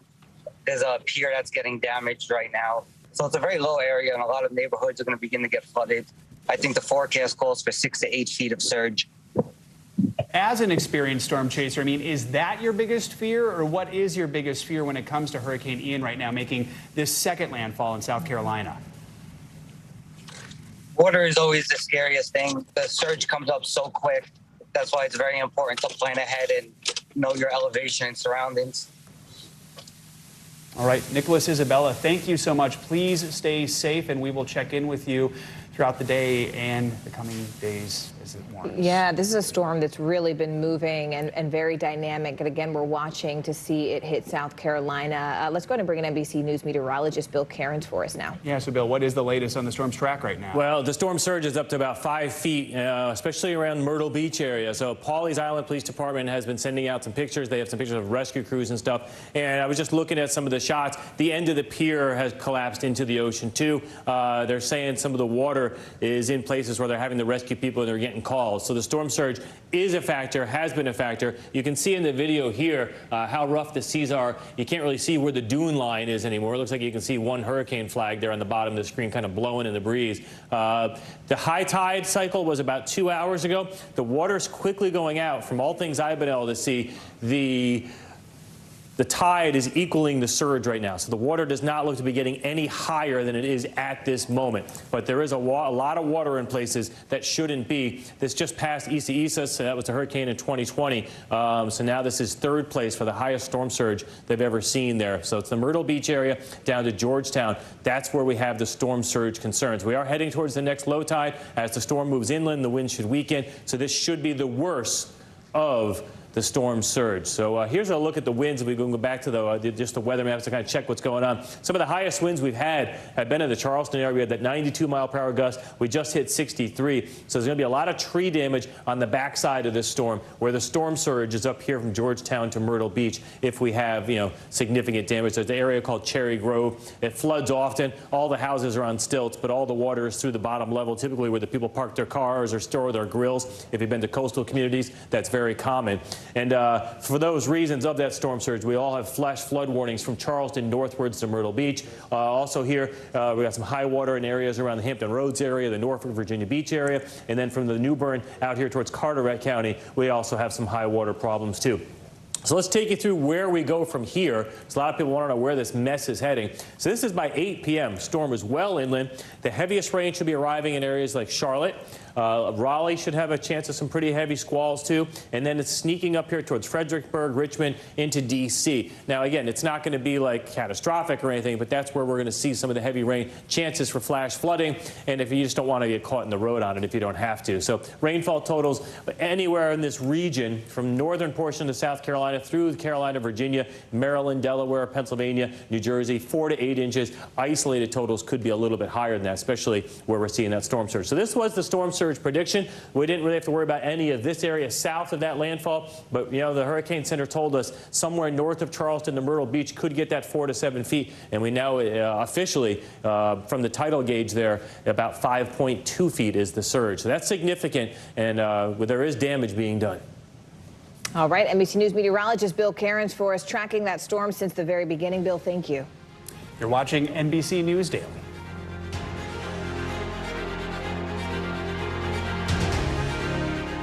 Hallie Jackson Now, weekdays at 5 on NBC News Now. News is happening now. To look at what's making headlines around the world. We're coming on the air with breaking news. This is a significant moment. Whenever it happens, wherever you are, NBC News, streaming free now. Live from Ukraine, from Uvalde, Texas, from Mayfield, Kentucky. To cover the news, you have to be in it.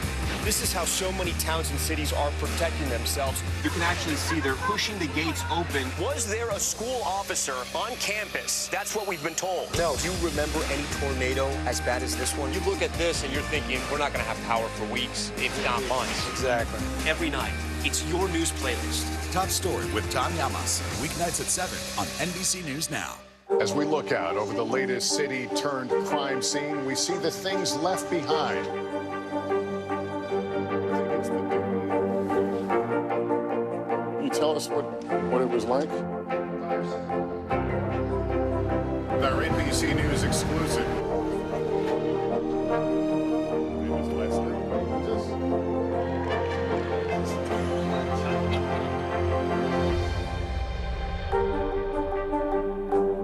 Good morning, I'm Joe Fryer. And I'm Savannah Sellers right now on Morning News Now. We're staying on top of the breaking situation in Ukraine. We are watching dangerous heat this week. Recession, I mean, is that where we're headed? Is there any way to avoid that? Morning News Now, streaming weekdays at 7. We're here to start conversations about the big things happening in our world, because it's not my job to tell you what to think. My job is to think about what you tell me. Now Tonight with Joshua Johnson, streaming weeknights at 8 on NBC News Now.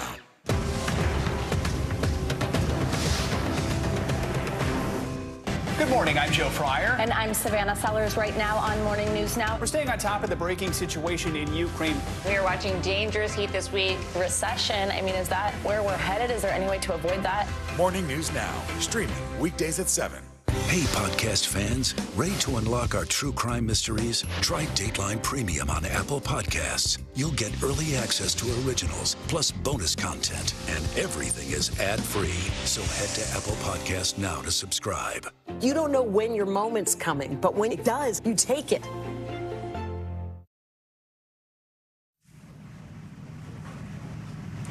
Well, as Hurricane Ian prepares to make its second landfall in South Carolina, nearly 2 million Floridians are still without power, and that's after taking the brunt of Ian's wrath. Here's CNBC correspondent Perry Russum in hard-hit Fort Myers, where people are recounting their experiences in that storm. We were in the water. We meet Mindy Collier sitting on the ground, her legs sore after surviving Hurricane Ian. I'm ready to move. I'm ready to get rid of boats. I don't even want to see water again. He's a boat captain. I'm so done with it. Wearing a life jacket, she says she stood on this flipped over pool table with her husband. How high did the water get on your body? Oh, here. A stranger's pontoon boat crushes her car. Her neighbor's house is burning to the ground. We had, I think, almost 10 foot here.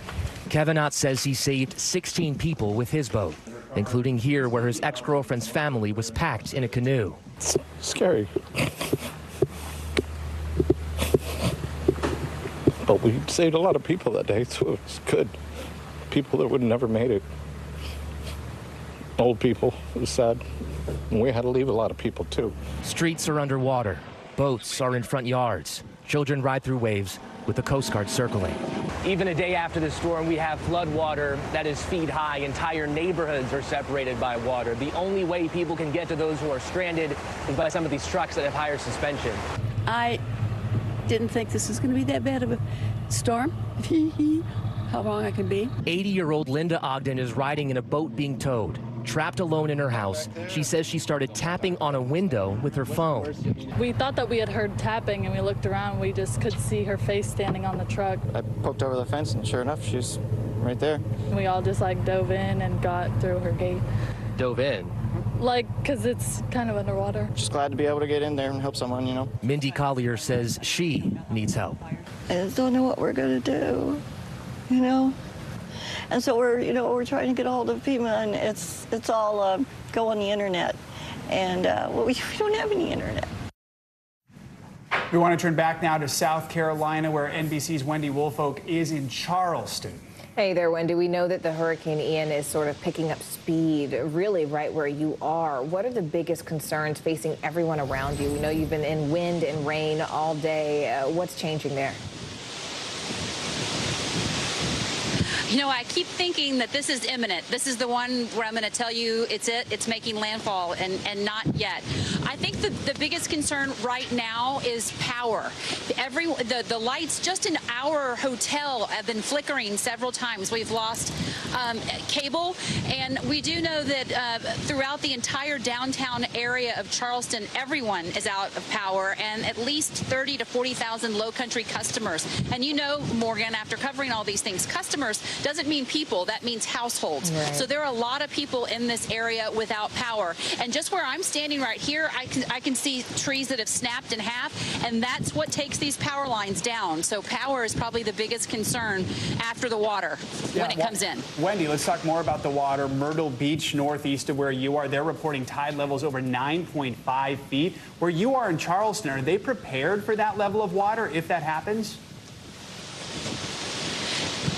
Gosh, I hope so, Joe. I can tell you that we're on the 4th floor of this balcony, and the parking lot right now is swimmable where I am. And as I told you earlier, downtown Charleston, all they had is sandbags at the bottom of each door. I hope they're prepared. They've been through this before. They're no stranger to these systems. But I hope they can withstand this one, because it sure does seem like a strong one, and Ian seems to be relentless. All right, Wendy, I just have to ask, we have to go here in just a moment, but we know that more than 100,000 people in South Carolina are now without power. What's sort of important top of mind to you just in the next 10, 15 seconds if the power does go out? What are you looking for? Power going out, I'm hoping they've already charged their phones, so for a little while they still have communication. They should not go outside. That is the worst thing they can do, because you don't know what's in that water. You don't know if there's a live power line. So even if they've lost power, hunker down until the professionals can get out there and make sure that it's safe. Do not go outside. NBC's Wendy Wilfolk for us there. Wendy, thank you. I'm Joe Fryer. I'm Morgan Radford. A special report is coming up right now. You're watching NBC News Daily. The indictment of a former president, or perhaps candidate for president, would arguably tear the country apart. Is that your concern? Can you update us on the status of negotiations?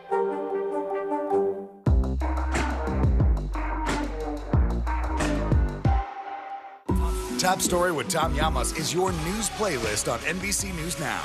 And now, you can listen to it as a podcast. Available anytime and anywhere. These days, it feels like the news never stops. So let's get into it. What's happening right now, what it all means for you for an hour every day. It can be hard to keep up, so let's get started together. Hallie Jackson Now, weekdays at 5 on NBC News Now.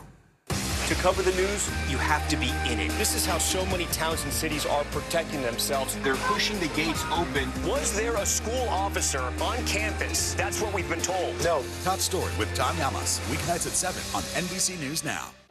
No stress, no mess, just yum. That's it. As we look out over the latest city-turned-crime scene, we see the things left behind. Back now with our NBC News exclusive.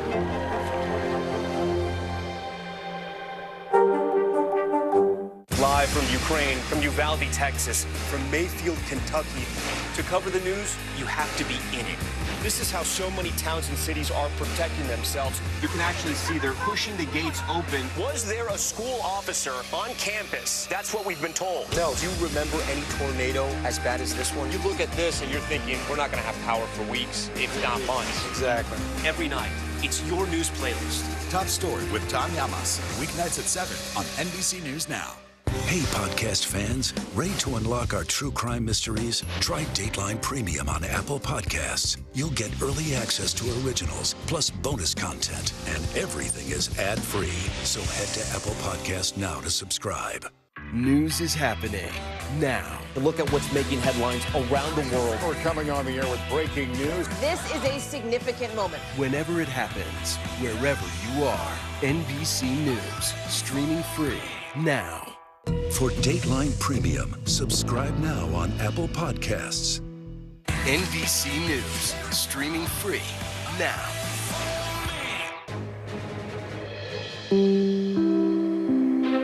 This is an NBC News special report. Here's Tom Llamas. And good day. We are coming on the air with breaking news right now. Hurricane Ian is making landfall in South Carolina as a dangerous Cat 1 storm with winds of up to 85 miles an hour, bringing potentially life-threatening storm surge of up to 7 feet along the coast. Power is already out for tens of thousands. The governor declared a state of emergency earlier this week, but has not ordered emergency evacuations. This is the second time Hurricane Ian has made landfall in the U.S. Just 2 days ago, it slammed ashore as a massive storm that devastated parts of Florida, tearing across the state. And now, after regaining strength over the Atlantic, it has hit land yet again. Shaq Brewster is live for us right now in Charleston, South Carolina, where conditions are going quickly downhill. Shaq, as you know, meteorologists say there's no such thing as a weak hurricane, and the coast of South Carolina is feeling that right now. That's exactly right, Tom. This is exactly what Charleston was preparing for. The tropical storm force winds, the tropical storm force rains that you've been seeing for the past couple of hours here now. And I'll tell you, in the past couple of minutes, we heard from the Charleston Police Department saying that their officers, because of these conditions, are sheltering in place for the time being. They're saying that they're only going to respond to critical calls until these conditions get better. So if you hear that from the police, that's also the guidance for citizens. You've been hearing from officials that they wanted citizens since this morning to stay off the roads. We saw out as we were driving into Charleston that many of the roads were flooded. There were at least 24 intersections about 2 hours ago that were blocked off, and that was before we saw these heavy bands of wind and rain. So this is the situation in Charleston right now. But again, this is what the city has been preparing for, as they knew this tropical storm and now Hurricane Ian, as it was coming ashore, coming in this area, Tom. All right, Shaq Brewster for us. I want to turn now to John Van Pelt. He's a storm chaser who's just across the Ashley River, not too far from where we were just hearing from Shaq right there. John, tell me about what you're seeing and what you're feeling on a bad thunderstorm day. You know, we can get Charleston to flood. What are you seeing right now?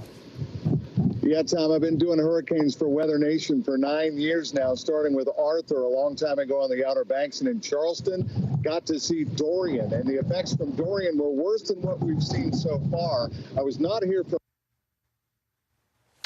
Okay, it is a hurricane. We've trees down. Oh. So we've seen high winds today. We have seen surge coming in through the battery, and I'm going to walk over here, and you can see the rain has been coming down horizontally. We're in a little bit of a dry slot now. It's not as bad as it was 5 minutes ago. 5 minutes ago, the rain was horizontal and driving. It's even starting to brighten up a little bit here, Tom, as the clouds are blowing through and this dry slot is happening. John, you know, we mentioned that there were no emergency evacuations as this Category 1 storm is essentially making landfall there in South Carolina. Are you seeing people out and about, or are people hunkering down for the time being? You know, when we were coming down yesterday, people were getting prepared for it, but a lot of times tourists come down and they want to see the excitement of the storm, so people have been walking on the battery. We have seen people here in the marina checking on their boats also, but all in all, and in the hotels, people have been staying inside, and the residents have been staying in too.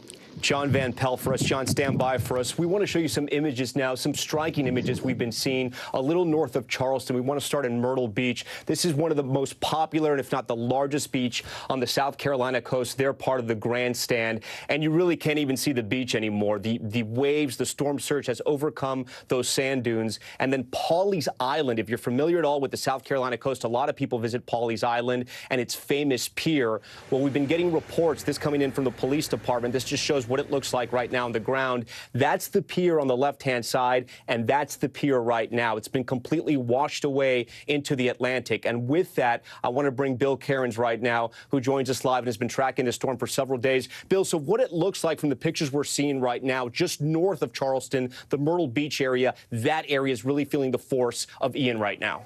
Yeah, not concerned at all with the storm surge from Charleston southwards down the coast. It's really been from Georgetown northwards. That video we just showed you from Pawleys Island is located right about here where the center of the storm is about to cross over. So we know for a fact we have a gauge out there on the spring-made pier near Myrtle Beach. It's at 5.23 feet as far as the total height of the storm surge. Now, the good news is that we're now heading towards low tide, so the water levels are starting to drop. They're not going to get any higher than they are now. But this is is the third highest they've ever seen. It just passed Isaias, and there's only 2 hurricanes, Matthew and Hugo, that had higher storm surges in this area around Myrtle Beach. The highest wind gust I've seen was 92 miles per hour in areas of Charleston. So the wind is on the backside. They just had a gust of 68. Expect a lot of tree damage in areas around Charleston, inland. That's where the winds have been the highest. Where it's actually making landfall, these winds aren't that bad in Georgetown and Myrtle Beach. This is an atypical hurricane. It's almost like a big nor'easter at this point. It will quickly be moving inland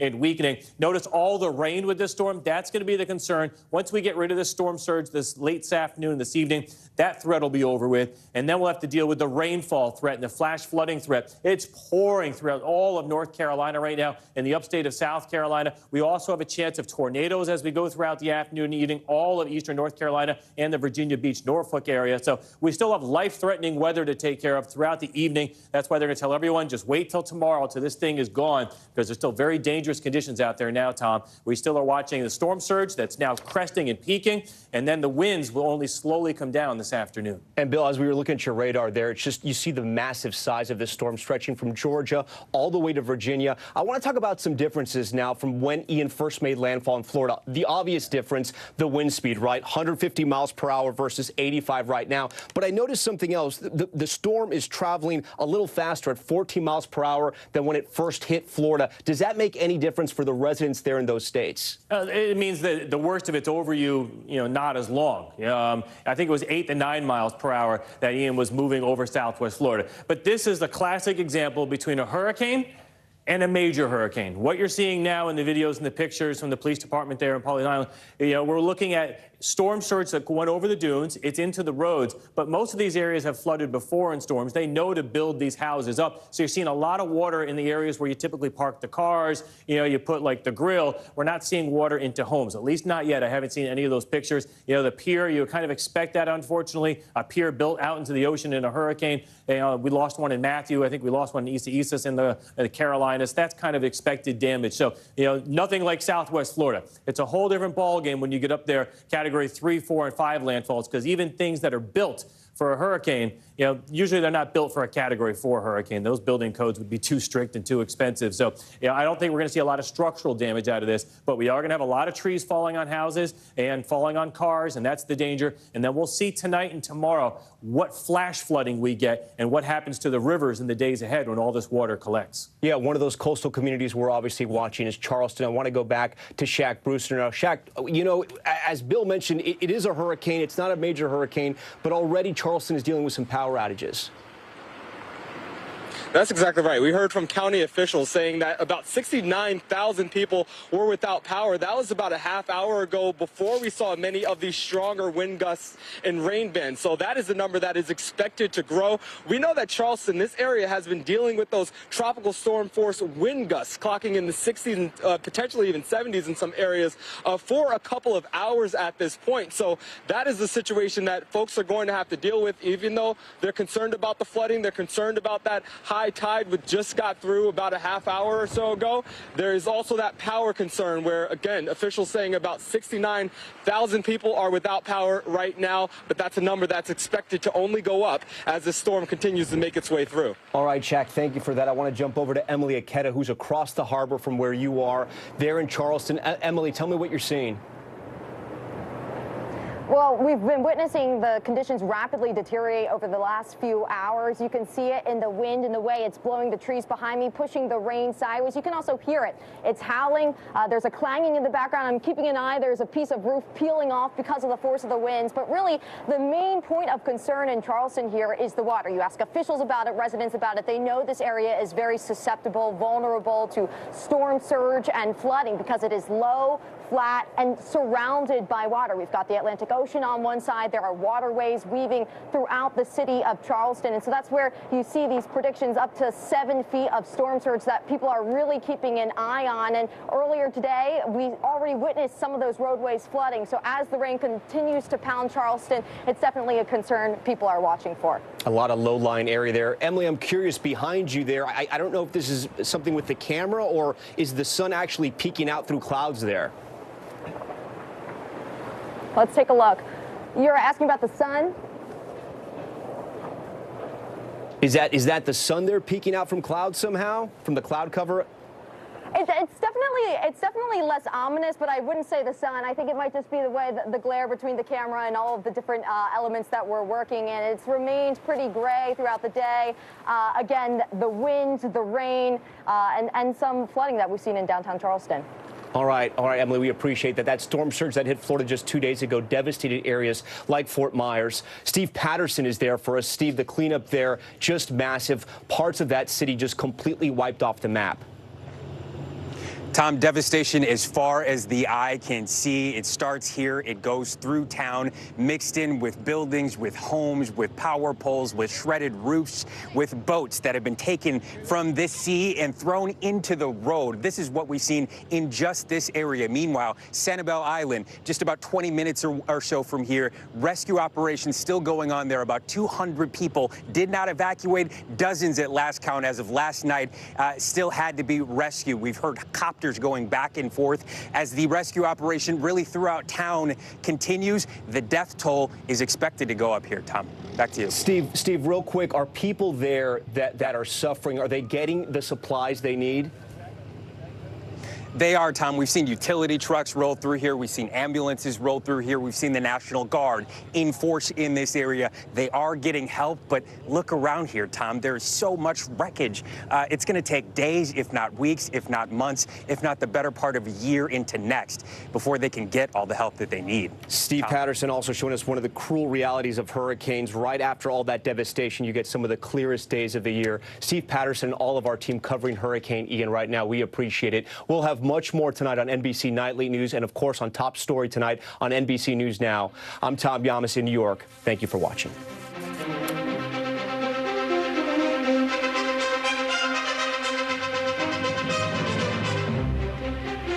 Internal Affairs, the new podcast from Dateline. Listen now. To cover the news, you have to be in it. This is how so many towns and cities are protecting themselves. They're pushing the gates open. Was there a school officer on campus? That's what we've been told. No. Top Story with Tom Yamas. Weeknights at 7 on NBC News Now. Sometimes the news can be difficult and overwhelming for kids to understand. Ukraine and Russia. Could you help me understand what's going on? So to help make sense of it all, we've created a newscast just for them. We hope your family will watch Nightly News Kids Edition. For Dateline Premium, subscribe now on Apple Podcasts. We're here to start conversations because it's not my job to tell you what to think. My job is to think about what you tell me. Now Tonight with Joshua Johnson. Weeknights at 8 on NBC News Now. Mr. Secretary, when is this going to get better? You came into this job saying you were going to fight crime. Have you been successful? Found a way to put that. Can you update us on the status of negotiations? Right now on NBC News Now, we begin with breaking news just coming in. What's happening now, what's happening next, and what it means for you. We're continuing to follow the Russian attack on Ukraine. There's an intense artillery battle underway. As we look out over the latest city-turned-crime scene, we see the things left behind. Fewer people are content to just offer their thoughts and prayers. Stunning testimony at the January 6th hearing. Americans face the highest inflation rate in decades. Parts of Virginia cleaning up after severe storms. Flames forcing thousands to evacuate. When do I play meteorologist? Only when the heat is this bad. Another special night of election coverage right here at NBC News Now. Results are coming in. This Tuesday is going to be huge. This is big when we're talking about November. This feels like an ideological fight to the death. Is there room for common ground? What do you think when you see the activism? Do you think this could have happened without social media? We're coming on the air with the news NBC Scoop. Bringing the news to you is not only a job, it's an honor. The day's biggest political stories with trusted insight now and expert analysis now. A daily look at the politics behind the headlines. Meet the Press Now, streaming weekdays at 4 p.m. on NBC News Now. Now Tonight with Joshua Johnson, streaming weeknights at 8 on NBC News Now. Top Story with Tom Yamas, weeknights at 7 on NBC News Now.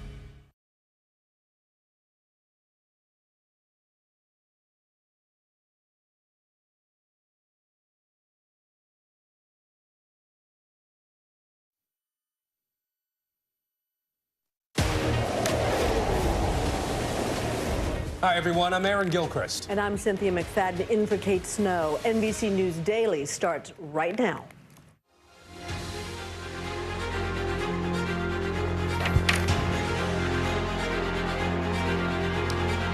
Today, Friday, September 30th, 2022. Breaking news, second landfall. Hurricane Ian slamming into South Carolina, arriving just moments ago. How strong that storm is right now and where it's expected to go next. Left in ruins, stunning images of Sanibel Island, Florida, revealing the true scope of Ian's catastrophic impact.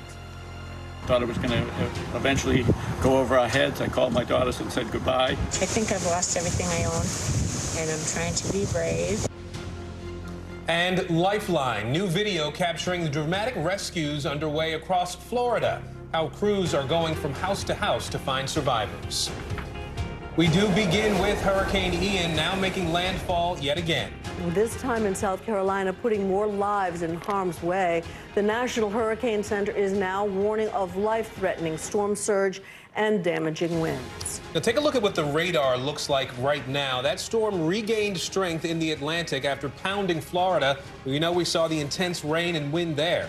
We now know there are at least 14 confirmed deaths associated with Ian, according to local officials in Florida. In hard-hit Lee County, Florida, Governor Ron DeSantis says there is no running water. However, there is some progress to report. Power outages are down roughly 700,000 from yesterday's peak in Florida, and at least 700 rescues have been carried out. But let's begin right now with NBC News meteorologist Bill Cairns. Bill, what's the latest? Well, I just saw my computer update this little jog on here, and typically when that happens, it means it's made official landfall. So I'm just trying to get the final confirmation from the Hurricane Center here to see if that's the case. So we're working on that. But they had a position update right here, and then you see that little jog there right over the top of about Muriel's Inlet, heading there towards Pawleys Island, almost over the top of Georgetown. When they give you an updated position point like that and it goes into our computers, typically that means we have official landfall. So we'll get you that confirmation shortly. It's just for the history books anyways, as the storm continues to move on shore as a Category 1 hurricane. The storm surge is peaking now.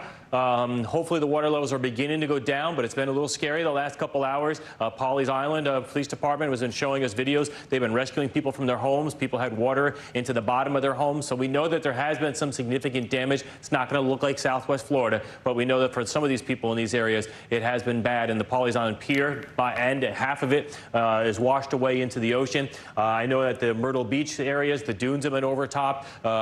Cherry Grove is a flood-prone area. All the houses are built on stilts, but the water's been all the way underneath those homes too. So that's the biggest concern right now for life and damage is the storm surge, which is peaking now. Thankfully, we're heading towards that low tide, which is around 5 o'clock this afternoon. And so the water should continue to drop, especially as the storm moves inland and the winds begin to weaken a little bit. So here's that pier in areas in Myrtle Beach. The highest ever was Hugo for a surge, 8-foot surge. This is going to go down as the third highest. This is where it looked like it peaked at about a little over 5-foot surge, and that beats Issa's from 2 years ago of 4.26. So an historic storm surge just after high tide by only about 2 hours in areas from Myrtle Beach to Georgetown. The winds, the highest winds have actually been on the backside of this storm in the Charleston area. 92-mile-per-hour wind gust was reported, so we know we're going to have some significant tree damage because of those wind gusts. The winds right now, and they're really not that strong, even near the center of the storm. It's the backside that has the highest winds. Our friends hopefully won't even lose too much power in North Carolina. My biggest concern I have for everyone, the New Bern, Greenville, Washington, Carteret County, heading out to the Outer Banks, all the way back down through Emerald Isle into areas of Wilmington, is the chance of isolated tornadoes. This is a tornado watch up till 10 o'clock, and the concern is thunderstorms coming in off the water, that those could spawn tornadoes. Sometimes we get a lot of tornadoes with landfalling systems. Sometimes we don't have many. We didn't have many when it made landfall, but the day before landfall, we had like 6 tornadoes reported in areas of South Florida, especially around Hollywood, Florida, and we had numerous problems with flooding. This will be the story after the winds die off this afternoon and this evening, and the storm surge is gone. The concern will be how much rain falls and where do we have all the flash flooding, because someone has a chance of getting at least 10 inches of rain, widespread 4 to 8 inches of rain through the region. And finally, guys, the timing on all this, by 8 p.m. this evening, the heaviest rain is over Charlotte into areas of Virginia and approaching Washington, D.C. All right, Bill, thank you. Continuing coverage of Hurricane Ian making landfall now. You're watching NBC News Daily.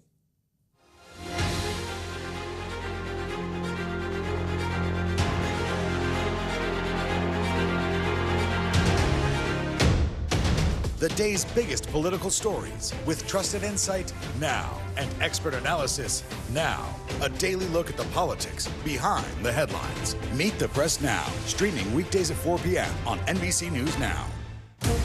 Right now on NBC News Now. As we come on the air, here's what we know. It has been dramatic, powerful. We begin with breaking news just coming in. What's happening now, what's happening next, and what it means for you.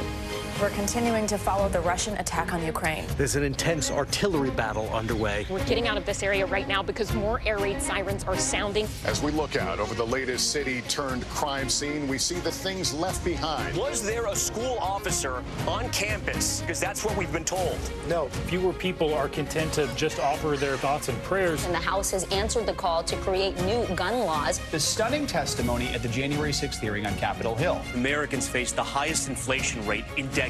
Parts of Virginia cleaning up after severe storms. A terrifying night of flash floods. Flames forcing thousands to evacuate. When do I play meteorologist? Only when the heat is this bad. Another special night of election coverage right here at NBC News Now. Results are coming in. This Tuesday is going to be huge for primary purposes. It's an interesting race here. I've just never covered anything like it. This is big when we're talking about November. How many doors do you think you've each knocked on? This feels like an ideological fight to the death. Is there room for common ground on this issue? What do you think when you see the activism that's happening right now? Do you think this movement could have happened without social media? A lot to talk about as we continue our rolling coverage. We're coming on the air with the news NBC Scoop. Bringing the news to you is not only a job, it's an honor. Here's what's happening in your neck of the woods. Hey, podcast fans, ready to unlock our true crime mysteries? Try Dateline Premium on Apple Podcasts. You'll get early access to originals, plus bonus content, and everything is ad-free.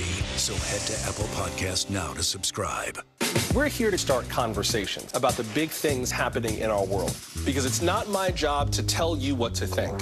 My job is to think about what you tell me. Now Tonight with Joshua Johnson, streaming weeknights at 8 on NBC News Now. Top Story with Tom Llamas, weeknights at 7 on NBC News Now.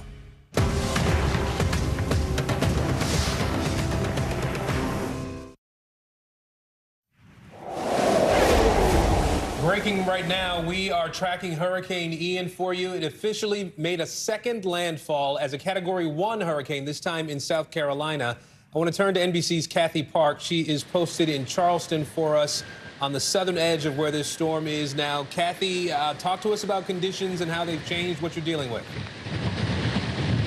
Yeah, so the big headline continues to be these gusty conditions. We've been monitoring these intense wind gusts throughout the morning, now the afternoon. So that seems to be the biggest challenge at this point. And because conditions are still pretty dangerous right now, emergency responders, even Charleston police officers are sheltering in place until conditions improve. I just got an alert on my phone. It looks like flash flooding also going to be a big concern as we kind of get through this evening. It's in place until 5 o'clock tonight, but we were anticipating landfall in the Charleston area earlier this morning. But as you can see here, Aaron, the landscape has changed. You see a lot of debris scattered all over here on the ground. Behind me is the Ashley River.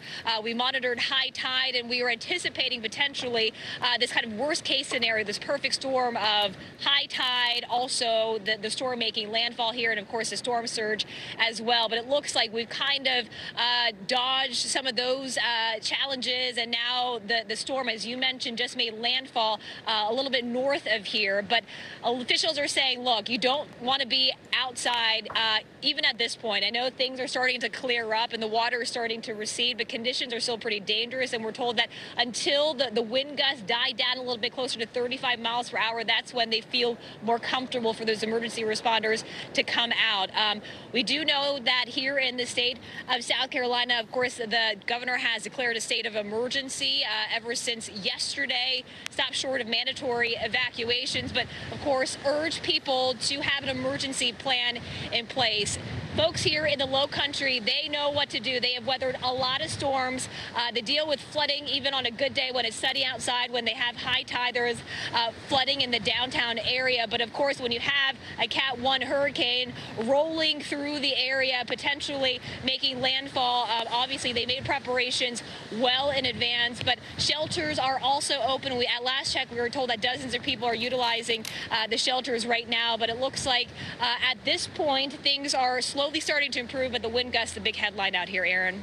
I am curious, Kathy, as we've been looking at video of rushing water in some other parts of that region. We've also seen pieces of video from downtown Charleston, from the Old City area, where there's been a lot of high water as well. You mentioned that the governor has declared the state of emergency. There's an evacuation order, sort of, but not a lot of people have taken that warning. 15% of the shelters are full there, or shelters are at 15% capacity at this point.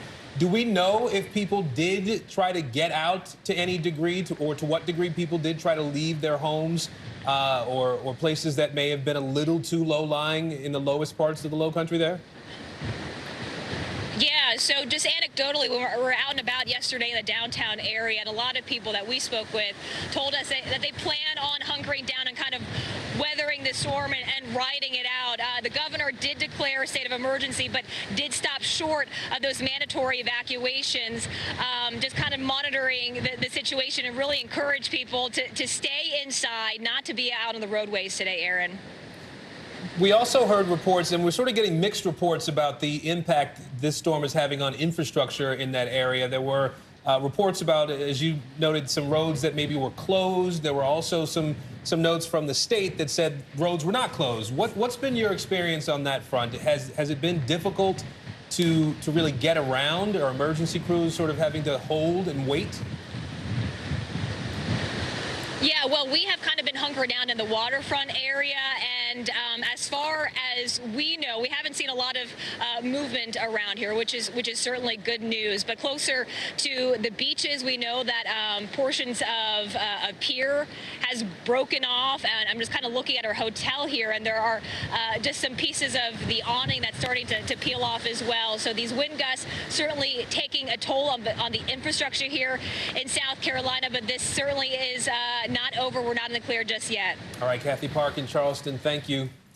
We're going to continue following this breaking news. Hurricane Ian making that second landfall in South Carolina. You're watching NBC News Daily.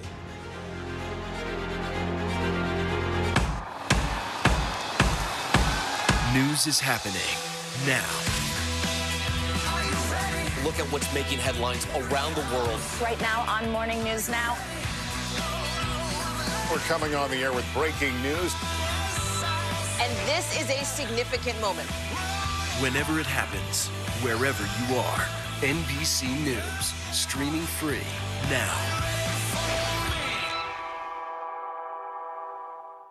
We're here to start conversations about the big things happening in our world, because it's not my job to tell you what to think.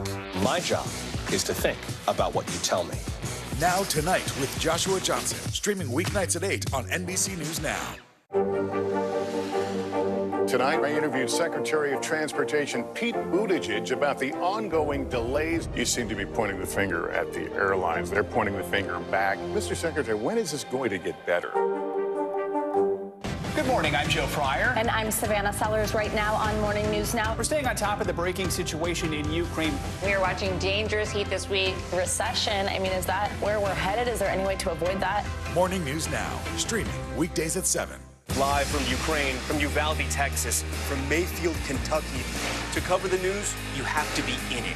This is how so many towns and cities are protecting themselves. You can actually see they're pushing the gates open. Was there a school officer on campus? That's what we've been told. No. Do you remember any tornado as bad as this one? You look at this and you're thinking, we're not going to have power for weeks, if not months. Exactly. Every night, it's your news playlist. Top Story with Tom Yamas, weeknights at 7 on NBC News Now. Sometimes the news can be difficult and overwhelming for kids to understand, so we've created a newscast just for them. We hope your family will watch Nightly News Kids Edition. Stay on top of breaking news and the biggest stories of the day with NBC News Daily. Thank you so much for joining us. I'm Morgan Radford. And I'm Vicki Wynn. I'm Aaron Gilchrist. And I'm Kate Snow. Get in-depth reporting from across the country. What's your reaction to the president's comments? And around the world. Are Ukrainians continuing to make advances? And ways you can take care of your health. Who should be getting tested, and frankly, how often? And your wallet. Costs are skyrocketing. How to manage soaring prices. NBC News Daily. Weekdays from 12 to 4 p.m. Eastern on NBC News Now.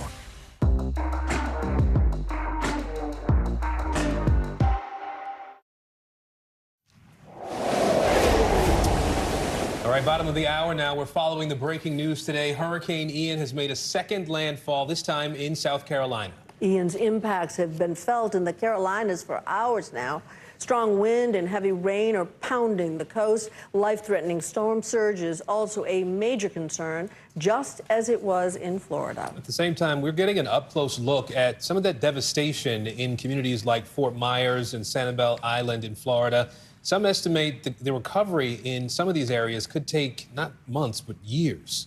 We do have a team of reporters on this for you. Let's get right over to meteorologist Bill Cairns first here. Bill, the official landfall at 2:05 this afternoon Eastern Time. Walk us through where we are, what we can expect in the coming hours. I think everyone is happy to get this on shore finally, right? I mean, we've been tracking this thing for like, 10 days. Ever since it was approaching the Leeward Islands, and we knew it would be a threat. And obviously, Cuba got hit by a Category 3, Southwest Florida Category 4, and now Category 1 landfall over the top of Georgetown. So this will weaken quickly. There's not a lot of backsides to this storm. I mean, I wouldn't doubt if the sun comes out where it makes landfall later on for a nice sunset. There's barely even any rain on the backside of this storm. Almost all of the bad with the storm is onshore now with the rain and the really strong winds. We do have to worry about isolated tornadoes coming into areas of eastern North Carolina, and that will continue through the evening. So with that landfall into Georgetown, all of the worst storm surge was north of that. So that's the Pawleys Island area, heading up here towards Myrtle Beach, North Myrtle Beach. The water levels were still pretty high, too, just south here down the Wrightsville Beach and Carolina Beach. But the worst of it appears to be in between Myrtle Beach and Georgetown as far as the storm surge goes. And that appears to have been accurate. The Hurricane Center said possibility of 4 to 7 feet. It looks like we've had at least 5 to 6 feet in a few areas. And so that's the position now. That's heading inland. So we got past the high tide at 11:18. So it didn't hit at the peak of high tide, but it was pretty close. I mean, the tide only came down about 6 to 12 inches in some cases. So the high water level was very significant. And that's why we have dunes that are overwashed. That's why we do have water in some houses. And that's why you're going to see some damage out of this. The next high tide isn't until 11:31 this evening. But by then, the storm is heading towards like Charlotte. And the winds will be so weak that we shouldn't have any problems with water later on this evening. The winds will stay up. Now we're going to start to watch some of those higher winds moving inland, so we'll have a chance of power outages in interior South Carolina. So far, so good. Fayetteville just had a gust of 47, so that's when you start getting some branches down. But we can deal with these 30 and 40-mile-per-hour winds. We'd like to keep power on for as many people as possible, but still gusting to 60 in Charleston. Still some of the strongest winds that we've had. And I did mention that threat in eastern North Carolina. The threat for you is heavy rain, flash flooding, getting into the rivers and the creeks, and eventually into like the Neuse River. But as far as the flash flood warnings go, you can see we already have numerous of those guys. So just because the storm surge threat's going to pass us by, we're still going to have dangerous, life-threatening weather right through the night. All right, Bill Cairns for us. Bill, thanks. Let's bring in NBC's Wendy Woolfolk in Charleston, South Carolina. Wendy, the rain and wind has been picking up all day, as we've seen. Show us what you're seeing right now in Charleston. Hey, Cynthia, I can say in the last 20 minutes, conditions here in Charleston have dramatically improved. Look behind me. You can see what the damage has already done, though. These trees below here, that we're on the 4th floor balcony. We are safe, but on a 4th floor balcony, these trees just snapped. And this entire parking lot was swimmable a few minutes ago. And now you can even see downtown Charleston. This entire morning with the torrential downpours and all of the wind, you could not cannot see downtown Charleston from where we're standing. In the background over there, there's the Citadel School, and these two bridges, you've not seen cars go over them at all. Now, it seems to me like that we could see the sunlight anytime now. It's brightening.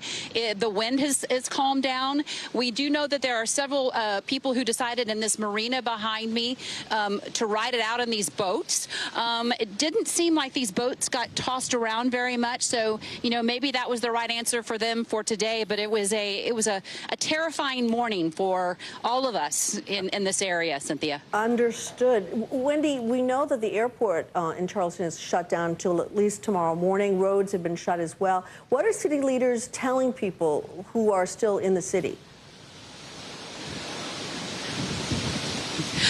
They're telling people to hunker down, even though it seems like things are better and that we've dodged a bullet here in Charleston, because at this point, you don't know what damage has been done. You don't know where these active power lines have gone down. They just haven't had a chance to assess the damage, and they want the professionals to get out there once these winds die down. And they said they wanted to get between 30 and 40 miles per hour before they would send these crews out safely to assess what's going on. So they're still saying, shelter in place, hunker down until we can figure out exactly what the damage is in the immediate area. We can tell you, though, our lights have been flickering several times in our hotel. We do have a generator here, but more than 100,000 customers are without power in downtown Charleston and in the Low Country, and it's going to take some time, so people are still going to have to be patient. I feel like we've been talking about Ian for so long, and I'm sure people are ready to be done with Ian, but I think we all have to be patient just a little while longer. Well, we're certainly happy to see you and your team safe. Thanks for that update. Now, we do want to talk a little bit more about Ian in Florida as it makes that second landfall in South Carolina. Millions of people in Florida are assessing the damage that was left behind by this storm. NBC News correspondent Steve Patterson is in Fort Myers for us now, near the west coast of Florida. Steve, show us what you've been seeing there today in Fort Myers. Think about millions of people without power, millions of people, as you said, probably assessing some sort of damage, hundreds of thousands in this area, waking up to scenes like this. This is Fort Myers Beach. We're about 20 miles from Sanibel. What I can see in my periphery and all around, 360 degrees, a panorama of damage. Everything here, looks like a tool shed maybe, because I'm seeing personal items that would have been in people's normal lives before this, right? And then you mix that with the concrete that has been ripped up off the earth, the palm trees that have come down, the sheets of metal, the cinder blocks that must weigh tons or at least hundreds of pounds, all scattered damage, all part of the same soup of devastation. As you hear choppers above, we've heard this solid as we've been standing here. Some of those may be rescue choppers, others may be news choppers surveying the damage as well. But behind me as well, it just continues and it goes and it goes and it goes. To my left, there is what appears to be some sort of pro bait shop that we've heard. We know the gentleman was building his life here. He was extending this to a bar. But then you think about how could a storm, how could a hurricane scatter all of this damage the same way that it would scatter some of the smaller pieces? And then you realize that as I was coming in, I looked to my right, you saw the dock that was tore up as that helicopter swirling above us now appears to be, that may be a rescue copter. And you see some of the damage here down below in the marina, and then you realize that there used to be boats there, because as you're driving in, there are several boats, and we're talking fishing boats and recreational boats and yachts next to the highway coming in. You realize that those boats are from where this scene is that you're looking at right now, and then you realize the terrible force of this storm. Several people are doing that as well. Meanwhile, Sanibel Island, about 20 minutes from here, people there are cut off. We know at least 200 homes decided not to evacuate. As of last night, dozens of people still needed some sort of rescue. We know those rescues have been going through. That may have been even part of that as we were speaking. So we don't know how many people have been rescued. We knew, though, that there were some injuries on that island. 2 people had died. And just think about, you have no power, you have maybe no shelter, and you're scattered, stranded on an island. So many scenes of devastation, heartbreak, and people that still need help. Cynthia, yeah. Aaron? You know, Steve, we talk about Sanibel, and obviously as we look at some of the images that have come from that island, there are other barrier islands where there were people who are likely still stranded as well. We think about where this storm actually came ashore in Florida. All day long we've seen those incredible images of the causeway, in particular in Sanibel, just wiped out.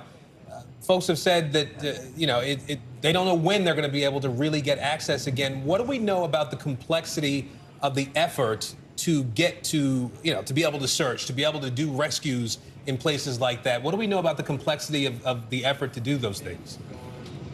Well, you said it. The causeway is wiped out, right? So 4 or 5 sections of that causeway are gone, evaporated, done. So there is no way to get supplies by land or people by land or people back across by land or by bridge or by structure. So everything has to be either air or boat. And you can imagine the complications that come from that when you're talking about people that are stranded in a situation like that, that are used to driving across and getting to the mainland, and now they can't. I can't tell you the inner workings of the rescue operation. What I can tell you is that we constantly see helicopters going back and forth in that direction, and that we know that there have been some rescues, but there may be people that are still stranded, maybe people that need help and need help immediately. Guys. All right, Steve Patterson for us in Fort Myers, Florida today. Steve, thank you. Well, President Biden has just given an update on the federal response to Hurricane Ian. He says the government will provide whatever assistance is needed. NBC News White House correspondent Mike Memoli joins us now. Mike, President Biden spoke with the governors of both Florida and South Carolina. What can you tell us about those calls? Well, Cynthia, the bottom line message from this president to both of those governors, both Republican governors, is that the federal government is prepared to do whatever it takes for as long as it takes, regardless, and actually above politics. Here's part of his message earlier today. I've directed that every possible action be taken to save lives and get help to survivors, because every single minute counts. It's not just a crisis for Florida. This is an American crisis. We're all in this together. So the president's conversation with Governor DeSantis was his third in the last 2 days, obviously after now as the governor with his FEMA administrator in Florida now begins to assess the damage, but also his first with Governor McMaster in South Carolina, as of course we see Ian bearing down on the state just now. You know, Governor DeSantis had famously voted against aid to New York during Hurricane Sandy. It's an interesting twist of events. What are some of the other actions that the White House has taken over the last 24 hours, Mike? Well, when we heard from the president just in the last hour, we heard quite an exhaustive list from him about what kind of federal resources are available. Some 2,000 federal personnel, in fact, have been deployed to Florida to aid with their response. More on the way. They've pre-positioned a number of federal responders in South Carolina as well. I thought some of the most interesting ones really reflect the modern era, the modern fact of disaster response now. They have what are called cells on wheels. They call them cows, Cynthia. That's really part of an effort to bring broadband and cellular service to some of these hard-hit areas, not just for the individuals on the ground who need that kind of communication, but also to help with that disaster response. Federal officials need that as well. Well, I never heard of the cow term before, but thank you for that, Mike, from the White House. Mike Memoli. We continue to follow breaking news. Hurricane Ian making a second landfall. Right now, more NBC News Daily right after this.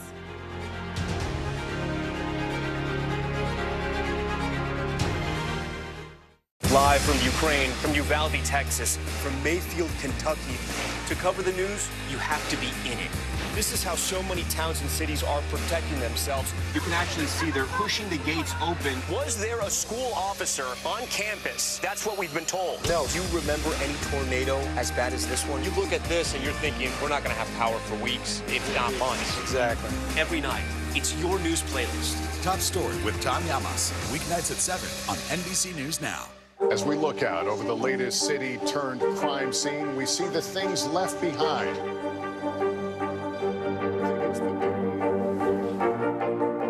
Can you tell us what it was like? Our NBC News exclusive.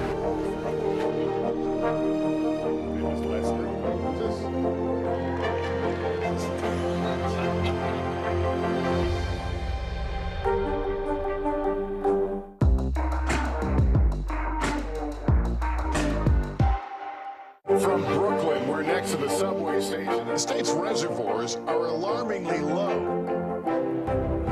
War will pass them by.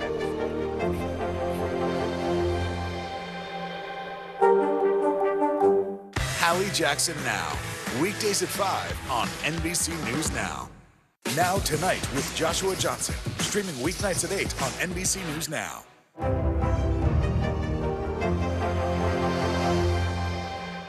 Hallie Jackson Now, weekdays at 5 on NBC News Now.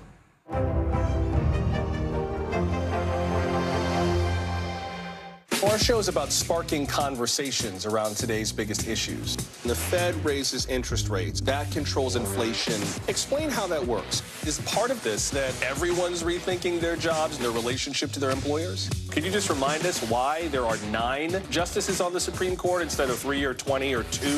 It's not my job to tell you what to think. My job is to think about what you tell me. Now Tonight with Joshua Johnson, streaming weeknights at 8 on NBC News Now. Hey, podcast fans, ready to unlock our true crime mysteries? Try Dateline Premium on Apple Podcasts. You'll get early access to originals, plus bonus content, and everything is ad-free.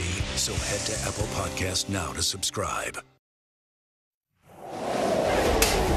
Breaking right now, we are tracking Hurricane Ian for you. It officially made landfall, a second landfall, as a Category 1 storm in South Carolina. In Georgetown is where the National Hurricane Center is putting that landfall. Joining us now is the Sheriff of Charleston County, South Carolina, Kristen Graziano.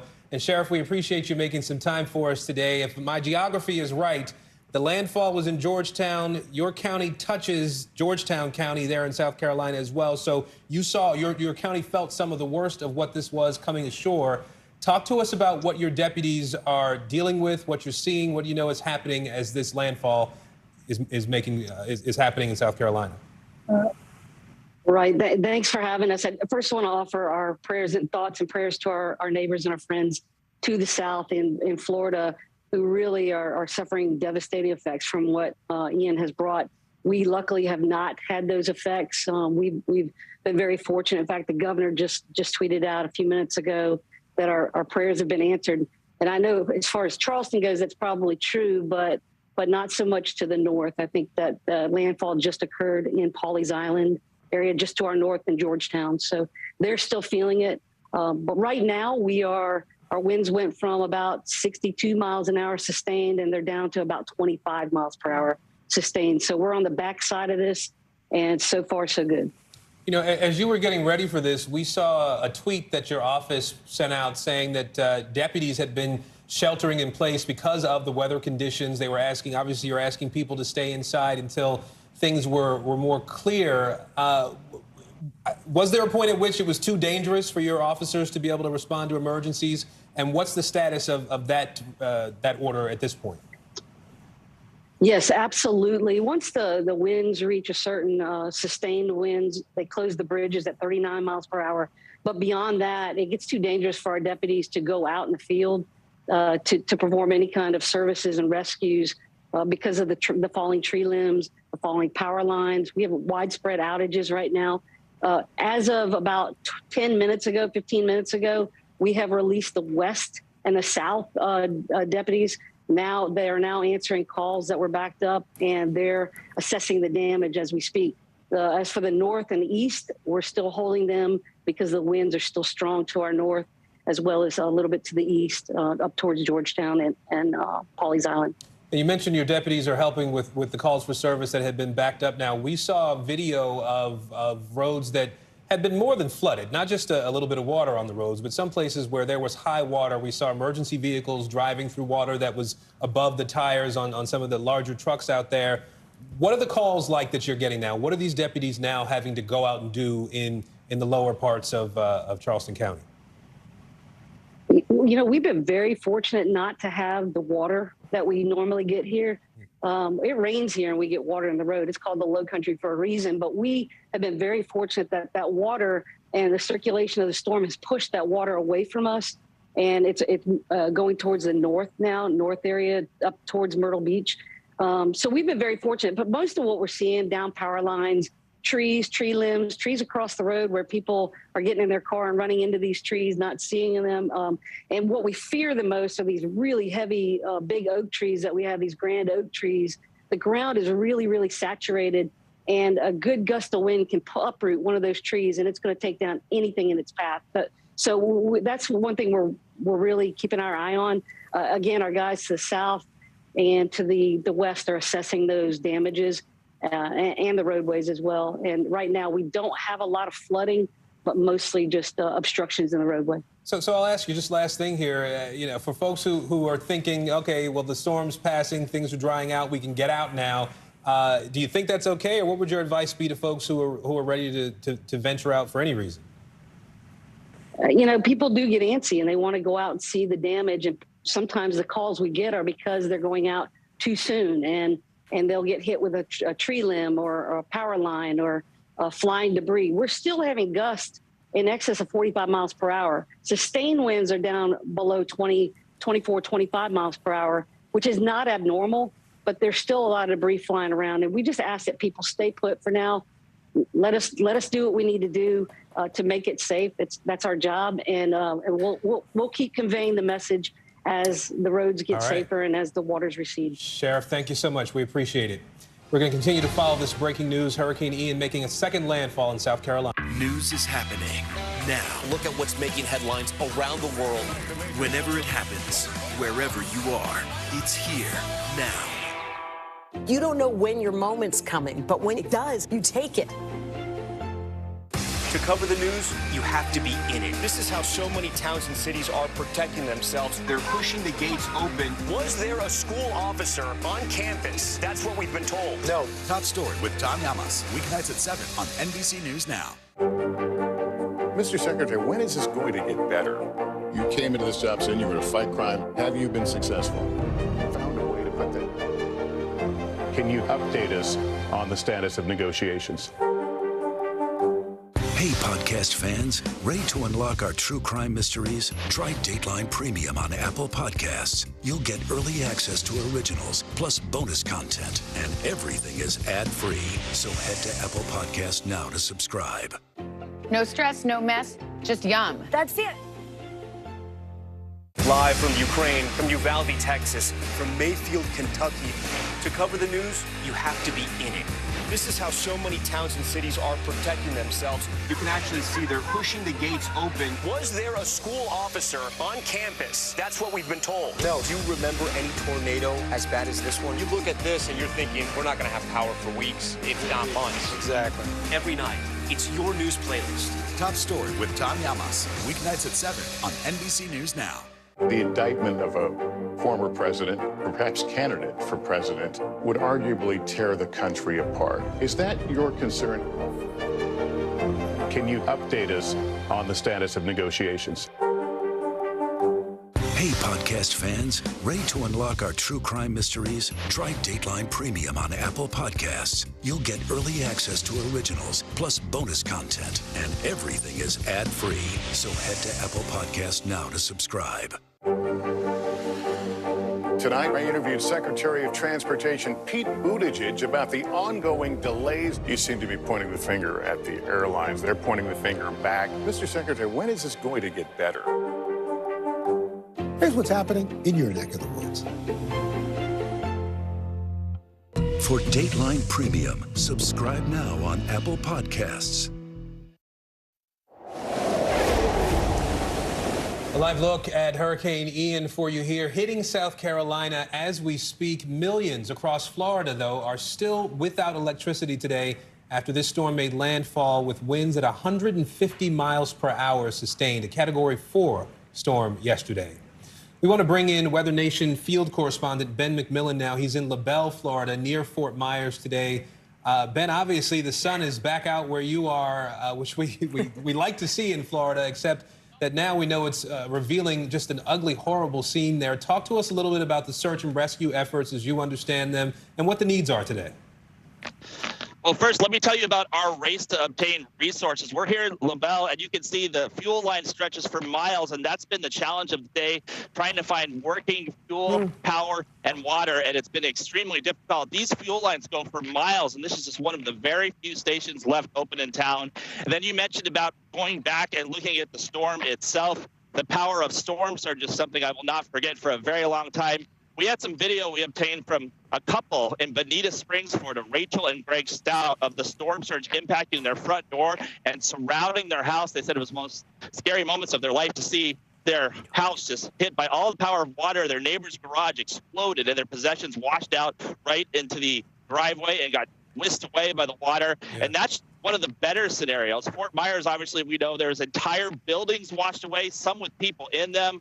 Some sad things pointing out is we're starting to see the totality of this disaster across the state of Florida. So, Ben, we're seeing on the screen some live shots from Sanibel Island, which are just extraordinary. It's just devastation. It looks like just tinder, mile after mile of just utter devastation. We know that the temperature is going up. It's hot. It's supposed to get almost to 90 over the weekend. No power, as you're talking about, just the fuel problems. What is your advice to people as they start to return to their homes? Those who can, I don't think anyone's going to be going to Sanibel too soon, but you're in LaBelle, which is just near Fort Myers. Give us that piece of advice. Wait for officials to complete their search and rescue process. We were in Bonita Springs and people were still being carried out by vehicles on the backs of pickup trucks. Anything with four-wheel drive, it's kind of a race to get people, especially the elderly, to better conditions before they start to develop health problems or worse. You know, and sometimes we see more injuries and fatalities post-storm because of the lack of care for these people on the ground here. Ben McMillan, our thanks to you. And early estimates predict Hurricane Ian could be Florida's costliest storm since the early 1990s. And so if you've been impacted, what are some of the steps you can take to financially recover from this sort of thing? Here's CNBC's Sharon Epperson. The best way to recover from a disaster is to be prepared going into it. But few people are completely prepared for a disaster. So these are the steps to take right now. I reached out to Carolyn McClanahan, who is on the CNBC Financial Advisor Council and was herself without power in the storm in Florida. Of course, she was prepared with plenty of food and water and cash on hand, but her advice, apply for disaster assistance as soon as possible. With more than 1 million homes along the Gulf affected, it can take time to get you the help that you need. FEMA, Red Cross, and resources from state and local government will also be helpful. If you have a mortgage or other loans you can't pay, call the provider right away to ask for help and call your insurance agent immediately to initiate a claim.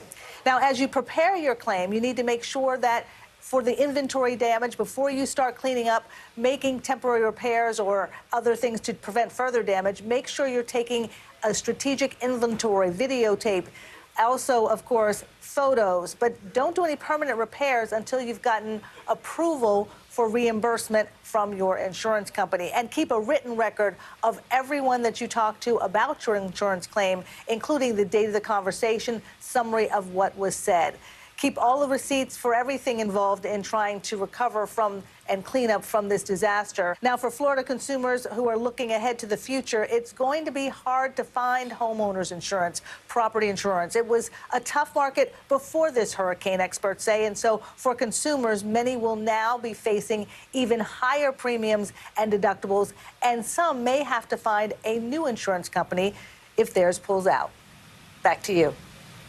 All right, our thanks to Sharon there. We're going to continue to follow this breaking news. Hurricane Ian making that second landfall in South Carolina. I'm Aaron Gilchrist. I'm Cynthia McFadden. You're watching NBC News Daily.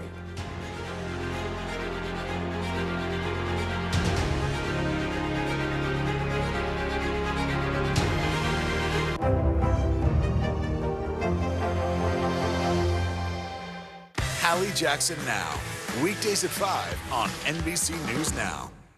To cover the news, you have to be in it. This is how so many towns and cities are protecting themselves. They're pushing the gates open. Was there a school officer on campus? That's what we've been told. No. Top story with Tom Yamas, weeknights at 7 on NBC News Now. Mr. Secretary, when is this going to get better? You came into this job saying you were going to fight crime. Have you been successful? Found a way to put that. Can you update us on the status of negotiations? News is happening now. Look at what's making headlines around the world. Whenever it happens, wherever you are, it's here now. Hallie Jackson Now, weekdays at 5 on NBC News Now. For Dateline Premium, subscribe now on Apple Podcasts. These days, it feels like the news never stops. So let's get into it. What's happening right now, what it all means for you for an hour every day. It can be hard to keep up, so let's get started together. Hallie Jackson Now, weekdays at 5 on NBC News Now.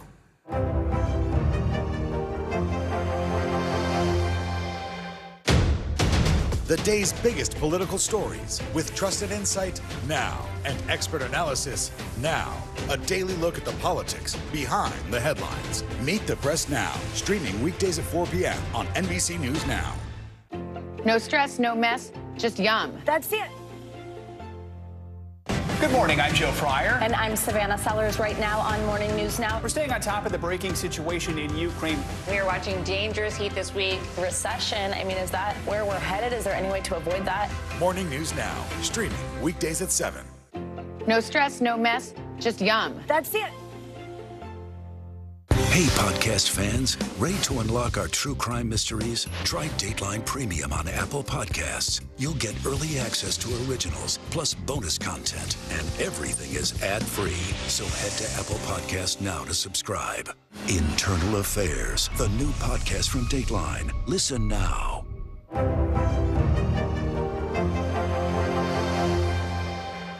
Here's what's happening in your neck of the woods.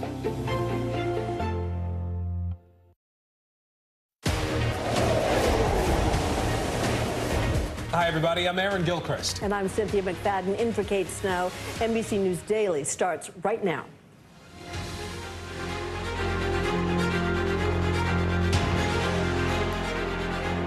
Today, Friday, September 30th, 2022. Second strike. Hurricane Ian makes another landfall, this time slamming into South Carolina. Millions of Americans in the storm's path.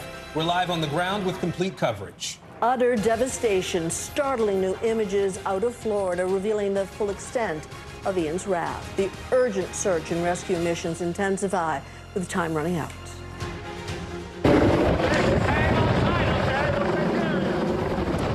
And desperate for power. Days after the storm hit, millions across Florida are still in the dark. The frantic effort underway now to get service restored to those who need it most. We begin with Hurricane Ian now battering coastal South Carolina. Yeah, that storm made a second landfall in the past hour or so, this time as a Category 1 hurricane. It is bringing life-threatening storm surge and dangerous winds in some places. Flooding, power outages, two of the biggest concerns for South Carolina right now. In southwest Florida, people are only beginning to survey the damage from Wednesday's direct hit. We now know there are at least 14 confirmed deaths associated with Ian, according to local officials in Florida. At least 700 rescues have been carried out across the state. Now, we want to show you these new live pictures coming in from Sanibel Island. Actually, I think, there we go. Here are the live pictures we're getting from Sanibel now. This is a community devastated. Doesn't even begin to describe really what we're seeing as we've been able to look up and down this island in particular. There are lots of other barrier islands there with just as much damage. These are some of the clearest pictures yet, though, of the impact this storm has had there. People on Sanibel Island are still not able to leave because the only road to the mainland of Florida has been severed. They've been doing airlifts to the extent possible throughout the day today. Meteorologist Bill Cairns has updated the track for us. He and Steve Patterson are joining us. Steve's in Florida. We want to start with Kathy Park, though, as we're dealing with what's happening in South Carolina. She's in Charleston today, just south of where this storm made landfall. So, Kathy, this thing has been changing a lot. It seems almost by the minute there as we've been watching it come ashore. What are the conditions like now in and around Charleston where you are? Hey there, Aaron. Yeah, the conditions have changed dramatically, I want to say, in the past hour since we last spoke. And dare I say it, I think I see the sky is actually clearing, but we're still seeing these powerful wind gusts picking up at times, but the rain has stopped. And just kind of looking around here, we are seeing a little bit of ponding, some localized flooding where we are, but the big headline seems to be just kind of the debris, the palm fronds, the branches that are kind of scattered all across the ground here. Behind me is the Ashley River, and this is some sawgrass, and you can kind of see just it shaking in the background here. And over there behind me is the marina. And throughout the day, we've been kind of watching, keeping a close eye on all the boats, and we didn't really see anything crazy happening. We saw, some wobbling going around, and over there, the bridge, it looks like some cars are kind of passing through here now that things are starting to clear up. But you nailed it. I mean, the conditions have really kind of changed throughout the course of the day. Early on this morning when we were bracing for impact, we were hit with strong wind gusts, really heavy bands of rain, downpours, but here we are now. Things are starting to clear up, and it looks like the water is slowly starting to recede. Kathy, it's nice to see boats sitting upright in the water as opposed to all of that devastation in Florida. What's the local government's guidance to people who are still in the area? What are they telling them now? Yeah, so, it kind of depends on where you are. So we are getting reports that portions of the downtown area, there's flooding, but kind of people were prepared for this. That downtown area here in Charleston, it's a low-lying area, so even on a good day, when there is high tide, flooding is not out of the question. We're also seeing reports of outages. That number is in the tens of thousands at this point, but we do want to stress that this area not out of the woods just yet. As you can kind of see, the wind gusts have not subsided just yet. Flash flooding is still a concern as we go through the night. In fact, there is a warning in place until about 5 o'clock tonight. But early on in the day, the conditions were so bad. EMS workers, even police officers had to hunker down, shelter in place until conditions improved. But it looks like conditions are certainly improving at this hour. Good, some good news. Kathy Parks, thank you so much. All right, let's bring in NBC News meteorologist Bill Cairns. And I should first apologize. I think earlier we were showing some live pictures. I said it was Sanibel. It was actually Fort Myers Beach. So just want to clear that up. Bill, but you're still tracking this storm because it's still a big storm that's still on the move. What's the latest? We're want to watch it weaken quickly. I mean, you can tell by our reporters if you've been following the story throughout the day. The sun's probably going to set in areas like Charleston later on this afternoon. The rain's almost done. I mean, they only have a little bit of rain left. So if something hasn't flooded yet from the heavy rainfall, probably won't. And that's assuming you're away from like small rivers or streams. So the heaviest rains is all the way back up here inland now, off of areas like Orangeburg and up towards Columbia. And as we were saying, at the same time we're tracking this storm moving into South Carolina, we are still getting surveys and aerial pictures. This is Fort Myers Beach area. You can see these just rows of homes, and this looks like a mobile home park. And yeah, mobile home parks are no match for a storm surge. They're going to have trouble figuring out whose mobile home was whose at some point. It's stuff's just moved all over the place. And yeah, this is, we keep mentioning Fort Myers Beach area and Fort Myers. Cape Coral's literally across the bay from Fort Myers, and they're in the same boat, too, as this region. You get to see all the debris there and how high the water got and the wave action on top of that. So you get the water that will float stuff, and then you get the waves tearing it apart on top. So, yeah, just dramatic pictures after dramatic pictures. That's the difference, by the way. Later, we'll be showing you pictures of what happened in South Carolina, and you'll see some damage, some trees down. You maybe see some houses that had some water in them, but you won't see anything like Southwest Florida. There's a huge difference between a Category 1 and a Category 4 storm. And, boats, they weren't going to stay moored no matter how well they were tied down in this storm. And obviously, they just float right in with the storm surge. It's kind of it's a good gauge of how far inland the storm surge went. Often, when you have these hurricanes, you just can look and see how far the boat was left into the woods or into the trees or however far on shore that they left. So, yeah, dramatic scenes there. So let me just finish up the forecast, just give you the latest. As far as the wind gusts go, these will come down. Will probably only be a hurricane maybe for another couple hours, and then likely a tropical storm, or we'll call it a post-hurricane, post-tropical cyclone, I should say, would be the official terminology. As the heavy rain continues, that's really our biggest threat, is just what's going to happen with the rain, and also if we get any tornadoes later today. Those are the two life-threatening things that Ian could still produce. So this will be the end of its hurricane life, and then turning into just a big old rainstorm. Hurricane Center does have a chance of that heavy rain all the way into West Virginia with flash flood watches, and including all of eastern North Carolina, guys. So, obviously we're going to continue to focus on what this storm will still do, but at the same time, that cleanup effort and that story is going to continue, and the stories we hear out of Southwest Florida, there's just a huge difference between. That's why we have categories. That's why you have 1, 2, 3, 4, 5 to give you a scope of what the damage will be, and you can see the difference between a 4 and a 1. Yeah. All right, Bill Cairns for us today. Bill, thank you.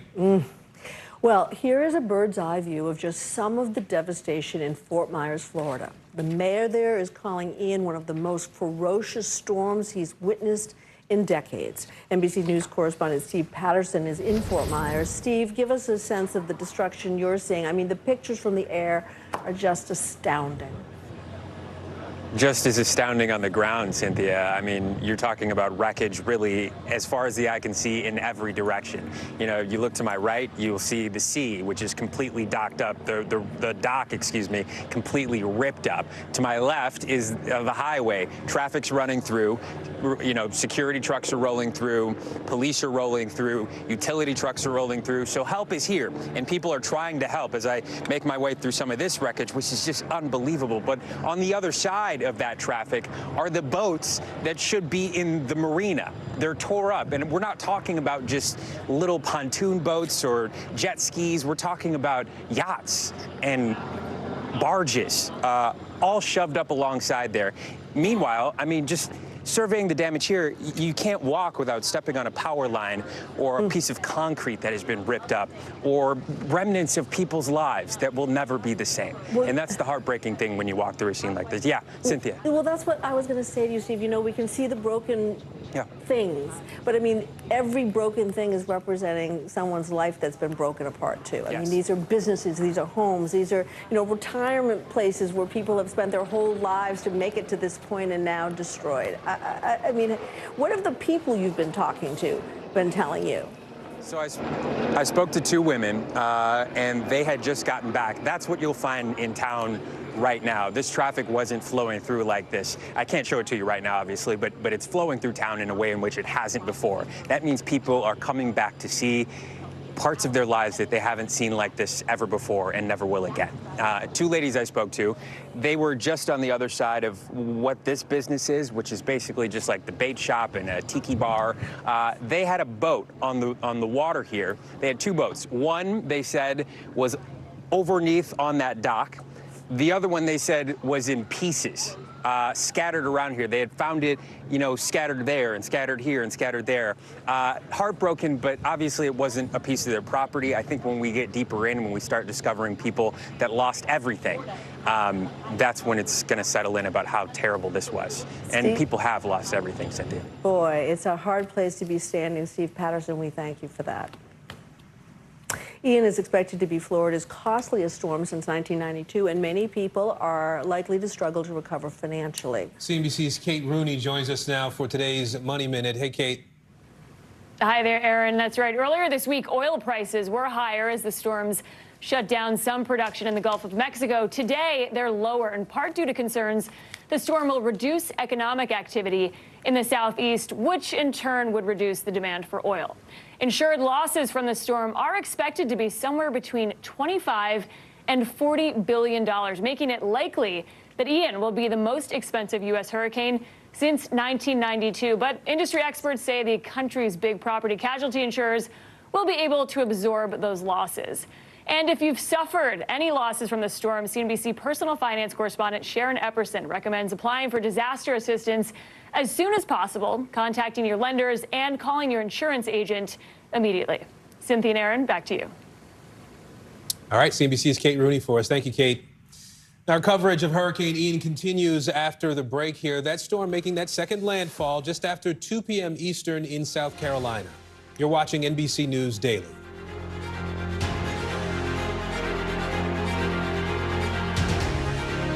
Right now on NBC News Now, we begin with breaking news just coming in. What's happening now, what's happening next, and what it means for you.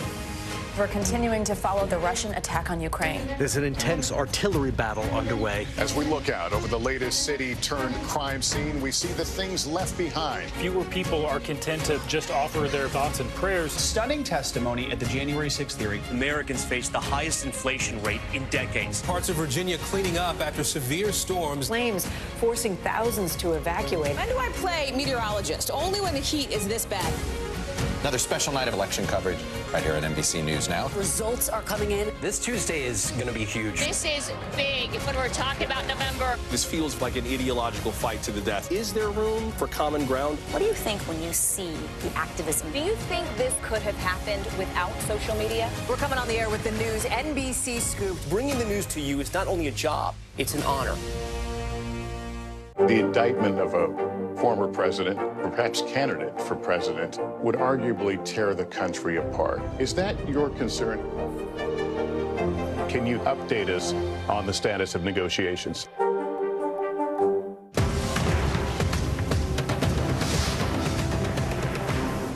Sometimes the news can be difficult and overwhelming for kids to understand, so we've created a newscast just for them. We hope your family will watch Nightly News Kids Edition. Here's what's happening in your neck of the woods. The indictment of a former president, perhaps candidate for president, would arguably tear the country apart. Is that your concern? Can you update us on the status of negotiations? Here's what's happening in your neck of the woods. A masked killer takes aim and fires. A fatal attraction that leads investigators to turn towards their own. Internal Affairs, a new podcast from Dateline. Listen now wherever you get your podcasts. Internal Affairs, the new podcast from Dateline. Listen now. The indictment of a former president, perhaps candidate for president, would arguably tear the country apart. Is that your concern? Can you update us on the status of negotiations?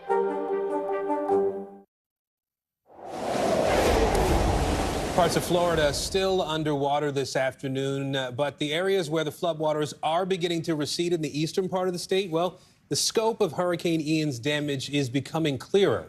NBC News correspondent Jesse Kirsch is in Orlando for us today. That saw some pretty catastrophic flooding there in Orlando. And Jesse, talk to us about the damage left behind, the cleanup operation, and that's a ton of water still on the ground behind you. Yeah, and Aaron, for context, the worst of Ian here was yesterday morning. It has been dry all day today. It was dry for much of yesterday afternoon and evening. And as you just mentioned, you can see behind me, this neighborhood is still partially underwater. I'm going to have our photographer push in behind me on a basketball hoop. We know that the rim should be about 10 feet high, so that gives you an idea of how deep the waters are here. And the added twist of floodwaters in a place like where I am in Orlando is that there's the potential for alligators to be in these waters. And we have, in fact, seen an alligator repeatedly swimming through here today, including not far from where we saw some people wading through the water earlier. We gave them a shout, and they turned around, and hopefully they made it out safely. But just gives you an idea of one of the threats people have to contend with here. Now, you might be asking yourself, why would you go into these waters? Well, of course, people left things behind, including this group of women we spoke with who live in the home just behind me here, and they said that they were able to evacuate, get to safety, but they had to leave their pet behind. They say, thankfully, that pet rabbit has now been saved. Obviously, though, they're trying to see what else is left here, Aaron. You know, it makes me nervous a little bit having you on the edge of this water, knowing that there could be some reptiles back there, Jesse, but we appreciate the work you're doing. I know your crew is helping you keep an eye out for things there. I do want to ask you what you're hearing from people, though. The governor in that state said this was a 500-year flood event. You've spoken to some folks. What are they telling you about their experiences? Yeah, and I will stress that we have eyes on the waters here, and I appreciate your concern, Aaron. Well, one of the women we spoke with earlier said that she went through Hurricane Irma here, and that this is worse than that for a comparison point. And that's one of the reasons that they quickly made the choice to evacuate. They didn't want to linger for that. Here's what one other resident told me. There's a medical center just up the road here. Their vehicles all underwater. The medical facility underwater. And that's the first time that I've seen it that bad. Irma wasn't this bad. This, really bad. And according to officials, the latest tally we have is almost 27,000 customers still in the dark, Aaron, but hopefully those numbers keep going down because it's getting hotter and people will want that AC, Aaron. Yeah, especially in that area. Jesse Kirsch for us in Orlando today. Thank you, Jesse. Well, in fact, power outages are causing a major concern all over the state of Florida. More than 1.8 million people are without power across the state right now. I want to bring in Melissa Sexas, who is Duke Energy's state president in Florida. Melissa, how many of your customers are currently without power? Well, I'll start with letting you know how many customers we have restored. And as of this afternoon, Afternoon, we've restored nearly 700,000 customers of our 1.2 million that we serve in 35 counties. Currently, we have about 422,000 customers without service, ranging from the Tampa Bay area over into Central Florida. But we are making very good progress on restoration today. Yeah, that's that's remarkable, 700,000 in that first 24-hour period. So there were about 400,000 remaining, you're saying. What's the timeline look like for those folks? So we have communicated our estimated time of restoration. We've broken the geography into kind of 3 areas, one in the Tampa Bay area, which we will have those customers on by tomorrow night, 90% of them on by tomorrow night, which is Saturday, October 1st. In areas like where your reporter was, in Orange and Seminole, we will restore about 90% of those customers by midnight Saturday, October 2nd. And then later today, in our hardest hit areas, we will report what our estimated time of restoration is. We are still completing some of that damage assessment, as your reporter showed. As your reporter had shown, it was flooding has created some complications there. Well, we thank you so much for what you and your company are doing for the residents down there. Melissa Statius, our thanks. Much more ahead here on NBC News Daily. Stay with us.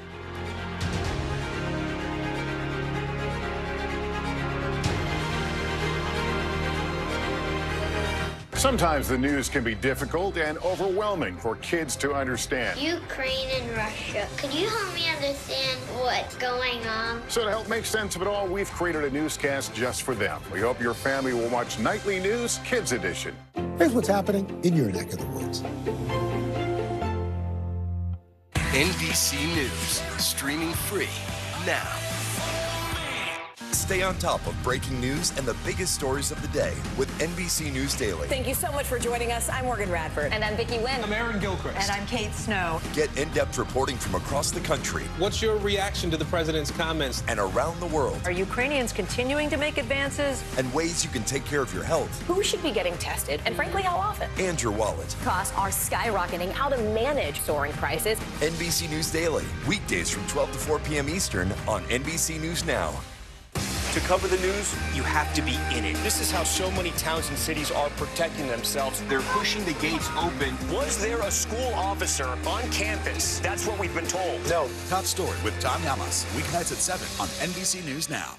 Good morning, I'm Joe Fryer. And I'm Savannah Sellers right now on Morning News Now. We're staying on top of the breaking situation in Ukraine. We are watching dangerous heat this week. Recession, I mean, is that where we're headed? Is there any way to avoid that? Morning News Now, streaming weekdays at 7. No stress, no mess, just yum. That's it. Now Tonight with Joshua Johnson, streaming weeknights at 8 on NBC News Now.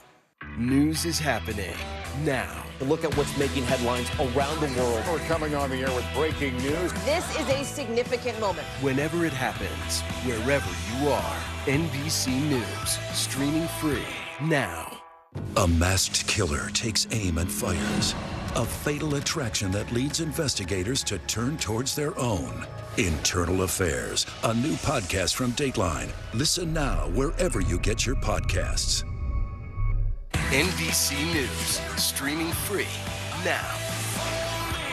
Internal Affairs, the new podcast from Dateline. Listen now. Top Story with Tom Llamas, weeknights at 7 on NBC News Now. Hallie Jackson Now, weekdays at 5 on NBC News Now.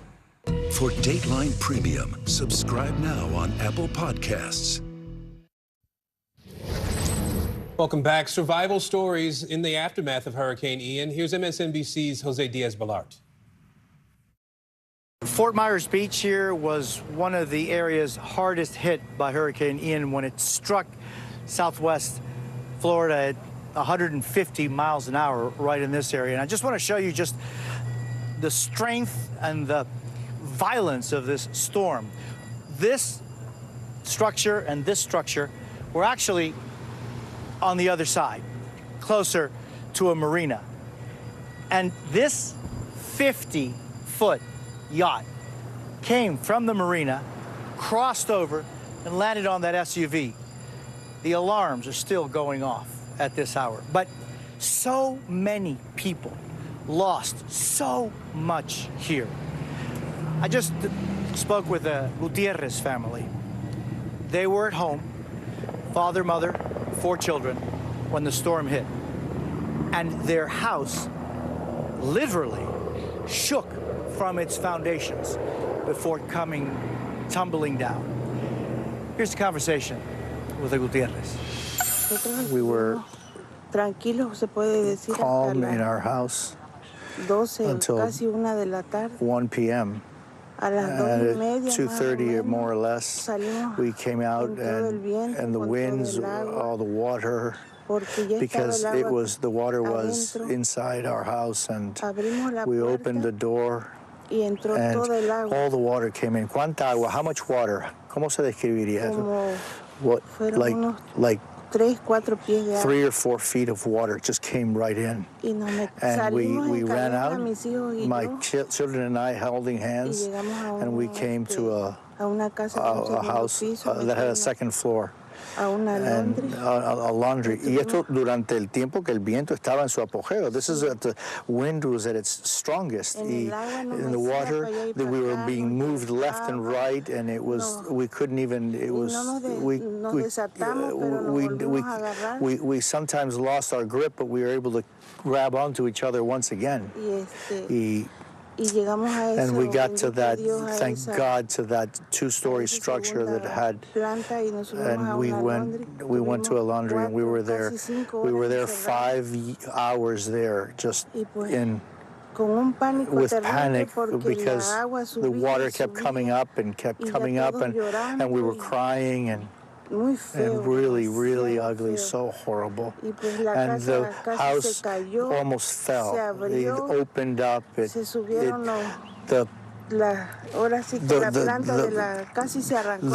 Almost the foundation came up. It all got destroyed, cut, and we lost everything. We're with not one single thing. What was that like when you stepped out? Like focus on where we had to go, and just kind of like go by and not think of what was around. Did you fear for the worst? At some point I did, like when I stepped out, but I had to pull myself together and get through it. Señora, lo más difícil es esto, ¿no? Sí. Yes. He was crying, Mommy, don't let me die.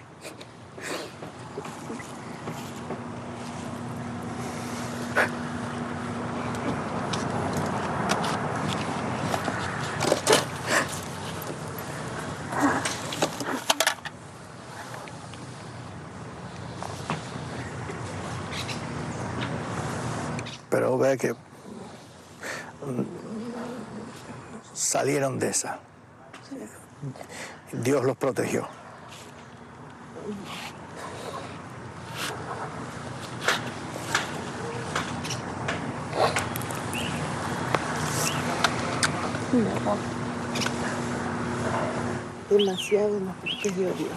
God protected us. God protected us. They lost everything. Everything they had worked for, everything they had was lost at that house.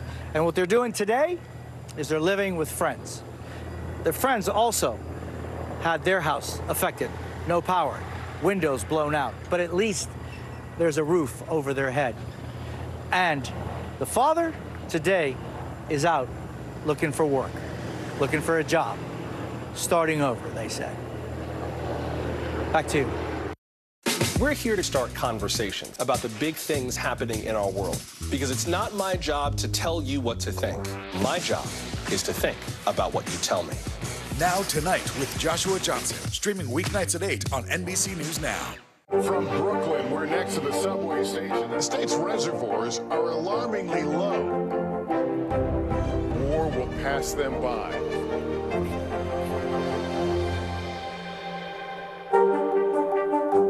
Now Tonight with Joshua Johnson, streaming weeknights at 8 on NBC News Now.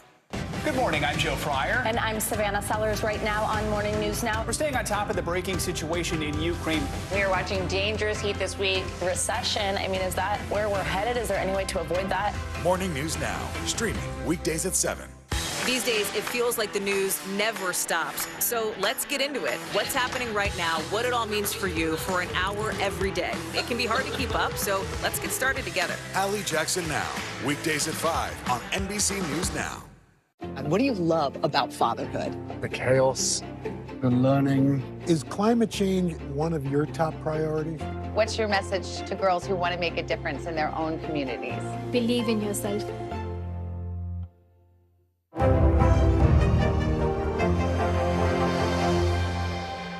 Our show is about sparking conversations around today's biggest issues. The Fed raises interest rates. That controls inflation. Explain how that works. Is part of this that everyone's rethinking their jobs and their relationship to their employers? Could you just remind us why there are 9 justices on the Supreme Court instead of 3 or 20 or 2? It's not my job to tell you what to think. My job is to think about what you tell me. Now Tonight with Joshua Johnson, streaming weeknights at 8 on NBC News Now. Sometimes the news can be difficult and overwhelming for kids to understand. Ukraine and Russia. Could you help me understand what's going on? So to help make sense of it all, we've created a newscast just for them. We hope your family will watch Nightly News Kids Edition. We're here to start conversations because it's not my job to tell you what to think. My job is to think about what you tell me. Now Tonight with Joshua Johnson, weeknights at 8 on NBC News Now. News is happening now. Look at what's making headlines around the world. Whenever it happens, wherever you are, it's here now.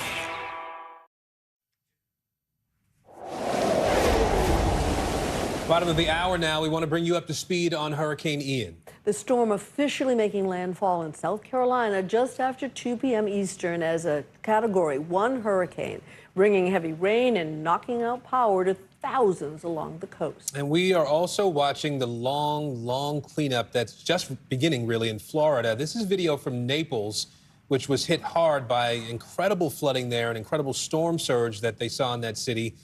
Meteorologist Bill Cairns has been tracking Ian, obviously, for days now. He's joining us now because, actually, we're going to talk to Bill in a second here. Let's actually go to Kathy Park first. She is in South Carolina for us today, where she's been posted for the storm as it came ashore there. Kathy, we saw the heavy rain and the wind that were really a big problem in Charleston and the areas around it. Talk to us about where things stand right now as you've been outside in the conditions there.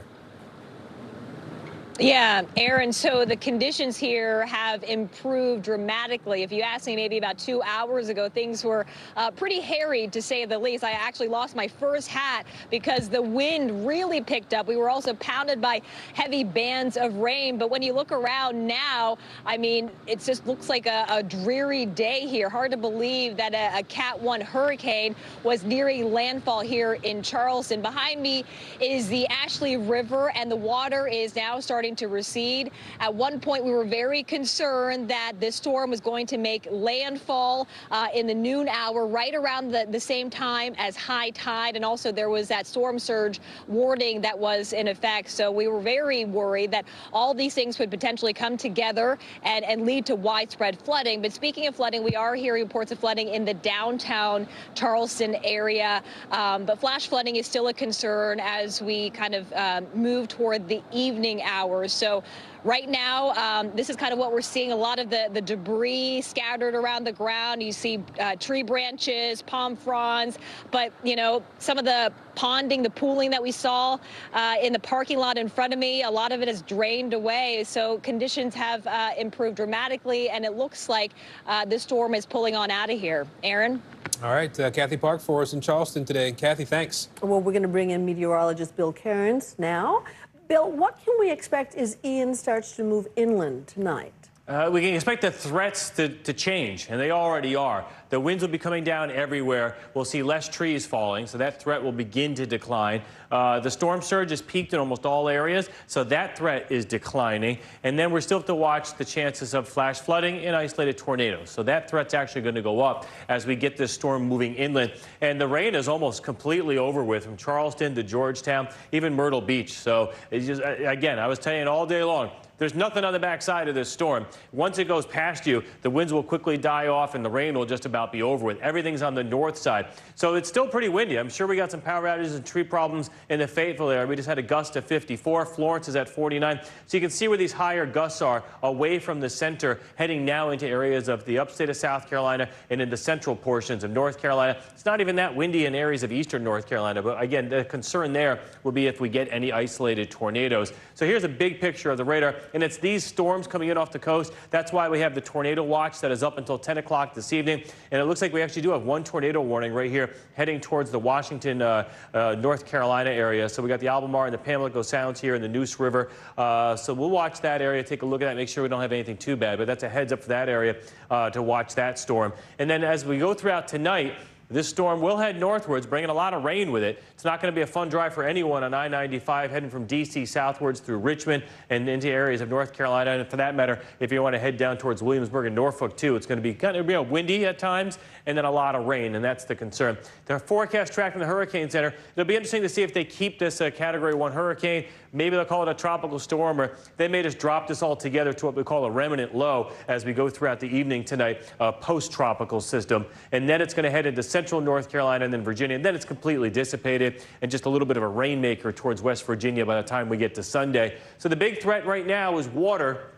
Flash flood warnings in the Norfolk area. We have flash flood warnings on the north side of the Albemarle Sound. And we also have a couple areas here near New Bern. We have flash flood warnings not far from the Myrtle Beach area. It looks like at the beaches, those flash flood warnings have been dropped as the tide is now taking out that storm surge. And there's that, as Kathy was just mentioning, Charleston is under a flash flood warning right now. So again, the timing of this, the worst is just about over with on the coast, but now we're going to watch the inland concerns. Bill Cairns, thanks for that. Let's bring in Joe Coates, the Director of Charleston County Emergency Management. Thanks for joining us.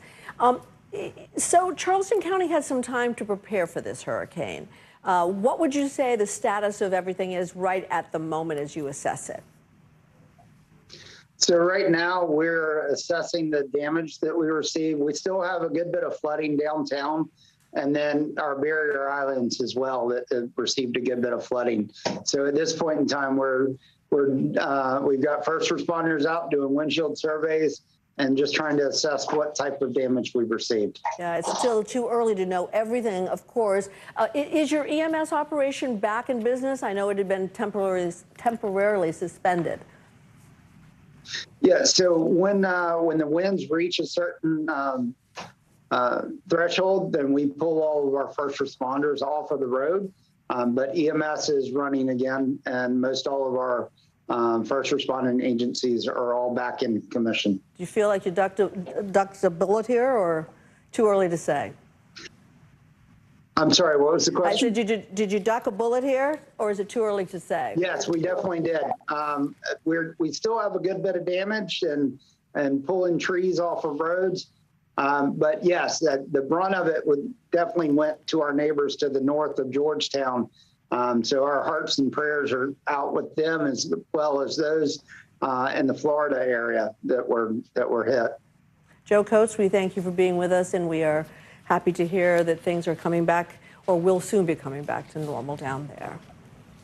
The story in Florida, though, is still a really difficult one. People in Fort Myers, for example, are facing hard days ahead of them as they start to try to assess the scale of all the destruction that's happened as a result of Hurricane Ian there. Several homes have been destroyed. Several really doesn't really, I think, get at what the reality is on the ground there, as we'll find it.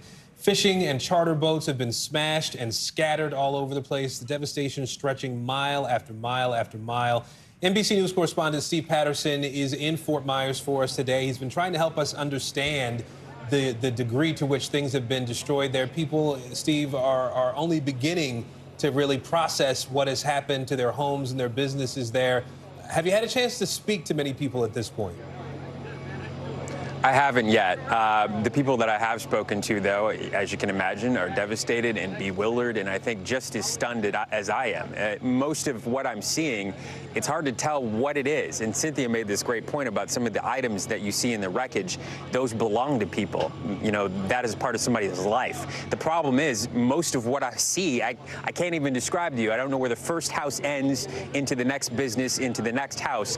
And we're not that deep into town, right? I mean, we're basically at the marina because we want to tell you about some of these barrier islands that, you know, are obviously cut off from the rest of civilization. But when we do see something that we do recognize, it's that much more powerful. And one of those things is to my left shoulder. There are a lot of news crews here, so if you see those, don't mind it. But everybody's here for one reason. This structure is incredible. This is basically it was the bait shop and the marina shop and a tiki bar. But up there you can see a shower. That is not a roof. That was somebody's second floor up there. So some of those items, the washer, dryer, the shower, just personal items that belong to somebody. That person is here, by the way. We've seen him sitting in there. One of my missions is to go and talk to him when it looks like he's not completely devastated. But that scene, I would imagine, is so typical, besides just the soup of damage that covers this entire town. Guys, back to you. You know, it's mind-blowing to think about what you're seeing there, Steve. I do want to ask you, you mentioned the barrier islands. Sanibel Island in particular is one that we've been getting a lot of images from, not far from where you are right now. The mayor there today said that the recovery is going to be a long-term effort for them. Can you give us a sense of the scope of the damage on that particular island and anything you might know about other barrier islands there? Yeah, long-term because their access is completely cut off. That channel bridge is gone, essentially, at least large segments of it, so they cannot get people along the ground to that island, which means they can't transport people off without either a boat or a helicopter. So that's multiple trips, and we've been hearing these helicopters every few seconds or so. I can't tell you what exactly the assessment of the scope of the devastation, because I don't think anybody can. If you're not able to rescue everybody off of an island, there's no way you're able to get assessors in there at this point. What I can tell you is that it is bad. It is terrible, of course. From what we've seen from the air, it looks devastating. And imagine that while being trapped, waiting for rescue. No power, maybe no shelter in some cases, or just a basic one, and you're just waiting on the next chopper. It must be incredibly difficult for people that are stuck there, if not life-threatening. So that is something that I know is ongoing as we speak. Aaron. All right, Steve Patterson in Fort Myers. We appreciate your reporting, Steve. Thank you. President Biden is directing his administration to prioritize quote, life-saving actions as the federal response to Ian's aftermath continues to grow. NBC White House correspondent Mike Memoli joins us from Washington. Mike, we've heard from President Biden. Can you tell us a little bit more about his conversations with the governors in both South Carolina and Florida? Yes, Cynthia. The president's spoken not just to the governors of those states, but some of the local elected officials and also some of those first responders who are dealing with this crisis in real time. And based on what he's been hearing from them, he offered a frank assessment of what the country is dealing with now. Take a listen to what the president had to say earlier. The situation in Florida is far more devastating. We're just beginning to see the scale of that destruction. It's likely to rank among the worst of the nation's and the worst in the nation's history. I just want the people of Florida to know we see what you're going through and we're with you. So this is going to be a long-term recovery effort involving the federal government. And in fact, Congress, before it left town ahead of the midterm elections today, passed some funding for this disaster relief. The president says he's going to sign that into law as quickly as he can. So, Mike, what are some of the other actions the White House has been taking over the last 24 hours? You told me something earlier about cows. There's cows. Those are cells on wheels. That's an effort to bring sort of mobile telephone service into the region. There's also colts. Those are cell on light towers. That's another version of the same thing. But, Cynthia, there's really a full-throated response here that involves more than 2,000 federal personnel. That includes the Army Corps of Engineers, who's really taking a close look at the infrastructure needs that are just being revealed at this point and some of what the federal government can ultimately do long-term to help respond. Very critical. Mike Memoli, as always, thank you for being at the White House for us. Our coverage continues here in just a moment. We're going to take you inside a community in Florida that seemingly has been washed away. There is much more to come on NBC News Daily.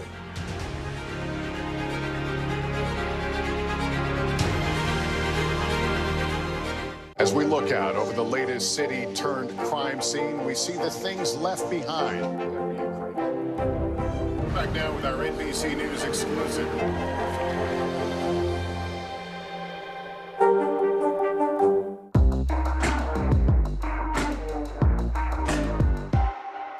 Our show is about sparking conversations around today's biggest issues. The Fed raises interest rates. That controls inflation. Explain how that works. Is part of this that everyone's rethinking their jobs and their relationship to their employers? Could you just remind us why there are 9 justices on the Supreme Court instead of 3 or 20 or 2? It's not my job to tell you what to think. My job is to think about what you tell me. Now Tonight with Joshua Johnson, streaming weeknights at 8 on NBC News Now. Live from Ukraine, from Uvalde, Texas, from Mayfield, Kentucky. To cover the news, you have to be in it. This is how so many towns and cities are protecting themselves. You can actually see they're pushing the gates open. Was there a school officer on campus? That's what we've been told. No. Do you remember any tornado as bad as this one? You look at this and you're thinking, we're not going to have power for weeks, if not months. Exactly. Every night, it's your news playlist. Top Story with Tom Llamas, weeknights at 7 on NBC News Now. No stress, no mess, just yum. That's it. Right now on NBC News Now, we begin with breaking news just coming in. What's happening now, what's happening next, and what it means for you. We're continuing to follow the Russian attack on Ukraine. There's an intense artillery battle underway. As we look out over the latest city-turned-crime scene, we see the things left behind. Fewer people are content to just offer their thoughts and prayers. Stunning testimony at the January 6th hearing. Americans face the highest inflation rate in decades. Parts of Virginia cleaning up after severe storms. Flames forcing thousands to evacuate. When do I play meteorologist? Only when the heat is this bad. Another special night of election coverage right here at NBC News Now. Results are coming in. This Tuesday is going to be huge. This is big when we're talking about November. This feels like an ideological fight to the death. Is there room for common ground? What do you think when you see the activism? Do you think this could have happened without social media? We're coming on the air with the news NBC Scoop. Bringing the news to you is not only a job, it's an honor. Top Story with Tom Llamas, weeknights at 7 on NBC News Now. As Hurricane Ian made its second landfall in South Carolina, people in Florida are starting to assess the damage. NBC News correspondent Valerie Castro takes us inside a small village now washed away.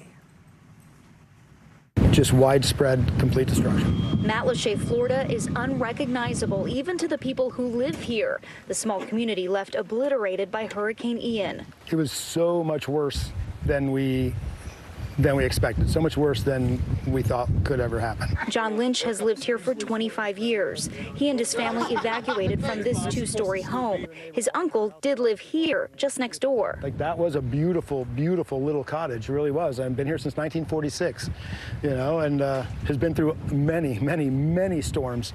So that was a shock. Lynch's neighbor and friend decided to ride out the storm. Yeah, it was rainy, it was scary, and it came fast. When the water came, the water came. It was one hell of a ride. By the time that everybody around me wanted to go, it was too late. Might as well just ride it out.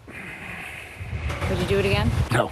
And he knows others did not survive that same decision to stay. They pulled a couple dead bodies out today, this morning early. The Coast Guard had them. And unfortunately, someone else passed away on that side over there.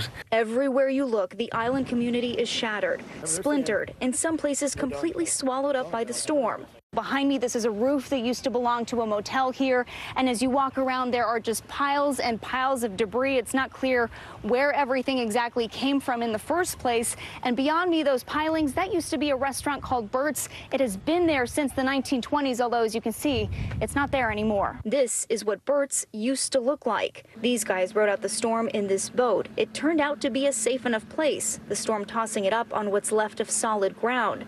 But anyone who called this place home now left with little to come home to. Valerie Castro reporting there. Joining us now is Andy Lianza, the Director of Emergency Management in Glynn County, Georgia. We appreciate you being with us today, and for our viewers, just to sort of help them get oriented, you're obviously a county on the coast of Georgia, includes Jekyll Island, if I'm not mistaken, which is a sort of a resort area that people will frequent, and not far from the Florida-Georgia line. Talk to us about what things are like there for you today. We know so much of the coast had prepared for a major hurricane activity and tropical storm activity. Where do things stand now for you in Glenn County, Georgia?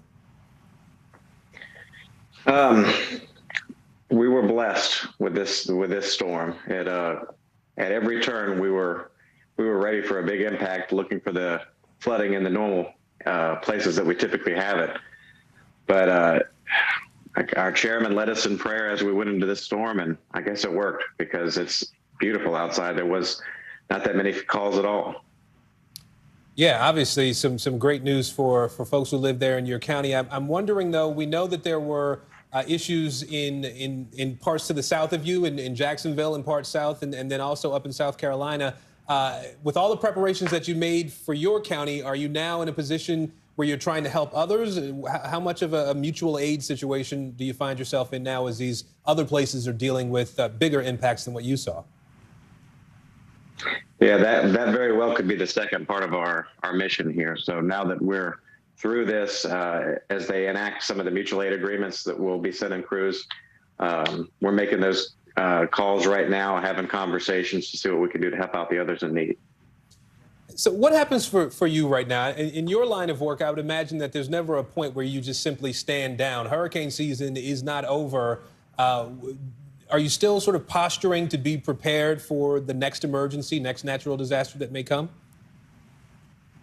That's exactly what we do. You sweat in the boardroom so you don't bleed on the battlefield. So we're constantly updating our plans and procedures. This event, revealed to us some changes that we need, because we had to call a few audibles in this place on our emergency preparations. We opened up a shelter because, the storm simply just did not take the track that we thought it would. So we opened up a shelter in the city of Brunswick. So constantly revising our plans, and we're going to immediately start preparing to help others. Thank you.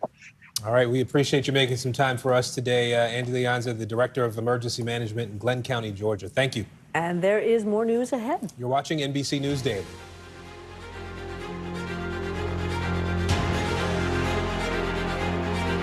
As we look out over the latest city-turned-crime scene, we see the things left behind.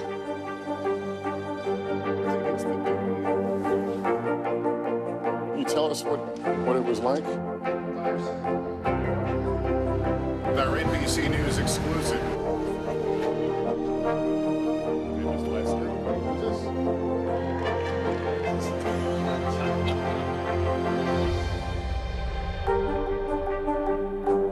Now Tonight with Joshua Johnson, streaming weeknights at 8 on NBC News Now.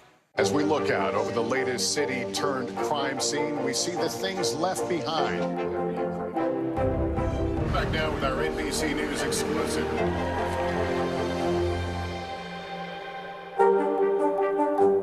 Hallie Jackson Now, weekdays at 5 on NBC News Now. Good morning, I'm Joe Fryer. And I'm Savannah Sellers right now on Morning News Now. We're staying on top of the breaking situation in Ukraine. We are watching dangerous heat this week. Recession, is that where we're headed? Is there any way to avoid that? Morning News Now, streaming weekdays at 7. The indictment of a former president, or perhaps candidate for president, would arguably tear the country apart. Is that your concern? Can you update us on the status of negotiations? No stress, no mess, just yum. That's it. Mr. Secretary, when is this going to get better? You came into this job saying you were going to fight crime. Have you been successful? Found a way to put that. Can you update us on the status of negotiations? No stress, no mess, just yum. That's it. News is happening now. To look at what's making headlines around the world. We're coming on the air with breaking news. This is a significant moment. Whenever it happens, wherever you are, NBC News, streaming free now.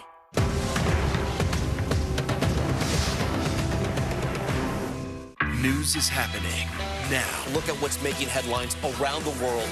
Whenever it happens, wherever you are, it's here now. Hallie Jackson Now, weekdays at 5 on NBC News Now.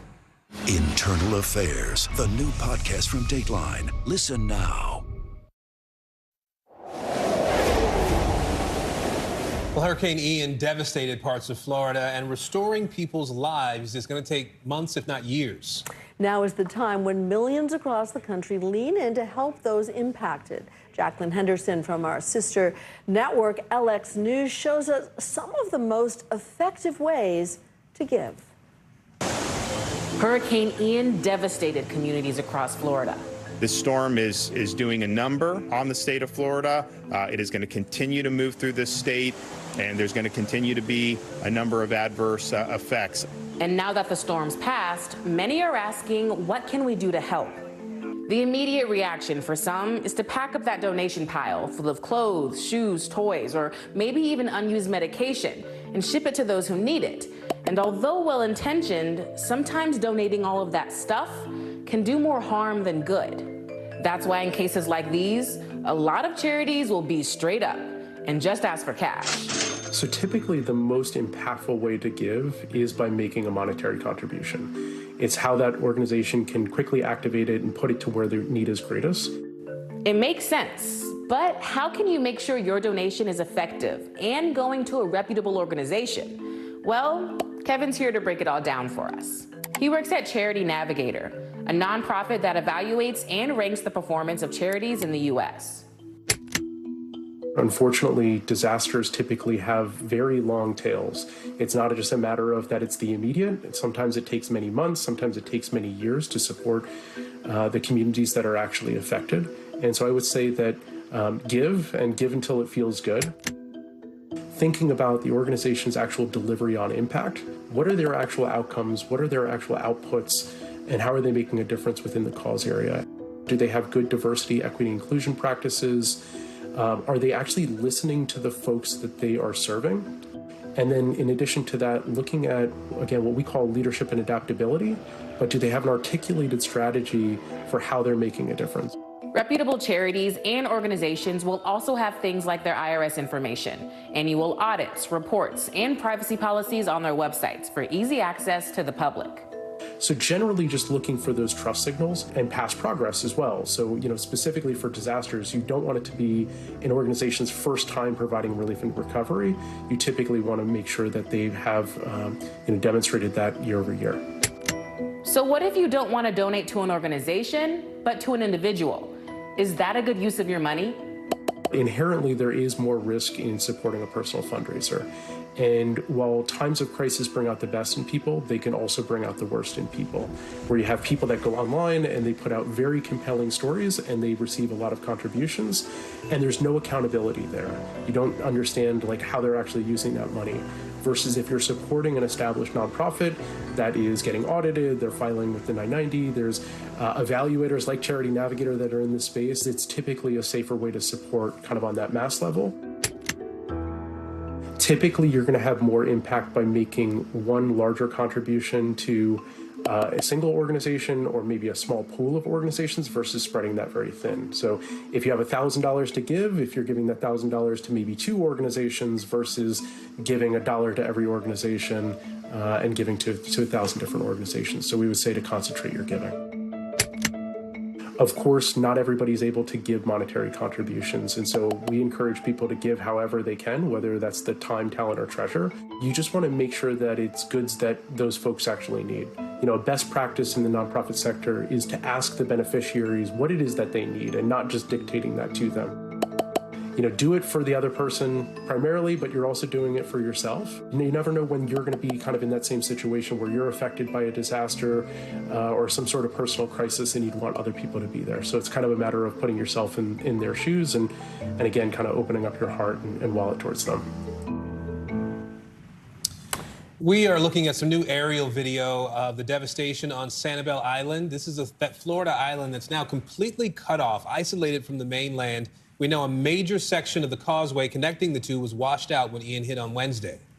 Well, this morning on the Today Show, the island city manager called the storm catastrophic and biblical. About 6,300 people live on the island. The city's mayor says residents in about 200 homes chose not to evacuate ahead of Ian. Crews are now searching for survivors and delivering supplies. I'm Cynthia McFadden. And I'm Aaron Gilchrist. You're watching NBC News Daily. Tonight, I interviewed Secretary of Transportation Pete Buttigieg about the ongoing delays. You seem to be pointing the finger at the airlines. They're pointing the finger back. Mr. Secretary, when is this going to get better? To cover the news, you have to be in it. This is how so many towns and cities are protecting themselves. They're pushing the gates open. Was there a school officer on campus? That's what we've been told. No. Top Story with Tom Llamas. Weeknights at 7 on NBC News Now. We're here to start conversations because it's not my job to tell you what to think. My job is to think about what you tell me. Now Tonight with Joshua Johnson. Weeknights at 8 on NBC News Now. These days, it feels like the news never stops. So let's get into it. What's happening right now, what it all means for you for an hour every day. It can be hard to keep up, so let's get started together. Hallie Jackson Now. Weekdays at 5 on NBC News Now. Tonight, I interviewed Secretary of Transportation Pete Buttigieg about the ongoing delays. You seem to be pointing the finger at the airlines. They're pointing the finger back. Mr. Secretary, when is this going to get better? No stress, no mess, just yum. That's it.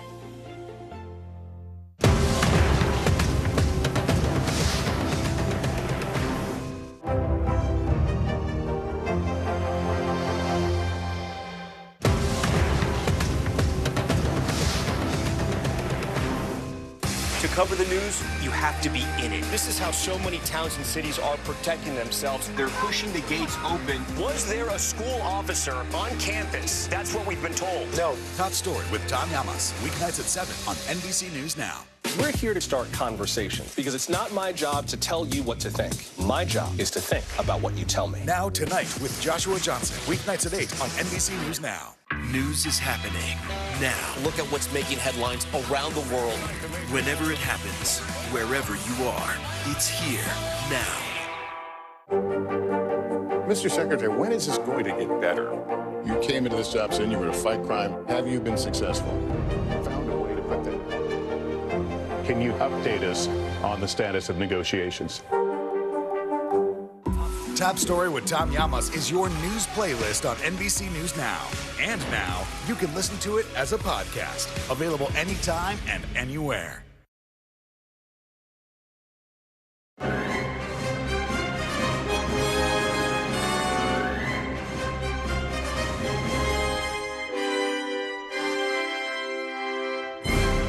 Happy Friday and welcome to Meet the Press Now. I'm Chuck Todd, and for the second time in 3 days, Hurricane Ian has made landfall in the United States, slamming into South Carolina less than 2 hours ago.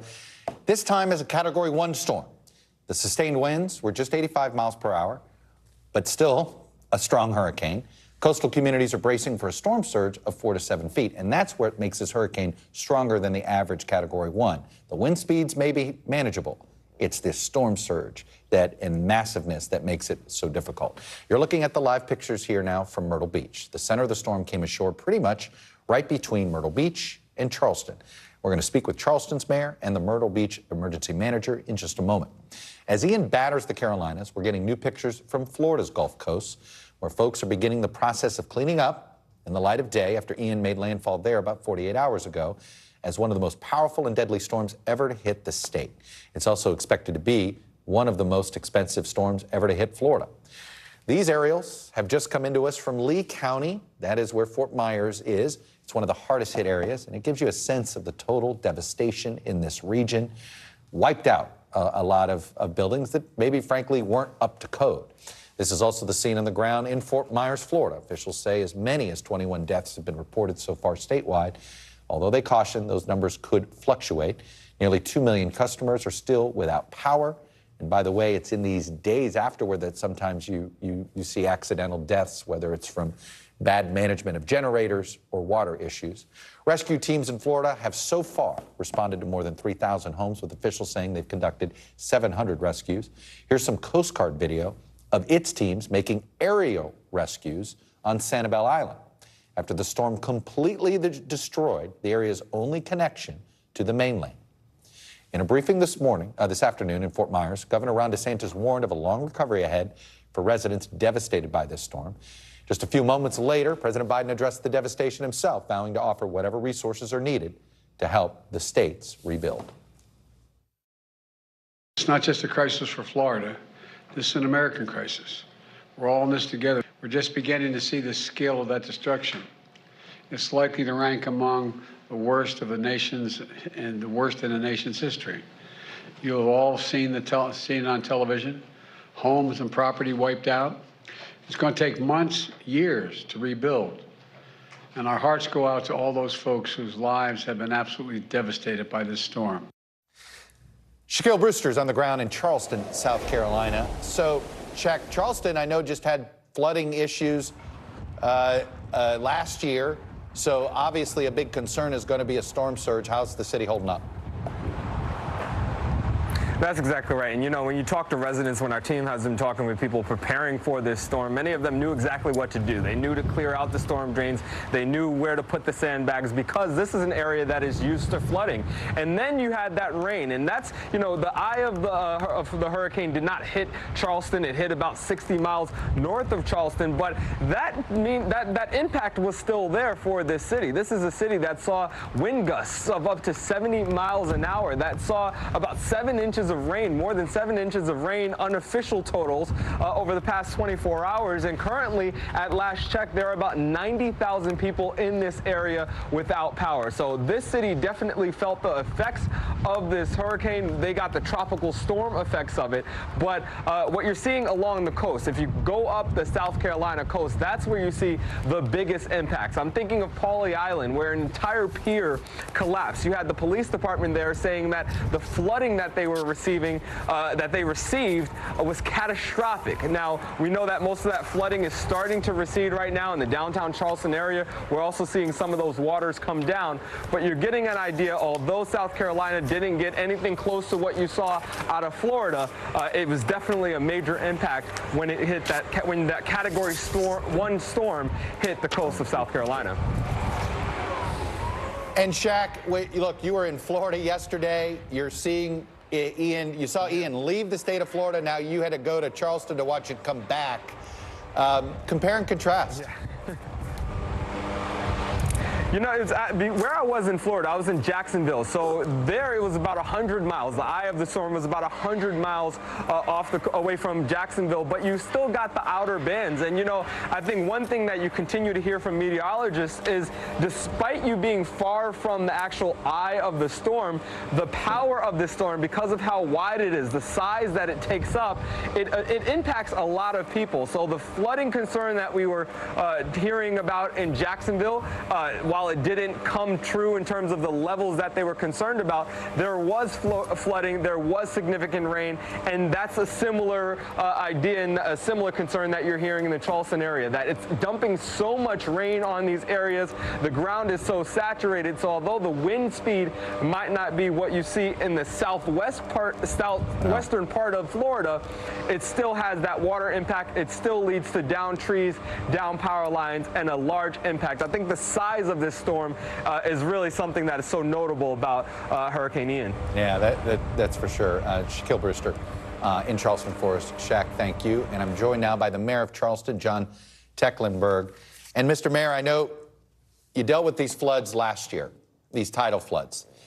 Obviously, the concern with this storm is the fact that it seems the storm surge and the water's in some ways more damaging than the wind. How's the city holding up, and do you think you can avoid major flooding issues? Well, thank you, Chuck. I think we held up well. We were well prepared, and I believe we're a very resilient city. In a way, we've had practice now for about 8 years in a row with storms every year, which belies the whole story about impact from climate change and extreme weather becoming a more common occurrence here in Charleston and around the world, and doing those things that are needed to protect ourselves from these impacts from climate change. You know, each storm these days gives us an idea. We didn't mitigate for that. We didn't mitigate for that. What are you seeing in this storm that tells you, okay, we were ready for this, but it turns out we've got to do more here to be ready for a storm like this next time? Well, we know, Chuck, there's more for us to do, because you just can't put in place all of these mitigation measures this infrastructure in an instant. It does take some time. We've got lots of projects underway, including the reinforcement and heightening elevation of our sea battery wall, which isn't quite finished yet. And so we were afraid with a combination of surge and high tide today that it would be breached once again like it was in a few hurricanes recently, but it was not, thankfully, given the fact that Ian stayed a little offshore, and in fact we ended up getting a counterclockwise motion, pushing out a little bit. So rather than a 4 to 7 foot surge in Charleston Harbor, I think it was only about 1 to 2 feet. So that was a blessing for us. That being said, we had a lot of water in the city today. We had a ton of rain. We had tidal impacts, and we closed 41 streets. We had trees down, but we're already cleaning up and taking care of those things. And we're going to be back in business Monday and welcome you to come visit. Well, it's one of the great cities to visit. Let me ask you this. How many in your city, how many residents and businesses do have flood insurance and how many don't? Exact numbers, I'll be honest, I don't have on top of my head, but about half of our city is in a floodplain or eligible for federal flood insurance. We encourage all of our citizens who are eligible to take it out because it's a good protection to have. Do you think we should figure out a way to make that mandatory? I mean, at some point, there's got to be, you can't expect taxpayers to bail out people that don't buy insurance that they could have. Well, yeah, it's subsidized, of course, the whole program by the federal government. But as prices have been going up, it's hard to tell folks who are on fixed income and maybe don't have any mortgage where they're required to have the flood insurance to force them to do it. We certainly recommend it. We try to help people get it, but it's not something we can require of folks to do. And finally, state resources, federal resources, are you getting everything you need? What more would you like? Well, we are, and we were in direct communications both with the State House, with the governor, and the White House call today. Everybody's been as cordial as possible and willing to help. In a way, I feel like Charleston dodged a little bit of a bullet today, not to say we don't have impacts and cleanup to do, but as I mentioned, we were prepared, we're pretty resilient, and we're cleaning up and going to be back in business in no time. My heart goes out as you've been showing these images of folks down in Florida, and I agree with the president. This is a national crisis, and all Americans should come together and help in any way they can with the repairs and renovations and help down to our neighbors in Florida. Climate change doesn't know a political party, and it doesn't know a state border. Anyway, Mayor Tecklenburg, good to have you on, and I'm glad to know that Charleston will be open and ready for business next week. Thank you, sir. Let me move on to the emergency manager for Myrtle Beach, South Carolina. That's Travis Gladke. Mr. Gladke, I want to start with this. Tell me, how's the island holding up? I know this thing basically came in between. Charleston feels like it dodged a bullet. How would you describe things in Myrtle Beach? I think we held up pretty well. Our bad luck was that high tide was at 11 a.m. this morning, and that's really when the storm surge started coming in. We had reports of coastal storm surge as high as 6 feet. When you mix that with high tide, just some bad luck. We know that there's flooding, but those areas along the coast are, we identified them early on to know that they were prone to flooding. Right. So I think we made our best preparations and mitigation possible. You've done some new mitigation. I'm curious what held up and what really pleased you that it held up? Well, we initiated a mass notification system roughly 3 weeks ago. We were able to use it throughout this storm. We shut down the beach on Thursday and Friday. We notified everyone. We've also been working with Public Works to make sure that the drainage systems are operating properly. They're working around the clock. Our utility companies, they had to pull the trucks off due to the high winds, but as soon as it's safe for them to go back out, we feel pretty confident we can get people's electric and gas put back on. You've had a lot of new residents move to Myrtle Beach during the pandemic. A lot of people moved north to south, right? Finding new places to live, work remote. These are people that have never prepared for a storm. You know, you could have people like myself who grew up in Florida, you know the drill. You have people that don't know the drill. How concerned were you about that, and how well did these new residents follow orders, if you will? Yeah, it's certainly a concern. You know, I'm from Massachusetts. I mean, we have people from all over. But you know, I think that with us doing our community outreach and our public education, that's really been a priority for our emergency management division and all of our public safety departments to get out there. We started in March with hurricane preparedness activities. We've been going strong since then, trying to educate and inform people as much as possible. I think we've done a pretty good job. You know, a Category 1 storm doesn't scare many people. I was telling my own staff, oh, geez, Category 1 in Miami. But the storm surge is something that I think people don't necessarily respect when it's a Category 1, perhaps as much as they do as Category 4. That had to be another concern you had about maybe residents not fully appreciating the force of this storm surge. Yeah, no, I agree. You know, we had the police department and our water rescue personnel out there before the beginning of the storm, making sure that the beach was cleared, making sure that you know, buildings were you know, cleared as much as possible from the population that were along the coast. So we were out there, you know, trying to prevent it and mitigate the circumstances as much as possible. You didn't have a mandatory evacuation order. Was that a debate? Oh, sorry. Yeah, all week long we debated it.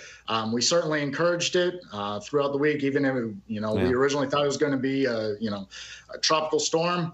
When it hit the hurricane, we had some real strong debates back and forth. The decision was made not to do any sort of mandatory evacuation. I think for the most part, the areas held up well.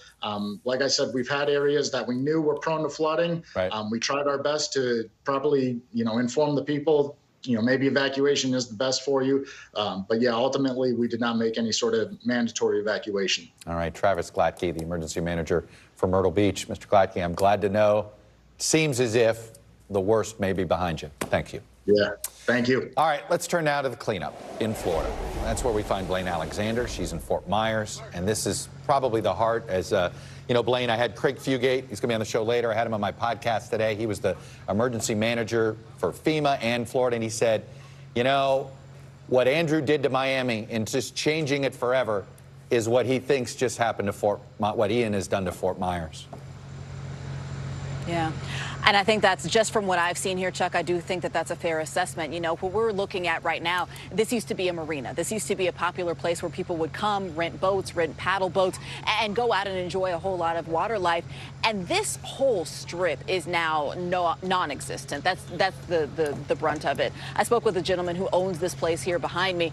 He told me that, quite frankly, some other people just did not expect it to be this bad, didn't expect it to be this powerful. They tried their best to secure the boats they had, secure the kayaks, but you can see what it's done to this building, and you can't see it because it's off camera, Chuck, but really a lot of the boats that were over here to my right in the water are now completely on the other side, over to my left. They're in streets, they're up against, you know, branches and things over that way, and that's what we're seeing all up and down this coastline. One thing that we have been seeing is a lot of people coming and seeing this damage for the very first time, Chuck, and we can look at pictures, you can look at aerials, you can look at news reports, but there's really nothing that compares to somebody walking up, seeing the place that they called home or the place that brought in their livelihood and seeing it destroyed for the very first time. Unfortunately, that's a lot of what we're seeing today. I do want to make the point, and I think it's important to mention, though, even though there are a lot of people who are surveying the damage, there is a lot of urgency still. There's still a lot of search and rescue going on. The emergency, this kind of race against time, isn't over just because the storm has blown through. Sanibel Island is a perfect example of that. You know, where we're standing right now, every now and then we hear choppers fly overhead. We hear military choppers flying over that way towards Sanibel Island. That's because the one road in and out, as you know, has been washed away. It's not passable. The only way to get there is by chopper or by boat. What they're they're doing is they're sending search and rescue teams over there. Officials say that they're dropping people there. They're literally knocking door by door, checking to see if there are people there. Right. And unfortunately, Chuck, they say as they continue to clear those houses, they do expect to see the death toll go up as they kind of get the full extent of what they're looking at. You know, Blaine, when will authorities feel like they have an idea of how many people are unaccounted for and you know, where they can sort of target their search and rescue efforts? And then when does this only become recovery? You know, right now, they still say it's search and rescue. They still, there are still people who are over there who are just trapped and essentially trying to get out. Unfortunately, in a briefing earlier this morning, one official did say they've had divers go in and look in homes and, you know, see what they believe to be human remains. And so they just can't get to them right now. That's when we're going to start to see that death toll increase, Chuck, as they get access to those places. And you've taken a look at the devastation. Are you seeing a clear pattern of what buildings survived and what didn't? You know, what we're seeing right here, really it looks like anything that's facing that way, which is where the storm blew through, was sheared. There's, you know, that's kind of that's the brunt of it. There's a high-rise, you can see it right over there. There's damage there, certainly. We know there's damage, but it's still standing. There were people who kind of rode out the storm in high-rises like that and other kind of places that they could find. I've got to say what's interesting, we've really been all over the state of Florida. We started in Jacksonville, drove to Orlando, and then drove down here to Fort Myers. One thing that I am noticing is that you can see where the real devastation starts. As you're kind of driving down the highway, you see trees in the road, you see on-ramps and off-ramps that are still flooded, and you see destruction as you start to get closer. I think what's important to point out, though, is that resources are still missing here. You know, we're more than 80 degrees here in Fort Myers. There's no water, there's no electricity, there's no bottled water that anybody can purchase. And as you know, Florida has the highest or among the highest elderly populations in the U.S. So getting that, those basic resources back on is an absolute necessity, Chuck. Yeah, I think Charlotte County has something like nearly 50% of its population's over the age of 65. So we have a lot of seniors to be getting bottled water to and resources to ASAP. Blaine Alexander on the ground for us in Fort Myers. Blaine, thank you. Our coverage, our team coverage of Hurricane Ian continues next. We'll have NBC News meteorologist Bill Cairns here. We'll speak with an official from one of the most devastated counties in Florida about the recovery efforts there. You're watching Meet the Press Now.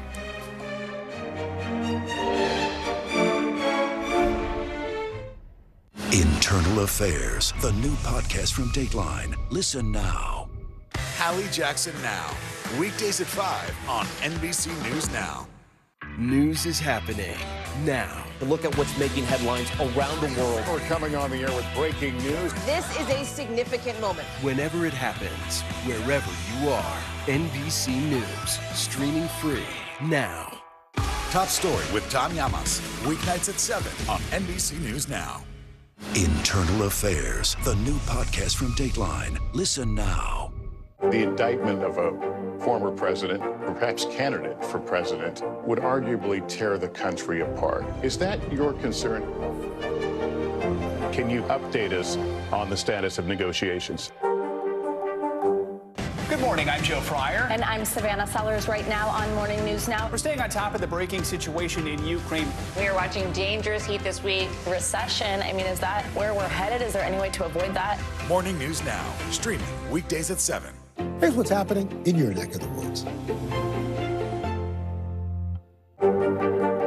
Mr. Secretary, when is this going to get better? You came into this job saying you were going to fight crime. Have you been successful?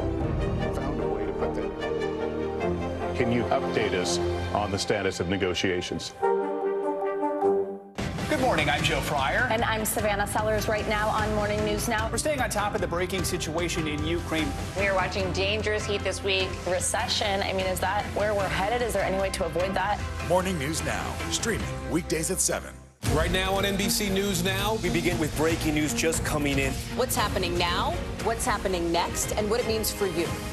We're continuing to follow the Russian attack on Ukraine. There's an intense artillery battle underway. As we look out over the latest city-turned-crime scene, we see the things left behind. Fewer people are content to just offer their thoughts and prayers. Stunning testimony at the January 6th hearing. Americans face the highest inflation rate in decades. Parts of Virginia cleaning up after severe storms. Flames forcing thousands to evacuate. When do I play meteorologist? Only when the heat is this bad.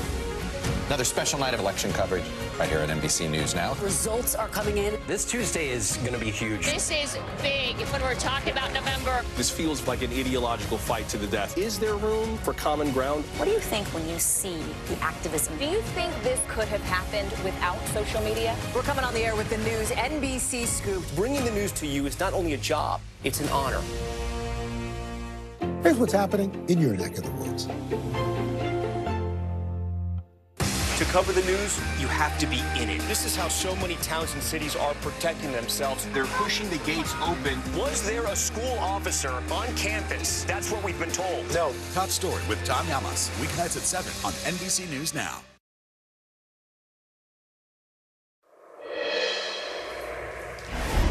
Welcome back. We continue to track what is left of Hurricane Ian. It made landfall just 2 hours ago, again, this time in South Carolina. President Biden has already approved emergency declarations for South Carolina and Florida. Georgia's governor has also declared a state of emergency. I believe Virginia's governor has as well. But to give you a sense of the size of Ian, the bands of this storm, believe it or not, stretch from Georgia to New England. All of the original 13 colonies. NBC meteorologist Bill Cairns has the latest. So, Bill, you like that 13 colonies reference? That. I see that. That was good. All right. I wasn't ready for that. Tell me where we're headed here, and I hope tell people in the Mid-Atlantic that this thing's not going to sit on them and drop rain on them for the next 3 days.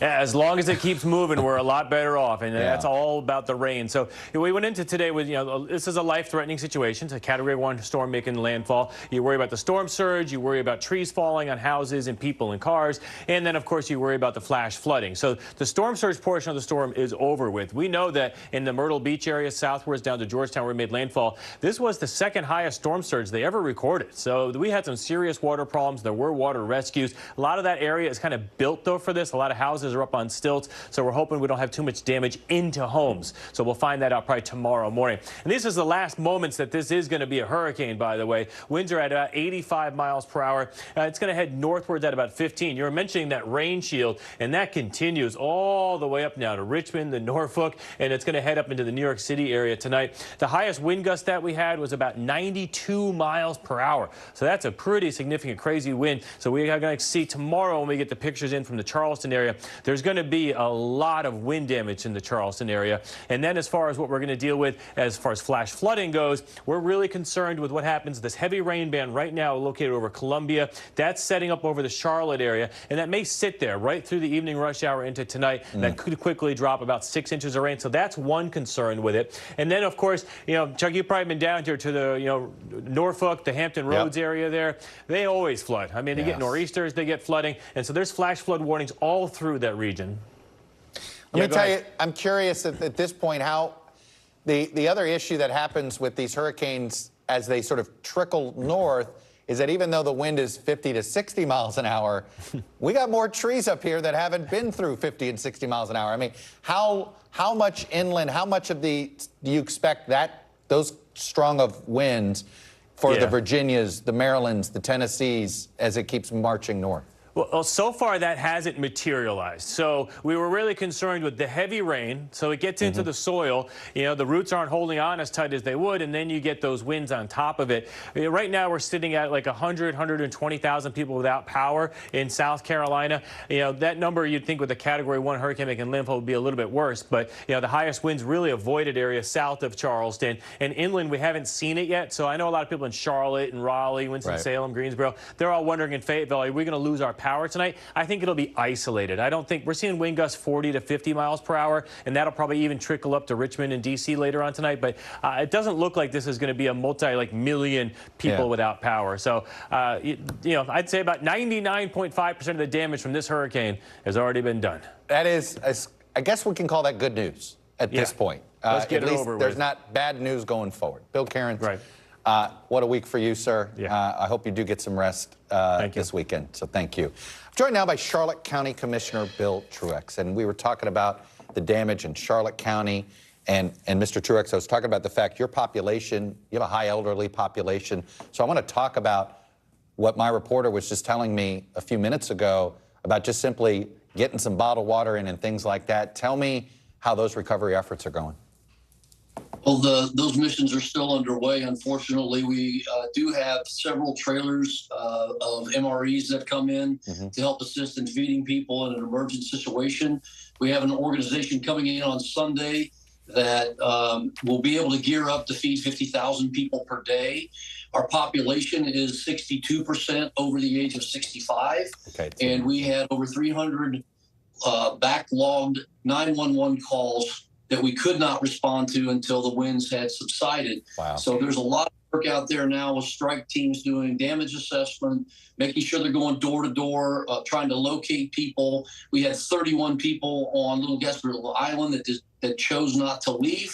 Fortunately, we did not get the storm surge that they got down in Lee County, because if we'd have gotten that, I would imagine that those 31 souls very possibly could have been fatalities. Yeah. We do have 12 fatalities, as I understand it, in Charlotte County now. Some of them are storm-related. Some of them don't appear to be. We still haven't got conclusions from the ME's office just yet. That's kind of where we are now. You can see the video in front of you. Yeah. You just did a helicopter tour. I mean, just could you recognize, how unrecognizable were things to you? It's amazing. I've been there 31 years, and I'm up in the air trying to figure out where I'm at in many cases. Now, when I came in from the water, I knew certain areas, and I know certain landmarks from the sky, but it was difficult. I couldn't even find my own house, to be honest. We flew over it, wow. And I had a very difficult time identifying, oh, there's mine back there. Wow. It's a mess. I live in an area called Rotunda, and I only was in my section. It looks like a war zone there. All manufactured mobile housing is virtually demolished in this county, particularly in West County. I saw myself from that tour, but it's true devastation. I was here for Charlie. I was here for Irma, and I will tell you that this is a Charlie that is just hit the entire community.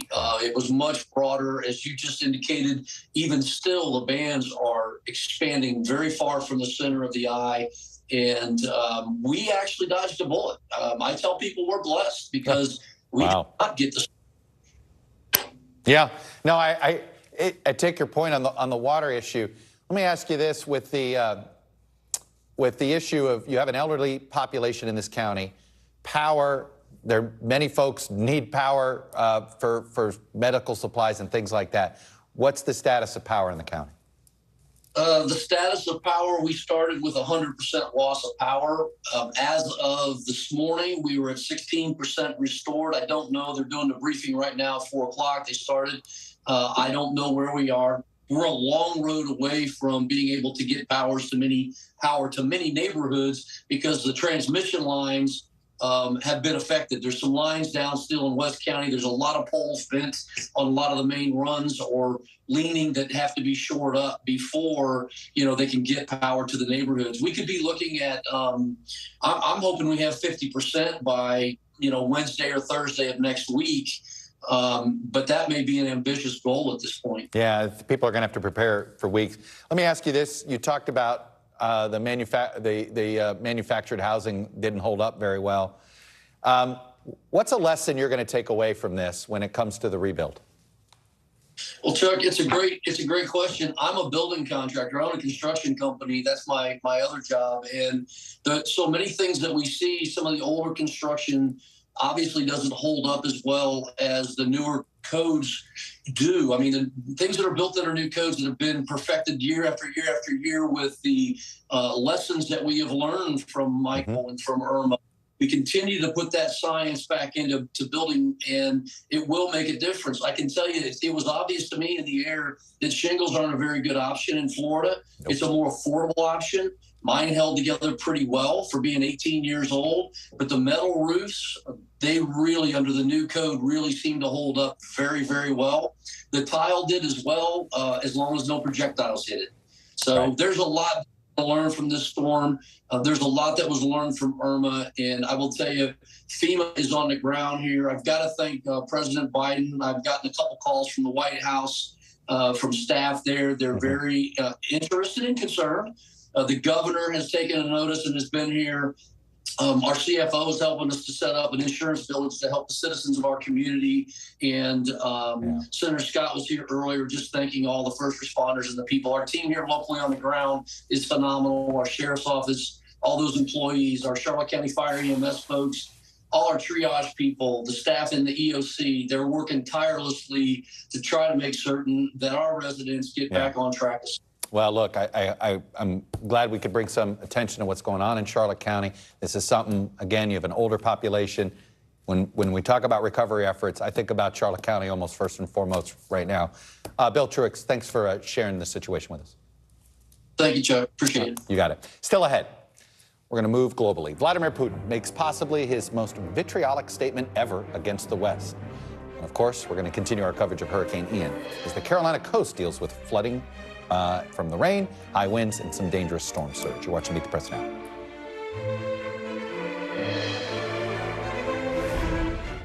Right now on NBC News Now, we begin with breaking news just coming in. What's happening now, what's happening next, and what it means for you. We're continuing to follow the Russian attack on Ukraine. There's an intense artillery battle underway. As we look out over the latest city-turned-crime scene, we see the things left behind. Fewer people are content to just offer their thoughts and prayers. Stunning testimony at the January 6th hearing. Americans face the highest inflation rate in decades. Parts of Virginia cleaning up after severe storms. Flames forcing thousands to evacuate. When do I play meteorologist? Only when the heat is this bad. Another special night of election coverage right here at NBC News Now. Results are coming in. This Tuesday is going to be huge. This is big when we're talking about November. This feels like an ideological fight to the death. Is there room for common ground? What do you think when you see the activism? Do you think this could have happened without social media? We're coming on the air with the news NBC Scoop. Bringing the news to you is not only a job, it's an honor.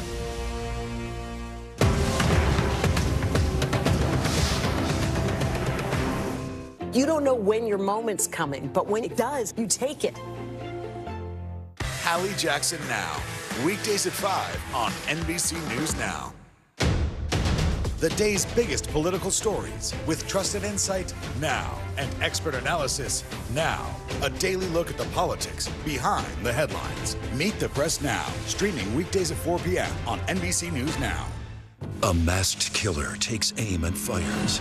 A fatal attraction that leads investigators to turn towards their own. Internal Affairs, a new podcast from Dateline. Listen now wherever you get your podcasts. Good morning, I'm Joe Fryer. And I'm Savannah Sellers right now on Morning News Now. We're staying on top of the breaking situation in Ukraine. We are watching dangerous heat this week. Recession, I mean, is that where we're headed? Is there any way to avoid that? Morning News Now, streaming weekdays at 7.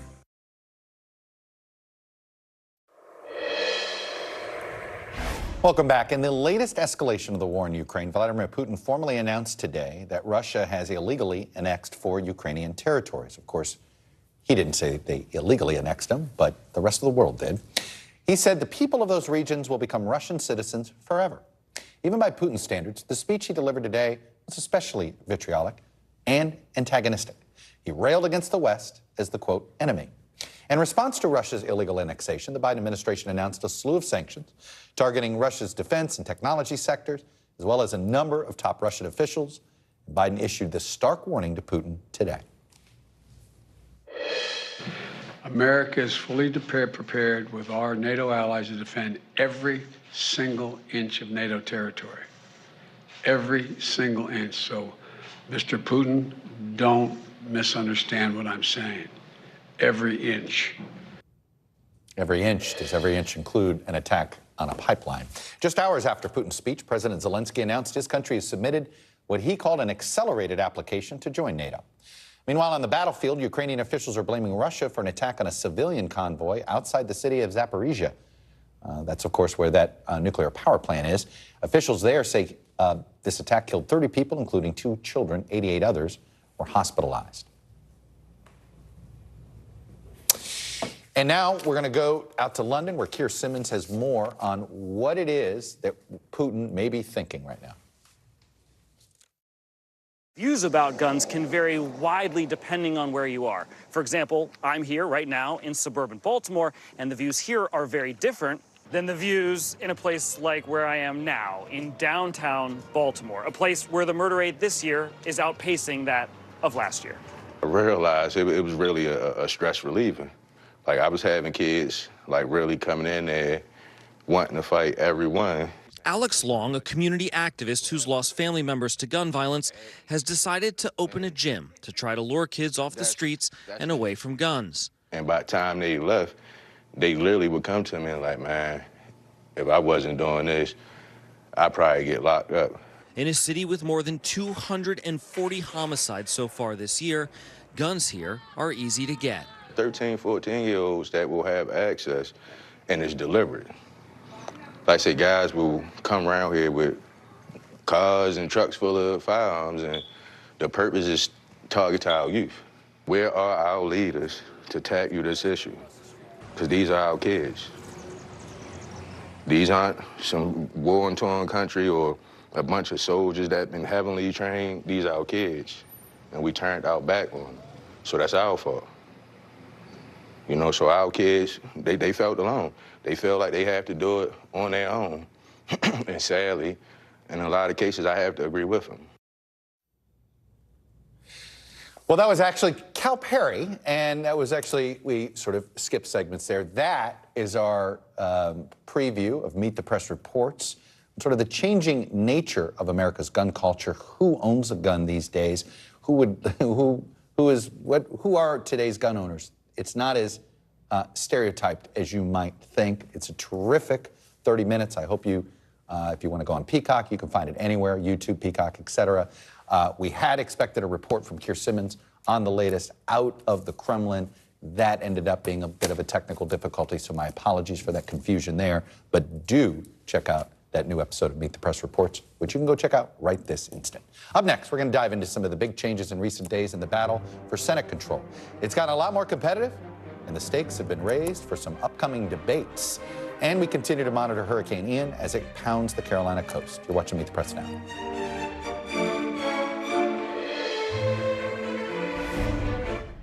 Good morning, I'm Joe Fryer. And I'm Savannah Sellers right now on Morning News Now. We're staying on top of the breaking situation in Ukraine.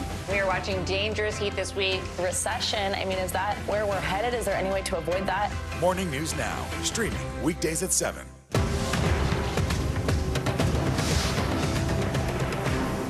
We're here to start conversations because it's not my job to tell you what to think. My job is to think about what you tell me. Now Tonight with Joshua Johnson, weeknights at 8 on NBC News Now. From Brooklyn, we're next to the subway station. The state's reservoirs are alarmingly low. War will pass them by.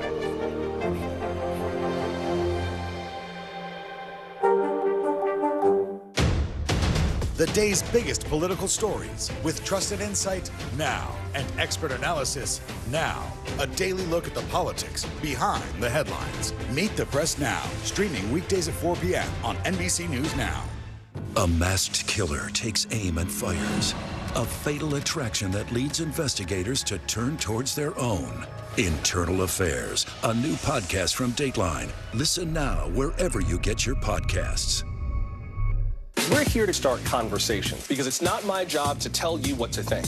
My job is to think about what you tell me. Now Tonight with Joshua Johnson, weeknights at 8 on NBC News Now. These days, it feels like the news never stops. So let's get into it. What's happening right now, what it all means for you for an hour every day. It can be hard to keep up, so let's get started together. Hallie Jackson Now, weekdays at 5 on NBC News Now. As we look out over the latest city-turned-crime scene, we see the things left behind. Back now with our NBC News exclusive.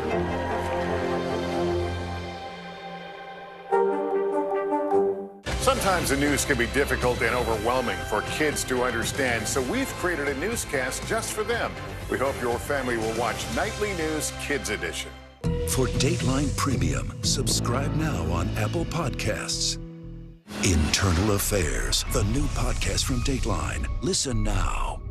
Now Tonight with Joshua Johnson, streaming weeknights at 8 on NBC News Now. The indictment of a former president, or perhaps candidate for president, would arguably tear the country apart. Is that your concern? Can you update us on the status of negotiations? For Dateline Premium, subscribe now on Apple Podcasts. The day's biggest political stories with trusted insight now and expert analysis now. A daily look at the politics behind the headlines. Meet the Press Now, streaming weekdays at 4 p.m. on NBC News Now. Now Tonight with Joshua Johnson, streaming weeknights at 8 on NBC News Now.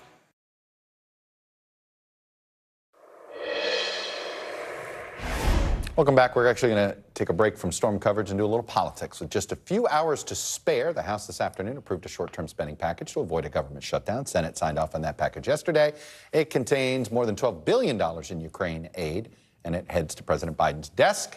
Members did not want to see a shutdown. They wanted to get home to hit the campaign trail. We're now 39 days away. And as we reported in First Read this morning, we've seen some shifting winds in the battle, particularly in the battle for control of the Senate. A boost in Republican spending that was expected has blunted some Democratic momentum in a couple of key Senate races. And while Democrats are weathering the storm in some places like Georgia and Pennsylvania, the big change is in Wisconsin, where Democrat Mandela Barnes has seen Republican incumbent Ron Johnson surge in the past couple of weeks. So joining me now on set, Stephen Hayes, editor and CEO of The Dispatch and an NBC News political analyst, Eugene Scott, national political reporter for The Washington Post, and Stephanie Shryock, Democratic strategist and senior advisor for the Strategic Victory Fund Super PAC. Steve, you're a Wisconsin native, so I want to start with you. I feel like we went from a flip favorite to speak in football terms, where Mandela Barnes looked like a 1 or 2 point favorite a month ago, and now Ron Johnson looks like the 1 or 2 point favorite. And there's this moment that we're in where even though Barnes is still right there, feels like he's really taking on water. Yeah, it feels like he's moving. I mean, look, if you go back and you remember what was to have been the Democratic primary in Wisconsin ended up not being much of a Democratic primary. Sort of cleared the field for Mandela Barnes. And I think there are moderate Democrats who at the time were, happy to say on background, they didn't love this decision. Because Mandela Barnes is pretty far left. And while that can work in Madison and some other progressive areas of the state, it's not going to work out state. And I think Ron Johnson, as often as he's said things that I think, moderates or independents would regard as crazy, he's been part of the election denial argument now a number of times. He's sort of the crazy they know. If that makes sense. And when you contrast him with Barnes, it's politically or philosophically not a great contrast. You know, Stephanie, when people look at, if Ron Johnson wins, you think, how the heck has he become a 3-term senator, right? And then you'll look and a question's got to be asked. The three races have always been against people from Madison, whether it's Mandela Barnes or twice against Russ Feingold. Madison is not the rest of Wisconsin. Right. And I've talked to some Milwaukee Democrats who said, that was the thing they were most concerned about. It's not about whether an African-American can win statewide. Can a Madison Democrat win statewide? I don't know. Senator Tammy Baldwin did pretty well out of Madison. So fair point. Just let's not forget that. I've always felt that this race was going to tighten up. You've got a situation with Senator Johnson, who said he wasn't going to run again. He is an election denier. This is all going to come back. We knew this race was going to get nasty. Of course, all these races are getting nasty. I mean, we are in the time where all the negative ads are coming in. Right. And they've got a really big problem with Johnson. He's still, I would argue, one of the very most vulnerable incumbents on either side. He's not popular. He's not well liked at all. His numbers are terrible. Yes. Yeah. And it's a state where you've got a also very close governor's race. So you have massive turnout. The governor's looking better, moving in the right direction. There's a lot of dynamics in that state going on right now. So I think we are far from done. And I think we've got a tight race. And our numbers, I will say, I've seen a number of polls that have this. It's a coin flip. It's just really, really tight. You know, Eugene, one of the things, if people are going to backseat drive Mandela Barnes, they're going to say, every hit you're taking on right now is a hit everybody saw coming. And he didn't make an attempt to inoculate. The way, for instance, we've seen Fetterman do in different ways. He decided to make Oz, he made Oz take on water in August, and he's, I think, handling it well. Warnock took it to Walker early and also tried to inoculate himself. Barnes did. No, he did. And I think he really thought that what he was putting forward would be attractive to most of the voters because Johnson is so unpopular. But demographics are what they are. And most registered voters in Wisconsin are actually Republicans. As you've noted, most people in Wisconsin do not live in Milwaukee. They do not live in Madison. There are far more rural residents than there are urban residents. And the politics that come with those demographics were going to be hard for Mandela to overcome, period, even if he had been more, aggressive in approaching his opponent. And the fact that he wasn't, isn't helping him right now. Stephanie, let's talk about the bigger picture here. a lot of Democrats were quietly warning in Labor Day, and before Democrats get too happy about the midterms taking a new turn, let's see what happens after a month of money. We've had a month of money. Wisconsin is a big one. How else do you think the party's held up? Well, I think the Senate's going to be a very close race. I felt that the entire time. What's interesting is this map is completely turning around. You've got McConnell basically pulling out of Arizona. You've got New Hampshire that everybody forgets that New Hampshire gets super close in September. Everybody's got to put money in September. It happens every single cycle. So Senator Hassan, who I'm very confident is going to win this election, but she's going to have to fight for it because it's an independent state. Yeah. But then we got really decent polls in Ohio that we never thought we were going to see. North Carolina, I think Sherry Beasley's done a phenomenal job there. So you've got this just sort of flipping around. So if you're Mitch McConnell, you're like, you got to put all this money, a huge amount of money, to save an incumbent when you need a couple seats. You've got to take out some Democrats. And his map is shifting around on him. Where does he go, right? Wisconsin, and it seems like they feel like they have to try to fix Pennsylvania. But is there any place else for him to go if New Hampshire and Arizona are kind of out of touch? It seems like they have to try to fix Pennsylvania now. Yeah. I mean, we'll see. We'll monitor the polls and see what they want to do. Look, I mean, I think the story of the election is Republicans nominated a bunch of people who were popular in Republican primaries who are not going to be popular beyond Republican primaries. I mean, this isn't that complicated. I think that if you read everything there is to read about this midterm cycle, there's a lot of sort of analysis that doesn't need to happen. Like, this is pretty simple. Like, Republicans nominated people who are popular with Republicans and unpopular with the rest of the country, the rest of their states, and so we'll like to see it play out. Yeah. Are you saying candidates matter? Candidates matter. If I have to say candidates matter another time. But actually, this is stay where away from the election deniers, I think is. But more importantly, Eugene, I think what we discovered this month is this is an even election. Okay, there isn't going to be there's going to be cross currents, and I've always described it as, since we're going to use these weatherman analogies, there may be an abortion tornado that hits Arizona and really hurts Republicans there. There may be a crime tornado that hurts Democrats in Wisconsin, right? It's not going to be uniform. I think that's also the new norm in a lot of races in a lot of states, that they're going to be more tight than we think. Maybe the years of like crazy blowouts are behind us, because we have a lot of people in America who see things one way and a lot who see things the other way. And everybody's engaged. Yeah, and people are paying attention. People are paying attention. The turnout is going to be so high here. You're going to see some really interesting things. But if you're the Republicans, 6 months ago, you thought you were absolutely taking the House. You're going to pick up those seats in the Senate. You're going to knock off a bunch of Democratic governors. You're 6 months later, and your coin flips all over the country. I mean, that's the change, and that's a lot of abortion and Trump. We'll get them. Well, here's another thing to sort of keep in mind is what I keep hearing about is suddenly there are a whole bunch of safe Republican. I don't want to say safe. They were sort of districts that Republicans thought were safe, where Dobbs is just turning out to be a huge issue. I've heard about 2 races in Iowa, the 2 eastern Iowa districts that Republicans thought they were were safe, suddenly don't look safe. No, I mean, this was the question. I think you talked to Republican pollsters, talked to Republican strategists early, and they wanted to know, is what they're seeing in the polling post-Dobbs something that was going to be short-term and then would sort of fall back to a sort of a normal state of affairs, or was it going to persist? And I think the recent polling suggests that they'll persist. I just think that no one truly factored in that every week some legislature was going to try to take away abortion access. That every week there was going to be another story and another story and another story, because they are trying to have a national ban, and they're going to do it any way they can. That's the problem they have. That's what happens when you listen to your base and don't pay attention to voters beyond your base. I mean, if you're only paying attention to white evangelical voters, which if you're a Republican, you have to, you can forget that most voters are not white evangelicals. I want to bring up one race that is, I think, conventional wisdom has shifted, and that is Georgia governor. And I want to show a devastating ad. I think this is a devastating ad that Kemp is running against her. I want to play a clip of it and get your reaction to it. Here it is. I can't understand why David Valadao would support a bill making an abortion a crime after a woman or a young girl has been raped. We should be focused on the grown man who raped a young girl instead of punishing the victim of this crime. Talk shows, magazine covers, television cameos. Stacey Abrams wants to leave Georgia behind. Abrams' next act?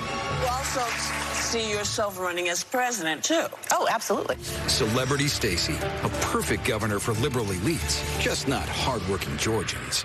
All right, we ran both of these ads that I wanted to make points about that were kind of separate.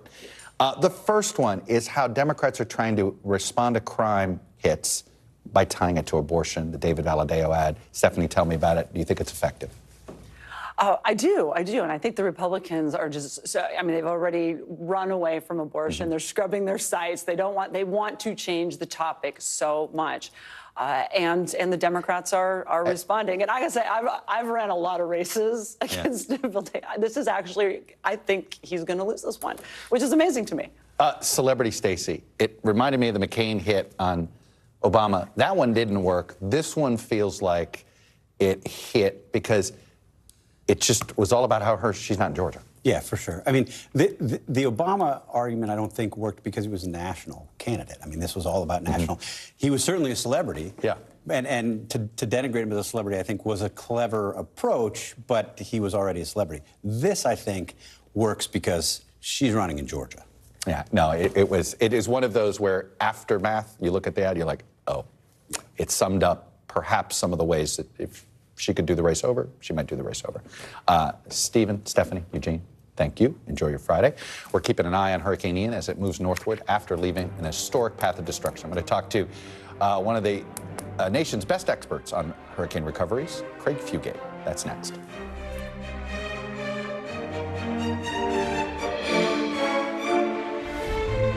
NBC News, streaming free now.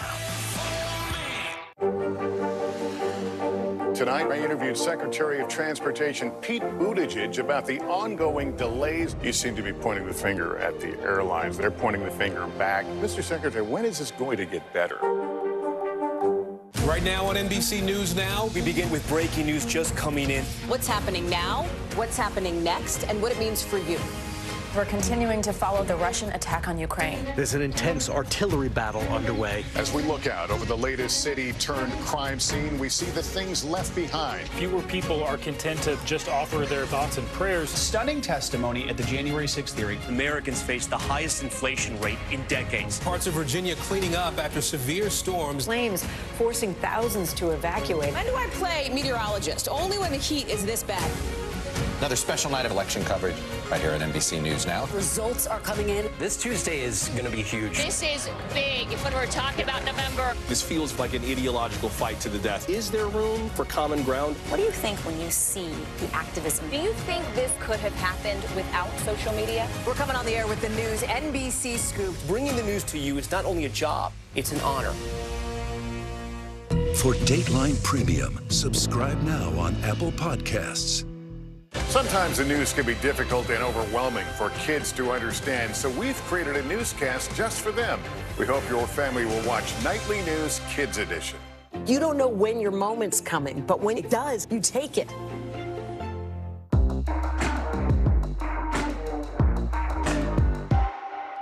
News is happening now. Look at what's making headlines around the world. We're coming on the air with breaking news. This is a significant moment. Whenever it happens, wherever you are, NBC News, streaming free now.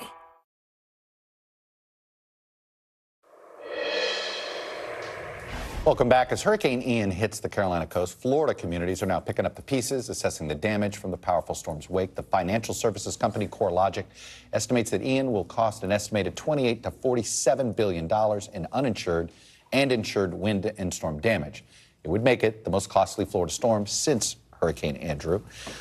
Joining me now is someone who knows a little bit about disaster recoveries, former FEMA administrator and former director of the Florida Emergency Management Division, Craig Fugate. And so folks know, we only have a short time here. Craig, I want to focus on Charlotte County because it's sort of the story that I feel like is developing now. This is a county right now that's got an elderly population over 60%, and we've got a lot of work to do on water, getting power there. Just talk about the logistical challenges that FEMA and the Florida emergency folks are facing to help Charlotte County. Well, I'll give you an example. You know, FEMA was moving lots of water, lots of shelf-stable meals, so was the state. and the National Guard is already setting up points of distribution. We've learned this lesson all the way back to Hurricane Andrew. But we're also working with the private sector. You know, a lot of these stores used to be closed when the power goes out. Well, they got generators. So, you know, chains like Publix, they've been making big investments to get their stores back up after disasters. And so the combination of the private sector getting back online, FEMA working with the state to fill the gaps, and getting those types of services in the areas where people are still at as what they continue search and rescue operations. I also want to talk to you about something that the Charlotte County emergency manager told us. He said he saw a lot of flattened manufactured homes. And, you know, the homes that are manufactured somewhere else and put down. I got to ask you, Craig, how long can the state of Florida allow homes like that to be built? You know, manufactured housing is something that's regulated by HUD. They have to meet these standards. But again, we're seeing in these really high wind events how they're performing. So I think this is going to be similar to Andrew. There's going to be a lot of questions about what we do in Florida and what we need to do differently when we build back. Because building back the way it was just leads to a future disaster. And we get into this a little bit longer on my podcast earlier today, but another challenge coming in the I think the next couple of years is going to be convincing insurance companies to come back to the state, don't leave the state. What can the state do right now to try to stop it? Well, I think the thing is you got to create insurable risk. That means you got to build back in a way that makes sense for insurance companies to invest in that risk. I mean, everybody's going to treat the insurance companies as bad people because they're leaving. And I remind people, they have the money of investors that invest in this. And if they can't protect that money and they can't generate a profit, they got to leave. And it's not in their interest. They make money when they sell insurance, not when they leave markets. But it means you got to make sure what you build back is insurable. Can you explain how this, I mean, the state of Florida basically is now an insurance company. How long is that sustainable? But, you know, this goes all the way back to Andrew. When we lost insurance companies then, we created the CAT fund, the reinsurance fund that Florida runs for insurance companies. Ultimately, you know, we became the insurer of last resort and Citizens. But now Citizens is the insurer of major, you know, is the primary coverage for a lot of areas. And the challenge with that is they have the ability to issue bonds based upon the authority to put additional surcharges on everybody's insurance policies, even those that weren't impacted. So that will be the question of how much does this cost? Can they raise the funds? Interest rates are going up. This is going to cost more to borrow this money to pay all these claims out. So you expect Citizen is going to have to borrow money to pay out. They don't have enough in their account to avoid that. I don't know yet, but that's what the plan is. They will have their reserves, they have their reinsurance, and then they have the ability to go out and borrow money and issue bonds to make their payments based upon putting surcharges on other policies. Well, Florida likes to balance its budget every year. This could be a real challenge as this state-run insurance company only grows in liability. Craig Fugate, the former FEMA director, thank you. And if you want more Craig Fugate, I'm going to give you more Craig Fugate. The latest episode of the Chuck Toddcast, take a listen, get it wherever you get your podcast. And if it's Sunday, it's Meet the Press on your local NBC station. I got a packed show. Florida Senator and former Governor Rick Scott will be among my guests. I'll also have the governor of North Carolina on as well. We got a brand new NBC News Telemundo poll. And oh, by the way, the head of NATO. Don't miss it. It's a big show. NBC News Now coverage continues with Hallie Jackson.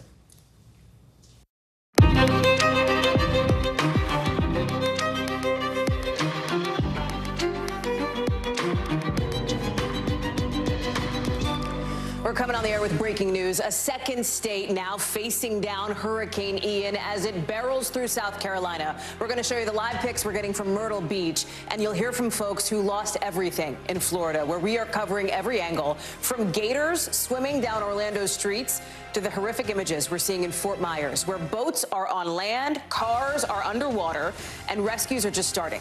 President Biden doing what he can as he says what's happening in Florida is an American crisis. We've got more on how what we're seeing right now is something we don't get a lot of at the moment, cooperation, for now, among political rivals.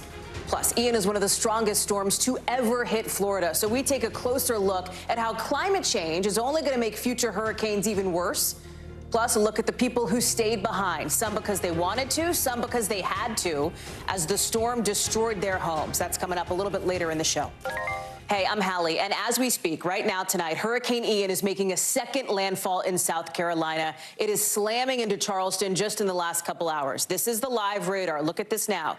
You can see this storm moving its way past the coast with winds up to 85 miles an hour in some spots. Storm surges could get as high as 7 feet. And so now Ian's going to curve up into North Carolina before spraying rain across the Appalachians. Check out the live look that we can see from some of these spots. Southport, North Carolina, Myrtle Beach as well. The big concern, these cities are really close to sea level, okay? There's a lot of loose soil there. That means that flooding is a concern too. That is what people are watching for, even as the governor says, hey, you know, this storm may not be as bad as you thought. You cannot let your guard down now. All of that happening as we're watching Florida, where President Biden says America's heart is breaking. It's not just a crisis for Florida. This is an American crisis. We're just beginning to see the scale of that destruction. It's likely to rank among the worst of the nation's and the worst in the nation's history. At least 14 people are confirmed dead, and that number is expected to get even higher with officials sorting through a big backlog and 911 calls. You can see some of what they're dealing with here, right? I mean, sticks, houses that are sticks. 2 million people don't have power. 5 counties don't have any running water. And the focus right now is on rescues. This is some Coast Guard video from Sanibel Island. Yeah, that's windy because that guy's being pulled up in a helicopter right now. That's how they're getting people out. Why? Well, check out this aerial video. That was a bridge. Sure, not now, right? There is no way to get in or out. That's why these rescues have to happen from the air. In Orlando, it's flooding that's the big concern. Look at this, cars submerged, paddle boards, people in the streets on those. And the heart of the devastation in places like Fort Myers. One estimate says this could be Florida's most expensive hurricane since Andrew 30 years ago, up to $47 billion in destruction, as some people share the trauma of what it was like to lose everything. A lot of our friends who had wood-structured homes that wouldn't leave, and I tried to get a hold of them to tell them to come over to my place. Yeah. I watched their houses wash away. I think I've lost everything I own. I am 67, lived here 5 years, now it's gone. We've got it all covered, starting with Kathy Park in Charleston. And right now, Kathy, the rain, not a concern, but high tide is coming in again later on tonight around 11 o'clock. Flooding, I imagine, is the thing people are watching for. Hallie, yeah, so flooding, localized flooding is still an issue, especially in some downtown roads. We are hearing that dozens of roads are still blocked off, mainly by ponding, just kind of pooling on the roadways, but also debris that is kind of scattered all around the ground. In fact, where we are right now, you can kind of see all the branches and the palm fronds around me. But let me tell you this, Hallie, things have drastically improved. If you talked to me maybe about 2 hours ago, I was getting slammed with heavy bands of rain and wind gusts. So we have seen a big improvement from just a few hours ago. Behind me is the Ashley River, and I can tell you at one point that the sawgrass behind me was completely inundated with water. That water is receding. I can feel the storm kind of pulling away at this point, and it almost, you know, looks like business as usual aside from all the debris that's kind of scattered around the ground. I was struck by the governor saying, hey, don't let your guard down yet, even though this storm wasn't as bad as people thought. It certainly wasn't, and it wasn't expected to be the kind of major hurricane that we saw hit in Florida, but it was still serious. This is, present tense, still serious.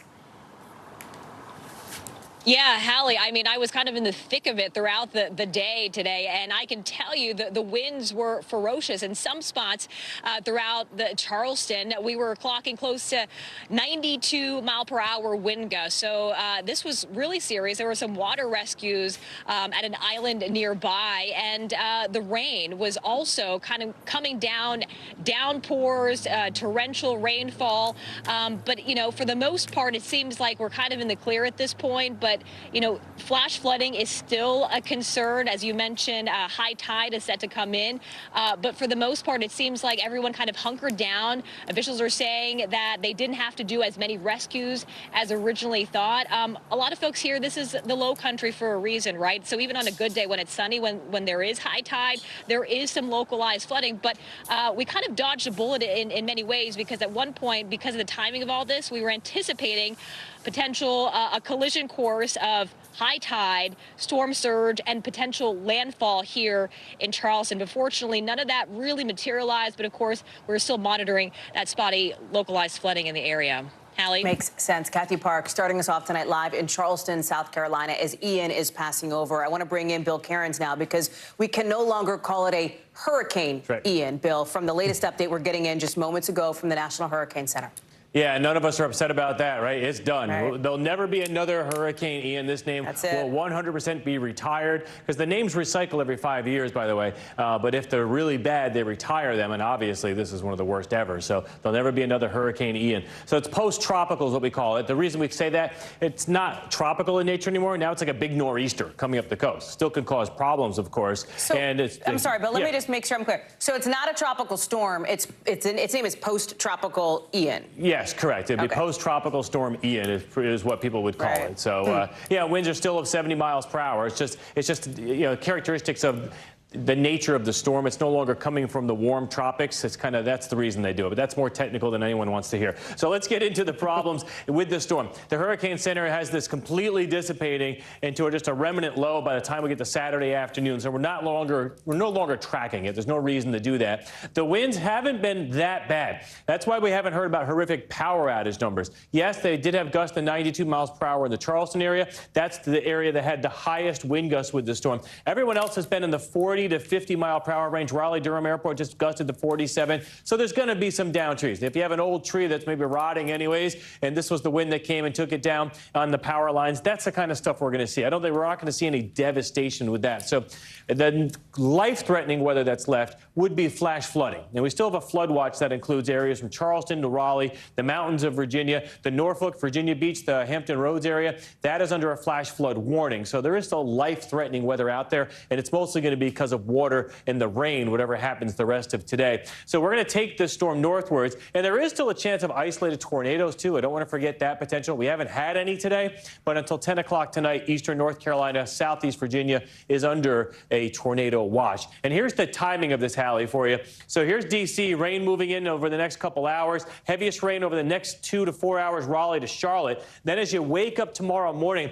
it should be pouring in areas like New York City, Long Island, southern Connecticut. And then the storm kind of breaks in two pieces. So that piece of heavy rain exits, and then we have some leftover rain in West Virginia with the actual remnant low. Sunday's a little bit better than Saturday in the mid-Atlantic. It's going to be a little less windy. So if you don't have any outdoor plans this weekend, Sunday's your better choice than doing it on Saturday. But no damage out here at all. And whatever repairs we need to make from that storm surge in areas of South Carolina, they'll have plenty of time to do that tomorrow as the weather does improve. And Hallie, we haven't seen the pictures yet. We don't want to be like, oh, nothing happened. I know that around Paradise Island and also around the Georgetown area heading northwards up towards southern portions there of the Myrtle Beach, there was a storm surge of about 6 feet. And that was the second highest they've ever recorded. I know one pier was smashed and is no longer there anymore. So there is damage. And we'll get those pictures in tomorrow to see how bad it was in those areas. It's no Southwest Florida, obviously. This was a Category 1. Different hurricane. Right. This is a Category 1. That's the difference between a 1 and a 4. Bill Cairns, thank you so much. I want to Rosenblum, who lives in Murrells Inlet, South Carolina. Michael, I'm so glad that you're with us. Thank you. And I want to show folks some video you sent to our team earlier of what it had looked like outside your house. We're going to pull that up, and I'm going to ask you, I mean, that's a lot of water getting real close to where you live, if not underneath where you live. Tell me what you're seeing right now. Yeah, now, thanks, Allie. All looks good now, but that was pretty scary. We went from having no water in the yard to about 18 inches under the house in about an hour. Somewhat unexpected based on the reports that were coming out as prior. Well, tell me about that, because it wasn't until the storm hit Florida, right, that we really had an idea that it could make landfall number 2, as it did today in South Carolina. I know you made the decision to stay, right? Yeah, I mean, unfortunately, the storm the entire time kept tracking east of the predictions. And, we talked about leaving last night, but, again, we thought we had been through a few Cat 1s before, and, our house is 12 feet up higher, so we felt we were safe, but we almost lost a few cars today, for sure. I also want to make sure people understand your house is raised, right? So you're up on stilts, for lack of a better phraseology there. Yeah, which is why you got water under the house. Yeah. Correct. So that was all under the house. We're fortunate. Certainly there's a lot of folks a lot less fortunate than us that aren't raised up, and it's going to be a heck of a cleanup. You worried about high tide at all? That's going to happen in a few hours. What's your plan here? Yeah, no, I think this tide should be fine. It was just a terrible timing of the wind and the high tide here that caught us all off guard. Michael Rosenblum, even thank though you we've so been much. through it so many times. I was going to say, you're no stranger to this kind of thing. As you said, you've been through a couple of Cat 1 hurricanes before, with Ian now a post-tropical storm, as we just heard from our meteorologist, Bill Cairns. Mike, thank you. Over in Fort Myers, down in Florida, that is where the real ferocious strength of this Category 4 hurricane has been felt after Ian made landfall there a couple days ago. So what's happening now? People are starting to sift through the absolute destruction left behind, trying to figure out, hey, how much damage was done? And like when you look at these images, you'll see them. Like, look at that there. That is a plaza, basically. It's sticks, it's pieces of lumber now. It's typically bars and restaurants, you know, people out on vacation, et cetera. It's just wreckage everywhere. Trees knocked down, everything mixed together. And look at some of these boats. They're pushed so far on shore that they ended up in somebody's house, right? That's happening up and down the coast there. One city manager today telling me it's going to be a marathon, not a sprint, to get this all cleaned up, warning of some real challenges ahead. And the head of Lee County here also saying there's just no water available. People here just don't have running water. It's obvious why. Look at that boat. There's a marina across the road, okay? That's how the force of this hurricane was. Picked up that boat, pushed it across the street. People don't have power either. Nearly 2 million folks across Florida, 2 million customers have no electricity. Steve Patterson is in Fort Myers and joins us now. And this is hard to watch. Some of these pictures out of Fort Myers, way harder to watch for the people whose homes and lives were there. Incredibly hard to watch because everything you see was a part of somebody's life, and you have to understand that as you walk through the wreckage. So I can do that, and I can see, you know, this probably looked like a tool room or something like that, power saws, some wrenches, something like that. But everything is mixed in with this incredible force that must have hit this area, and we know did hit this area because everything is so uprooted. Not only is it just scattered items, but it's also, you know, parts of the dock in the marina that you were just talking about have come off and stripped this whole area. There's huge concrete chunks that have lopped off in this area as well. Up above my left, as I keep walking, you'll see people are throwing some of their items down from the second floor. That's not a roof, that's somebody's second floor. You can see the shower. You should see the shower stall in there. That's the only thing that is standing up there besides the people that, as you mentioned, are now assessing the damage, doing the heartbreaking work of trying to determine what the loss is. I imagine that is a total loss. If you come down here, you can see this is asphalt. This used to be where people would walk right along this path. It's gone. So the extent of the damage is something that is incalculable at this point. And I think, first of all, obviously, search and rescue is still going on, especially when you talk about some of these channel. Yeah, I mean, look, we've heard helicopters the entire time we've been here. The street that I can't show you, it's a little too far over, but it's got all of those yachts and boats that are from this marina next to it. Well, power trucks are going through there. Emergency vehicles are going through there. High above, helicopters are above us because there are a few of those barrier islands that still have people stranded after the channel was lopped off, essentially, by all that wind and by that destructive force, meaning that there is no access by land. The only way you can get there is by helicopter and by boat. And so rescues are terribly difficult when you're dealing with a situation like that, especially with the fact that all of this wreckage is strewn everywhere. Imagine even trying to ride a boat right now in some of this shallow water must be so difficult and so dangerous. And also there are power lines down everywhere as well. So the whole city, you know, I don't want to use a cliche, but it's like a bomb went off, and it's like in many ways the fuse is still going because there are still people that possibly are trapped on those islands. There still may be people in some of this wreckage, and there is this huge battle, which is a marathon and not a sprint, although they're trying to do it as fast as they can to clean up, to assess the damage, to find people, to get power back on. All of that is going to take so long, and in some cases it has to happen quicker than people would like because there may still be people in it. So a lot of work to do. It's heartbreaking to see, and you can see the result of that. I've been speaking to people about coming back to see essentially nothing. This is a wasteland. I cannot impress that upon you enough. And it's so terrible to walk through. Hallie? I was talking with the head of one of the hospital systems there in Lee County, who was telling me 2 other hospitals are evacuating patients today, 28 sick babies, newborns, under the age of 28 days old. So literally weeks-old babies, 48 of them had to be evacuated. They had 11 more to go because some of these hospitals have no running water. They have no electricity, running on generators if they can. And that is a microcosm of what else we're seeing around that county, which was hit so hard. And when you think about emergency services, this is what people need. That is just baseline fundamental to this area. Yeah, you're talking about the evacuation of a NICU, which is like, I don't even know how you do that with how precious life is at that point. I want to plug my guy, Sam Brock. He's doing a story on Nightly News about what you just spoke about. I spoke to him just briefly. He's running around because he's probably got to get that story done. But unbelievable to think about how that even works. So you have about 6 hospitals in this area that don't have running water. So they are sending their patients to other places in the county, in the system, in the state.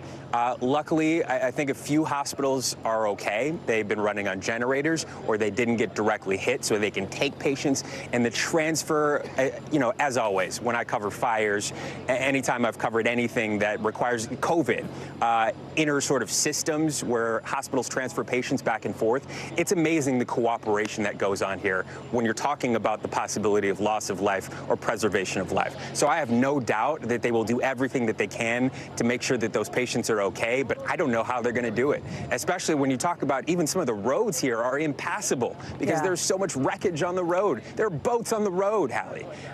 So I don't know how it's going to get done, but I know the people are dedicated to doing it. Hallie? I mean, doesn't that say it all, right? Boats in the road and cars in the water, Steve. That's not how it's supposed to be. Steve Patterson, thank you so much. Appreciate it. In Orlando, in the central part of the state, people there, officials saying they got hit bad, but it could have been a whole lot worse. They are in flood recovery mode right now after they got slammed with up to 16 inches of rain, which flooded homes, washed away people's stuff. Thousands of people are now facing tons of money, okay? Think about the expense to fix what was ruined. Some stuff you can't even fix. It was so badly damaged. Crews having to wade through the water early this morning to rescue 120 people at one nursing home. Look at this, in wheelchairs. They had to get them to another facility. Talk about hospitals evacuated. Think about nursing homes, too. Now, parts of Orlando are opening up. The airport is back up and running today. Some of the theme parks, Universal Studios, Disney World, they're starting to phase in their reopenings as they also deal with the damage like what you see on your screen. Schools are hoping to open up by Monday. Jesse Kirsch has more from Orlando. Here in Orlando, more than 100 miles from where Ian first made landfall, you can still see the destruction is extensive in some areas. This community is partially underwater. Even though it has been dry for hours and the water is receding, there is still a good amount of this neighborhood that is submerged right now. And we have seen an alligator making its way through the waters here. We spoke with one resident who says that this is her home right behind me here. And she says that Hurricane Irma also brought flooding concerns to this neighborhood. And so she knew she was going to evacuate and did so. Thankfully, she says she and her roommates are okay. And she says that their pet rabbit was also rescued. And I asked those residents about flood insurance because they knew that it was a potential issue here, they say, after Hurricane Irma, after they saw what happened there. And according to those residents, they say they weren't able to get flood insurance for this property. I asked them if they think there's any way they'll be able to live in this home again, and they do not expect that will be possible. There's no moving back into that. This is all we had. Yeah. This is everything we worked for. It's gone. I'm so sorry. Back to you. Jesse Kirsch with what it is like on the ground there. And think about it, right? Gators aren't even the worst of what's in the water behind those folks. Think about the chemicals, think about any potential sewage, think about any issues from down power lines, et cetera. This is still an active and dangerous scene in some places. I want to bring in now Eric Hooks, FEMA's Deputy Administrator. Mr. Hooks, thank you for being on the show tonight. Thank you for having me. I don't know if you heard this last report from my colleague Jesse Kirsch. Flooding is still a concern in a lot of places. We've seen the cleanup in spots like Fort Myers. You've now got what's happening along the Carolina coast. What is the biggest priority, the biggest focus right now for FEMA? What's the most urgent thing? Well, some of the biggest focus that we have, particularly in Florida, is just to make people realize that we are still in response mode. Just as your previous segment pointed out, there are still a lot of hazards and danger from the water that has not receded in many areas. And we are also very mindful and keeping our eye on South Carolina. Hurricane Ian hit South Carolina at approximately 2:05 p.m. today, and so we are advising individuals to shelter in place. It is a little too late for evacuations at this point, and be very mindful of those hurricane force winds right there at the point of entry into South Carolina, and tropical force winds throughout the middle part of the state of South Carolina as well. So with this storm, it is a wide-ranging storm. It brings a variety of hazards. Storm surge and the accompanying rains could lead to more devastating flooding, and we could see in South Carolina some of the impacts that we've seen in Florida as well. As you point out, you are still in response mode from the federal perspective, from the FEMA perspective. The recovery mode, though, when you look at people, the rebuilding mode, if you will, is going to be so expensive for so many people who are going to need help, who may not have flood insurance. Some people might have it. The insurance factor here is huge. How do you help people through that, and how can people best get access to resources from the state and federal levels to be able to help them? Well, we would advise people to do a number of things so that you can seek assistance for the devastation that you have been unfortunately the victim of. We encourage people to download the FEMA app. They can also go onto the website of disasterassistance.gov. And we are also encouraging you to call 1-800-621-3362. That's 1-800-621-3362. So you can seek federal disaster assistance, and so we can begin working with you. We have already, and the number continues to climb, over 30,000 individuals in the Florida area who have applied for disaster assistance, for individual assistance, and we have already begun that process on the long road to recovery. And just real quick here, Mr. Hooks, for people who don't have cell phone service right now, who can't get online, who don't have computers or internet, folks are going door to door, right, to be able to give this information to folks in areas where it's hardest hit? Yes, we will initially extend our outreach into the shelters, and then eventually we'll be going door to door, neighborhood to neighborhood, to advise people how they can get disaster help. Now, we pivot to that after we move from response mode. Makes sense. Eric Hooks, thank you so much, of course, from FEMA, for being there for us here on the show tonight. Appreciate it. That number that he just mentioned, we're going to put all that info up on our socials in like 5 minutes from now, so check it then. You talk about the financial impact from Ian. There is a financial impact we're looking at more widely, not all related, but I want to get to that breaking markets news because it's fairly big. The Dow tonight closing just in the last couple of hours at its lowest since March of 2020, when everything started shutting down because of the pandemic. I know you remember that. The Dow tumbling 500 points, closing out a rough week for Wall Street. The S&P also hitting a low, down more than 1.5%. That's its worst since early on in the pandemic. The Nasdaq's also down. But today, the last day of the third quarter, and I don't have to tell you, you can see it with your eyeballs. It is a downer that it's ending on. Investors are nervous about what comes next because of the Fed's interest rate hikes to fight inflation, concerns about a recession growing. Caleb Silver is editor-in-chief at Investopedia and joins us now. Not just a bad week for the markets here, but a bad month and a bad quarter. When does it get good again? Yeah, September to forget for sure. And actually, through the first 3 quarters of the year, one of the worst 4 starts in history for the stock market. But the good news is things do get better. October is known as a bear market killer. I'm not saying it's going to go away in October, but you get the feeling with all the bad news piling up that the bad news is priced in. We still have earnings coming up. We could get another leg down here, but we're getting a bad shakeout in the stock market. How about this inflation report that's coming out today that was closely watched, I should say? We know the Fed looks at it. I mean, inflation is stubborn. That's been the storyline. It doesn't seem to be changing that. No, it doesn't seem to be changing. This is the Personal Consumption Expenditures Index, the PCE index. The Fed prefers to look at this one because it sort of matches consumer behavior away from food and energy prices, and it's still high, near a 40-year high, up 4.9% year over year. So that's something they're looking at, and until that comes down to around 2% where the Fed wants it, they're going to continue to raise interest rates. Expect several more interest rate increases through the middle of next year at the very least. Caleb Silver, thank you. Coming up, we're going to take you overseas and bring you more on the storm as well, and take you overseas, where Russia is claiming control over parts of Ukraine. Other countries, the West, calling it an illegal land grab. We're going to have a report from Kyiv. And maybe you missed this, a big reveal from the Education Department over who really is eligible for that student loan relief. We'll have that update in the 5 Things next.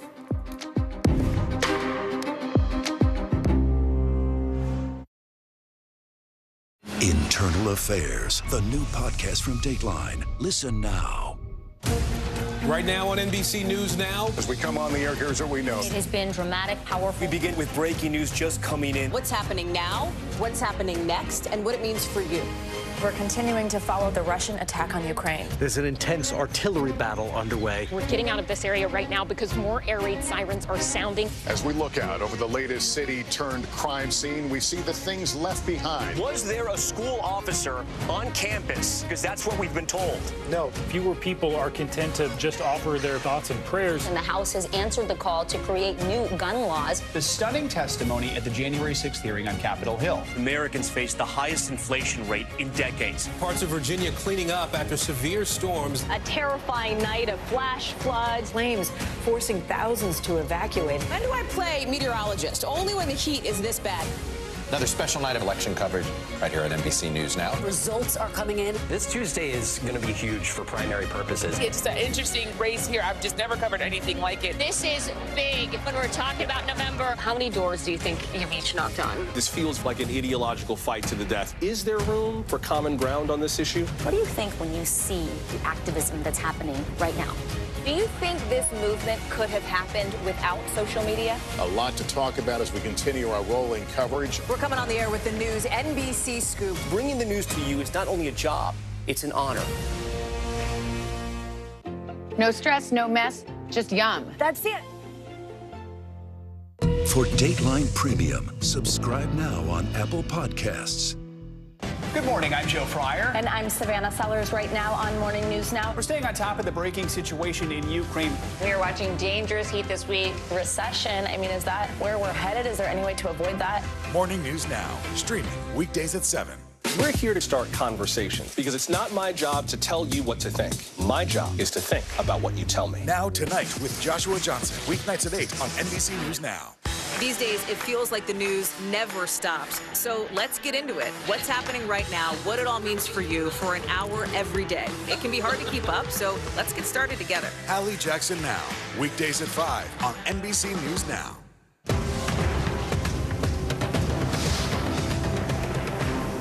As we look out over the latest city-turned-crime scene, we see the things left behind. Back now with our NBC News exclusive.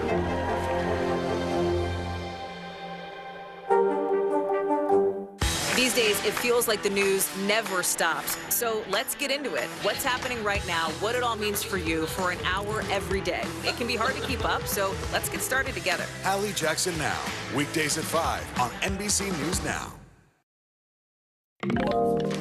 We'll get an update on Ian, now a post-tropical storm, in just a couple of minutes, including more on how this particular storm got so bad. But first, today, President Biden is saying the U.S. is not going to be intimidated by President Putin of Russia after Moscow announced they'd be illegally annexing, basically illegally taking over 4 Ukrainian territories. You can see them here. The president adding that the U.S. is never going to recognize these 4 spots that you see: Donetsk, Luhansk, Kherson, Zaporizhia as well.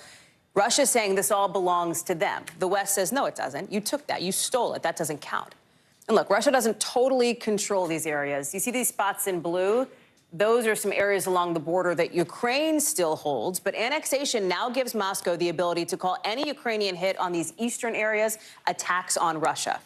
Russia says this move is them answering what people in these places voted on. But remember, they voted in sham referendums. They were fake. People were forced to vote. Some were even held at gunpoint, basically, to cast these ballots, fake ballots. And what we're seeing today from the Kremlin is kind of a replica, pretty much, of a 2014 annexation of Crimea, where we're seeing Putin signing the decree, giving a speech in front of supporters at the Kremlin Palace, followed by an evening concert in the Red Square. Our Jay Gray has more.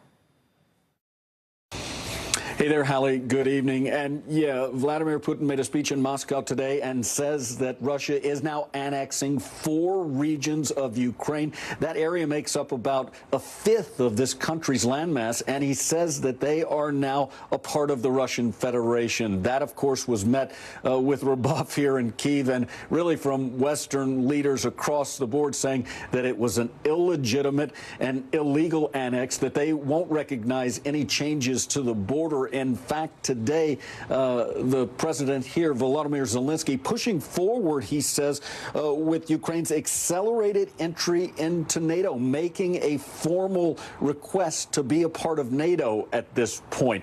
And as for the fighting, he says the counteroffensive is going to continue, that they are in key locations right now, and some of those areas occupied and annexed by Russia, and now saying that they plan to continue that fight. Hallie? Jay Gray, thank you. Let's get you over to the 5 things our team thinks you should know about tonight. Number 1, the House today passing a bill to keep the government running only for a little bit longer, till mid-December. The president now has until midnight tonight to sign it and avoid a shutdown this weekend. All signs are that's going to happen, no shutdown. The bill also includes money for Ukraine and some money for Afghan refugees, too. Number 2, some new guidelines from the Education Department changes which loans are eligible for that student debt relief program. People with federal student loans that are not held by the Department of Education are shut out. That didn't happen at first. They were included. It's not super clear how many people are going to be affected by this update, but the change comes on the same day that officials from 6 Republican-led states sued to block this debt relief plan. We've reached out to the DOE for comment. We'll keep you posted. Number 3, Justice Ketanji Brown Jackson received her formal welcome to the Supreme Court today at what's called her investiture ceremony. The president and the vice president were there, obviously, as you see by this photo. She is the first black woman to serve on the court. The ceremony, remember, totally a formality, purely. She was sworn in back in July. Number 4, it is the end of an era for The Daily Show, with Trevor Noah announcing he's going to be stepping away after 7 years. The show's Twitter posted this video where Noah says the show has been one of the greatest joys, but he feels like it's time. He took over from Jon Stewart way back in 2015. No word yet on his last day or his replacement. Number 5, spooky season is officially here. And what better way to celebrate than with Hocus Pocus 2, released today? If you haven't watched it, I bet I know your Friday night plans. If that's not enough for you, maybe a stay at the now infamous Hocus Pocus Cottage is. Airbnb is listing a recreation of the Sanderson sisters' cottage in Danvers, Massachusetts, through Halloween season. It is a cult fave. Is it yours? Maybe. Coming up, you're heading back to coverage of post-tropical storm Ian. A look at Florida's long history of brutal storms and why it was that Ian was so intense. Plus, we'll take you live to South Carolina with another one of our team members on the ground. Stay with us.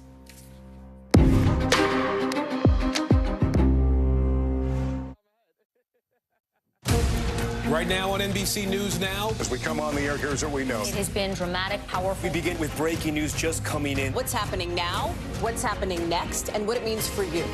We're continuing to follow the Russian attack on Ukraine. There's an intense artillery battle underway. We're getting out of this area right now because more air raid sirens are sounding. As we look out over the latest city-turned-crime scene, we see the things left behind. Was there a school officer on campus? Because that's what we've been told. No. Fewer people are content to just offer their thoughts and prayers. And the House has answered the call to create new gun laws. The stunning testimony at the January 6th hearing on Capitol Hill. Americans face the highest inflation rate in decades. Parts of Virginia cleaning up after severe storms. A terrifying night of flash floods. Flames forcing thousands to evacuate. When do I play meteorologist? Only when the heat is this bad. Another special night of election coverage right here at NBC News Now. Results are coming in. This Tuesday is going to be huge for primary purposes. It's an interesting race here. I've just never covered anything like it. This is big when we're talking about November. How many doors do you think you have each knocked on? This feels like an ideological fight to the death. Is there room for common ground on this issue? What do you think when you see the activism that's happening right now? Do you think this movement could have happened without social media? A lot to talk about as we continue our rolling coverage. We're coming on the air with the news NBC Scoop. Bringing the news to you is not only a job, it's an honor.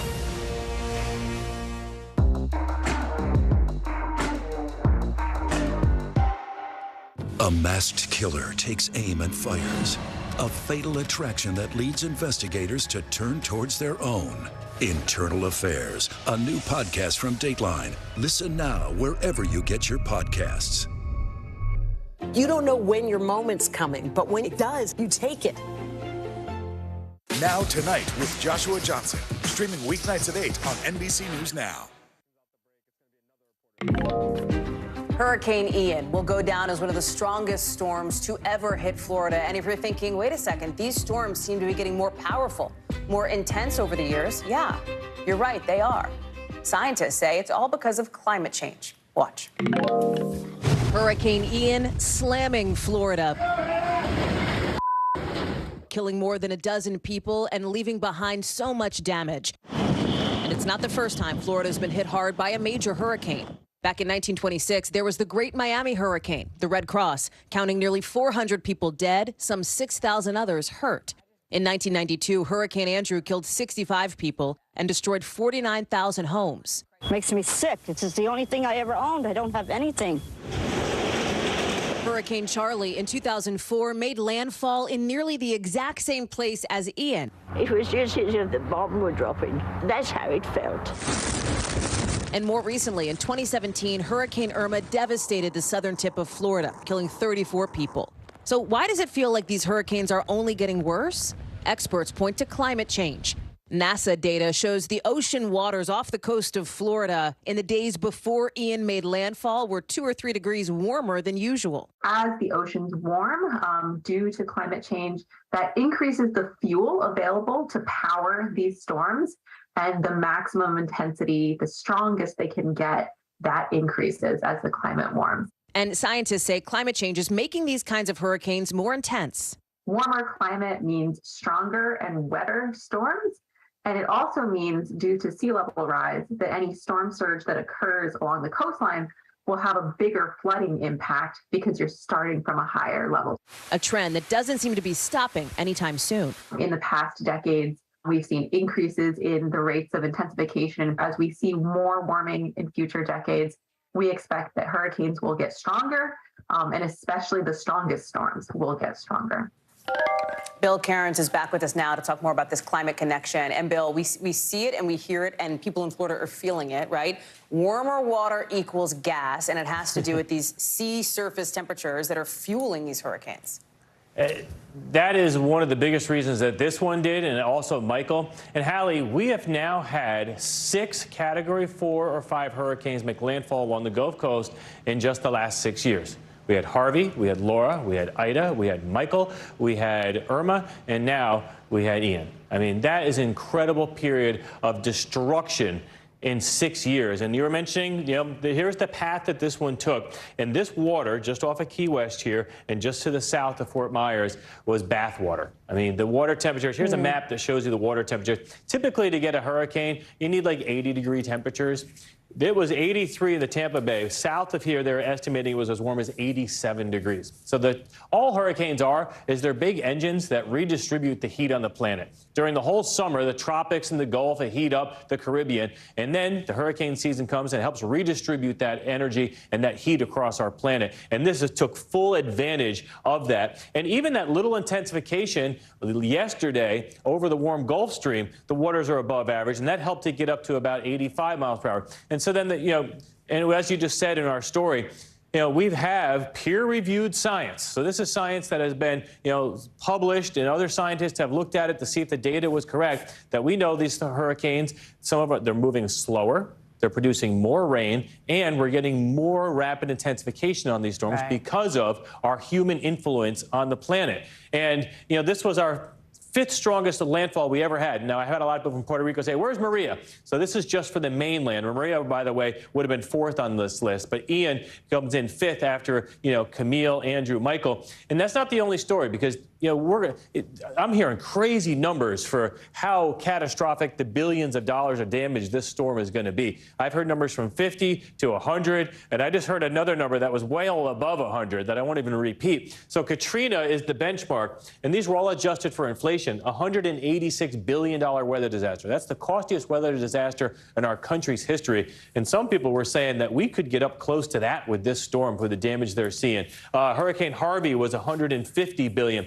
And the thing that I want you to point to before I bore you with all these numbers, Hallie, 2005, 2017, 2017, 2012, 2021. And this is historic. This goes all the way back, and we adjusted these numbers for inflation, too. That's why Andrew was on here at $56 billion from 1992. But you get the fact. We have more people living at the coast. We're building more at the coast. And at the exact same time, now because of how humans are influencing the climate, we're kind of making these hurricanes more dangerous. And so they're going to hit more.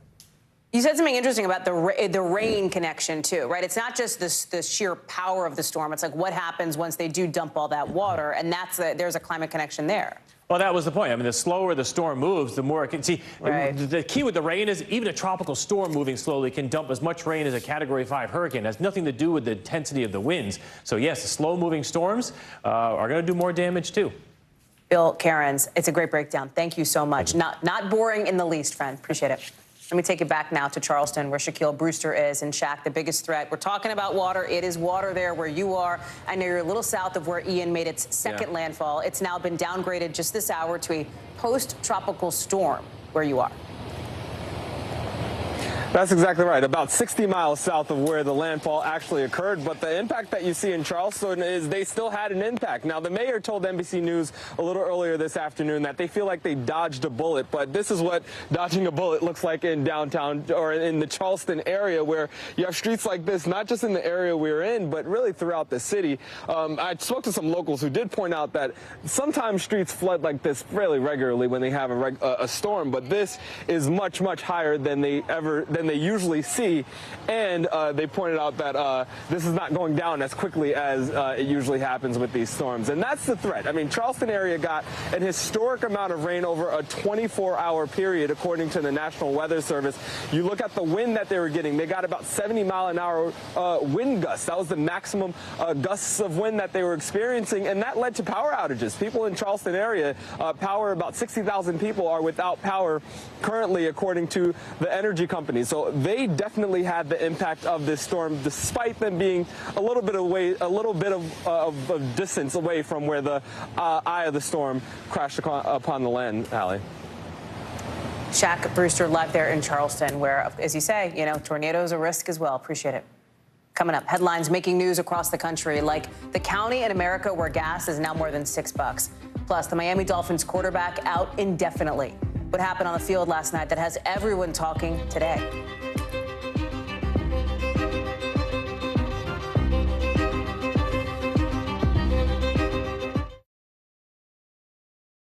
As we look out over the latest city-turned-crime scene, we see the things left behind.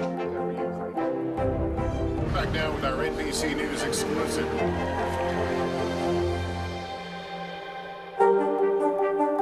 Sometimes the news can be difficult and overwhelming for kids to understand. Ukraine and Russia. Could you help me understand what's going on? So to help make sense of it all, we've created a newscast just for them. We hope your family will watch Nightly News Kids Edition. Now Tonight with Joshua Johnson. Streaming weeknights at 8 on NBC News Now. From Brooklyn, we're next to the subway station. The state's reservoirs are alarmingly low. War will pass them by.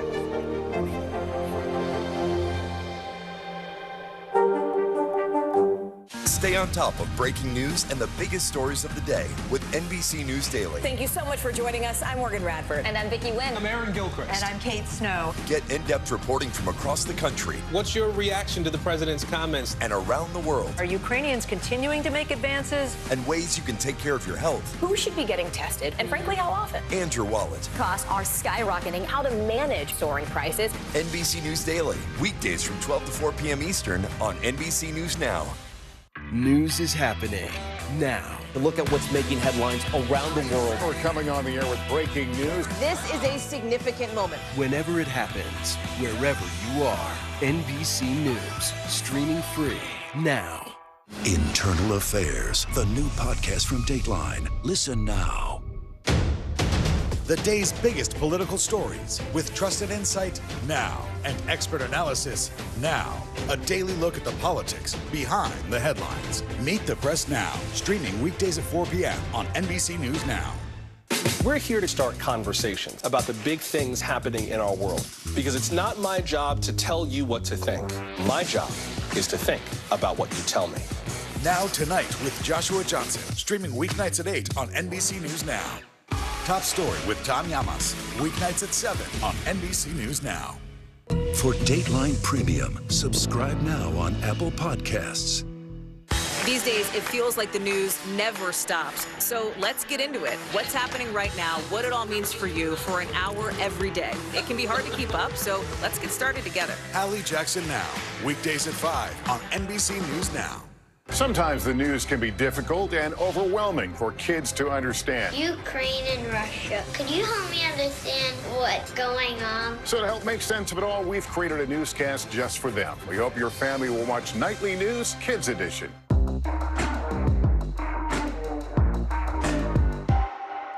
Now Tonight with Joshua Johnson, streaming weeknights at 8 on NBC News Now. NBC News covers hundreds of stories every day, and because you couldn't possibly read or watch or listen to them all, our bureau teams have done it for you. This is what they tell us is going down in their regions in a segment we call The Local. From our Southeast Bureau, the Miami Dolphins say QB Tua Tagovailoa will be sidelined indefinitely after a scary moment. Look at this, in a game against the Cincinnati Bengals last night. You may not want to look at it. It's awful. He gets thrown to the ground. He slams his head against the turf. His hands are frozen in front of him. He was treated on the field for a couple minutes. He was rushed to the hospital and then released. A lot of people are watching this. It's raising tons of questions about NFL procedures and protocols around concussions, head injuries, etc. We're still on top of that story. Out of our Northeast Bureau, a decision by California regulators is clearing the way for New York to require all new cars and trucks sold there to be zero emission by 2035. Officials are hoping to have a plan for state regulations written up by the end of the year. To help get ready for that, New York is getting $175 million in federal money to expand access to charging stations. And from our West Coast Bureau, gas prices in L.A. County going up overnight by almost 50 cents, which means if you're trying to get a gallon in L.A., it's going to cost you $6.11. $6.11. It's the biggest jump since the summer of 2015. The state's dealing with refinery maintenance issues, making the fuel supply tighter, so that number could go up even more. President Biden today saying he's been in touch with both Republican governors Ron DeSantis of Florida and Henry McMaster of South Carolina, approving their emergency requests for help with Ian leaving behind just catastrophic damage. DeSantis talking with reporters. Look at this. As we've been on the air, just in the last couple of minutes here, he was walking through a neighborhood in St. Augustine to look at some of the damage. He's talking there. We'll show you him walking around and get to more of that in a second. But I want to bring in NBC's Mike Memley, who is following this, because, Mem, this is what I have heard from a lot of people. You and I live in Washington, and so the backdrop to some of what happens, right, nationally is politics. What I've heard from the Democrat who's running against Ron DeSantis, what we've heard from President Biden, other officials, is this is not a time for politics, and it's not. So far, nobody seems to be getting political on this. It is still some of the subtext, but it is not the main text. Yeah, that's right, Hallie. And I really want to talk about what might have been versus what we've actually seen, because a week ago at this time, President Biden was getting ready to travel to Florida. In fact, he was going to go to Orlando to hold a campaign rally with Charlie Crist, who's the Democrat challenging Ron DeSantis in November. And my reporting at the time was that the president was really prepared to turn up the heat on Ron DeSantis, somebody who he really hasn't focused his attention on. There's another Republican former president who lives in Florida that's really been more of a focus for this president. But what have we seen instead? The president now speaking at least 3 times that we know of with the governor and emphasizing today that this is really above politics. This is a moment when we're going to come together as one nation to help one another. And for Governor DeSantis, he has every incentive here to respond just as the president has, because we know, we've seen, especially in the last 2 years, the way Governor DeSantis has really cultivated that conservative base, that MAGA base even. Now this is an opportunity, and this is a moment when what is the right thing to do is also the right thing politically, and he can speak to the rest of the voters in his state, show he's on top of the situation and keeping himself above politics as well. This is raising some new questions, obviously not in the immediate aftermath of Ian. It's the life, the property damage. That is the key focus here. But I think coming out later, these questions about the governor's position from years ago when he was against aid for those suffering from Hurricane Sandy. Yeah, this is going to be, I think, a bigger part of the conversation moving forward, because literally just in the last few minutes, Hallie, we got word from the White House. The president has signed that continuing resolution. It's keeping the government open through the next 2 months. But when Congress comes back and has to fund government for a full year, you know there's going to be some additional money put on the table to help not just Floridians, Puerto Ricans, South Carolinians, others affected by some of these major storms. And